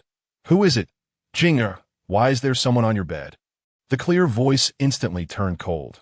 Xuanji appeared visibly anxious. Dad, it's nothing, just a girl. Just a girl, is it? I must see what this girl looks like. The curtain was abruptly lifted, and Nianbing looked up to find a handsome, middle-aged man in white robes. Approximately in his 30s or 40s, standing by the bed. From his cold gaze, it was evident that he possessed the capability to shred one to pieces at any moment. Calmly, sitting up from the bed, Nianbing stood, fully comprehending the middle-aged man's sentiments. Anyone would feel displeased upon discovering a stranger in their daughter's bed. The middle-aged man turned to Xuanji and coldly inquired, "Is this the girl you spoke of?" He was indeed quite furious, but upon truly seeing Nianbing's appearance, his anger subsided somewhat.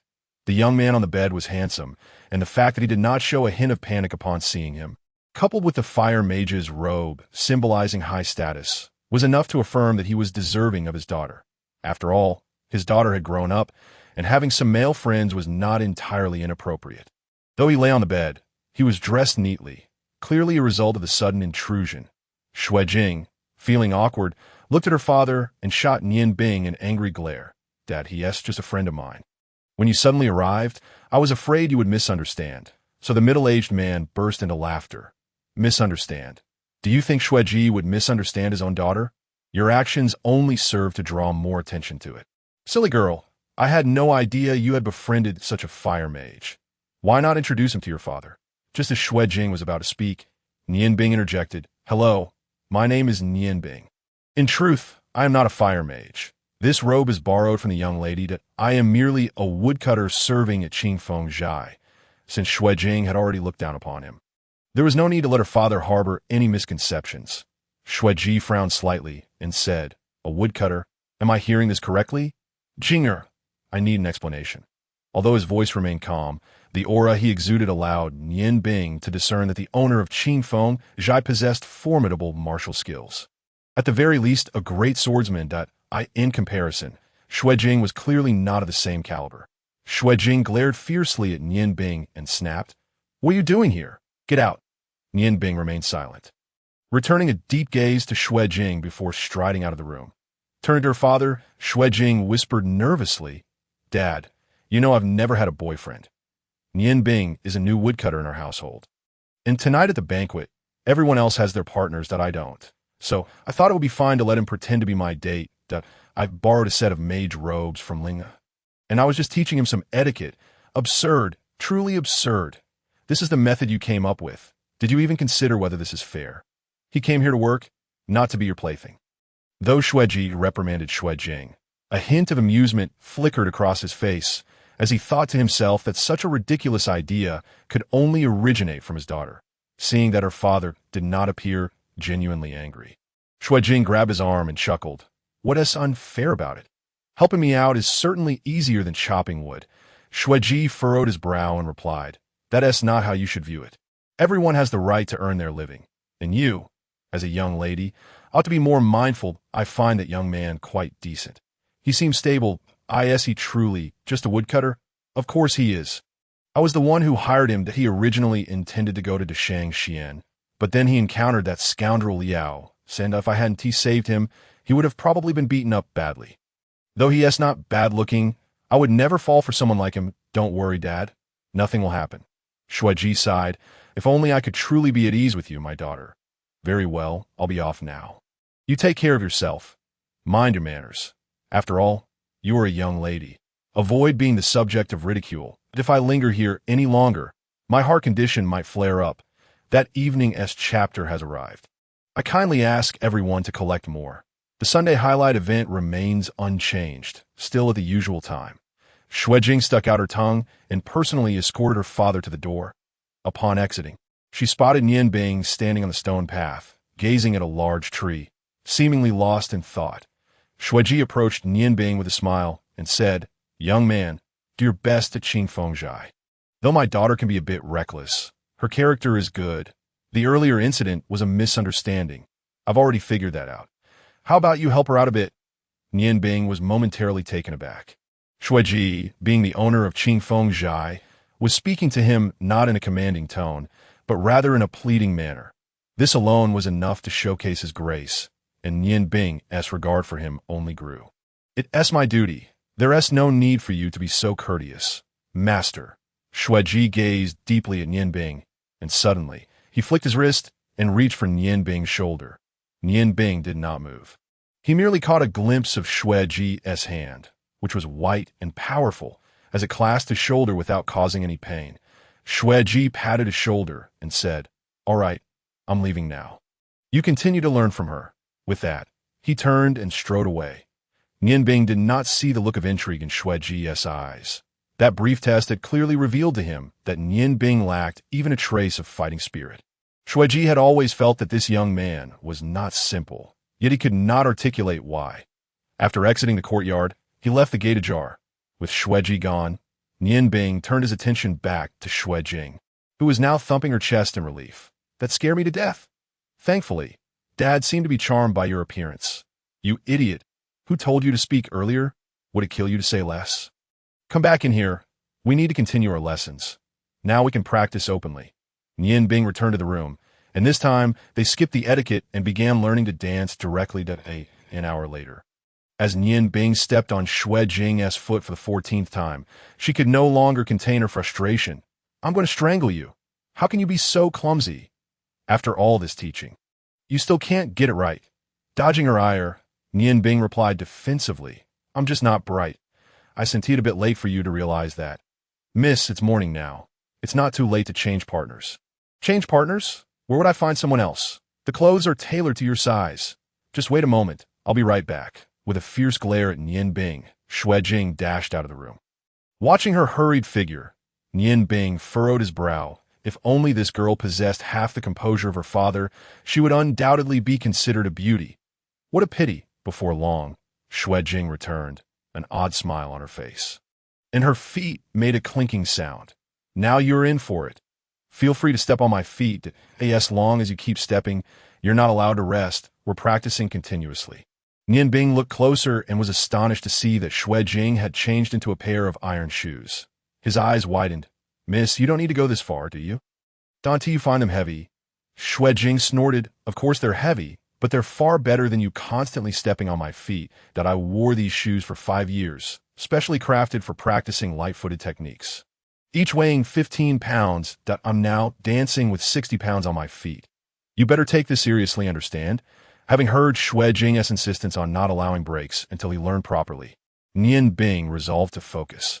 While embracing a beautiful girl was pleasant, standing still was no easy task for a mage like him.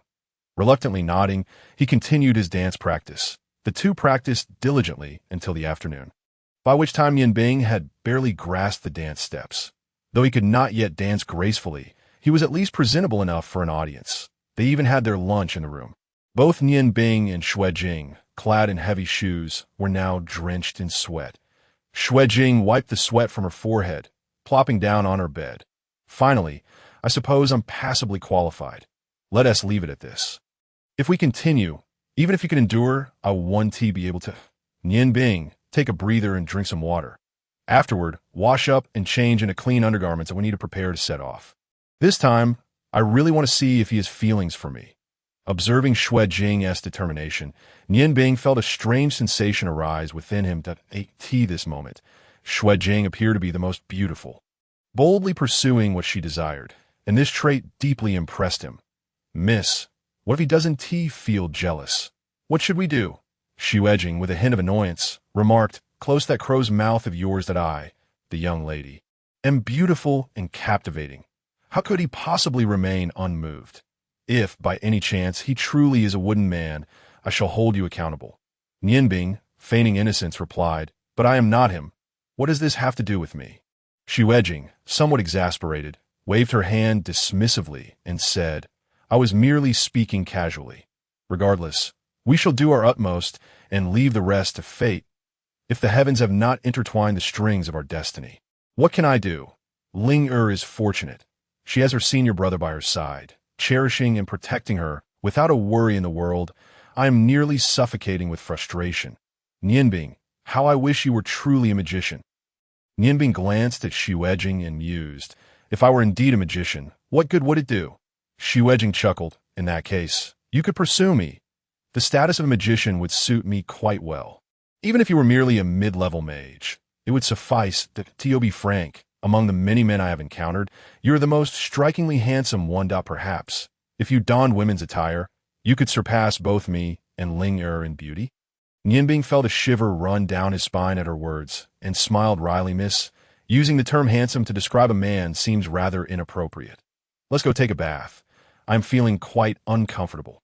Xue Jing's cheeks flushed as she retorted, clarify what you mean by let us go take a bath. Come now, it is fortunate that I had you change out of your magician's robe before we practiced our dance. Otherwise, should it become soiled, it would be quite troublesome that you not realize how valuable such robes are? Nianbing silently thought, so in your eyes, I am worth less than a magician's robe. It seems that in this society, without strength, one possesses nothing. If I were merely an ordinary commoner, I would indeed have to endure such humiliation. Alas, I am not. Xue Jing, remember every word you have spoken. Who would possibly be fond of spoiled and willful young lady like you?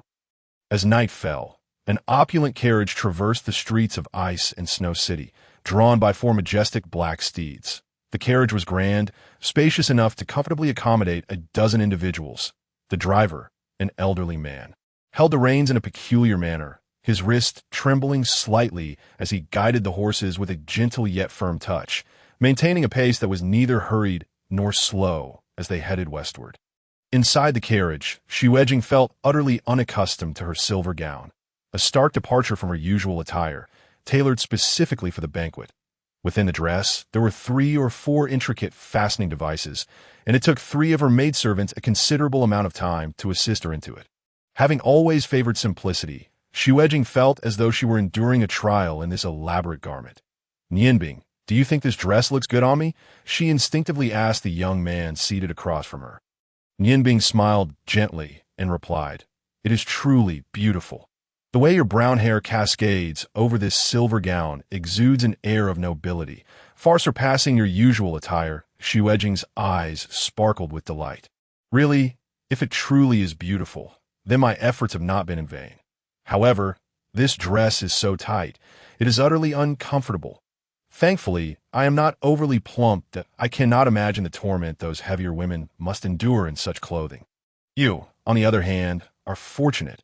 A magician's robe is suitable for any occasion. Nianbing smiled. Well, I am merely pretending that if you find it uncomfortable, why not wear a regular dress instead? Do you lack confidence in your beauty? Xue Jing huffed. How could I lack confidence? However, today is not about testing that insufferable fellow, is it? Were it not for him, I would never have chosen to dress this way. I am the upper echelons of Ice and Snow City social scene. I am known for my casual demeanor, though, and from now on, do not refer to me as Miss. If you do so at the banquet, it would be quite the embarrassment. Nianbing responded calmly, then what should I call you? Xue Jing pondered for a moment before saying, since you are appearing as my boyfriend, you may call me Jing as my father does. Consider a privilege. Also, remember, When speaking to me at the banquet, do not be overly respectful. You must appear warm and approachable to maintain the illusion. Do you understand? Nianbing smiled faintly. I understand. Jinger, is it? As he spoke, he shifted closer, wrapping an arm around her slender waist and pulling her against him. Xuanji was momentarily taken aback, but soon inhaled the masculine scent emanating from Nianbing. Looking up, she found his chiseled features strikingly handsome. For a moment, she failed to register how intimate their current position was. Nianbing, holding Xuanji close, revealed a glimmer of icy light in his eyes. Since you have invited me to be your boyfriend, I shall not hold back. After a brief pause, Xuanji regained her senses and protested gently. Let go of me. We are not yet at the banquet. Although her words suggested resistance, her struggle was feeble. Nianbing's warm embrace offered her immense comfort. Nianbing smiled. Though we have yet to arrive at the banquet, I believe it is wise to cultivate our connection beforehand, that if we are too stiff, any discerning I would see through the act, would they not? If we are to perform, it must be genuine. Xuanji blinked, casting another glance at the handsome man beside her. When did you become so astute? In my memory, you were supposed to be rather foolish. Nianbing's blue eyes shone with clarity. That is merely your perception. I have never claimed to be foolish, have I? Xuanji suddenly sensed something amiss, but could not articulate why. With a huff, she replied, You must remember, you are only my boyfriend for the night. If you harbor any inappropriate thoughts, do not blame me for being unkind. Nianbing smiled. I would never dare entertain such thoughts. You are the young lady, and I am merely the servant. After tonight, our roles will revert to their natural order, and we shall each return to our own realms, shall we? Xuanji observed the peculiar look in Nianbing's eyes, feeling a flutter of unease in her heart. Just then, the carriage came to a halt. They had reached their destination. Xuanji pushed Nianbing's hand away and retrieved a box from beneath her seat, offering it to him. Nianbing, puzzled, asked, What is this? Xuanji replied, Open it and see for yourself. The box was red and felt substantial in his hands. Upon opening it, Nianbing was immediately greeted by the vibrant aura of fire elements. It was a fire element magic wand, its shaft a deep crimson adorned with spiraling patterns, capped with a round red gemstone of fine quality, brimming with a rich fire elemental essence, comparable to the ice wand he had recently acquired. Xuanji said, This is also borrowed. It is called the Mars wand. Be careful with it. A fire mage ought to possess their own wand. Nianbing held the wand, nodding, I shall not damage it. It is worth far more than my life. Xuanji paused, as if she had something to say, but refrained. The carriage door swung open, and according to etiquette, Nianbing leaped down first, extending his right hand to Xuanji. With his assistance, she descended from the carriage, as the elderly driver guided the carriage aside, addressing her, Miss, I shall wait for you at the entrance. Nianbing looked up and beheld a splendid building, akin to a palace. Even from outside, the grandeur of the architecture was palpable. It was an expansive courtyard, devoid of walls, enclosed instead by iron railings approximately 3 meters high, topped with sharp spikes to deter climbing the towering 5-meter entrance. 10 soldiers stood guard on either side, each wielding standard knightly spears, their imposing presence indicating they were far from ordinary guards. Nianbing recalled Xuanji had once informed him that the owner of this estate was the chief financial officer of Ice and Snow City, whose power rivaled that of the city's marquis lord, and who also held the title of count. The banquet was held in celebration of his daughter's 18th birthday, and the count's daughter was a close friend of both Longling and Xuanji. Xuanji linked her arm with Nianbing's and said, Speak carefully. Remember everything I have taught you, understood? Her hands were quite cold, and even through 2 layers of clothing, Nianbing could still distinctly feel it. Clearly, Xuanji was somewhat nervous at that moment. Nianbing, however, appeared completely at ease, his expression on his face remarkably natural as he strolled slowly towards the entrance alongside Xuanji that a steward stood at the doorway, receiving the invitations of guests entering the courtyard. Upon seeing Xuanji, he couldn't help but smile and exclaimed, Miss Xue has arrived. Our young lady is eagerly awaiting you, and Miss Longling should be arriving shortly as well. Today, the 3 great beauties of Ice and Snow City are finally gathered together. With a smile, Xuanji replied, Uncle Li, you are teasing me again. What 3 great beauties of Ice and Snow City? That is merely the talk of idle folk, that if we were to speak of true beauty, Linger and Rower are the real deal. What am I in comparison? The steward smirked slightly, his gaze settling on Nianbing. Nianbing clearly noticed a flash of icy intensity in the steward's eyes. If it weren't for his resolute spirit, that mere glance might have been enough to intimidate him. With a slight nod towards the steward, he introduced himself, saying, "Greetings, I am Nianbing, a fire element mage." The steward smiled gently and remarked, "No need for formality, sir. To have achieved the rank of a high-level mage at such a young age is truly commendable. Since you are a friend of Miss Shui, you are naturally a distinguished guest. Please, both of you, enter." He did not inquire further. From Nianbing's composed demeanor, he had already sensed the young man's true strength. Xuanji felt no unusual vibes, wrapping her arm around Nianbing's as they finally stepped into the courtyard. The courtyard was expansive, and before them stood a magnificent structure resembling a palace, with a colossal magical fountain that could shoot water jets 10 meters high. Surrounding the fountain were blossoms of various hues, and the entire courtyard was adorned with lush greenery, with dozens of towering trees, indicating that the owner of this estate had a high standard for their environment. Xuanji seemed to exhale a sigh of relief, whispering to Nianbing, "I suppose we've passed the first hurdle.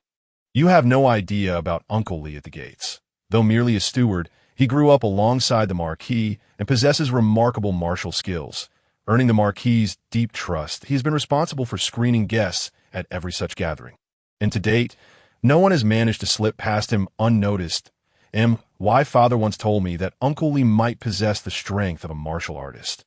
Nianbing mused inwardly, realizing that such prestigious families were indeed different.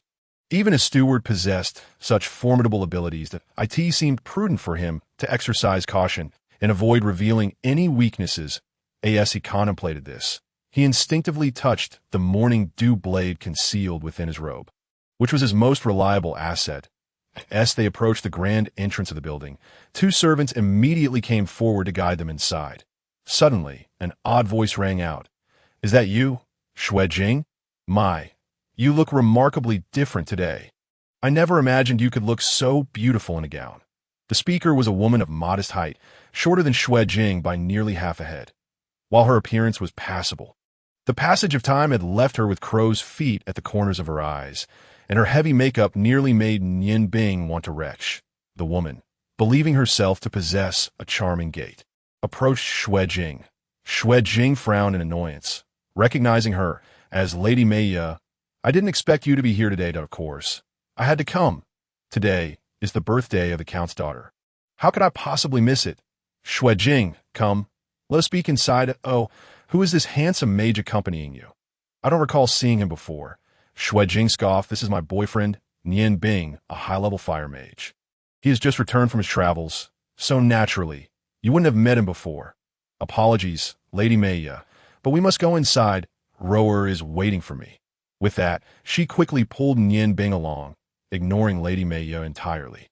Lady Meiya's gaze lingered on Nianbing's face, her eyes brimming with a captivated glimmer, her lips moving as she whispered something to him. Nianbing dared not listen, immediately lowering his head and following Xuanji into the hall. Preferring to distance himself from such a repulsive woman. Jinger, who was that? She felt rather peculiar. Nianbing couldn't help but ask Xuanji. Peculiar? What do you mean? She was once a socialite in her youth. But after finally marrying a viscount, she discovered that his family had long fallen from grace. Their financial situation was poor, and not long after, the viscount passed away. She showed no signs of restraint and resumed her life as a socialite, maintaining this lifestyle for decades. Did you not notice the heavy makeup she wears? It's all to conceal her wrinkles. Her true age is likely past 50. Just looking at her is nauseating. Nianbing smiled slightly and leaned closer to Xuanji, whispering, "I feel the same." The warmth of his breath tickled Xuanji's neck, causing her to instinctively recoil. Just as she was about to question Nianbing, she remembered their surroundings, merely shooting him a glare. Her words unspoken.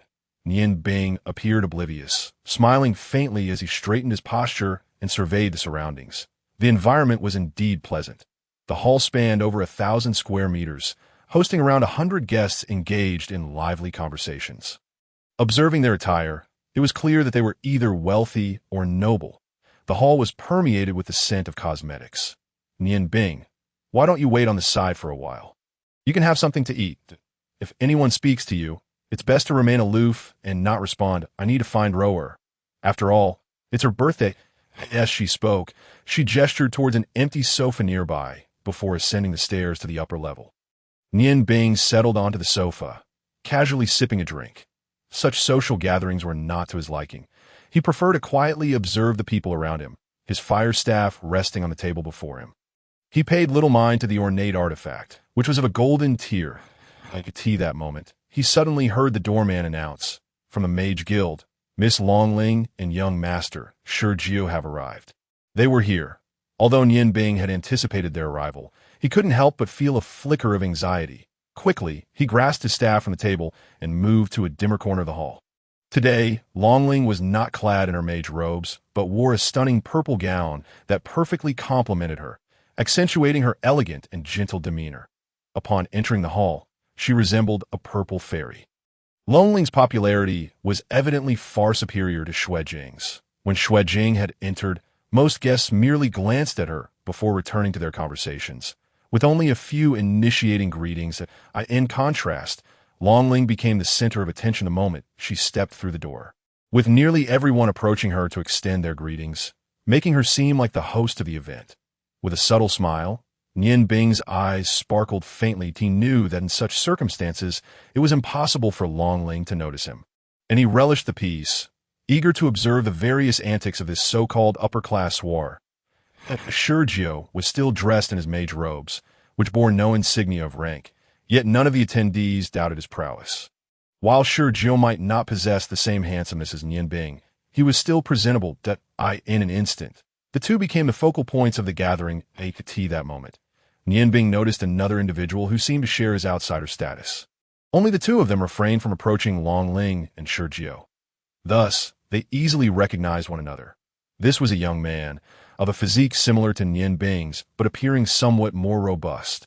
Dressed in fitted white trousers and a top, he exuded a sharpness akin to a finely chiseled blade. His face, though not conventionally handsome, radiated a strong masculine aura, with piercing black eyes and long black hair. He exuded a certain coldness. He held a short knife in hand, its sheath also white, suggesting that his identity was anything but ordinary. Suddenly, a thought crossed Nian Bing's mind. Could this person be the cool guy Xuejing had mentioned? Soon, Nian Bing confirmed his suspicion to eye in the hall. This was the only individual who matched Xuejing's previous description. To Nian Bing's astonishment, the young man approached him, moving deliberately yet swiftly across the limited space of the hall until he stood before Nian Bing. Hello, my name is Yin Feng. Nian Bing paused momentarily. According to Xuejing's description, he should be exceptionally aloof and unapproachable. Why was he initiating a conversation? Despite the thoughts swirling in his mind, he maintained his composure. Extending a hand to shake, "Greetings, I am Nian Bing." After releasing his hand, Yin Feng positioned himself beside Nian Bing, casually lifting his pinky to sweep aside a stray lock of hair that had fallen over his forehead, revealing a dazzling sparkle in his overly bright eyes as he gazed intently at Nian Bing. After a considerable pause, a subtle, tranquil smile flickered at the corners of his lips, as if he had never encountered you before. Observing the tall and austere Yin Feng, a strange sensation suddenly welled up within Nian Bing's heart. Though she could not precisely articulate this feeling, there was an unmistakable sense of disquiet. I have only recently arrived in the Ice and Snow City and have just joined the Mage Guild, which explains why you have not previously seen me. It seems you frequently attend such social gatherings, she remarked. Yin Feng's gaze remained fixed upon Nian Bing's face as he replied coldly, "Not often. I partake occasionally. I have a particular aversion to women who swarm like flies." Nian Bing inwardly mused that this fellow must have some issues. What a fade he was putting on. She smiled and nodded at Yin Feng, choosing not to engage further in conversation. Yin Feng too fell silent, directing his attention to the gathering around them. Longling finally managed to extricate herself from the throng of admirers and exchanged a few words with Shengao before ascending the stairs. It was evident she was heading to join Xuejing and Miss Rower. With Longling's departure, the atmosphere in the hall subdued once more. The nobles continued their conversations, with Shurjiu now one of them. From his ethereal demeanor, it was clear he had garnered the noble's admiration. Given his temperament, it was likely that such praise had left him blissfully unaware of even his own surname. Most of the nobles present were quite young, with the exception of the earlier mentioned Lady Mia. Suddenly, the aloof Yin Feng spoke again. The Earl has arrived. Following his gaze, Nian Bing beheld an elderly gentleman of approximately 50 years descending the staircase. Clad in opulent attire, he was of modest height, appearing almost spherical as the flesh quivered upon his form while he descended the steps without a sound, despite his substantial weight. Nian Bing thought to herself. Indeed, he is worthy of the title of Chief Financial Officer of Ice and Snow City, undoubtedly indulging in an abundance of delicacies. The Earl's arrival silenced the conversing crowd, all eyes drawn to the staircase. He paused midway down, his rotund face adorned with a broad smile, proclaiming, "Welcome, esteemed guests, to my humble abode. Today marks the 18th birthday of my daughter, a day of her coming of age. Please feel free to eat, drink, and enjoy yourselves as if you were in your own home. Should there be any shortcomings in my hospitality, I beg your forgiveness. Let us continue, as I believe my daughter will soon join us."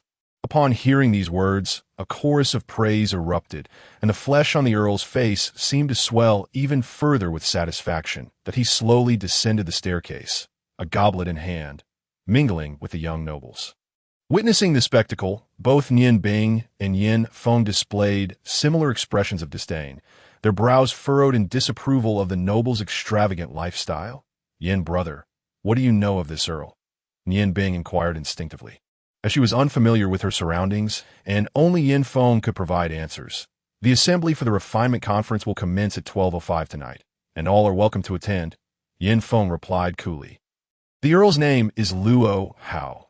While he cannot be described as entirely virtuous, he possesses a certain capability. Under his stewardship, the finances of Ice and Snow City contribute no less in taxes to the Ice Moon Empire than those of Ice Moon City. His proudest achievement is his daughter, Luo Ro. Though she's only 18, she gained fame a decade ago, securing first place in the Ice Moon Empire's national literary examination at the tender age of 8, far surpassing her competitors and earning the title of child prodigy.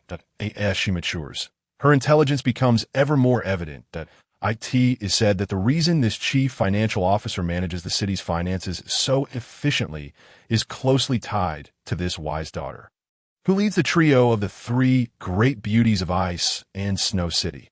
The trio consists of the intelligent Luo Ro, the enchanting Long Ling, and the eccentric Xuejing.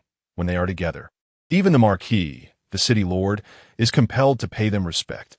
Eccentric? Ha! That is indeed an apt description. Her temperament certainly warrants such a title, Nian Bing thought, stifling a laugh at the monikers of the three women. Yin Feng's gaze fell upon Nian Bing. "What? Do you know Xuejing?"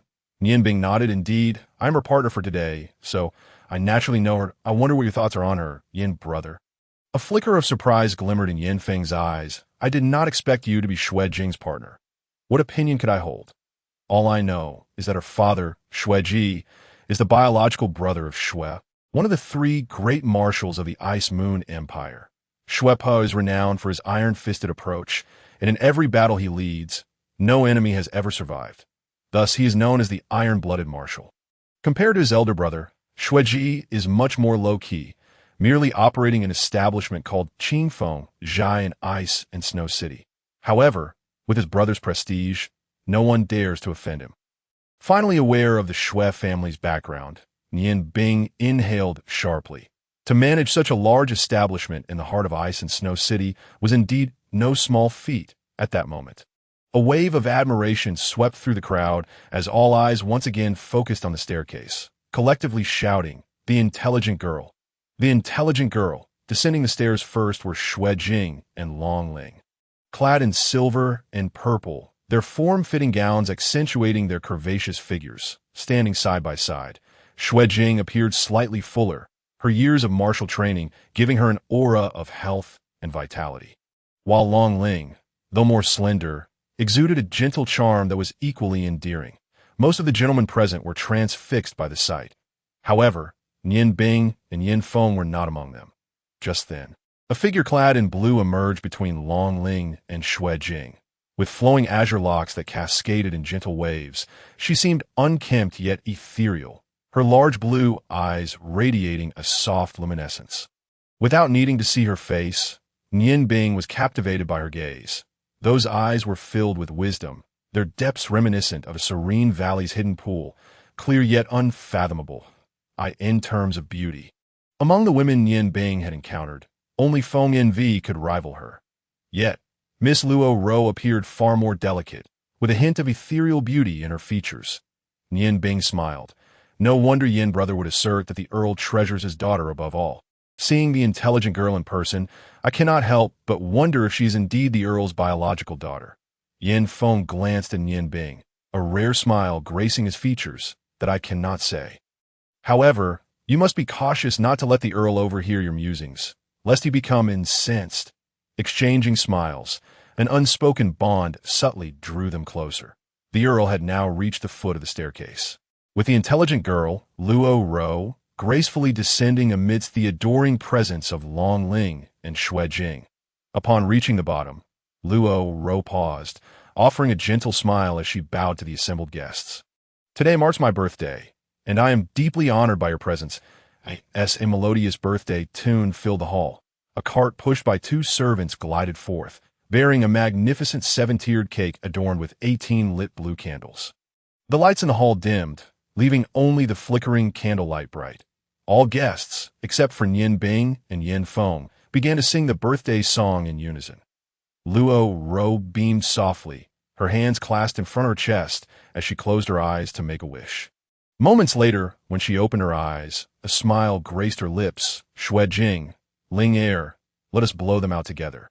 The 3 women simultaneously exhaled, extinguishing the 18 candles. The lights in the hall reignited, and the birthday ceremony concluded as Luo Ro took the knife to slice the first piece of cake. As the blade emerged, coated in a layer of creamy frosting, Luo Ro smiled. With so many esteemed guests present, I am not feeling well. Might I request a gentleman to assist me in distributing this cake? Today, I have no partner and would be delighted to dance the first waltz with this gentleman. Her words stirred a wave of excitement as young nobles raised their hands, vying for her attention. Nian Bing glanced at Yin Feng. Yin brother, are you not interested? Yin Feng replied nonchalantly, not particularly. However, if you wish, I could lend you my assistance. Nian Bing smiled. That would be splendid. Thank you, Yin brother. Yin Feng's eyes widened in surprise. You truly intend to go? Nian Bing smiled. Why not?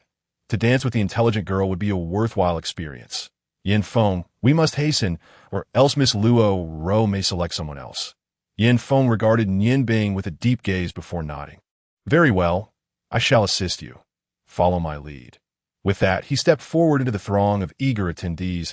A faint aura of white energy emanated from Yin Feng, causing all the nobles in its presence to hastily retreat to the sides. Although they had initially intended to express their anger, the moment they glimpsed Yin Feng's icy countenance, they could not help but restrain themselves. Yin Feng's actions instantly captured the attention of all, including Shui Jing that moment. Apart from Yin Feng and Yin Bing, everyone felt that Yin Feng was about to cut the cake for Luo Ro. Consequently, the surrounding chatter dwindled, as if no one wished to contest him. A natural pathway formed without the need for any forceful intimidation. Shui Jing's expression shifted slightly. Her presence here was largely motivated by her concern for Yin Feng and seeing him poised to serve cake to her closest friend. Her emotions became intricately complicated. Luo Ro, noticing Yin Feng approaching her, could not help but smile gently and said, Young Master Yin, are you here to assist me with this cake? It is indeed an honor. As Yin Feng reached the cake, his gaze swept across the 3 ladies beside Luo Ro before he nodded towards the Earl nearby, stating, No, it is not I, but rather a friend of mine, and I hope Miss Luo Ro will grant him this opportunity. With that, he stepped aside, allowing everyone to notice the striking figure of the mage clad in a fiery red robe behind him. Upon his appearance, both Long Ling and Shui Jing involuntarily gasped, their expressions tinged with curiosity, while Luo Ro, captivated by Nian Bing's handsome visage and extraordinary aura, could not help but exhibit a flicker of intrigue in her beautiful eyes. In an instant, Nian Bing became the focal point of the entire gathering. Nian Bing stepped beside Yin Feng, his gaze calmly fixed on the three ladies before him, and with a smile, he inquired, "Miss Luo Ro, may I offer my services?" "Absolutely not," Xuejing interjected before Luo Ro could respond, her voice ringing out with urgency. Realizing her hasty outburst amidst the scrutinizing gazes of the crowd, she quickly added, "I merely meant to suggest that his status is insufficient." Yin Feng retorted coldly, "Madwoman Xuejing, it seems you truly live up to your moniker. Must you act out in such a manner at Miss Luo Ro's birthday celebration? He is my friend, and that alone suffices for his status." Hearing Yin Feng speak, Xuejing found herself at a loss for words, glaring fiercely at Nian Bing before falling silent. As the clock approached midnight, an announcement was made regarding the upcoming grand event, inviting all to participate and enjoy the festivities. Nian Bing appeared oblivious to Xuejing's glare, continuing to direct his attention towards Luo Ro, who possessed similarly blue eyes, asking if he might be of service. Although Luo Ro shared the same doubts, her intellect shone through as she maintained her composure, responding with a gentle smile. Earlier, Jing offered her respects. "I apologize on her behalf. At my birthday celebration, there are no distinctions of status. Every guest here is a friend to me. Please, good SIR, as she spoke, she extended the knife in her hand towards Nian Bing. This simple gesture immediately alleviated the awkward tension, and as Nian Bing approached Luo Ro, he gently urged, "Ladies, please step back to avoid any cream splattering upon you." Luo Ro exchanged a glance with Nian Bing and, along with Long Ling and Xuejing, retreated. Nian Bing grasped the handle of the knife. Though it was a different blade, his adeptness allowed him to sense its essence distinctly, casting a glance at the plates on the side table. Yin Feng approached him and handed over the first plate. Nian Bing smiled and declared, "This first piece, naturally, is for today's honored guest, the wise lady." In a flash of brilliance, apart from Yin Feng standing beside him, no one could discern how Nian Bing executed his movements that a slice of cake was flawlessly presented on the plate. Even more astonishingly, the cream on the knife had vanished, and the cut on the cake was impeccably neat. Untouched by any cream, Nian Bing presented the plate to the wise lady behind him, stating, "This piece of cake shall serve as my birthday gift to you, Miss Wise Lady," even with her keen intellect. The wise lady could not fully grasp Nian Bing's intentions. Long Ling interjected, "But this is clearly a cake from Ro Air's family. How can it be counted as your gift?" Nian Bing smiled gently and replied, "Wise lady, the taste will reveal all. This is the only special piece of cake today." Luo Ro's eyes met Nian Bing's, and she was taken aback to find that she could not see through this exceptionally handsome man. Accepting a spoon from a nearby servant, she scooped a small piece of cake and brought it to her mouth. As she tasted it, she noticed the cake was somewhat firm. Upon swallowing, she exclaimed, "How refreshing!" The originally rich cake transformed, infused with a sweet clarity, the cool cream and cake melting in her mouth, filling her senses with delightful sweetness and revitalizing her spirit, lending a rosy hue to her previously pale cheeks. Nian Bing smiled subtly, asking, "How is it?" Infusing ice magic into the cake might seem simple, yet controlling the timing was of utmost importance. If the ice elemental force was insufficient, the cake would lose its flavor. If excessive, it would turn into an inedible block of ice. Such exquisite manipulation could only be achieved by a chef-turned-mage like Nian Bing. Luo Ro's eyes sparkled as she nodded to Nian Bing, saying, "Thank you, sir. Luo Ro is quite satisfied with this gift. It has been a long time since anything has tempted me to indulge further. Might you allow my two sisters to savor such a delight as well?" The nobles present were oblivious to their exchange, yet Luo Ro's sincerity was evident, and curiosity flickered among them as they turned their gaze towards Nian Bing. Nian Bing smiled nonchalantly, a trace of haughty demeanor gracing his features. "I apologize, Miss Luo Ro, but I have stated that today only you may partake of this special gift." Turning around, the knife danced, and piece after piece of cake found its way into the empty plates. After every 10 slices, he would pause, allowing Yin Feng to distribute the cake. Among the onlookers, Those familiar with martial techniques recognized that Nian Bing was not employing energy, but rather relied on his masterful knife skills and extraordinary wrist strength to achieve such precision. Each piece of cake remained unblemished, all of uniform size, indicative of meticulous calculation. However, when the cake reached the noble guests, it remained as original in flavor as ever as Nian Bing grasped the final piece of cake. The seven-tier cake was perfectly divided, each guest receiving one piece. No more, no less, and each piece identical in size. Luo Ro had already consumed a small portion of her cake, and, observing Nian Bing's swift division of the cake, remarked with a smile, "I never anticipated that you would complete the entire cake so swiftly." Holding the cake aloft, Nian Bing approached Luo Ro, smiling as he said, "Had it been anyone else, they might not have had the opportunity to dance with you." Missed at first glance, the act of distributing cake seemed effortless. Yet for an ordinary person, dividing over 100 pieces would require considerable time, and during that interval, the ball would have commenced. Luo Ro could easily use the excuse of waiting for the cake to be cut to decline dance invitations. And when the cutting was complete, she could fabricate any number of reasons to evade others. Such cunning was fitting of her title as the Wise Lady.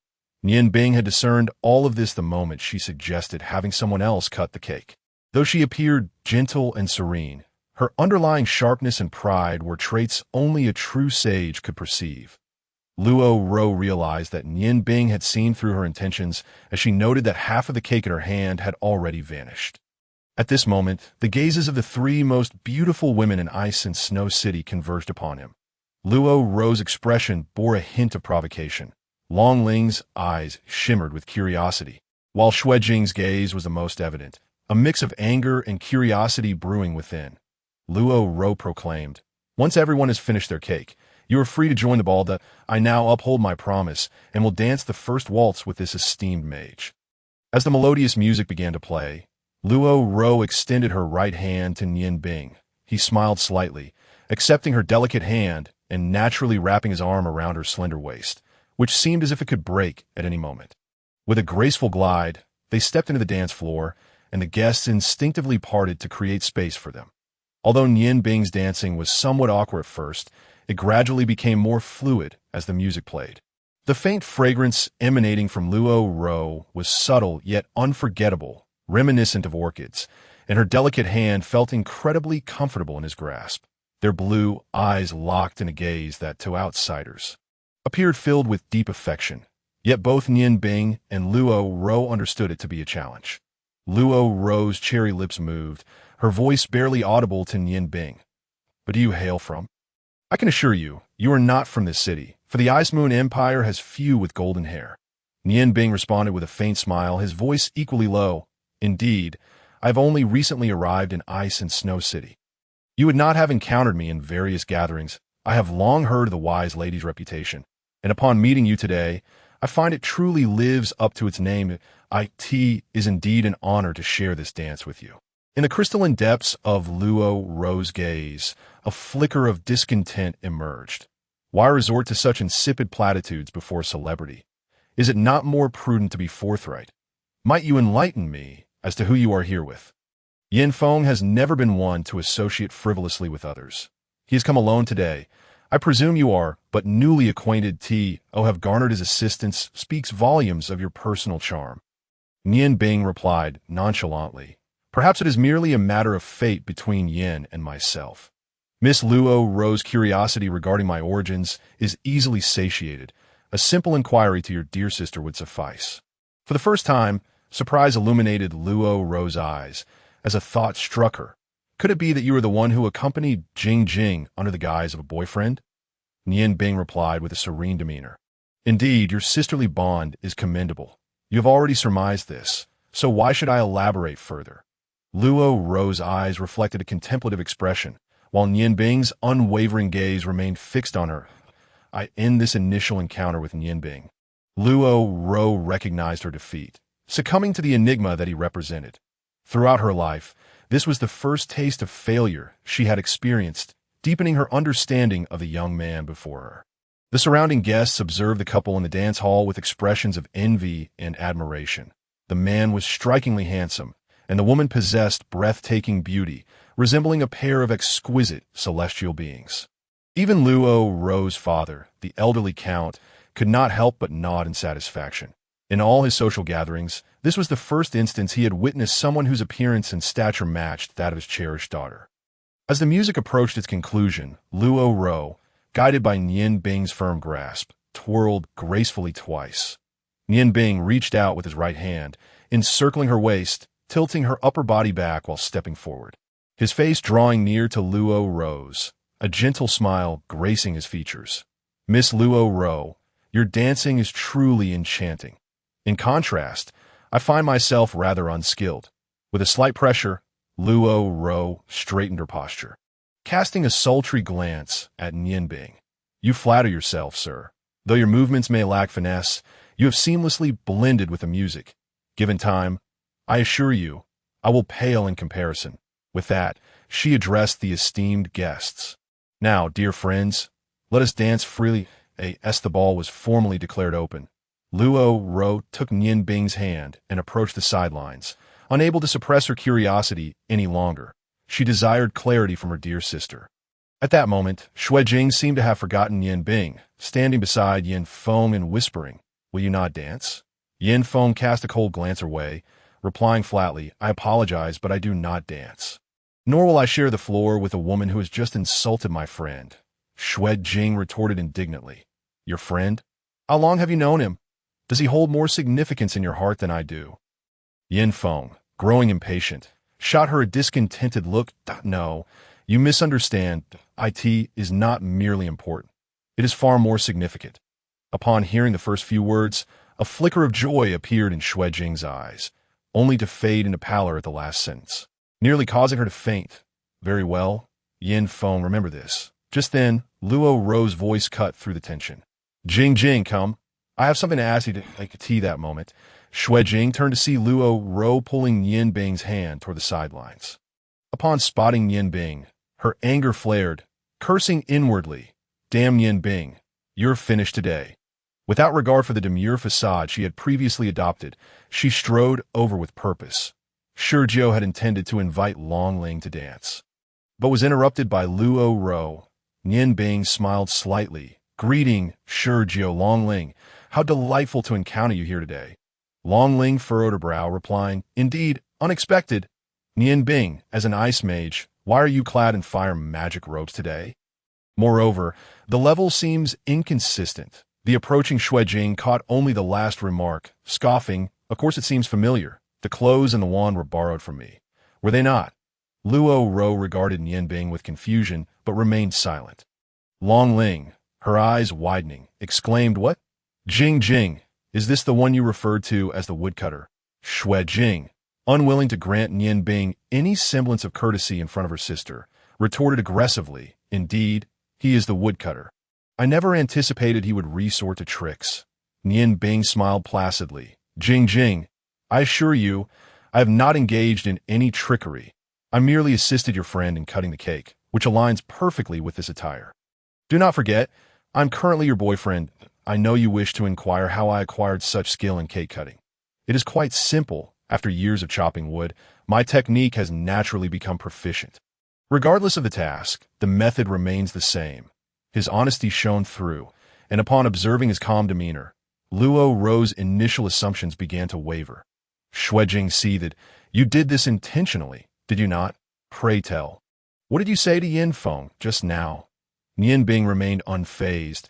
"I merely exchanged pleasantries with Yin. He is not as you described. Interacting with him is a rather pleasant experience." Xuanji could no longer contain her fury. "Leave, get out of here, and we shall settle this when we return." Nian Bing's transformation and Yin Feng's indifference had thoroughly incensed her. Jing, Luo Ro admonished, her voice tinged with discontent, for Nian Bing had just shared the first dance with her, establishing himself as a significant guest. If Xuanji were to expel him, the event would lose its essence. Nian Bing smiled serenely. "I apologize, Miss Xuanji, but I am not your servant. Everyone deserves respect. I hope you will choose your words with care. Furthermore, you lack the authority to dismiss a grand mage. Am I not correct, Long Ling?" As he spoke, he turned to the astonished Long Ling, who had been rendered speechless by the revelation. Xuejing's voice rose sharply, her anger boiling over. A grand mage? Are you speaking of yourself? What are you even worth? Jing. Both Luo Ro and Long Ling interjected simultaneously. Long Ling, now fully alert, stepped between Nianbing and Xuejing. Whispering, Jing, regardless of your conflicts, today is Ro Heir's birthday. Let us not dampen the spirit. Moreover, Nianbing is correct. Given his standing within our guild, you truly lack the authority to expel him. Xuejing stood frozen. Ling Heir, do you truly know him? Long Ling nodded. Jing. While I am unaware of the misunderstandings between you, I can assure you of one thing. Do you recall the new Grand Mage who joined our guild? That is Nianbing. At a younger age than I, he has achieved the status of a Grand Mage, earning the respect of my father and several other mages. Luo Ro nodded, producing a piece of cake that resembled ice cream. This I can attest to. This cake serves as proof. Xuejing was left speechless, completely at a loss. She had never fathomed that the seemingly timid Nianbing was, in truth, a prodigious mage. The stark contrast proved difficult for her to accept. Yet she knew Long Ling and Luo Ro would never deceive her. Everything was undeniably true. Her expression grew cold as she cast a steely gaze at Nianbing before her emotions settled. Ro Heir, I apologize, but I cannot remain for your birthday celebration. I shall return another day to make amends. Farewell. With that, she departed with calm, graceful strides. Those who knew her well, Luo Ro and Long Ling, recognized that Xuejing had reached the brink of an emotional eruption. It was unlikely this matter would resolve amicably. Nianbing, what on earth is happening? Shirjiu, who had been silent until now, finally inquired. Nianbing smiled placidly. It is nothing more than a misunderstanding between Miss Xuejing and myself. Shirjiu, with such exquisite music playing, will you not invite Long Ling for a dance? Shirjiu was momentarily taken aback, but quickly recovered, offering Nianbing a grateful smile as he extended his right hand in a gentlemanly gesture. Long Ling, now devoid of reasons to decline, had no choice but to join Shirjiu on the dance floor. Nianbing stood calmly, observing the couples twirling gracefully, feeling an unexpected sense of ease. This time, he could entirely disengage from Qing Fengzhai. Do you not think this is rather cruel to Jing? Luo Ro remarked softly, standing beside him. Cruel? I do not perceive it as such. Miss Luo Ro, you are regarded as wise. Do you not think that, given Xuejing's temperament, she ought to face some adversity? Nianbing turned to Luo Ro. She furrowed her brow, pondering. So, you are indeed extending her a helping hand? Nianbing replied nonchalantly. At least, that is my belief. Xuejing once assisted me, and although I conceal my identity as a magician from her, I harbor no ill will towards her whatsoever. Frankly speaking, had she been a man, I might have sought retribution for the insults she has hurled at me in recent days. However, she is a woman, and there is little to be gained from quarreling with women. Thus, I chose to reveal my identity today. You may think I have wronged Xuejing, but in truth, we are not even friends. She is not truly heartbroken, merely enraged. What does it matter if one more person despises me? You are a wise woman, and Xuejing is your friend. If you could guide her to amend her temper and manner of speaking, perhaps you would avoid a great deal of suffering in the future. Luo Ro's gaze turned peculiar. Who exactly are you? I fail to comprehend your motives for these actions. Nianbing smiled faintly. I am merely an ordinary magician.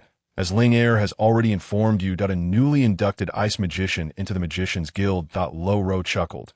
Nianbing, that should be your name. You have piqued my interest. Like a mouse catching a whiff of scent, Nianbing involuntarily shivered. Miss Luo Ro, should you wish to investigate my background, feel free to employ any means necessary. I apologize for intruding upon your birthday celebration today. However, I am quite delighted to have met a wise woman. In the future, should the opportunity arise, I shall certainly pay you a visit. Please inform Ling Heir that I am returning to the guild. If she wishes to find me, she may do so at the library. Luo Ro, somewhat disappointed, inquired, Are you leaving already? Nianbing responded with a gentle smile. Even if I were to remain, I doubt Miss Luo Ro would consent to dance with me again. Therefore, I shall take my leave, as I do not relish being the target of collective disdain. Luo Ro's expression shifted. Will you not return to Qing Fengzhai? She intended to say that dancing with him once more would not have mattered. But the words remained unspoken. This week, my book will be published, likely around Tuesday or Wednesday, that I hope everyone will support it with their collections and votes. Nian Bing shook his head. At least not at this moment. But when I return to Qing Fengzhai, it will not be as I currently am. Lo Ro smiled slightly. Today, consider a victory for you, but you cannot win indefinitely. Once I uncover the truth about you, I will ensure you concede with full acceptance. Feigning terror, Nian Bing replied. I'm already quite convinced, so please do not put me in a difficult position. Mississippi Lo Ro scoffed. Do you look down upon engaging with a mere woman like me? Nian Bing smiled. I dare not, but I truly lack the time to spar with you. Mississippi, if you possess the capability to enter the Magician's Guild library, you may find me there at any time. For at least a month, I shall not depart from the guild. Then that means you accept my challenge. Very well. Allow me to escort you out, she said, and before Nian Bing could object, she took his hand and led him outside. The night air was cool and refreshing as Lo Ro guided Nian Bing along the garden path, resembling a couple in love. Although he felt at ease, Nian Bing experienced no desire. Nian Bing. Shall we make a wager? Lo Ro proposed with a smile. While her demeanor appeared casual, Nian Bing sensed the underlying sharpness. A wager. I'm afraid I am not a gambler. Lo Ro challenged. Are you afraid? Afraid of losing to me? Nian Bing smiled slightly. You may as well provoke me. I doubt many can evade such tactics when employed by a wise woman. Pray, enlighten me on the terms of this wager. Lo Ro stated, let us wager for a month. If within that time I cannot ascertain your true identity, I shall concede. Conversely, if I do uncover it, you will lose. How does that sound? Nian Bing regarded Lo Ro. Do you not already know my true identity? I have concealed nothing. Perhaps it would be better to wager on my profession. Should you uncover my true vocation and provide compelling evidence, you shall win. But what shall we stake? Lo Ro smiled, agreed. This suggests you are not merely a magician after all. Should I win, you must grant me a favor. Conversely, I shall grant you a favor if you win. Nian Bing laughed lightly. That condition is rather vague. If I were to win and request your hand in marriage, would you acquiesce? Lo Ro released Nian Bing's hand, her laughter ringing like silver bells. That is not out of the question, but only if you can best me. I have never lost a wager. Let me escort you to this point. I must return, as many guests await my presence. We shall undoubtedly meet again, but do not resort to trickery if you lose. Watching Lo Ro depart, Nian Bing chuckled helplessly. He never anticipated that after escaping Shuijing, he would attract such a formidable troublemaker. The wise woman, Lo Ro, was not as easily dealt with as Shuijing. He fervently hoped the month would pass swiftly so he could leave this chaotic place. Lost in thought, Nian Bing walked onward. The butler was nowhere to be seen at the entrance, while the soldiers remained vigilant, stretching their limbs. Observing the sky, he noted the day had indeed been tiring. However, upon returning to the Magician's Guild, he resolved to read for a while. He had yet to finish the last book from that day. The mere thought of reading invigorated him. Within the magical realm of literature, his thoughts expanded, and time seemed to fly. With this in mind, he quickened his pace, exiting the courtyard and discerning the direction towards the Magician's Guild. Not far along, the Tianhua pendant he wore suddenly radiated a warm current. Nian Bing's heart stirred, prompting him a halt. The Tianhua pendant was a treasure that often provided warnings in perilous moments. Previously, when he encountered the poisonous bees in the peach blossom forest, it had timely alerted him, allowing him to prepare a spell to navigate the danger. With no time for hesitation, a pale blue light enveloped Nian Bing's form as he rhythmically recited an incantation. Gazing towards the distant open street, the Tianhua pendant's warning proved entirely accurate. A chilling current, laden with overwhelming force, suddenly descended from a rooftop on his left, hurtling towards him. That it was the familiar red light. And upon sensing the incoming attack, Nian Bing immediately recognized the assailant. Just as he completed his incantation and was about to unleash a formidable fourth-tier ice shield, a white light unexpectedly flared from an angle. A light that was not particularly bright, but moved with astonishing speed. Intercepting the red light before it could reach him, a sharp clang resounded. The piercing sound causing Nian Bing's eardrums to throb painfully, prompting him to instinctively retreat against the wall. Two figures, one white and one silver, landed simultaneously on the ground. The silver figure was, of course, the madwoman Xuanji, while the white figure was unexpectedly Yin Feng. Earlier, when Yin Bing departed, it seemed Yin Feng had gone to the restroom, preventing Yin Bing from bidding him farewell. Yin Feng raised his white-sheathed short blade, addressing Xuanji, madwoman, "Are you once again causing chaos here? As a martial artist, you have the audacity to ambush a magician from the shadows. You are unworthy of practicing martial arts." Xuanji's eyes blazed with fury as she glared at Yin Bing. "I did ambush him. And what of it? Who are you to intervene? You needn't concern yourself with him. I intend to kill him today." Yin Bing furrowed his brow. "Xuanji, I believe there is no need for such profound animosity between us." Xuanji's eyes suddenly reddened. "No need? After today's events, how am I to hold my head high before my sisters? I ask you, since you were a magician, why did you come to our Qing Feng Zhai to chop wood? Why did you deceive me? Everything you did before was merely a pretense, was it not? All to deceive me, correct? What grievance do we have that warrants your scheming against me?" Yin Bing had not anticipated Xuanji would view the matter so gravely. He frowned slightly. "Xuanji, indeed, I am a magician. But my decision to chop wood at your Qing Feng Zhai was entirely voluntary. I had my own reasons that I never intended to deceive you. You never inquired whether I could wield magic. How does that equate to deceit? Can you not remain calm for a moment?" "Calm? I cannot remain calm. In front of so many guests today, most witnessed you and me entering together. Yet you ignored me and danced the first dance with row air. What does that imply? Are you attempting to demonstrate your superiority over me? You despicable scoundrel, I will kill you today." In his hand, the sword glowed with a fierce crimson aura, unmistakably indicating that he was about to strike again. A sudden sense of amusement flickered within Yin Bing as he discerned that Xuanji's animosity towards him was largely rooted in jealousy. The very notion of jealousy evoked a chuckle, even from him. Could it be that this willful girl, who had always looked down upon him, actually harbored feelings for him? The red lights surged forth, and the sword in Xuanji's grasp cleaved through the air like a vibrant rainbow, piercing the sun. Her ferocity unmistakably indicating that she had unleashed her full power. The curtain of white light rose from below, and a series of crisp sounds echoed in succession. Yin Bing blinked, and in an instant, Xuanji and Yin Feng had closed the distance to stand merely 5 meters away from him. However, Xuanji's complexion appeared somewhat pallid, her sword reduced to mere remnants, and a short dagger, exuding a chilling aura, was poised against her slender neck. The murderous intent emanating from Yin Feng was palpable as he coldly uttered, "Madwoman, your insanity is of no concern to me, but if you dare to harm my friend, do not expect me to show mercy. Others may fear your father, Xuanji, but I do not. Brother Yin, please show mercy." Yin Bing hurriedly interjected as he stepped closer to the two. Now within proximity, he noticed that Xuanji's gaze flitted between him and Yin Feng, seemingly oblivious to the dagger that could end her life at any moment. Tears streamed down her smooth skin, enveloping the air with a palpable sorrow. Suddenly, Yin Bing detected a peculiar expression in Xuanji's eyes, a blend of anger, sadness, and despair, and his heart sank. Realizing the gravity of the situation, he swiftly reached out toward Yin Feng's dagger.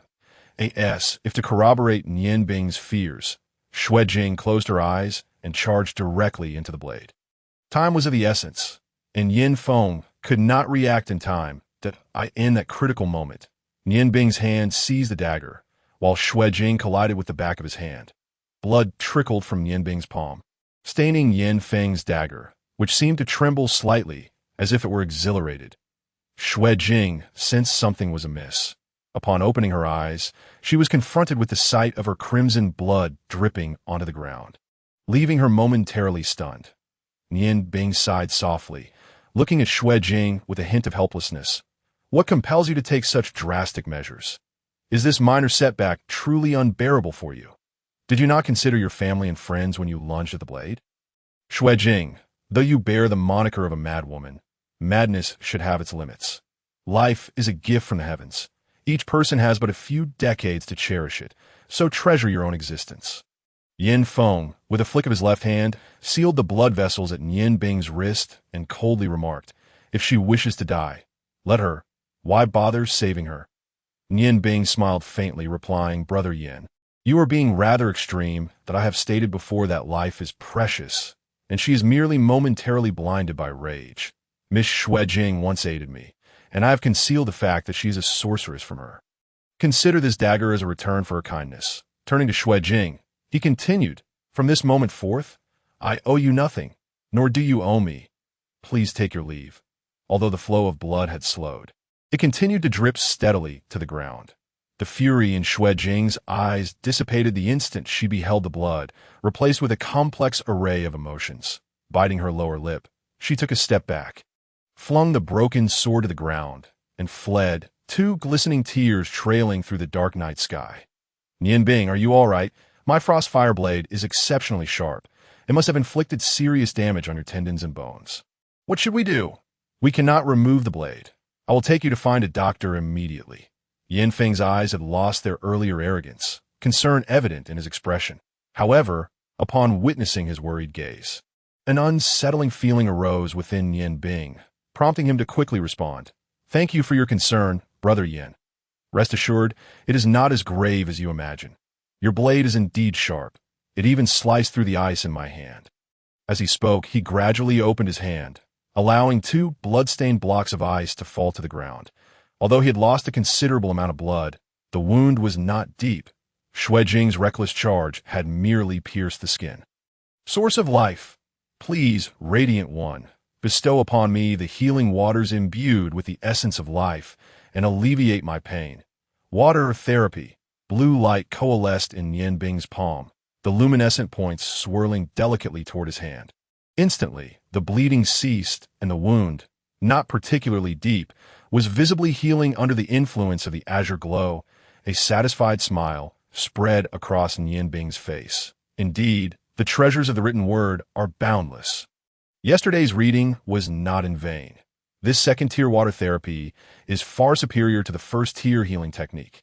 This second-tier spell was one he had discovered in a water magic tome at the Sorcerer's Guild just the day prior. Ice magic was derived from water magic, possessing both the capabilities of ice and the essence of a water sorcerer. However, a water sorcerer could not wield ice magic, which is why ice magic held a higher status than the ordinary four elemental magics within the magical community of the continent. Yin Feng marveled. Magic truly is a wondrous thing. Even this healing technique surpasses the reach of martial skills. Yin Bing replied with a smile. "Thank you for your assistance, Brother Yin. While magic has its advantages, martial skills possess their own unique attributes." That moment, Yin Feng's demeanor was devoid of any previous coldness as he chuckled. "What need is there for formality? In truth, I'd already perceived your preparations. However, as they say, concern can lead to chaos. I could not restrain myself from intervening. That madwoman is utterly reckless, willing to kill over such trivial matters." The unsettling feeling within Yin Bing intensified. He had gleaned something from Yin Feng's gaze. Forcing a smile, he said, "Brother Yin, I have matters to attend to. I must return to the Sorcerer's Guild." Reluctantly, Yin Feng responded, "Brother Yin, we are friends now. May I visit you at the Sorcerer's Guild in the future? Oh, by the way, you can also call me by my nickname. I am called Juhua." Yin Juhua. A shiver coursed through Yin Bing's body, but he could not refuse the man who had just saved him. He suppressed the urge to retch and nodded. "Of course, Brother Yin. Until we meet again." With that, he gave a slight nod to Yin Feng and turned toward the direction of the Sorcerer's Guild. But as he walked, he reflected, "Xuejing, why must you harbor feelings for someone like him?" The thought sent another chill through him, and he hoped fervently never to cross paths with Yin Feng again as he ambled toward the Sorcerer's Guild. Yin Bing's mind was plagued by the haunting gaze Yin Feng had cast upon him as he departed, sending shivers down his spine. He lifted his sorcerer's robe, revealing the goosebumps that had formed on his skin. It was no wonder that the man had treated him so differently from the moment they met. It was no surprise that he had shown no hesitation toward a beauty like Xuejing. He evidently had such distasteful preferences. Thankfully, he had discerned this in time. Otherwise, he would have found himself entangled in a troublesome predicament. It was clear that Yin Feng's martial prowess was formidable. unless he employed the ice goddess's Sigh combined with the ice and fire convergence magic. It would be challenging to defeat him.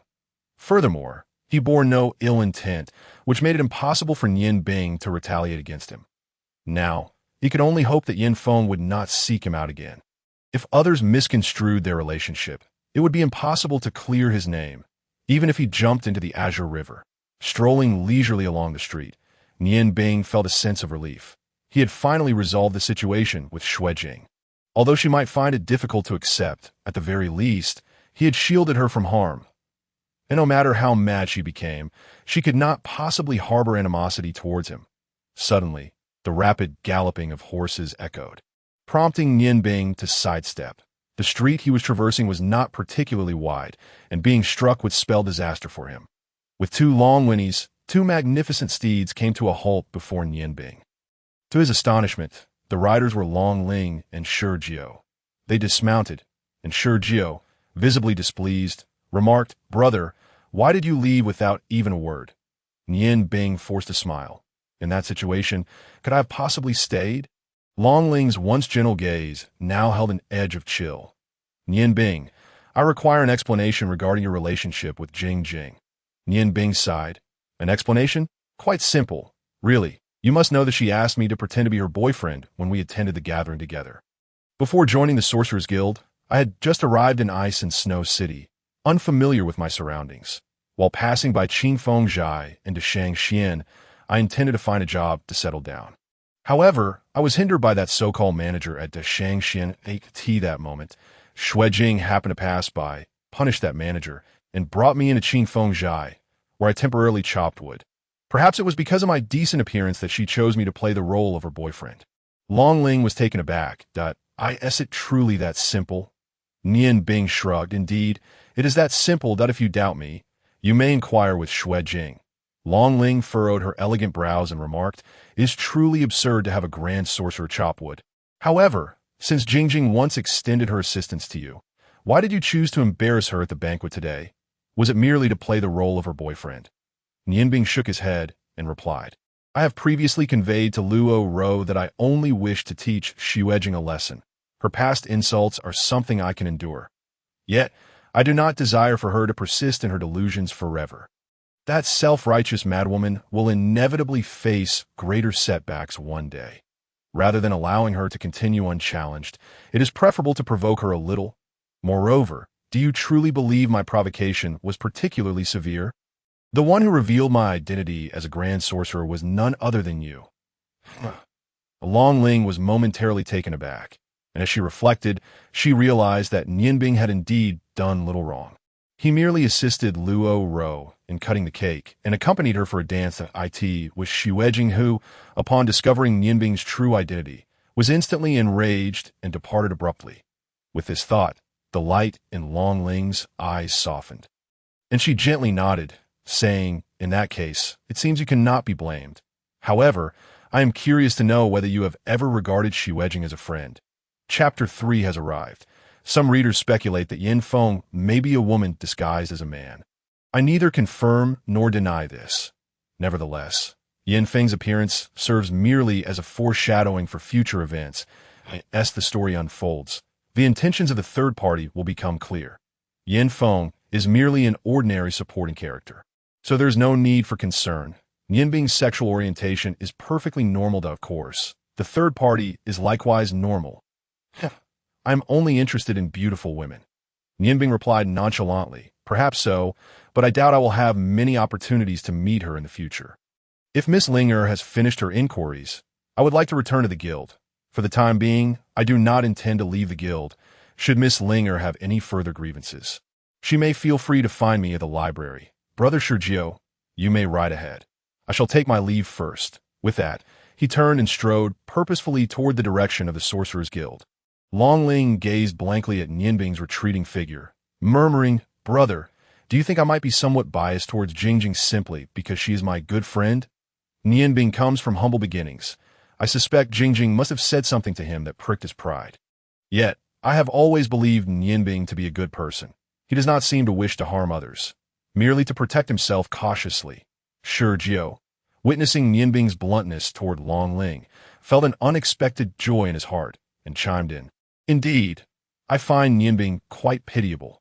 He must have endured considerable hardship in his youth. Xuanji is truly a madcap. You cannot solely speak in her defense that in the future, you should encourage her more. As for Nianbing, there is no need to worry. I do not believe he is a vengeful person. The past is behind us, so let us move on. It is getting late. We should return. I will escort Nianbing for a while. With that, he urged his mount and sped after Nianbing. Nianbing did not decline Shizhou's invitation. He was hardly preoccupied with Xuanji or Long Ling. His thoughts were consumed solely by magic and how to enhance his own strength. As for everything else, particularly matters concerning women, he scarcely gave it a second thought. Only the wager with the wise Luo Ro before his departure piqued his interest. The journey was quiet, and by the time they returned to the guild, it was already late at night. Nianbing changed into his own Grand Sorcerer's robe, returning the Fire Sorcerer's robe and the Mars staff to Long Ling, before making his way alone to the library. Amidst the sea of magical tomes, Nianbing lost himself completely. He even forgot to greet Feng Nu. He could not discern how much time had passed. Whenever the light outside dimmed, the magical lamps within the library would automatically illuminate. Nianbing did not peruse every book. He focused solely on those related to the magic he practiced and some foundational knowledge of magic as a whole. These were his greatest needs. Particularly, a book detailing the basic methods of crafting magical scrolls captivated him for an extended period. Periodically, someone would bring food to him, but Nianbing's attention remained fixed on his reading, oblivious to who it was. As long as he caught a whiff of something delicious, he would eat while reading, and time slipped away unnoticed. I'm so tired. I wonder how many days have passed. Nianbing stretched and rubbed his sore back as he slowly rose to his feet. He had finally finished the first layer of materials he needed. With his innate photographic memory, he firmly imprinted the necessary information in his mind. Having memorized so much without rest, Nianbing felt his brain growing foggy. Although he longed for a good night's sleep, he understood that in such circumstances he ought to meditate. He could not afford to relax even for a moment. Practicing magic was akin to rowing upstream. If one does not advance, they will inevitably fall behind. Prolonged disconnection from the magical elements would lead to a gradual decline in one's magical power. With this thought, he mustered his resolve, seated himself cross-legged, and began to sense the magical elements surrounding him. Utilizing the stone of the snow goddess and the flame god, he sought to restore his mental clarity. When Nianbing awoke once more, it was daylight. Sunlight streamed through the library windows, warming him pleasantly. He realized that his time spent in meditation had been significant, and through a deeper understanding of magical knowledge, he had gained insights into his ice-fire duality magic. He vaguely sensed that the balance of his two magical powers was unstable and required further integration to achieve true ice-fire duality. However, he had no clear idea of how to accomplish this. Ice and fire were, after all, two extremes. Currently, their swirling coexistence prevented interference. Should he forcibly disrupt this equilibrium, it would likely be his own body that would suffer the consequences, let alone the deeper fusion. Surviving would become a question in itself. For this reason, though Nianbing understood that continuing his practice would only exacerbate the swirling vortex and the lurking dangers, he was hesitant to venture forth recklessly.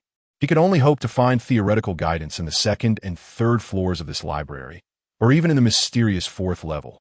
Though the hope was faint, it still held a glimmer of possibility. The sound of a door opening startled Nianbing, and he instinctively looked up to see Long Ling entering with a tray. Upon noticing Nianbing awake, she exclaimed, "Nianbing, you have finished your meditation?" Nianbing smiled slightly and replied, "Have I really been in here for so long? Have you been the one bringing me food all this time?" Long Ling responded with a hint of displeasure. While it is commendable to enjoy reading, you cannot neglect day and night in such a manner. Had my father not forbidden me from disturbing you, I would have long since put an end to your reading. You have spent 3 days and nights engrossed in books, followed by 2 days and nights of meditation. I have never seen someone so studious at such a young age. No wonder your magic has reached the Grand Sorcerer level. She then handed him the tray. Here, eat something first. After 2 days of meditation, you must be famished. Nianbing accepted the tray, which held a bowl of plain porridge, 2 steamed buns, and a small plate of pickled vegetables. Nothing extraordinary. Yet upon seeing this food, He felt a wave of warmth envelop his heart. Long Ling was indeed a kind-hearted girl. Though he could barely consider her a friend, her generosity towards him was something he felt he must repay. What are you daydreaming about? Are you not hungry? Long Ling gently nudged Nianbing. Hungry, of course. I will eat now. Long Ling finally witnessed the legendary sight of someone wolfing down food in less than 30 breaths. Nianbing polished off the 2 buns and the bowl of porridge, and with lingering satisfaction, he devoured all the pickles before patting his belly contentedly. How can you eat so quickly without fearing choking? Seeing Nianbing devour his meal as if he had not eaten in ages, Long Ling could not help but chuckle. Nianbing returned the tray to Long Ling, saying, "Thank you. I feel rejuvenated now. I believe I should head to the 2nd floor to continue my studies." "What? You still wish to read? Will you not take a break?" Long Ling gazed at Nianbing in astonishment. Nianbing smiled slightly and replied, "No need. The 2nd and 3rd floors contain much more that I need to learn. Having come to this treasure trove, I find it difficult to part with it." With that, he made his way up the stairs. Long Ling grasped Nianbing's arm and said, "Wait a moment. Oh, you know? Yesterday, Zhengyang came looking for you. Also, Yin Feng visited." Nianbing's brow furrowed slightly. "What do they want from me?" Long Ling explained, "Yin Feng came while you were reading, on the very day after your return, and he observed you for a while at the entrance. And upon seeing your intense focus, he quietly departed. Yes, he left. He seemed to remark that your concentration was quite captivating. He also said a few peculiar things that I did not quite understand. But I had never seen such an expression on his face before." Nianbing forced a wry smile. "All right, no need to elaborate. Oh, by the way, Ling, what exactly is Yin Feng's background? It seems that in the Ice and Snow City, no one dares to offend him, not even the esteemed Count, Miss Luo Ro's father." Long Ling remarked, "His status is rather unique. Ostensibly, he is the 7th son of His Majesty, the King of the Ice Moon Empire, known as His Highness the 7th Prince. However, for reasons unknown, he was expelled from Ice Moon City by the king and permitted to reside in Ice and Snow City, where he was graciously granted a residence. Yin Feng appears to have few interests. Apart from practicing martial arts daily, he occasionally strolls through the streets and seldom attends banquets. On that particular day, he attended a banquet only because he had previously sought Miss Ro's assistance. It seems he holds a special regard for you. I have never seen him show such concern for anyone before." Nianbing sighed. "Such concern is perhaps best avoided, but why has Xuanji come to seek me?" Long Ling replied, "It seems that Zhengyang had an altercation with someone and sustained some injuries. She mentioned that a woman came to Qingfeng, Zhai looking for you, and they ended up fighting due to a disagreement. That woman was quite formidable. She injured Zhengyang in just a few moves. It was only when Uncle Xue intervened and informed the woman that you were no longer a Qingfeng Zhai that she agreed to leave. According to Zhengyang, this woman's prowess appears to rival that of Uncle Xue, as if she possesses the capabilities of a martial artist. Zhengyang asked me to convey to you that the woman caused considerable damage in Qingfeng Zhai, amounting to 167 purple gold coins, and you were to compensate for it." Nianbing shuddered slightly. Could it be that she came looking for me? This is truly vexing. How could I have forgotten her? Linger, I must step out for a moment. Thank you for informing me. Today, this book is set to enter VIP status. I hope everyone will support it with votes. Thank you. Without a doubt, Nianbing realized that the one who caused the uproar in Qingfeng Zhai must be the Phoenix Maiden. She must have been provoked by my continued absence and inability to find me at Qingfeng Zhai, leading to her conflict with Xuanji. Alas, I have been so forgetful, losing track of everything while engrossed in my reading. Exiting the library, Nianbing was consumed by urgency. For reasons unknown, at that moment his mind was filled with the enchanting figure of the Phoenix Maiden.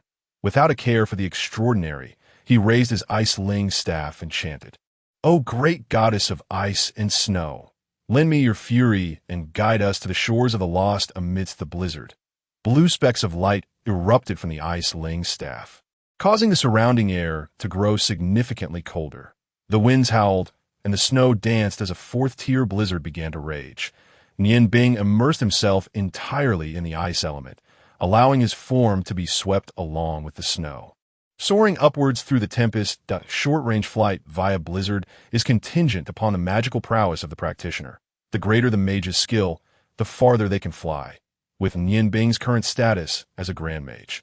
Combined with his adept control over magic, he navigated through the air with minimal energy expenditure, making the journey from the Mage Guild to the Iron Shop quite manageable.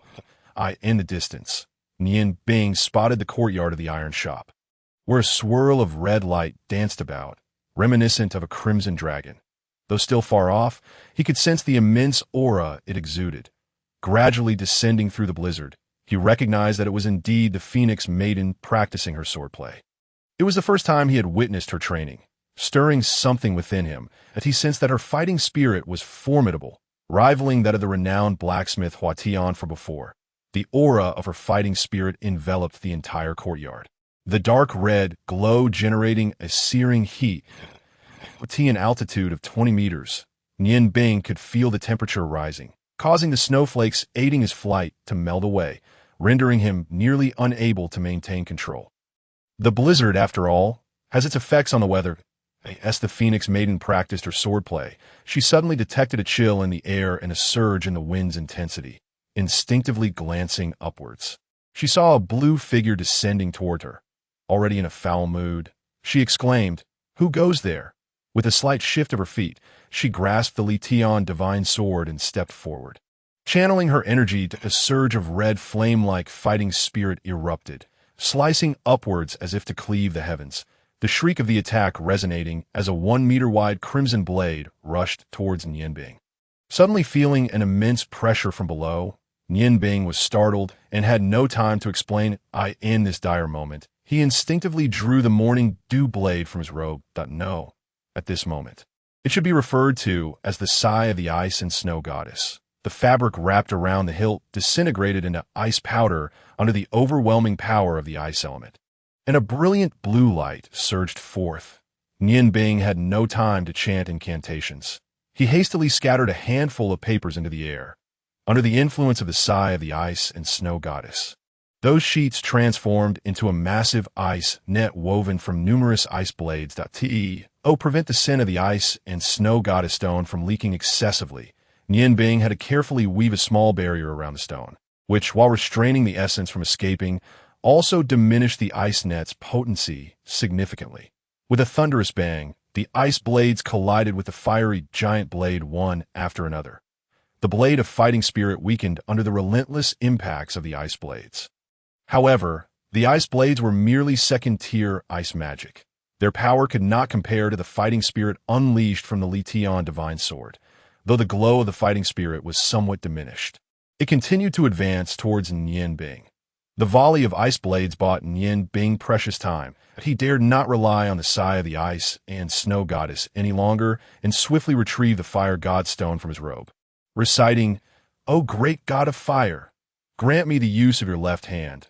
Let fire descend upon this world, extinguishing all malevolent forces, illuminating the land, and obliterating all obstacles in our path. O left hand of the fire god." In legend, the left hand of the fire god is said to be the weakest part of the deity. Thus, this fire-based magic, akin to summoning fire elements, is only 5th tier if it were the right hand of the fire god.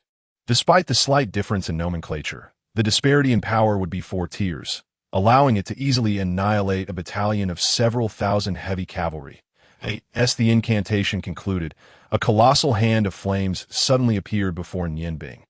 At that moment, the red fighting spirit reached him, and the massive flaming hand met the oncoming attack not with a direct clash, but rather as it grasped the fighting spirit It forcefully redirected it to the side. Although the fire god's left hand is the weakest aspect of the deity, it is still a part of the fire god, the 5th tier single target spell. While not the limit of a grand mage, approached it. The formidable fighting spirit propelled by the Lition divine sword, was indeed powerful, yet it was ultimately deflected aside by the fire god's left hand, sliding past Nian Bing. Under Nian Bing's adept control, the fire god's left hand opened at the right moment, refraining from exhausting its magical energy in a direct confrontation with the fighting spirit instead remaining poised before Nian Bing. "Phoenix Maiden, do not attack. It is me, Nian Bing called out urgently. The fighting spirit slash released from the Li Tian divine sword was terrifying. The left hand, the fire god, had already diminished its power by a third with just a glancing touch. Had it not been summoned through the fire god stone, this fifth-tier magic would have been obliterated. S. Longling had noted, the Phoenix Maiden's strength had undoubtedly reached the level of a martial artist. And considering her age, such a feat is remarkable. The Phoenix Maiden regretted her actions the moment she swung her sword. She had been entirely focused on her practice when she noticed an unidentified flying object descending towards her. Instinctively, she had struck out with her sword, only to realize she had acted without discerning friend from foe. Yet, once the fighting spirit was unleashed, unless her skills had reached perfection, it was impossible to retract it. The unfolding events left her in astonishment. Although the fighting spirit had been released, it remained connected to her consciousness.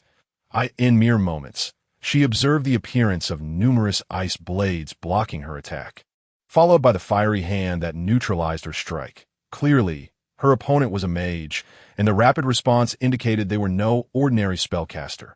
Even without hearing Nian Bing's urgent shout, she would have refrained from further attacks. With the protection of the fire god's left hand, Nian Bing gradually descended. Thanks to the fire god stone, casting this fifth-tier magic did not burden him excessively, landing before the Phoenix Maiden with a wry smile. He said, "It's only been a few days. You need not welcome me so fervently. Such displays can lead to fatal consequences." As he touched the ground, the immense hand of fire dissipated. A flash of red light signaled the sheathing of the Li Tian divine sword, and the Phoenix Maiden swiftly appeared before Nian Bing, scrutinizing him closely before sighing in relief. "Who allowed you to plummet from the sky like that?" "Thankfully, you were not harmed. When I practice swordsmanship, I become entirely absorbed. Any external disturbance prompts an immediate response. It's fortunate that no grave error was made. Why did you choose to descend from above? You really ought to be more cautious." Nian Bing, naturally, would not blame Feng Nu. Observing the concern in her eyes, he apologetically said, "I am sorry. It is entirely my fault." "Feng Nu, have you been to Qingfeng?" Upon hearing Nian Bing mention Qingfeng, Feng Nu could not help but huff, saying, "Do not even mention Qingfeng. I went there to find you, intending to be quite courteous, but instead, I encountered a headstrong girl who bluntly declared that you were dead. In my anger, I ended up clashing with her. Her prowess is certainly not as formidable as her words. Had it not been for a middle-aged man from Qingfeng who intervened to explain, I would have taught her a proper lesson that day. Nian Bing, where have you been these past few days? I have been unable to find you, and you do not come to see me. Am I truly so detestable to you? At 6 p.m. tonight, this book will be officially launched, and at that time, the final chapter before the launch will be updated alongside 2 chapters for VIP subscribers. I welcome everyone to subscribe to this book." Nian Bing was momentarily speechless at Feng Nu's inquiries, hastily replying, "No, that's not it. It is indeed my fault." He then briefly recounted the events of the past few days to Feng Nu, only lightly touching upon the banquet, while elaborating on his journey to join the Mage Guild. "So, you are now a member of the Ice Moon Empire's Mage Guild, and a Grand Mage at that. Magic must be quite alluring to you. You seem to have forgotten me," Feng Nu remarked, though her beautiful face bore a hint of a smile, clearly showing she did not genuinely hold any resentment towards Nian Bing. Nian Bing replied, "These years, I have been honing my culinary skills under my master's guidance, while my magical studies have been somewhat experimental. This time, having finally found an opportunity, I naturally devoted myself to it." Feng Nu seemed to recall something, exclaiming, "Oh, right, just now, while you were defending against my attacks, it appeared you utilized 2 types of magic. The first was relatively weak, merely slowing the speed of my Doqi attack. But the second was considerably stronger, redirecting my Doqi aside. However, I find it curious that these 2 forms of magic seem to belong to different attributes. Point 1 is ice, the other fire. When I first witnessed you employing both simultaneously, I assumed your magical ability was low, and that you had been practicing both forms without guidance, which did not adversely affect your physique due to your limited magical power. Yet now it appears that both forms of magic have reached a commendable level. Could it be that you truly are a dual-element mage of ice and fire? These 2 types of magic are fundamentally opposed." Nian Bing was inwardly astonished, while he held a favorable view of Feng Nu. He was reluctant to divulge his secrets and hurriedly clarified, I indeed possess both ice and fire attributes, enabling me to cultivate both forms of magic simultaneously. However, as you surmise, these two types of magic counteract each other, making it challenging for me to achieve greater heights to avoid any backlash. I must control my magical power to a certain degree. Nonetheless, this is sufficient for me, as I am merely a chef, and magic serves only to complement my culinary arts. Feng knew, I had not anticipated that your martial skills have reached such a level. I dare say you must be on par with a martial artist. Nian Bing remarked that a glimmer of intrigue shone in Feng Nu's eyes as she gazed at the sheathed Litian divine sword in her hand. Nodding in acknowledgement, I suppose so. Nian Bing, I understand you may be curious about why I have attained such formidable strength at such a young age. However, I would prefer you refrain from asking. You need only to know that I harbor no ill intentions towards you. When the Zhengyang Blade is completed, it will also mark the end of our fate together. At that time, you will depart from Ice and Snow City, and I too shall leave this humble iron shop. Nian Bing looked at Feng Nu in astonishment from the very first moment he laid eyes on her. He sensed an air of mystery surrounding her. Yet this enigma was deeply concealed, and he had no desire to probe further, believing that her identity as a disciple of Huatian was undoubtedly correct. Otherwise, she would not have been willing to assist him in embedding the flame divine stone. However, it now seemed that matters were far more intricate than he had initially imagined. The secrets surrounding Feng Nu were undoubtedly numerous, especially considering her profound martial prowess that contradicted her youth. While the number of martial artists on the continent may not be as dismally scarce as that of mages, it certainly does not exceed 1,000. Each nation actively seeks to recruit martial artists. For decades, the 5 great empires have managed to coexist peacefully, yet the undercurrents of conflict have never ceased. This strife primarily manifests in 2 arenas: competitions among warriors and contests among mages. Although these events are unofficial, the continent-wide martial arts championships and the continent-wide magic competitions are matters that no nation can afford to dismiss. Achieving excellent results in these competitions can even enhance a nation's overall recognition and strength. Such contests, which enable nations to submit without a fight, are clearly welcomed by all. Historically, the youngest martial artist recorded was over 35 years of age, and Feng Nu was approximately the same age as Nian Bing. Should word of her youth as a martial artist spread, it would undoubtedly stir a considerable uproar across the continent. Feeling somewhat uncomfortable under Nian Bing's intense gaze, Feng Nu lowered her head and said, The day I sought you out, I merely wished to inform you that the material of the Zhengyang Blade is significantly harder than I had anticipated, that a month will undoubtedly be insufficient for its completion. Thus, you will need to wait even longer. Conservatively estimating, it will take at least 3 months to carve the hilt. You are at the Mage Guild, correct? Once it is finished, I shall seek you out there. Now, go back and focus on your magical studies. After all, possessing certain abilities for self-defense is beneficial. In fact, considering your attributes, if you were to train in martial arts, you would likely achieve some success within a certain time frame. Magic, unless in times of war, is fundamentally incomparable to martial arts. Just as I demonstrated earlier, had I continued my onslaught, you would have surely succumbed out of course. This is merely my suggestion, if your intention is solely to become an excellent chef by practicing magic. Then that decision is evidently quite sound. Nian Bing offers a slight smile, stating, Feng Nu, it is precisely because you cultivate Do Qi that you can perceive its strength that I, however, practice magic, which possesses its own mysteries. Should my magical power be comparable to your Do Qi, I believe your Do Qi would not pose much of a threat to me, that a mage merely requires the time to chant spells. Indeed, I cannot withstand your continuous attacks. However, if I were a mage and unleashed an 8th level spell, the power of a martial artist would be inadequate to contend with it. Therefore, I have always maintained that the distinction between mages and martial artists primarily lies in distance. When they are of equal rank in close quarters, the martial artist will prevail, yet at a distance. The mage has ample time to chant, placing the martial artist in jeopardy. Naturally, the optimal combination is for a martial artist and a mage to collaborate, with the martial artist taking the front line against melee adversaries while the mage employs suitable spells from the rear. This is the strategy of warfare, and similarly, a method of combat. The only difference lies in the scale of the collaboration. Just as you said, I am merely a chef, and magic suffices for my needs. If I were to divide my focus further by learning martial arts, the inevitable outcome would be one of futility. After listening to Nian Bing's insights, a hint of surprise flickered in Feng Nu's azure eyes.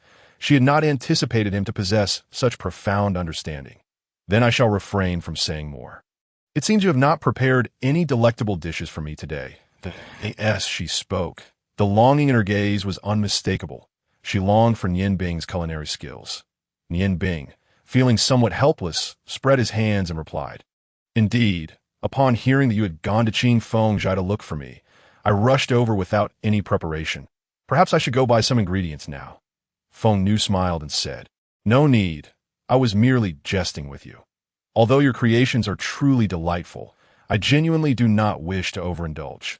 Otherwise, when we are far apart in the future, how could other foods possibly satisfy me? Now, hurry back to your mage guild. Do not return for the next few days.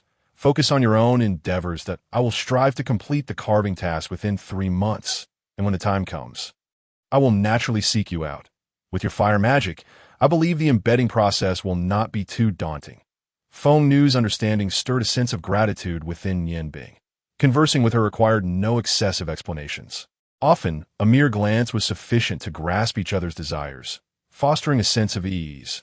This lightheartedness only deepened Nian Bing's fondness for the enigmatic Feng Nu since arriving in Ice and Snow City. He had encountered 4 beautiful women, and among them, each held a distinct impression and significance in his heart that, without a doubt, the Phoenix Maiden reigns supreme. Though she possesses an air of mystery, it is evident that she harbors no ulterior motives towards Nian Bing. In fact, Nian Bing has not concealed his ability to wield 2 forms of magic from her in her presence. Everything feels so natural, as if an invisible mask has been lifted. It is a sensation reserved for kin. Today marks the arrival of Chapter 3 for the public, alongside the release of VIP content that I will first upload 4 chapters for VIP access, and thereafter 2 chapters daily. Everyone is welcome to subscribe and cast their votes. The Phoenix Maiden refrained from saying much more, escorting Nian Bing to the entrance of the blacksmith shop. "Very well, you may leave now. Here, take this, should you encounter any insurmountable troubles in Ice Snow City. Simply sound this, and I shall arrive in the shortest possible time." She produced a small flute from her bosom and handed it to Nian Bing. The flute was approximately 3 inches long. A deep crimson hue, adorned with several holes of varying sizes, intricately carved in the shape of a phoenix, its ancient design gleaming with a lustrous sheen that attested to its worth. Moreover, it emanated a comforting warmth. "Give it a blow," the Phoenix Maiden said with a smile. Nian Bing raised the flute to his lips and blew gently, clearly perceiving a piercing sound emanating from it, though his ears failed to register it. The Phoenix Maiden beamed with pride. "This phoenix flute is exceedingly precious. Hold on to it carefully. It is a family heirloom, and I possess only this one. IT is not a gift, just a temporary loan. Once the Zhengyang Blade is inlaid, you must return it to me. IT is not that I am stingy, but this is the sole remnant left to me by my mother, and I cannot bestow it casually." The sound produced by the phoenix flute can only be heard by our kin. Oh no, only those who have undergone special training like us. At this point, she recalled her mother's dying words, which had urged her to only part with this flute when she encountered someone truly deserving of her trust and affection. The thought made her delicate face flush. The faint fragrance emanating from the flute stirred a wave of excitement within Nian Bing.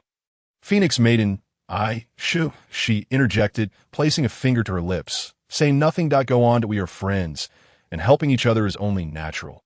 Remember, just friends." Nian Bing was momentarily taken aback, as though doused with cold water. He quickly regained his senses, gazing at the Phoenix Maiden's enchanting visage. Yes, just friends. Moreover, this was not the right time for him to pursue romantic sentiments. Without summoning a blizzard, Nian Bing made his way back to the Mage Guild step by step. By the time he returned, lunch had already concluded. Throughout the journey, he clutched the Phoenix flute tightly, his mind filled with thoughts of the Phoenix Maiden. Perhaps it was love at first sight, since arriving in Ice Snow City. The events he had experienced kept his thoughts taut, and only in the presence of the Phoenix Maiden could he find some semblance of relaxation.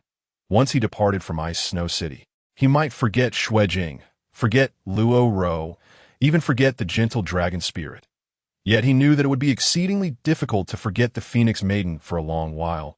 Her pink hair, the alluring figure wrapped in blue garments, and her eyes, reminiscent of the azure sky. Each detail was indelibly etched in his heart. Phoenix Maiden, who exactly are you? Kin. She had mentioned kin. Did she belong to some unique ethnicity?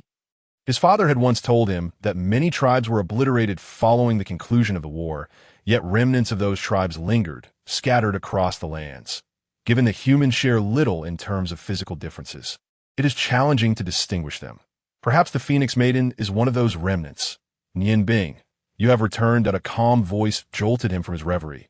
He looked up to see Long Ji, clad in a cerulean mage's robe, standing a short distance before him. Nian Bing quickly composed himself, taking a few steps forward and respectfully greeted, "President, good day." Long Ji smiled slightly. It is commendable to enjoy the pursuit of training. Yet do not overexert yourself. If everyone in our guild were as diligent as you, I would have far fewer worries. Nian Bing replied nonchalantly, "Your praise is unwarranted, since embarking on my magical studies. I have never encountered such an abundance of magical tomes. Tiomi, they're the most valuable treasures. Point 1 cannot leave a treasure trove empty-handed. Grasping the theoretical knowledge alone requires time. Given my late start, I must hasten my studies to ensure smoother progress in future training." Long Ji nodded slightly. "When you first entered the library, I was not overly surprised. After all, every mage must seek out spells that suit them. What astonished me was that you spent several days poring over the materials on the first floor. Starting from the basics is a testament to your potential. The first 3 levels of the library are fully accessible. Please continue your studies, and if you encounter any uncertainties, do not hesitate to seek me out. As for matters with Qingfeng Zhai, you need not worry. I maintain a good relationship with its owner, and with my intervention, they shall no longer trouble you. Since you are willing to pursue training, feel free to carry on. I have heard from Linger that you are preparing to enter the 2nd level of the library for your studies. I have discussed this with her. She has been learning magic under my guidance since childhood. Like you, she is also an ice-based mage. Starting from the 2nd level of the library, I would like her to study alongside you, allowing you to exchange insights, particularly in terms of magical control. You may provide her with guidance that, as peers, your interactions should be relatively easy, and allowing her to grasp concepts independently will yield better results than if I were to instruct her directly." Nian Bing furrowed his brow. As a dual-element mage, his studies would not be limited to ice magic alone. Having Long Ling by his side could complicate matters. However, as the president of the Ice Moon Empire's Mage Guild, Long Ji's words were not to be dismissed. A thought crossed his mind. "President, in that case, let Brother Shurjiu join us as well. IKT can be somewhat inconvenient for a lone male and female to study together. Having everyone involved should yield greater benefits. I observe in a book on basic magic that spells from various schools can be interconnected under certain circumstances. Although Brother Shurjiu practices earth magic, our joint studies will likely prove more beneficial." Surprise flickered in Long Ji's eyes. He was well aware of his daughter's allure. He had arranged for Long Ling to study alongside Nian Bing in the library to create opportunities for them. Yet he did not expect him to willingly forfeit that chance. Did his daughter's talent and beauty hold no appeal for him? While he pondered this, he said, "Your considerations are quite thorough. Let it be so. As for other matters, do not fret. Should you require anything, feel free to inform the staff. Food will be delivered to the library daily. I hope that within a short period, you will achieve breakthroughs." Nian Bing, remember that magical power is the key to mastering magic and serves as the foundation for casting higher-level spells. That not be misled by an overabundance of spells and techniques. Long Ji's simple words brought a sense of clarity to Nian Bing. Indeed, magical power was the true essence of magical training. His unique ice and fire magic diverged from others, and the greatest challenge lay in how to genuinely merge these 2 opposing magical forces. This question he could only explore within the library. "Thank you for your guidance, President. I will certainly devote myself to my studies." After bowing respectfully to Long Ji, Nian Bing turned and headed towards the library. Observing Nian Bing's retreating figure, Long Ji couldn't help but smile faintly. At Nian Bing's age, his own magical prowess had lagged significantly behind. He wondered what further surprises Nian Bing might bring. After Shurjiao and Long Ling returned that day, they reported on Nian Bing's situation, confirming his prior involvement with Qing Feng Zhai. This only served to bolster Long Ji's trust in him. At the very least, it proved that Nian Bing had no connection to the individual sought by the ice snow goddess's priest. In Long Ji's eyes, Nian Bing was a diligent and ambitious genius mage. Naturally, he would seek to cultivate such talent. Upon returning to the library, Nian Bing ascended directly to the second level, which contained knowledge of 3rd to 6th tier magic, along with more profound magical explanations. Memorizing ice magic spells was paramount for him. Thus his first selection was the compendium of intermediate ice magic spells. He had barely read halfway through the book when Shurjiao and Long Ling climbed the stairs. As soon as Shurjiao arrived, he greeted Nian Bing with enthusiasm. "Brother, we have arrived." Nian Bing set down his book, offering a slight smile to the pair. "Brother Shurjiao, Ling, have you also come to peruse the magical tomes?" Shurjiao replied with a hint of exasperation. "I truly wonder what Master is thinking, insisting that we also studied. We have long since memorized the foundations of these intermediate spells. Nian Bing, do you have anything interesting to share?" Nian Bing shrugged. "I have only just arrived at the 2nd level. I'm still reviewing the spells. Since the president has invited you both, feel free to browse. That IT should prove beneficial." Long Ling's gentle gaze fell upon Nian Bing as she asked, "Have you visited Zhengyang?" Nian Bing shook his head and said, "I have no desire to meet her. You are well aware of her temperament. If she sees me, it will merely lead to cold sarcasm and ridicule. It is better that we do not meet. The grand meeting of refinement will commence promptly on December 5th. Long Ling sighed softly and remarked, "Although Jing can be rather irritable, she possesses a good heart. Do not harbor any prejudices against her." Nian Bing interrupted Long Ling's words, stating, "The president has asked me to discuss the methods of practicing magic control with you, that I wish to know how you typically cultivate your control over magic." Long Ling paused for a moment and replied, "Naturally, we practice some lower-level spells and then exert our mental strength to control them, achieving the desired effect. That's not how you do it." Nian Bing smiled slightly and said, "Not at all. In truth, there are no particular tricks to mastering magic control. What one primarily cultivates is mental strength. However, relying solely on controlling spells for practice yields subpar results, as it does not sufficiently stimulate the mind. For instance, when attempting to control your most powerful spell, it becomes challenging to achieve the intended effect, often resulting in merely surface-level attacks. Logically, if you can cast a spell, you should be able to control it. The inability to do so does not stem from insufficient mental strength, but rather from a lack of focus. Focus? Long Ling's eyes brightened. She had a remarkable talent for magic cultivation, and upon hearing Nian Bing's simple insight, she suddenly grasped many concepts and inquired, "But how can one achieve complete mental focus? Surely, there must be a method." Nian Bing, of course, could not divulge that his own method for achieving mental concentration came from chopping wood. With a hint of helplessness, he replied, "It varies from person to person. In simple terms, when you attentively observe an object, your mental energy becomes concentrated. It requires various attempts to discover the method that best suits your own practice." Long Ling contemplated for a moment and said, "I understand." She took out a delicate magic wand from her pocket, said no more, and moved to a corner to sit down, focusing intently on the gem atop the wand. Nian Bing silently praised her. Although this direct observation might pale in comparison to his own method of chopping wood, it was undoubtedly the most suitable approach for Long Ling. However, cultivating mental strength is not something that can be accomplished overnight.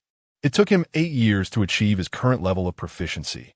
Upon seeing Long Ling seated beside him, gazing intently at the gem, Shurjiao was momentarily taken aback. He had not paid attention to Nian Bing's earlier words. But now, witnessing Long Ling genuinely attempting to follow Nian Bing's advice, he couldn't help but chuckle. He sat beside Nian Bing and whispered, "I heard from my master that he originally intended for Ling to come to the library alone for training. Did you invite me along voluntarily?" Nian Bing smiled faintly and replied, "To prevent any misunderstandings, dear brother, I anticipate that I will be in the library for quite some time. You can rest assured and pursue your Ling I will read my books, effectively granting you both an opportunity for private time together. How does that sound? Am I a good brother? Shurjio gave Nianbing a thumbs up, his excitement evident in his eyes. Good brother, if you ever need anything, just let me know and I will certainly assist you. Nianbing smiled and said, Not at the moment, dear brother, I must focus on my reading. Everything else will remain out of sight. With that, he stood up, book in hand, and moved to another bookshelf to continue his studies. Shurjio understood and also stood up, sitting beside Long Ling to gaze at the gem on the magic wand together. In the vast ocean of books, time always passes swiftly. In the initial days, Shurjio could endure the solitude and accompanied Long Ling, however. By nature, he was rather lazy and held little interest in magic cultivation. Otherwise, he would not have remained at the advanced mage level despite nearing 30 years of age. After a few days, apart from exchanging a few words during meals, the two remained in silence. This situation became increasingly uncomfortable for Shurjio. The third day, he could no longer tolerate it. Aside from occasionally dropping a check on them, he no longer lingered for long. After all, Nianbing and Long Ling seemed as wooden as logs. Trusting Nianbing immensely, by the 7th day, he decided not to return, allowing them to cultivate in the library undisturbed. Nianbing held a book in one hand while swiftly gathering magical energy with the other, continuously inscribing on a scroll. This magical scroll, crafted from special materials, was coated with a layer of powdered magic stone formed from crushed magical gems. Through the process of inscribing magic, he could store magical energy within the scroll. Once needed, it could be activated instantly, eliminating the chant recitation. The numerous paper pieces he had thrown during his confrontation with the Phoenix Lady were the basic magic scrolls he had learned to draw on the first level, which could be created using ordinary paper. However, spells exceeding the 4th level required specialized scrolls for creation. The cost of white scrolls varied based on quality, with the cheapest priced at 1 gold coin and the most expensive at 10 purple coins. While white scrolls themselves were not particularly valuable, once imbued with the desired magic, their price would multiply significantly. The scroll Nianbing was currently using was the most ordinary white scroll worth 1 gold coin. Although the Mage Guild offered numerous discounts to its members, white scrolls still had to be purchased at the members' expense. Nianbing had initially been merely curious about using scrolls. However, after relying on them to save himself and the Phoenix Lady, his curiosity grew immensely. After memorizing the necessary spells and reviewing the required knowledge, he began learning about scroll creation and usage on the 2nd level. The white scrolls were purchased directly from the guild, and as a member, he received a 20% discount. In just 2 days, Nianbing had used over 90 of the 100 low-level white scrolls he purchased, depleting half a month's salary. Nevertheless, he was fortunate. Due to his high control over magic, his success rate in drawing scrolls was significantly higher than that of an average mage. Among the 90 scrolls, he managed to produce over 30 4th-level scrolls, as well as 6 5th-level scrolls and 2 6th-level scrolls. An impressive feat for his current capabilities. Last stroke, Nianbing declared. The icy magical energy suddenly coalesced as he pointed to the scroll's most critical area. With a hiss, blue light flickered across the scroll, instantly transforming into a cloud of ice powder, rendering it useless. The significant drain on his mental strength left him feeling fatigued. Leaning against the bookshelf, he lamented, "The success rate for this 6th-level magical scroll is indeed low. I just wasted another gold coin." "That is still quite impressive," a melodious voice chimed from behind. Nianbing turned to see Long Ling had approached him unbeknownst. Crouching down, Long Ling gazed at the completed scrolls scattered on the floor and smiled. "If every mage possessed your high success rate, our Mage Guild would have long been the wealthiest organization on the continent." Nianbing was taken aback and replied, "The books merely state that the success of drawing magical scrolls depends on the mage's magical power, control, comprehension of magic, and the quality of the scrolls. It does not specify the success rate. Ling is my success rate truly that high?" Long Ling smiled and said, "Indeed, it is quite high. Generally speaking, a mage can only draw scrolls that are 2 levels lower than the highest spell they can cast. With a success rate typically between 1 and 5%, that high-quality white scrolls do not increase the power of the magic inscribed. They merely enhance the chances of success during the drawing process. Even the most expensive scrolls have a mere 20% success rate. Given their compact size and portability, this is why their prices are so high. Therefore, a successfully drawn magical scroll, even if it is only 4th level, holds substantial value.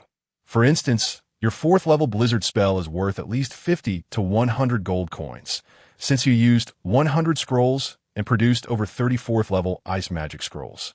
It means you can expect a return equivalent to 10 times the original value of the scrolls. That wouldn't you say that you've hit the jackpot?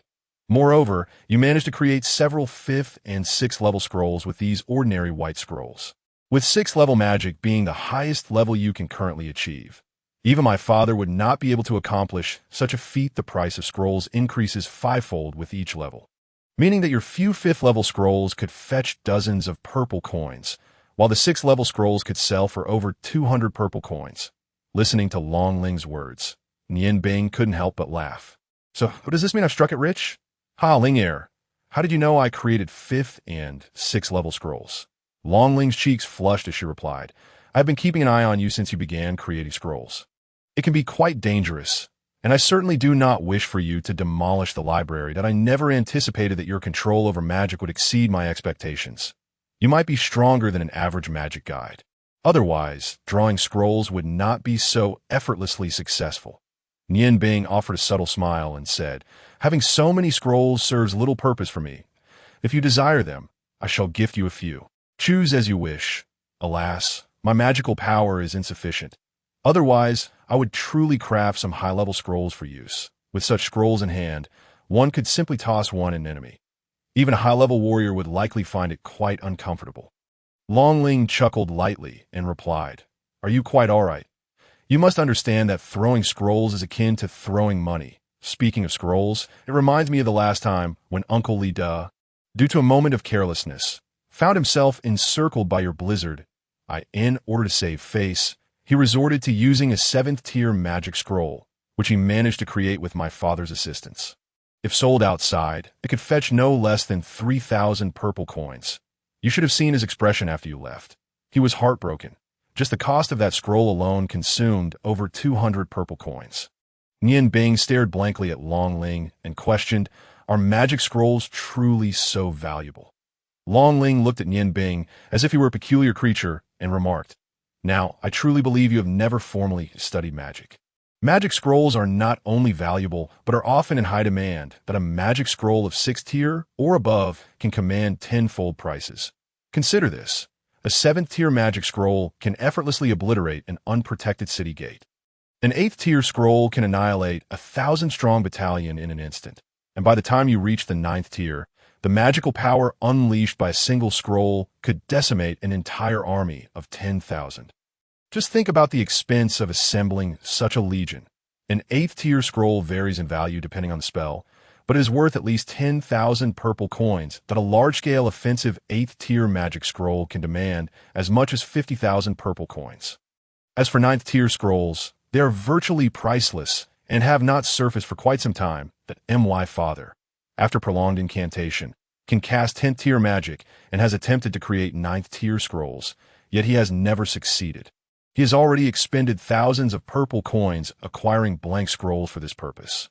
Upon hearing Long Ling's words, Nian Bing suddenly grasped the reason behind the exorbitant value of magic scrolls.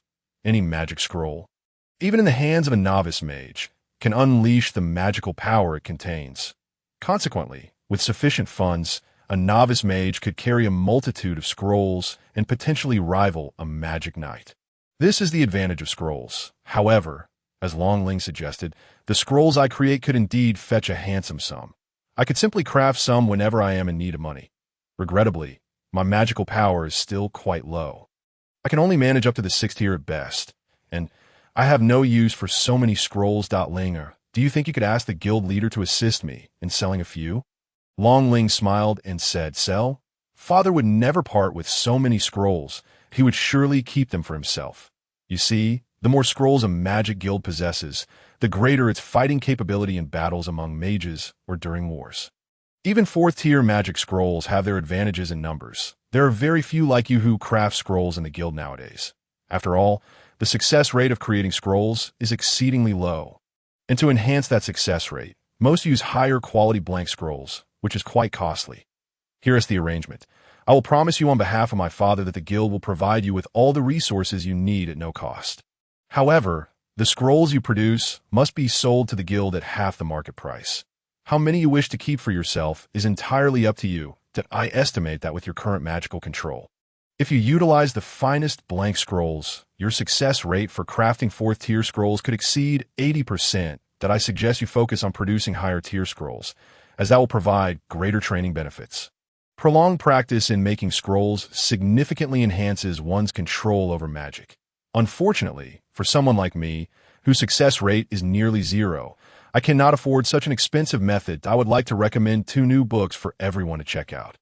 One is by Dai Xiao Lu, and the other by Wei Xiaomi. If you have the time, do take a look. The precision meeting will commence punctually at 12:05.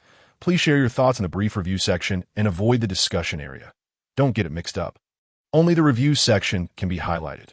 Meanwhile, my friends, do not forget to cast your recommendation votes for Xiao San. Naturally, VIP votes would be even better. Nian Bing seemed to have grasped the preciousness of scrolls and smiled. I accept your proposal. After all, the resources I utilize are provided by the guild. Without the materials in the library, I would not be able to create scrolls. Therefore, all the scrolls I produce, aside from those I require for myself, I shall contribute to the guild without expecting a single coin in return. However, I hope the guild leader can grant me a privilege. Should I find myself in need of money, I would appreciate it if the guild could provide a limited amount. Would that be possible? Long Ling paused, taken aback. I must have misheard you. You don't want any money? Nian Bing smiled gently and replied, what use do I have for so much money? Carrying it around is quite bothersome. And besides, my expenses are minimal. Long Ling exclaimed in joy and suddenly embraced Nian Bing, planting a fervent kiss on his cheek. This is wonderful, truly wonderful. Nian Bing, do you realize that due to the existence of the Ice God Tower, our Ice Moon Empire's magic guild has held no significant standing on the continent? Not only are magic experts scarce within our guild, but our various reserves are also far inferior to those of other empires. In the eyes of the Ice Moon Empire's royalty, only the Ice God Tower symbolizes the Empire's magic. We are hardly acknowledged, which is why the funding allocated to us is pitifully scarce. Father has been troubled by this for quite some time. I truly wonder what kind of anomaly you are. You see, even when Father crafts these low-tier scrolls, his success rate pales in comparison to yours. Currently, at least half of the guild's expenses rely on Father's scroll production to sustain itself. Nian Bing touched the spot where Long Ling had kissed him, astonished. Is it really true that a magic guild of an empire must rely on such means for sustenance? Long Ling replied despondently. That is indeed the case. Our guild differs from those of other empires. Theirs are backed by the full support of the entire empire. Originally, we were 2, but as the influence of the Ice God Tower has grown, our guild has increasingly lost recognition from the imperial royalty. The funding we receive now is merely tokenistic.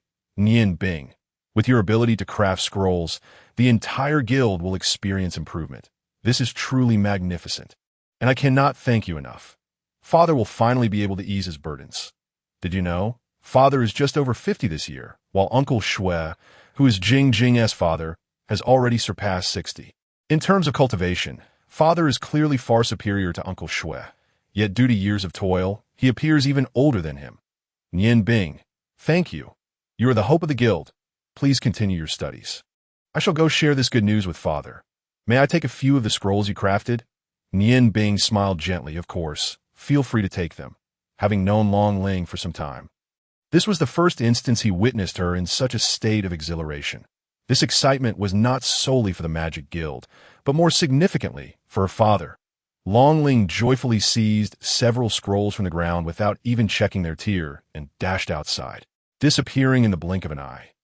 Nian Bing watched her retreating figure, feeling a warmth on his cheek, and murmured to himself, "What a delightful young lady! Scrolls are indeed such remarkable items. Well, I shall reserve the ordinary ones for the guild and keep the higher tier ones for myself.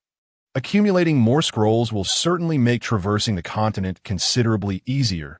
He did not continue crafting scrolls. Over the course of 10 days, he had thoroughly reviewed the knowledge he needed from the second tier, with only one book of interest remaining. Once he finished this book, he could advance to the third tier and delve deeper into the arcane world of magic.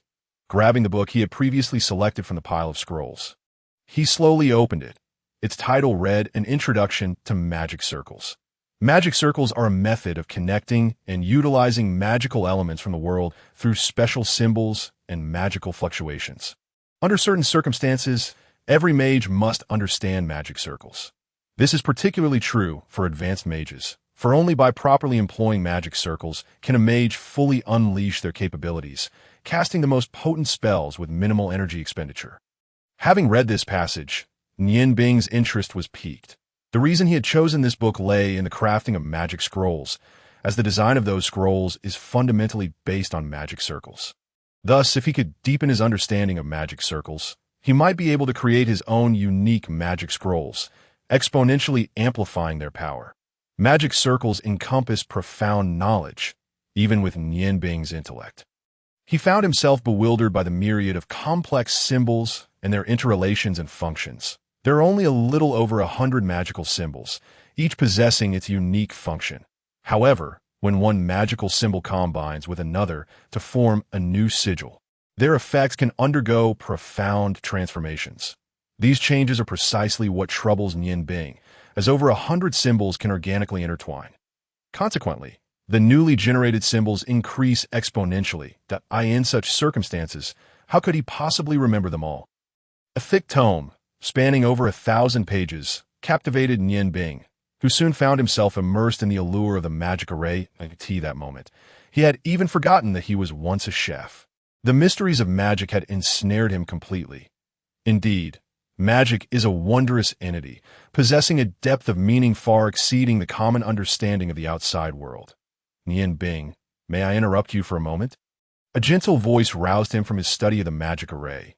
Looking up, he noticed that guild leader Long Ji, along with Long Ling, had appeared by his side without him realizing it. He hastily stood, a hint of embarrassment crossing his features. I apologize, guild leader, I was too engrossed. Long Ji smiled reassuringly. No need for apologies. This is quite commendable. I've already heard from Linger about your endeavors. Could you demonstrate a scroll for me? I must admit, while your magical prowess is impressive, it still falls short compared to mine. I am curious as to why your success rate in crafting scrolls is so high. Nian Bing shrugged in resignation. I am not entirely sure myself. Allow me to create one. You are an authority in the magical realm. Perhaps you could discern the underlying issue. Unfortunately, I have exhausted my supply of white scrolls.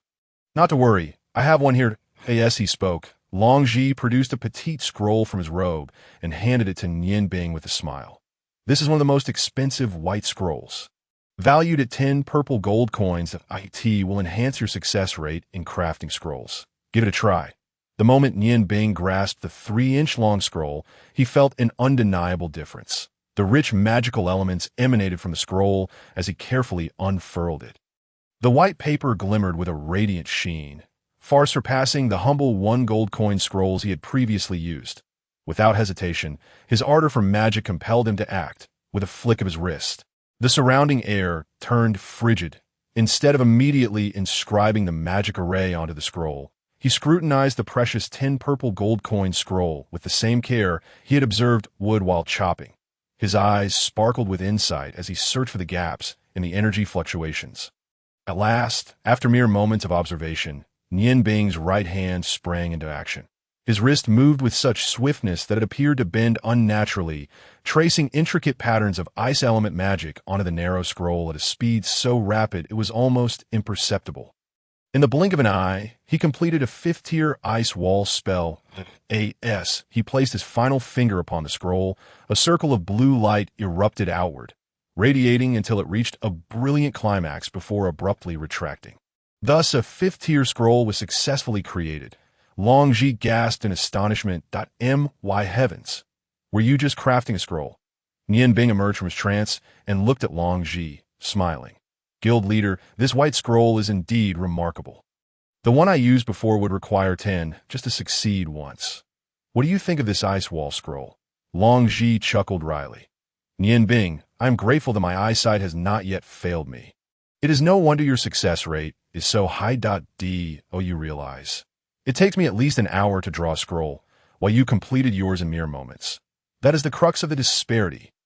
I suspect your exposure to magical scrolls has not been extensive. How can you work so quickly without fear of making mistakes? The requirements for magic arrays on scrolls are exceedingly strict. Even the slightest error would render the entire scroll worthless. When Linger informed me that you had completed 100 scrolls, I could hardly believe it. Now, however, it is apparent that you are indeed a true genius in magic. Nian Bing smiled modestly. I mentioned to Linger that in practicing magic, concentration is the key to enhancing precision and power. Before inscribing a scroll, I mentally visualized the entire structure of the magic array. By observing the white scroll, I identify the best points to begin, seamlessly integrating into the magical essence of the scroll. This way, success becomes inevitable. When one's mental focus is absolute, mistakes in scroll crafting are virtually impossible. Even those white scrolls I previously exhausted were merely due to a lack of proper connection in my magical power at critical moments. He certainly could not disclose to Long Ji that his years of honing his knife skills had granted him exceptional precision with his right hand, allowing him such confidence in his crafting. Long Ji, even if he wished to excel at crafting scrolls, would hardly spend 8 years chopping vegetables or splitting wood. Long Ji sighed deeply. Genius upon genius. Nian Bing, the wisest decision I made in my life was marrying Linger's mother, and the second was undoubtedly bringing you into the guild. I hereby declare that, effective immediately, you are officially appointed as an elder of the guild, enjoying all the privileges accorded to other elders. Should you require it, you may, with a special badge, withdraw the total funds from any branch of the guild. Nian Bing had already anticipated Long Ji's response. For magical scrolls hold immense significance for any guild, especially in the current situation of the Ice Moon Empire's magical guild. Individuals like himself were in high demand. It would be strange if they did not seek to recruit him. Thus, Nian Bing graciously accepted.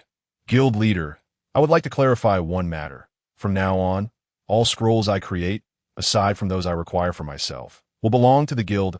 I simply hope the guild can provide me with higher quality white scrolls. This way, my success rate will increase. Regrettably, my magical power is still lacking. If I could produce some 7th or 8th tier scrolls, it would greatly benefit the guild. Long Ji smiled gently. Time is on our side. The cultivation of magical power cannot be rushed. There is no need for you to hasten the crafting of scrolls. First, ensure you learn everything you need. Rest assured, the guild will fully support you with the highest grade white scrolls whenever you require them. Naturally, I hope you can produce more 5th and 6th tier scrolls as well. Nian Bing mused inwardly that with the skill of crafting magical scrolls, he had firmly established his position within the guild. Alas, the strength of this magical guild was far inferior to the Ice God Tower.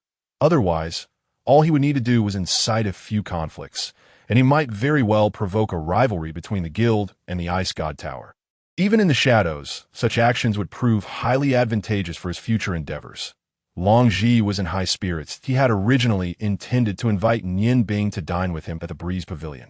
But Nian Bing politely declined, citing his desire to continue studying the magic arrays. Indeed, for Nian Bing at this moment, nothing was more crucial than delving into the intricacies of magic arrays, as he had discovered elements within their detailed explanations that would greatly aid in his cultivation of ice and fire duality.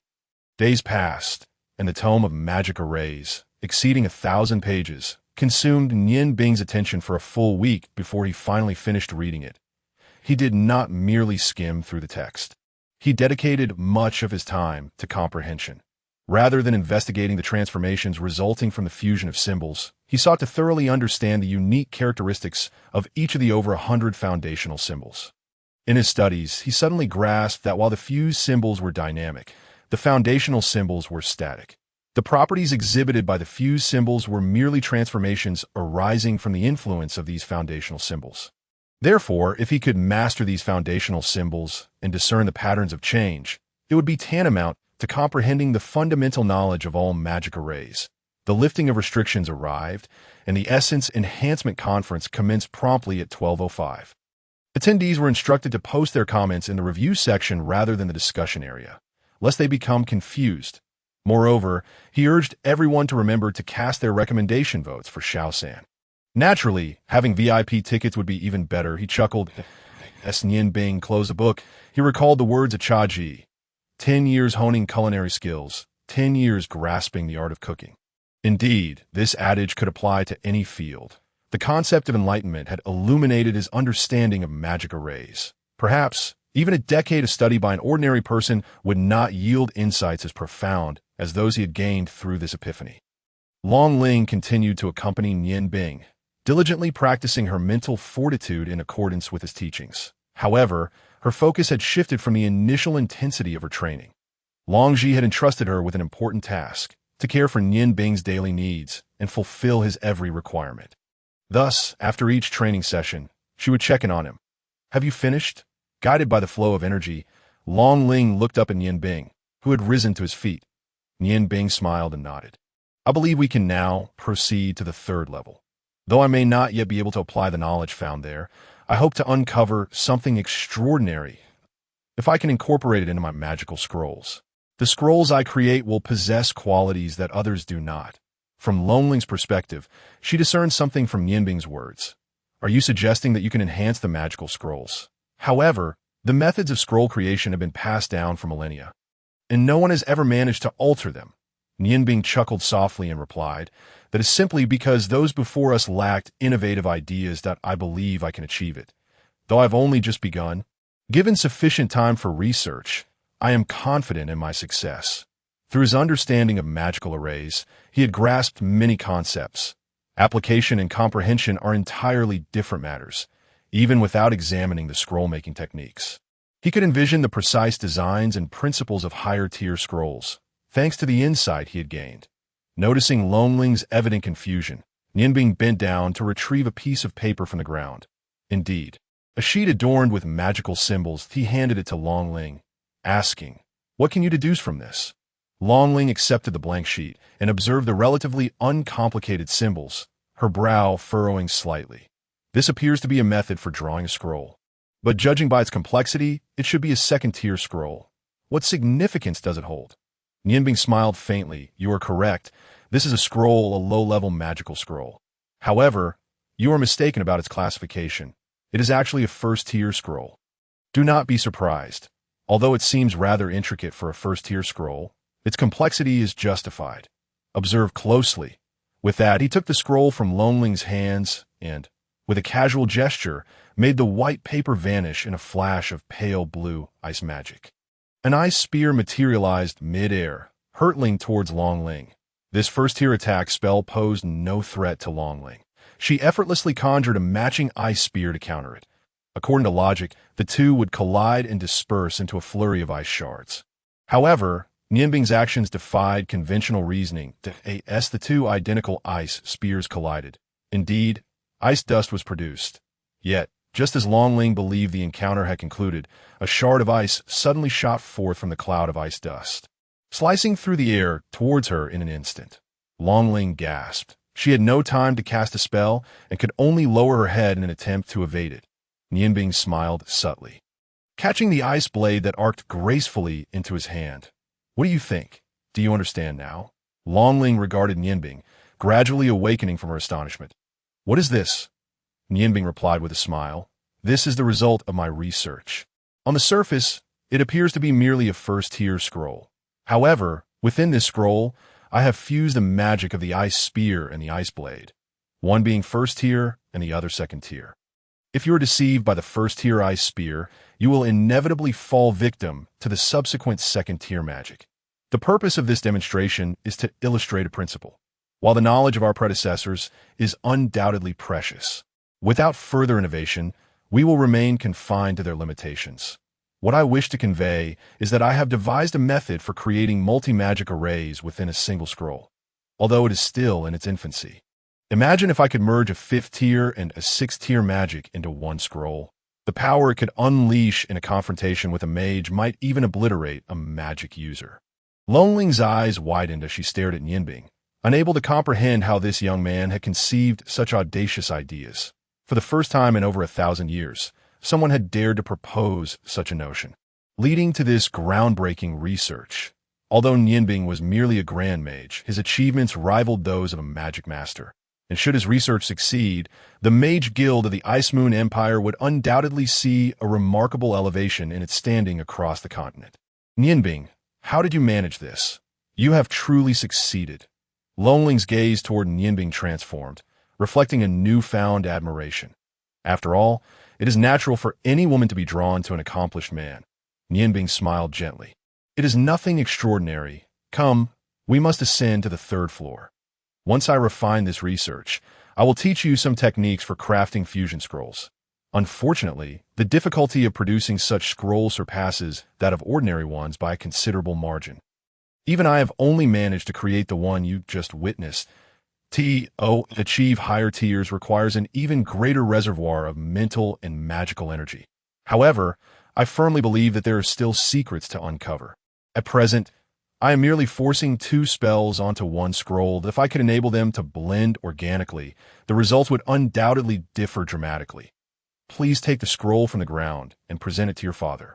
In these past few days, I have only managed to produce 10 5th-tier scrolls and 4 6th-tier scrolls on the 3rd floor. I believe I still need to delve deeper into the study of magical arrays. Once I have discovered a better method, I shall continue crafting scrolls. As he spoke, he made his way towards the 3rd floor of the library. Nianbing had no intention of revealing all his thoughts. In truth, he was already capable of creating higher-tier fusion magical scrolls, experimenting with various combinations of spells on white paper. Despite their differing powers, the underlying principles remained the same. If he could successfully explore lower-tier magic, it was only logical that higher-tier magic would follow suit. As Nianbing's figure vanished around the corner of the staircase, Longling slumped onto the floor, gazing at the rows of bookshelves before her, murmuring to herself, Why can he perceive living elements within these lifeless tomes, while I cannot? What a magical genius he is. In comparison, I feel like nothing more than a child. She sensed that in the near future, Nianbing would undoubtedly cause significant upheaval in the magical realm. At that time, he would become an immortal figure within a magical world, and she would be among the first to witness his emergence. Nianbing's research was exceedingly arduous, primarily due to his own high expectations. Since re-entering the library, he had not stepped outside for nearly a month. Whenever fatigue set in, he would rest through meditation. Once his spirit was rejuvenated, he would promptly resume his studies. The wealth of magical knowledge collected on the 3rd floor far exceeded his expectations. Nianbing memorized all the spells through recitation and then began his investigation into magical arrays. The creation of scrolls was of secondary importance. After all, scrolls are external tools, and no matter how many he produced, they would eventually run out, far inferior to the strength of one's own abilities. Magical scrolls were merely used by the weak. True powerhouses would disdain them. His relentless pursuit of knowledge stemmed from the belief that magical arrays might hold the key to unlocking the mysteries of ice and fire's shared origin, an enigma that captivated Nianbing's deepest interests. As his research progressed, Nianbing remained unaware that Longji had ordered the entire library sealed to support his endeavors, aside from Ling, who was permitted to bring him meals and attend to his needs. No one else was allowed entry. This decree was issued after Longji learned of Nianbing's breakthrough in fusion magic. Alongside the order, he resolved to spare no effort in ensuring that Nianbing remained within the guild, not merely to keep him physically present, but to capture his heart. Only by securing his devotion could the mage guild of the Ice Moon Empire grow even stronger. The 3rd floor of the library was distinctly different from the 1st and 2nd floors. The latter 2 levels boasted dozens of towering bookshelves, while the 3rd contained only 4, each housing a mere 100 or so tomes, most of which appeared quite aged. Spells from 6th-tier wide-area magic to 9th-tier single-target magic were all present. Though he had no immediate use for them, he diligently memorized them nonetheless. Longling's voice broke through Nianbing's concentration, pulling him from his research. He was unsure how many days had passed since he arrived on the 3rd floor. Linger, is there something you need? He asked with a smile, noticing her less frequent visits of late. Longling replied with a faint smile, It's not that I have visited less. Rather, you have been so engrossed that you hardly noticed me. Nianbing chuckled awkwardly. Perhaps you're right. Since entering the library, I have indeed paid little attention to other matters. You have something to discuss. He knew that Longling would not interrupt him without a significant reason. Of course, there is something, Longling said with a gentle smile. Someone has come to the guild looking for you. Would you like to meet them? Nianbing paused, surprised. Looking for me? Who could it be? Is it Xuanji or Fength? Surely it can't be Yin Feng. Longling, observing the peculiar expression on Yinbing's face, smiled reassuringly. Don't worry, it's not Yin Feng. Though he did come by later, your father sent him away, claiming you were in deep meditation. He has not returned since that. It seems that being handsome can also be quite troublesome. Huh. Yinbing retorted playfully, please refrain from using the term handsome to describe me. However, if you wish to use words like dashing or charming, I would not object. Longling stuck out her tongue at Yinbing, saying, oh, how naive you are. It seems that Rower has come looking for you, though I do not know what brings her here. Yinbing then recalled the exceptionally intelligent beauty, Luo Ro, and remembered that he had a wager with her. It appeared he had been in the library for a month already, since it was the beautiful daughter of wisdom visiting. How could he possibly refuse to see her? Yinbing reassured himself that he had left no noticeable flaws, thus the wise woman should not uncover his true identity. Longling shot him a glance filled with a hint of melancholy, stating, Rower is already engaged. You have no chance. Yinbing chuckled heartily, replying, please do invite her in. Rest assured, a mere individual like myself harbors no improper intentions. Are you truly just a mere individual? Longling pondered, a flicker of doubt rising within her. She chose to remain silent and turned away. Moments later, the sound of footsteps echoed again, and Luo Ro, clad in a flowing white gown, ascended with Longling. The white fabric accentuated her flowing blue hair and the wisdom reflected in her eyes, evoking an innate sense of purity. Compared to her splendid attire from before, Luo Ro now exuded a distinct elegance. Upon seeing Yinbing, Luo Ro momentarily froze, then turned to Longling, asking, Linga, is he Yinbing? Longling smiled. I sent, it obvious? After just a month, you no longer recognize him? Yinbing instinctively glanced at his own attire, only to realize his magical robe was wrinkled, and he exuded an unpleasant odor. Touching his face, he found his stubble had grown significantly, which explained why Luo Ro failed to recognize him. Embarrassed, he said, I apologize, Miss Luo Ro, I must seem rather disheveled. Luo Ro covered her mouth, stifling a laugh. A bit, and you also appear somewhat haggard. It seems you have had a difficult time recently. Longling interjected, he has not just had a hard time. He has been working himself to the bone. I cannot fathom what drives him to exert himself so tirelessly. If this continues, his health may falter. But he pays no heed, as if those magical tomes were his beloved. Yinbing forced a smile, saying, please, spare me your jest, that I shall clean myself up right away. Luo Ro smiled slightly. Cleaning up is fine. But you should remember our agreement. Yinbing furrowed his brow. Have you truly made some discoveries? Continuous revelations are welcome. I encourage everyone to vote generously, especially for VIP votes. Luo Ro replied, somewhat smugly, of course, even if I had found nothing. The daughter of wisdom is a person of her word. Let us speak privately. Linger. I must excuse myself to discuss this matter with him alone. Had it been Xuanji, she might have pressed for the truth. However, Longling, with her gentle nature, nodded in acquiescence. Then let us not linger here. Yinbing, let us go to your dormitory. You indeed need to tidy yourself up. Oh, by the way, my father intended to change your accommodation to the elder's suite. However, since you have remained here, it was never done. We shall discuss it once you conclude your research at the library. Yinbing smiled. It matters not. These are merely external matters. After you, Miss Luo Ro. For the first time in a month, Yinbing left the library with Luo Ro, while Longling did not follow them, but simply bid them farewell before departing. Although it had been some time since he returned to his dormitory, it remained refreshing. Yinbing instinctively checked the magical imprint he had left behind and found that nothing had been disturbed. He invited Luo Ro inside, saying, please have a seat while I freshen up. What was it like to go a month without a bath? Yinbing finally experienced it. This cleaning took him a full hour.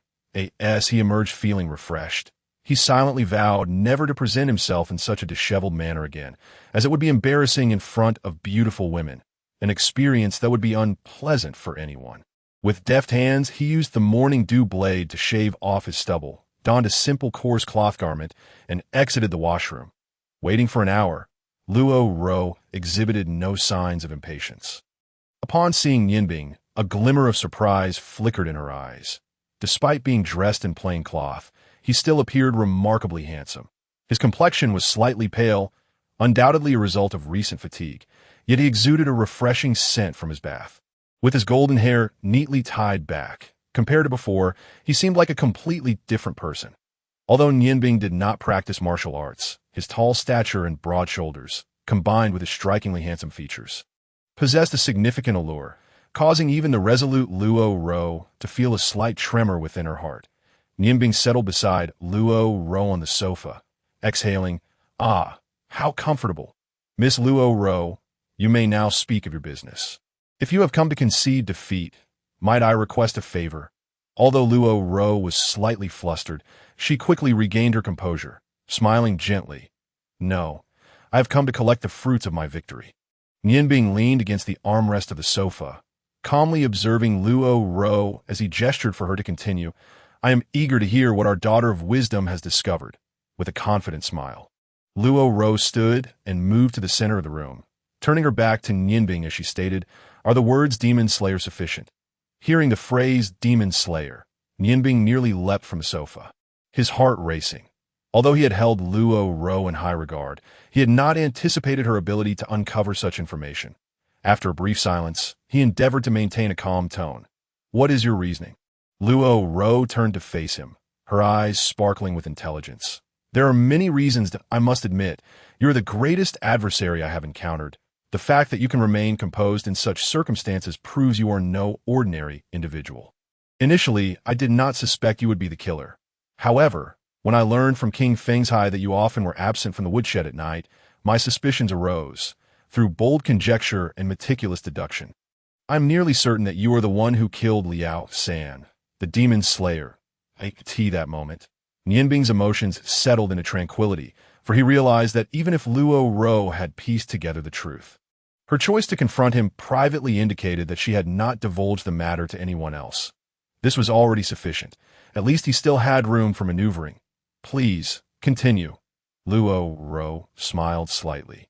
"First, I inquired with Zhengyang, who recounted in detail how she came to know you. The origin of your acquaintance is indeed tied to Liao San, is it not? Moreover, Liao San had once severely insulted you. This forms the root of your enmity." Nianbing replied with a calm smile. "Liao San is infamous for his vile nature.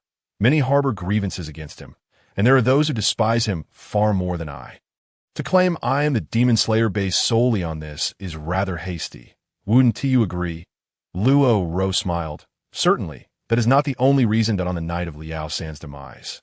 You likely have no alibi that I have inquired with Jing and Linger, and at that time, you are not present at King Fengzhai or any location affiliated with the Mage Guild. To be precise, you must have struck Liao San after leaving the Mage Guild and before returning to King Fengzhai. Additionally, according to my investigation, Liao San's true cause of death was ice magic. Later, the Ice Goddess's priest verified that all ice mages in the guild could account for their whereabouts at that time. I have heard from Linger that your magical control is exceptionally strong, and you possess the prowess of a high-ranking ice mage. Only you could have killed Liao San. Considering these points, combined with my intuition, I can confidently assert that you are the Demon Slayer who killed Liao San out of course. You may have a companion skilled in fire magic, but I've been unable to ascertain his identity." Nianbing smiled faintly. It must be acknowledged that the daughter of wisdom is indeed clever. However, do you not find your reasoning somewhat tenuous? Much of it is merely your subjective interpretation. Based on these arguments alone, you cannot effectively prove that I am the Demon Slayer. Otherwise, the guild leader would have uncovered this information as well, and would have come to settle accounts with me long ago. Luo Ro regarded the unyielding Nianbing, her eyes revealing a hint of uncertainty. "Indeed, these are merely my conjectures, lacking witness and material evidence. Nonetheless, my intuition tells me with certainty that it is you." Nianbing smiled slightly. "I must concede that Miss Luo Ro is astute. However, you have lost our wager." Luo Ro furrowed her brow. "Are you denying that you are the Demon Slayer? You need not worry. Liao San was hardly a good man. Even if you were to admit your identity as the Demon Slayer, I would not hold it against you, nor would I disclose it to anyone else." Nianbing shook his head. "I have never been concerned about that. Firstly, I trust in the daughter of wisdom. Furthermore, even if you were to divulge the truth, it is likely that no one would believe you. Even if President Longji were to acknowledge the veracity of your words, he would undoubtedly find a way to absolve me. Before you sought me out, Linger must have conveyed to you the significance I currently hold within the guild. To speak candidly, although your conjecture lacks evidence. It is indeed correct. Yes, I am the demon slayer who killed Liao San. I never leave a trace behind in my endeavors. While you have surmised the truth, you will find it utterly impossible to substantiate it.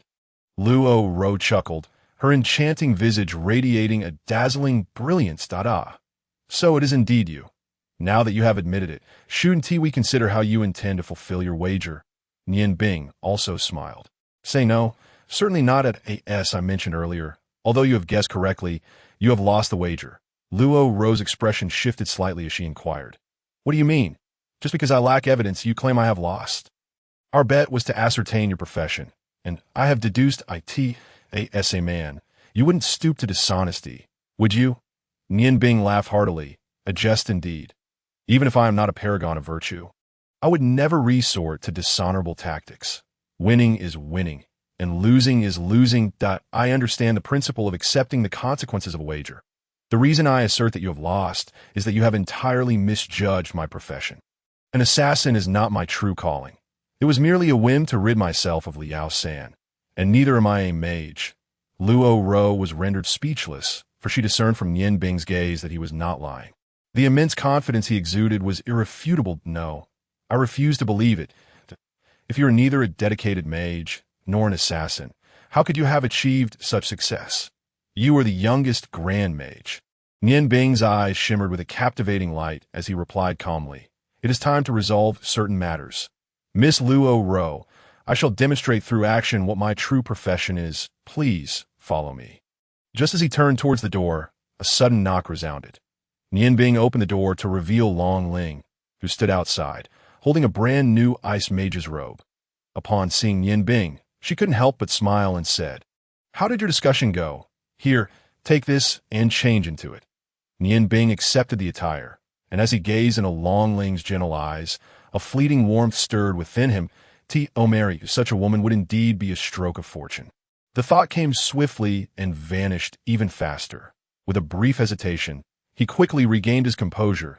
We have concluded our discussion and are about to head out. Linga, you should join us as well. Long Ling smiled slightly and asked me, wouldn't that interfere with you too? Nian Bing shook his head and replied, of course not. We are all friends here. Wait a moment, I shall change in a short while. When Nian Bing emerged from the restroom once more, he had transformed into an imposing ice grand mage. Long Ling regarded his restored handsomeness with a warm smile, while Luo Ro lowered her gaze in silence. Seemingly lost in thought, two lovely ladies. Shall we set forth? Long Ling curiously inquired. Where are we headed? Nian Bing replied with a mysterious smile, to a place you are familiar with. Linga. Do you not wish to know what I am about? Long Ling paused for a moment and asked, aren't you a mage? Do you have some sort of side profession? Nian Bing shook his head and said, no, you are mistaken. Being a mage is my side profession. Let us go. Miss Linga, Miss Ro. Upon hearing Nian Bing refer to her as Ro for the first time, Luo Ro felt a peculiar sensation arise within her. She lifted her gaze to him and said, very well, I shall see how you prove it. Let us proceed. Once outside the guild, Luo Ro asked, is the destination far? How do you intend to take us there? Nian Bing hesitated and responded, it is not far. Located in the heart of the city. Luo Ro's eyes widened as she exclaimed, you don't mean to suggest we walk there, do you? Hey, we are ladies, after all. As she spoke, she walked to the side of the street and waved her hand. Nian Bing followed her gesture and saw a luxurious carriage swiftly approaching, drawn by 4 magnificent white horses, which reminded him of the past. Indeed, a countess such as herself ought to have a carriage. This is splendid, as it saves us the trouble of walking. Luo Ro turned around and said, let us board. I truly cannot fathom what sort of person you are. Listening to her peculiar remarks, Nian Bing merely smiled faintly as the 3 of them climbed into the carriage. The interior exuded a subtle fragrance, with plush cushions that offered utmost comfort. Luo Ro inquired, where exactly are we going? You must provide the driver with a precise address. With a faint smile, Nian Bing replied, let us first head towards the city center. You will naturally discover the destination upon arrival. The carriage sped forth. adorned with the insignia of the noble count's house. Weaving through the city as pedestrians swiftly moved aside, with hardly any delay, in a mere half hour, they arrived at the most bustling area in the center of the ice and snow city. Throughout the journey, Nian Bing remained silent, reclining with his eyes closed. Long Ling was astonished to realize he was meditating, and a sudden pang of sympathy gripped her heart. He had indeed been under considerable strain of late. "Hey, wake up!" Luo Ro pushed Nian Bing, who had his eyes shut in contemplation. Nian Bing opened his eyes, lifted the carriage curtain to glance outside, and said, "All right, let us stop here, ladies. We must disembark." Even if Luo Ro were exceptionally clever, she could not decipher Nian Bing's true intentions. Frowning, she and Long Ling followed Nian Bing out of the carriage, surveying their surroundings, which was the bustling main street of the ice and snow city. Nian Bing pointed to one of the most conspicuous signs by the road and said, "Let us go. This is our destination." The sign was none other than that of the renowned restaurant, Qing Feng Zhai. Luo Ro gazed at Nian Bing with a disapproving expression and remarked, "You cannot be telling me that your true profession is chopping wood. If that is the case, I believe I shall not go in. Being in the company of someone who does not honor his wager would be quite embarrassing for me." Nian Bing met Luo Ro's gaze, unwavering, as both pairs of blue eyes sparkled with confidence. They held each other's gaze, and Luo Ro's mental fortitude could not compare to Nian Bing's, who had diligently practiced magic. She soon capitulated. "Hey, what is going on? You must explain," continuing to maintain his composure. Nian Bing replied, "Miss Ro, all you need to remember is that you have conceded a condition to me. Now, let us proceed inside." Clad in his mage's robe, Nian Bing bore little resemblance to his former self. The attendants at the entrance of Qing Feng Zhai failed to recognize him.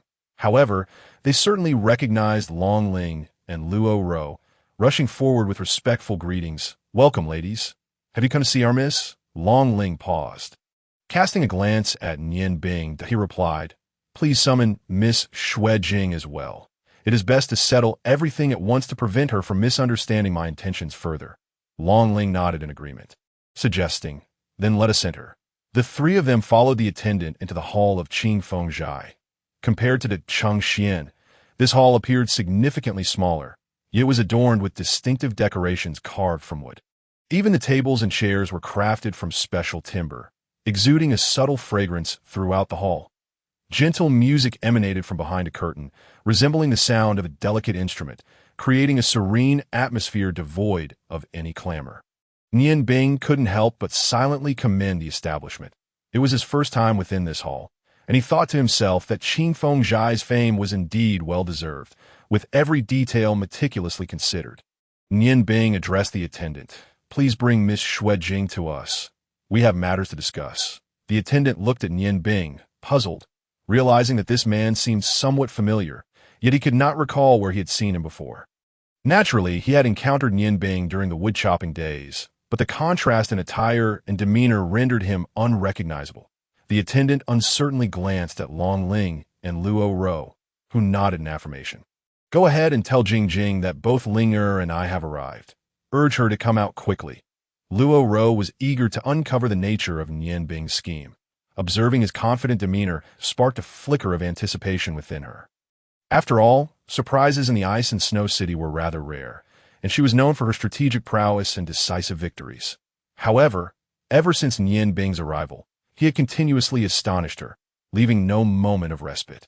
Whether it was the exquisite ice cream cake gifted to her for her birthday, or the subsequent revelations surrounding the incident involving the magical assassin, both occurrences ignited an insatiable curiosity within her regarding the enigmatic figure of Nian Bing. Just as she believed she had come to understand him fully, he abruptly informed her that everything she thought she knew was fundamentally flawed. That moment, her emotions became exceedingly complex, and she yearned to uncover the truth. The waiter departed, and Nian Bing gracefully pulled out a chair, inviting the two ladies to sit with a gentle gesture. With a smile, he inquired, "What is this? Are you two not going to join us for a while?" Long Ling responded with a smile, "I've been standing all this time. A brief respite is sufficient for me. Did I recall my mother once mentioning that if a girl sits too long, it could affect her figure?" Luo Ro approached Nian Bing, leaning in to whisper, Jing is about to arrive. Have you thought about how to conclude this? Nian Bing replied with a serene smile. Of course, I have a plan. Miss Wise Woman, I've heard you're already engaged. Aren't you concerned about potential misunderstandings with me being this close? Luo Ro was momentarily taken aback, her gaze shifting towards Long Ling. Did you tell him? Oh dear, Ling Er, are you feeling jealous? Upon hearing this, Long Ling's face flushed crimson. Ro Er, please don't speak nonsense. Nian Bing and I are merely friends. There's no reason for jealousy. I only wanted to convey the facts to prevent him from acting inappropriately. Nian Bing chuckled heartily. Not at all. Not at all. I am quite self-aware. How could Ling Er misinterpret my intentions? Long Ling shot him a sidelong glance. Misunderstanding? I fear not. I distinctly remember someone presenting a birthday gift to another, while forbidding us from partaking in it. Her words held a playful tone, akin to a girlfriend teasing her partner, and the service staff nearby found themselves momentarily entranced by her charm. Inwardly, Nian Bing mused that it appeared Long Ling harbored some feelings for him. Perhaps he could not linger in the ice and snow city for too long. Luo Ro stifled a laugh. And you claim there's no jealousy? Just look at your expression. Long Ling, embarrassed, was about to retort when a bright voice interjected. Ling Er, Ro Er, come here. I was just pondering what to do, and it's splendid that you both have arrived. Let us have Uncle Ming prepare something delicious for us. I'm certain he'll oblige if I sweet-talk him. As the crimson-clad figure approached, Nian Bing suddenly realized that red suited Xuanji perfectly. Draped in the vibrant hue, she resembled a passionate flame, capable of melting all in her presence. Since Long Ling and Luo Ro were standing in front of Nian Bing, blocking much of his figure, Xuanji failed to notice him at first. Upon reaching the two ladies, she gazed at Long Ling in surprise. Ling Er, what's the matter? Your face is quite flushed. Are you unwell? Luo Ro burst into laughter at Xuanji's inquiry. Leaving the flustered Long Ling wishing for a hole to hide in, Nian Bing stood up, timely rescuing Long Ling from the awkward moment. Miss Xuanji, it's a pleasure to see you again. The towering presence of Nian Bing immediately captured Xuanji's attention. Upon seeing him, her expression shifted dramatically, and she coldly remarked, "You, who permitted you to enter our Qing Feng Zhai again? We cannot accommodate someone of your stature in this humble establishment. Please leave, we do not welcome you." Nian Bing remained unfazed, offering a calm smile. Miss Xuanji, please do not misunderstand. For today, let us consider me a mere guest, since Qing Feng Zhai is open for business. I believe there is no reason to deny a visiting mage. Is there? Xuanji scoffed, readying a retort. But Luo Ro quickly interjected, Jing, let bygones be bygones. We've come today to witness how he might embarrass himself. Do it for my sake. One to you? Xuanji paused, her expression one of confusion. What is going on? Nian Bing began. Miss Xuanji, I believe you are quite eager to know why I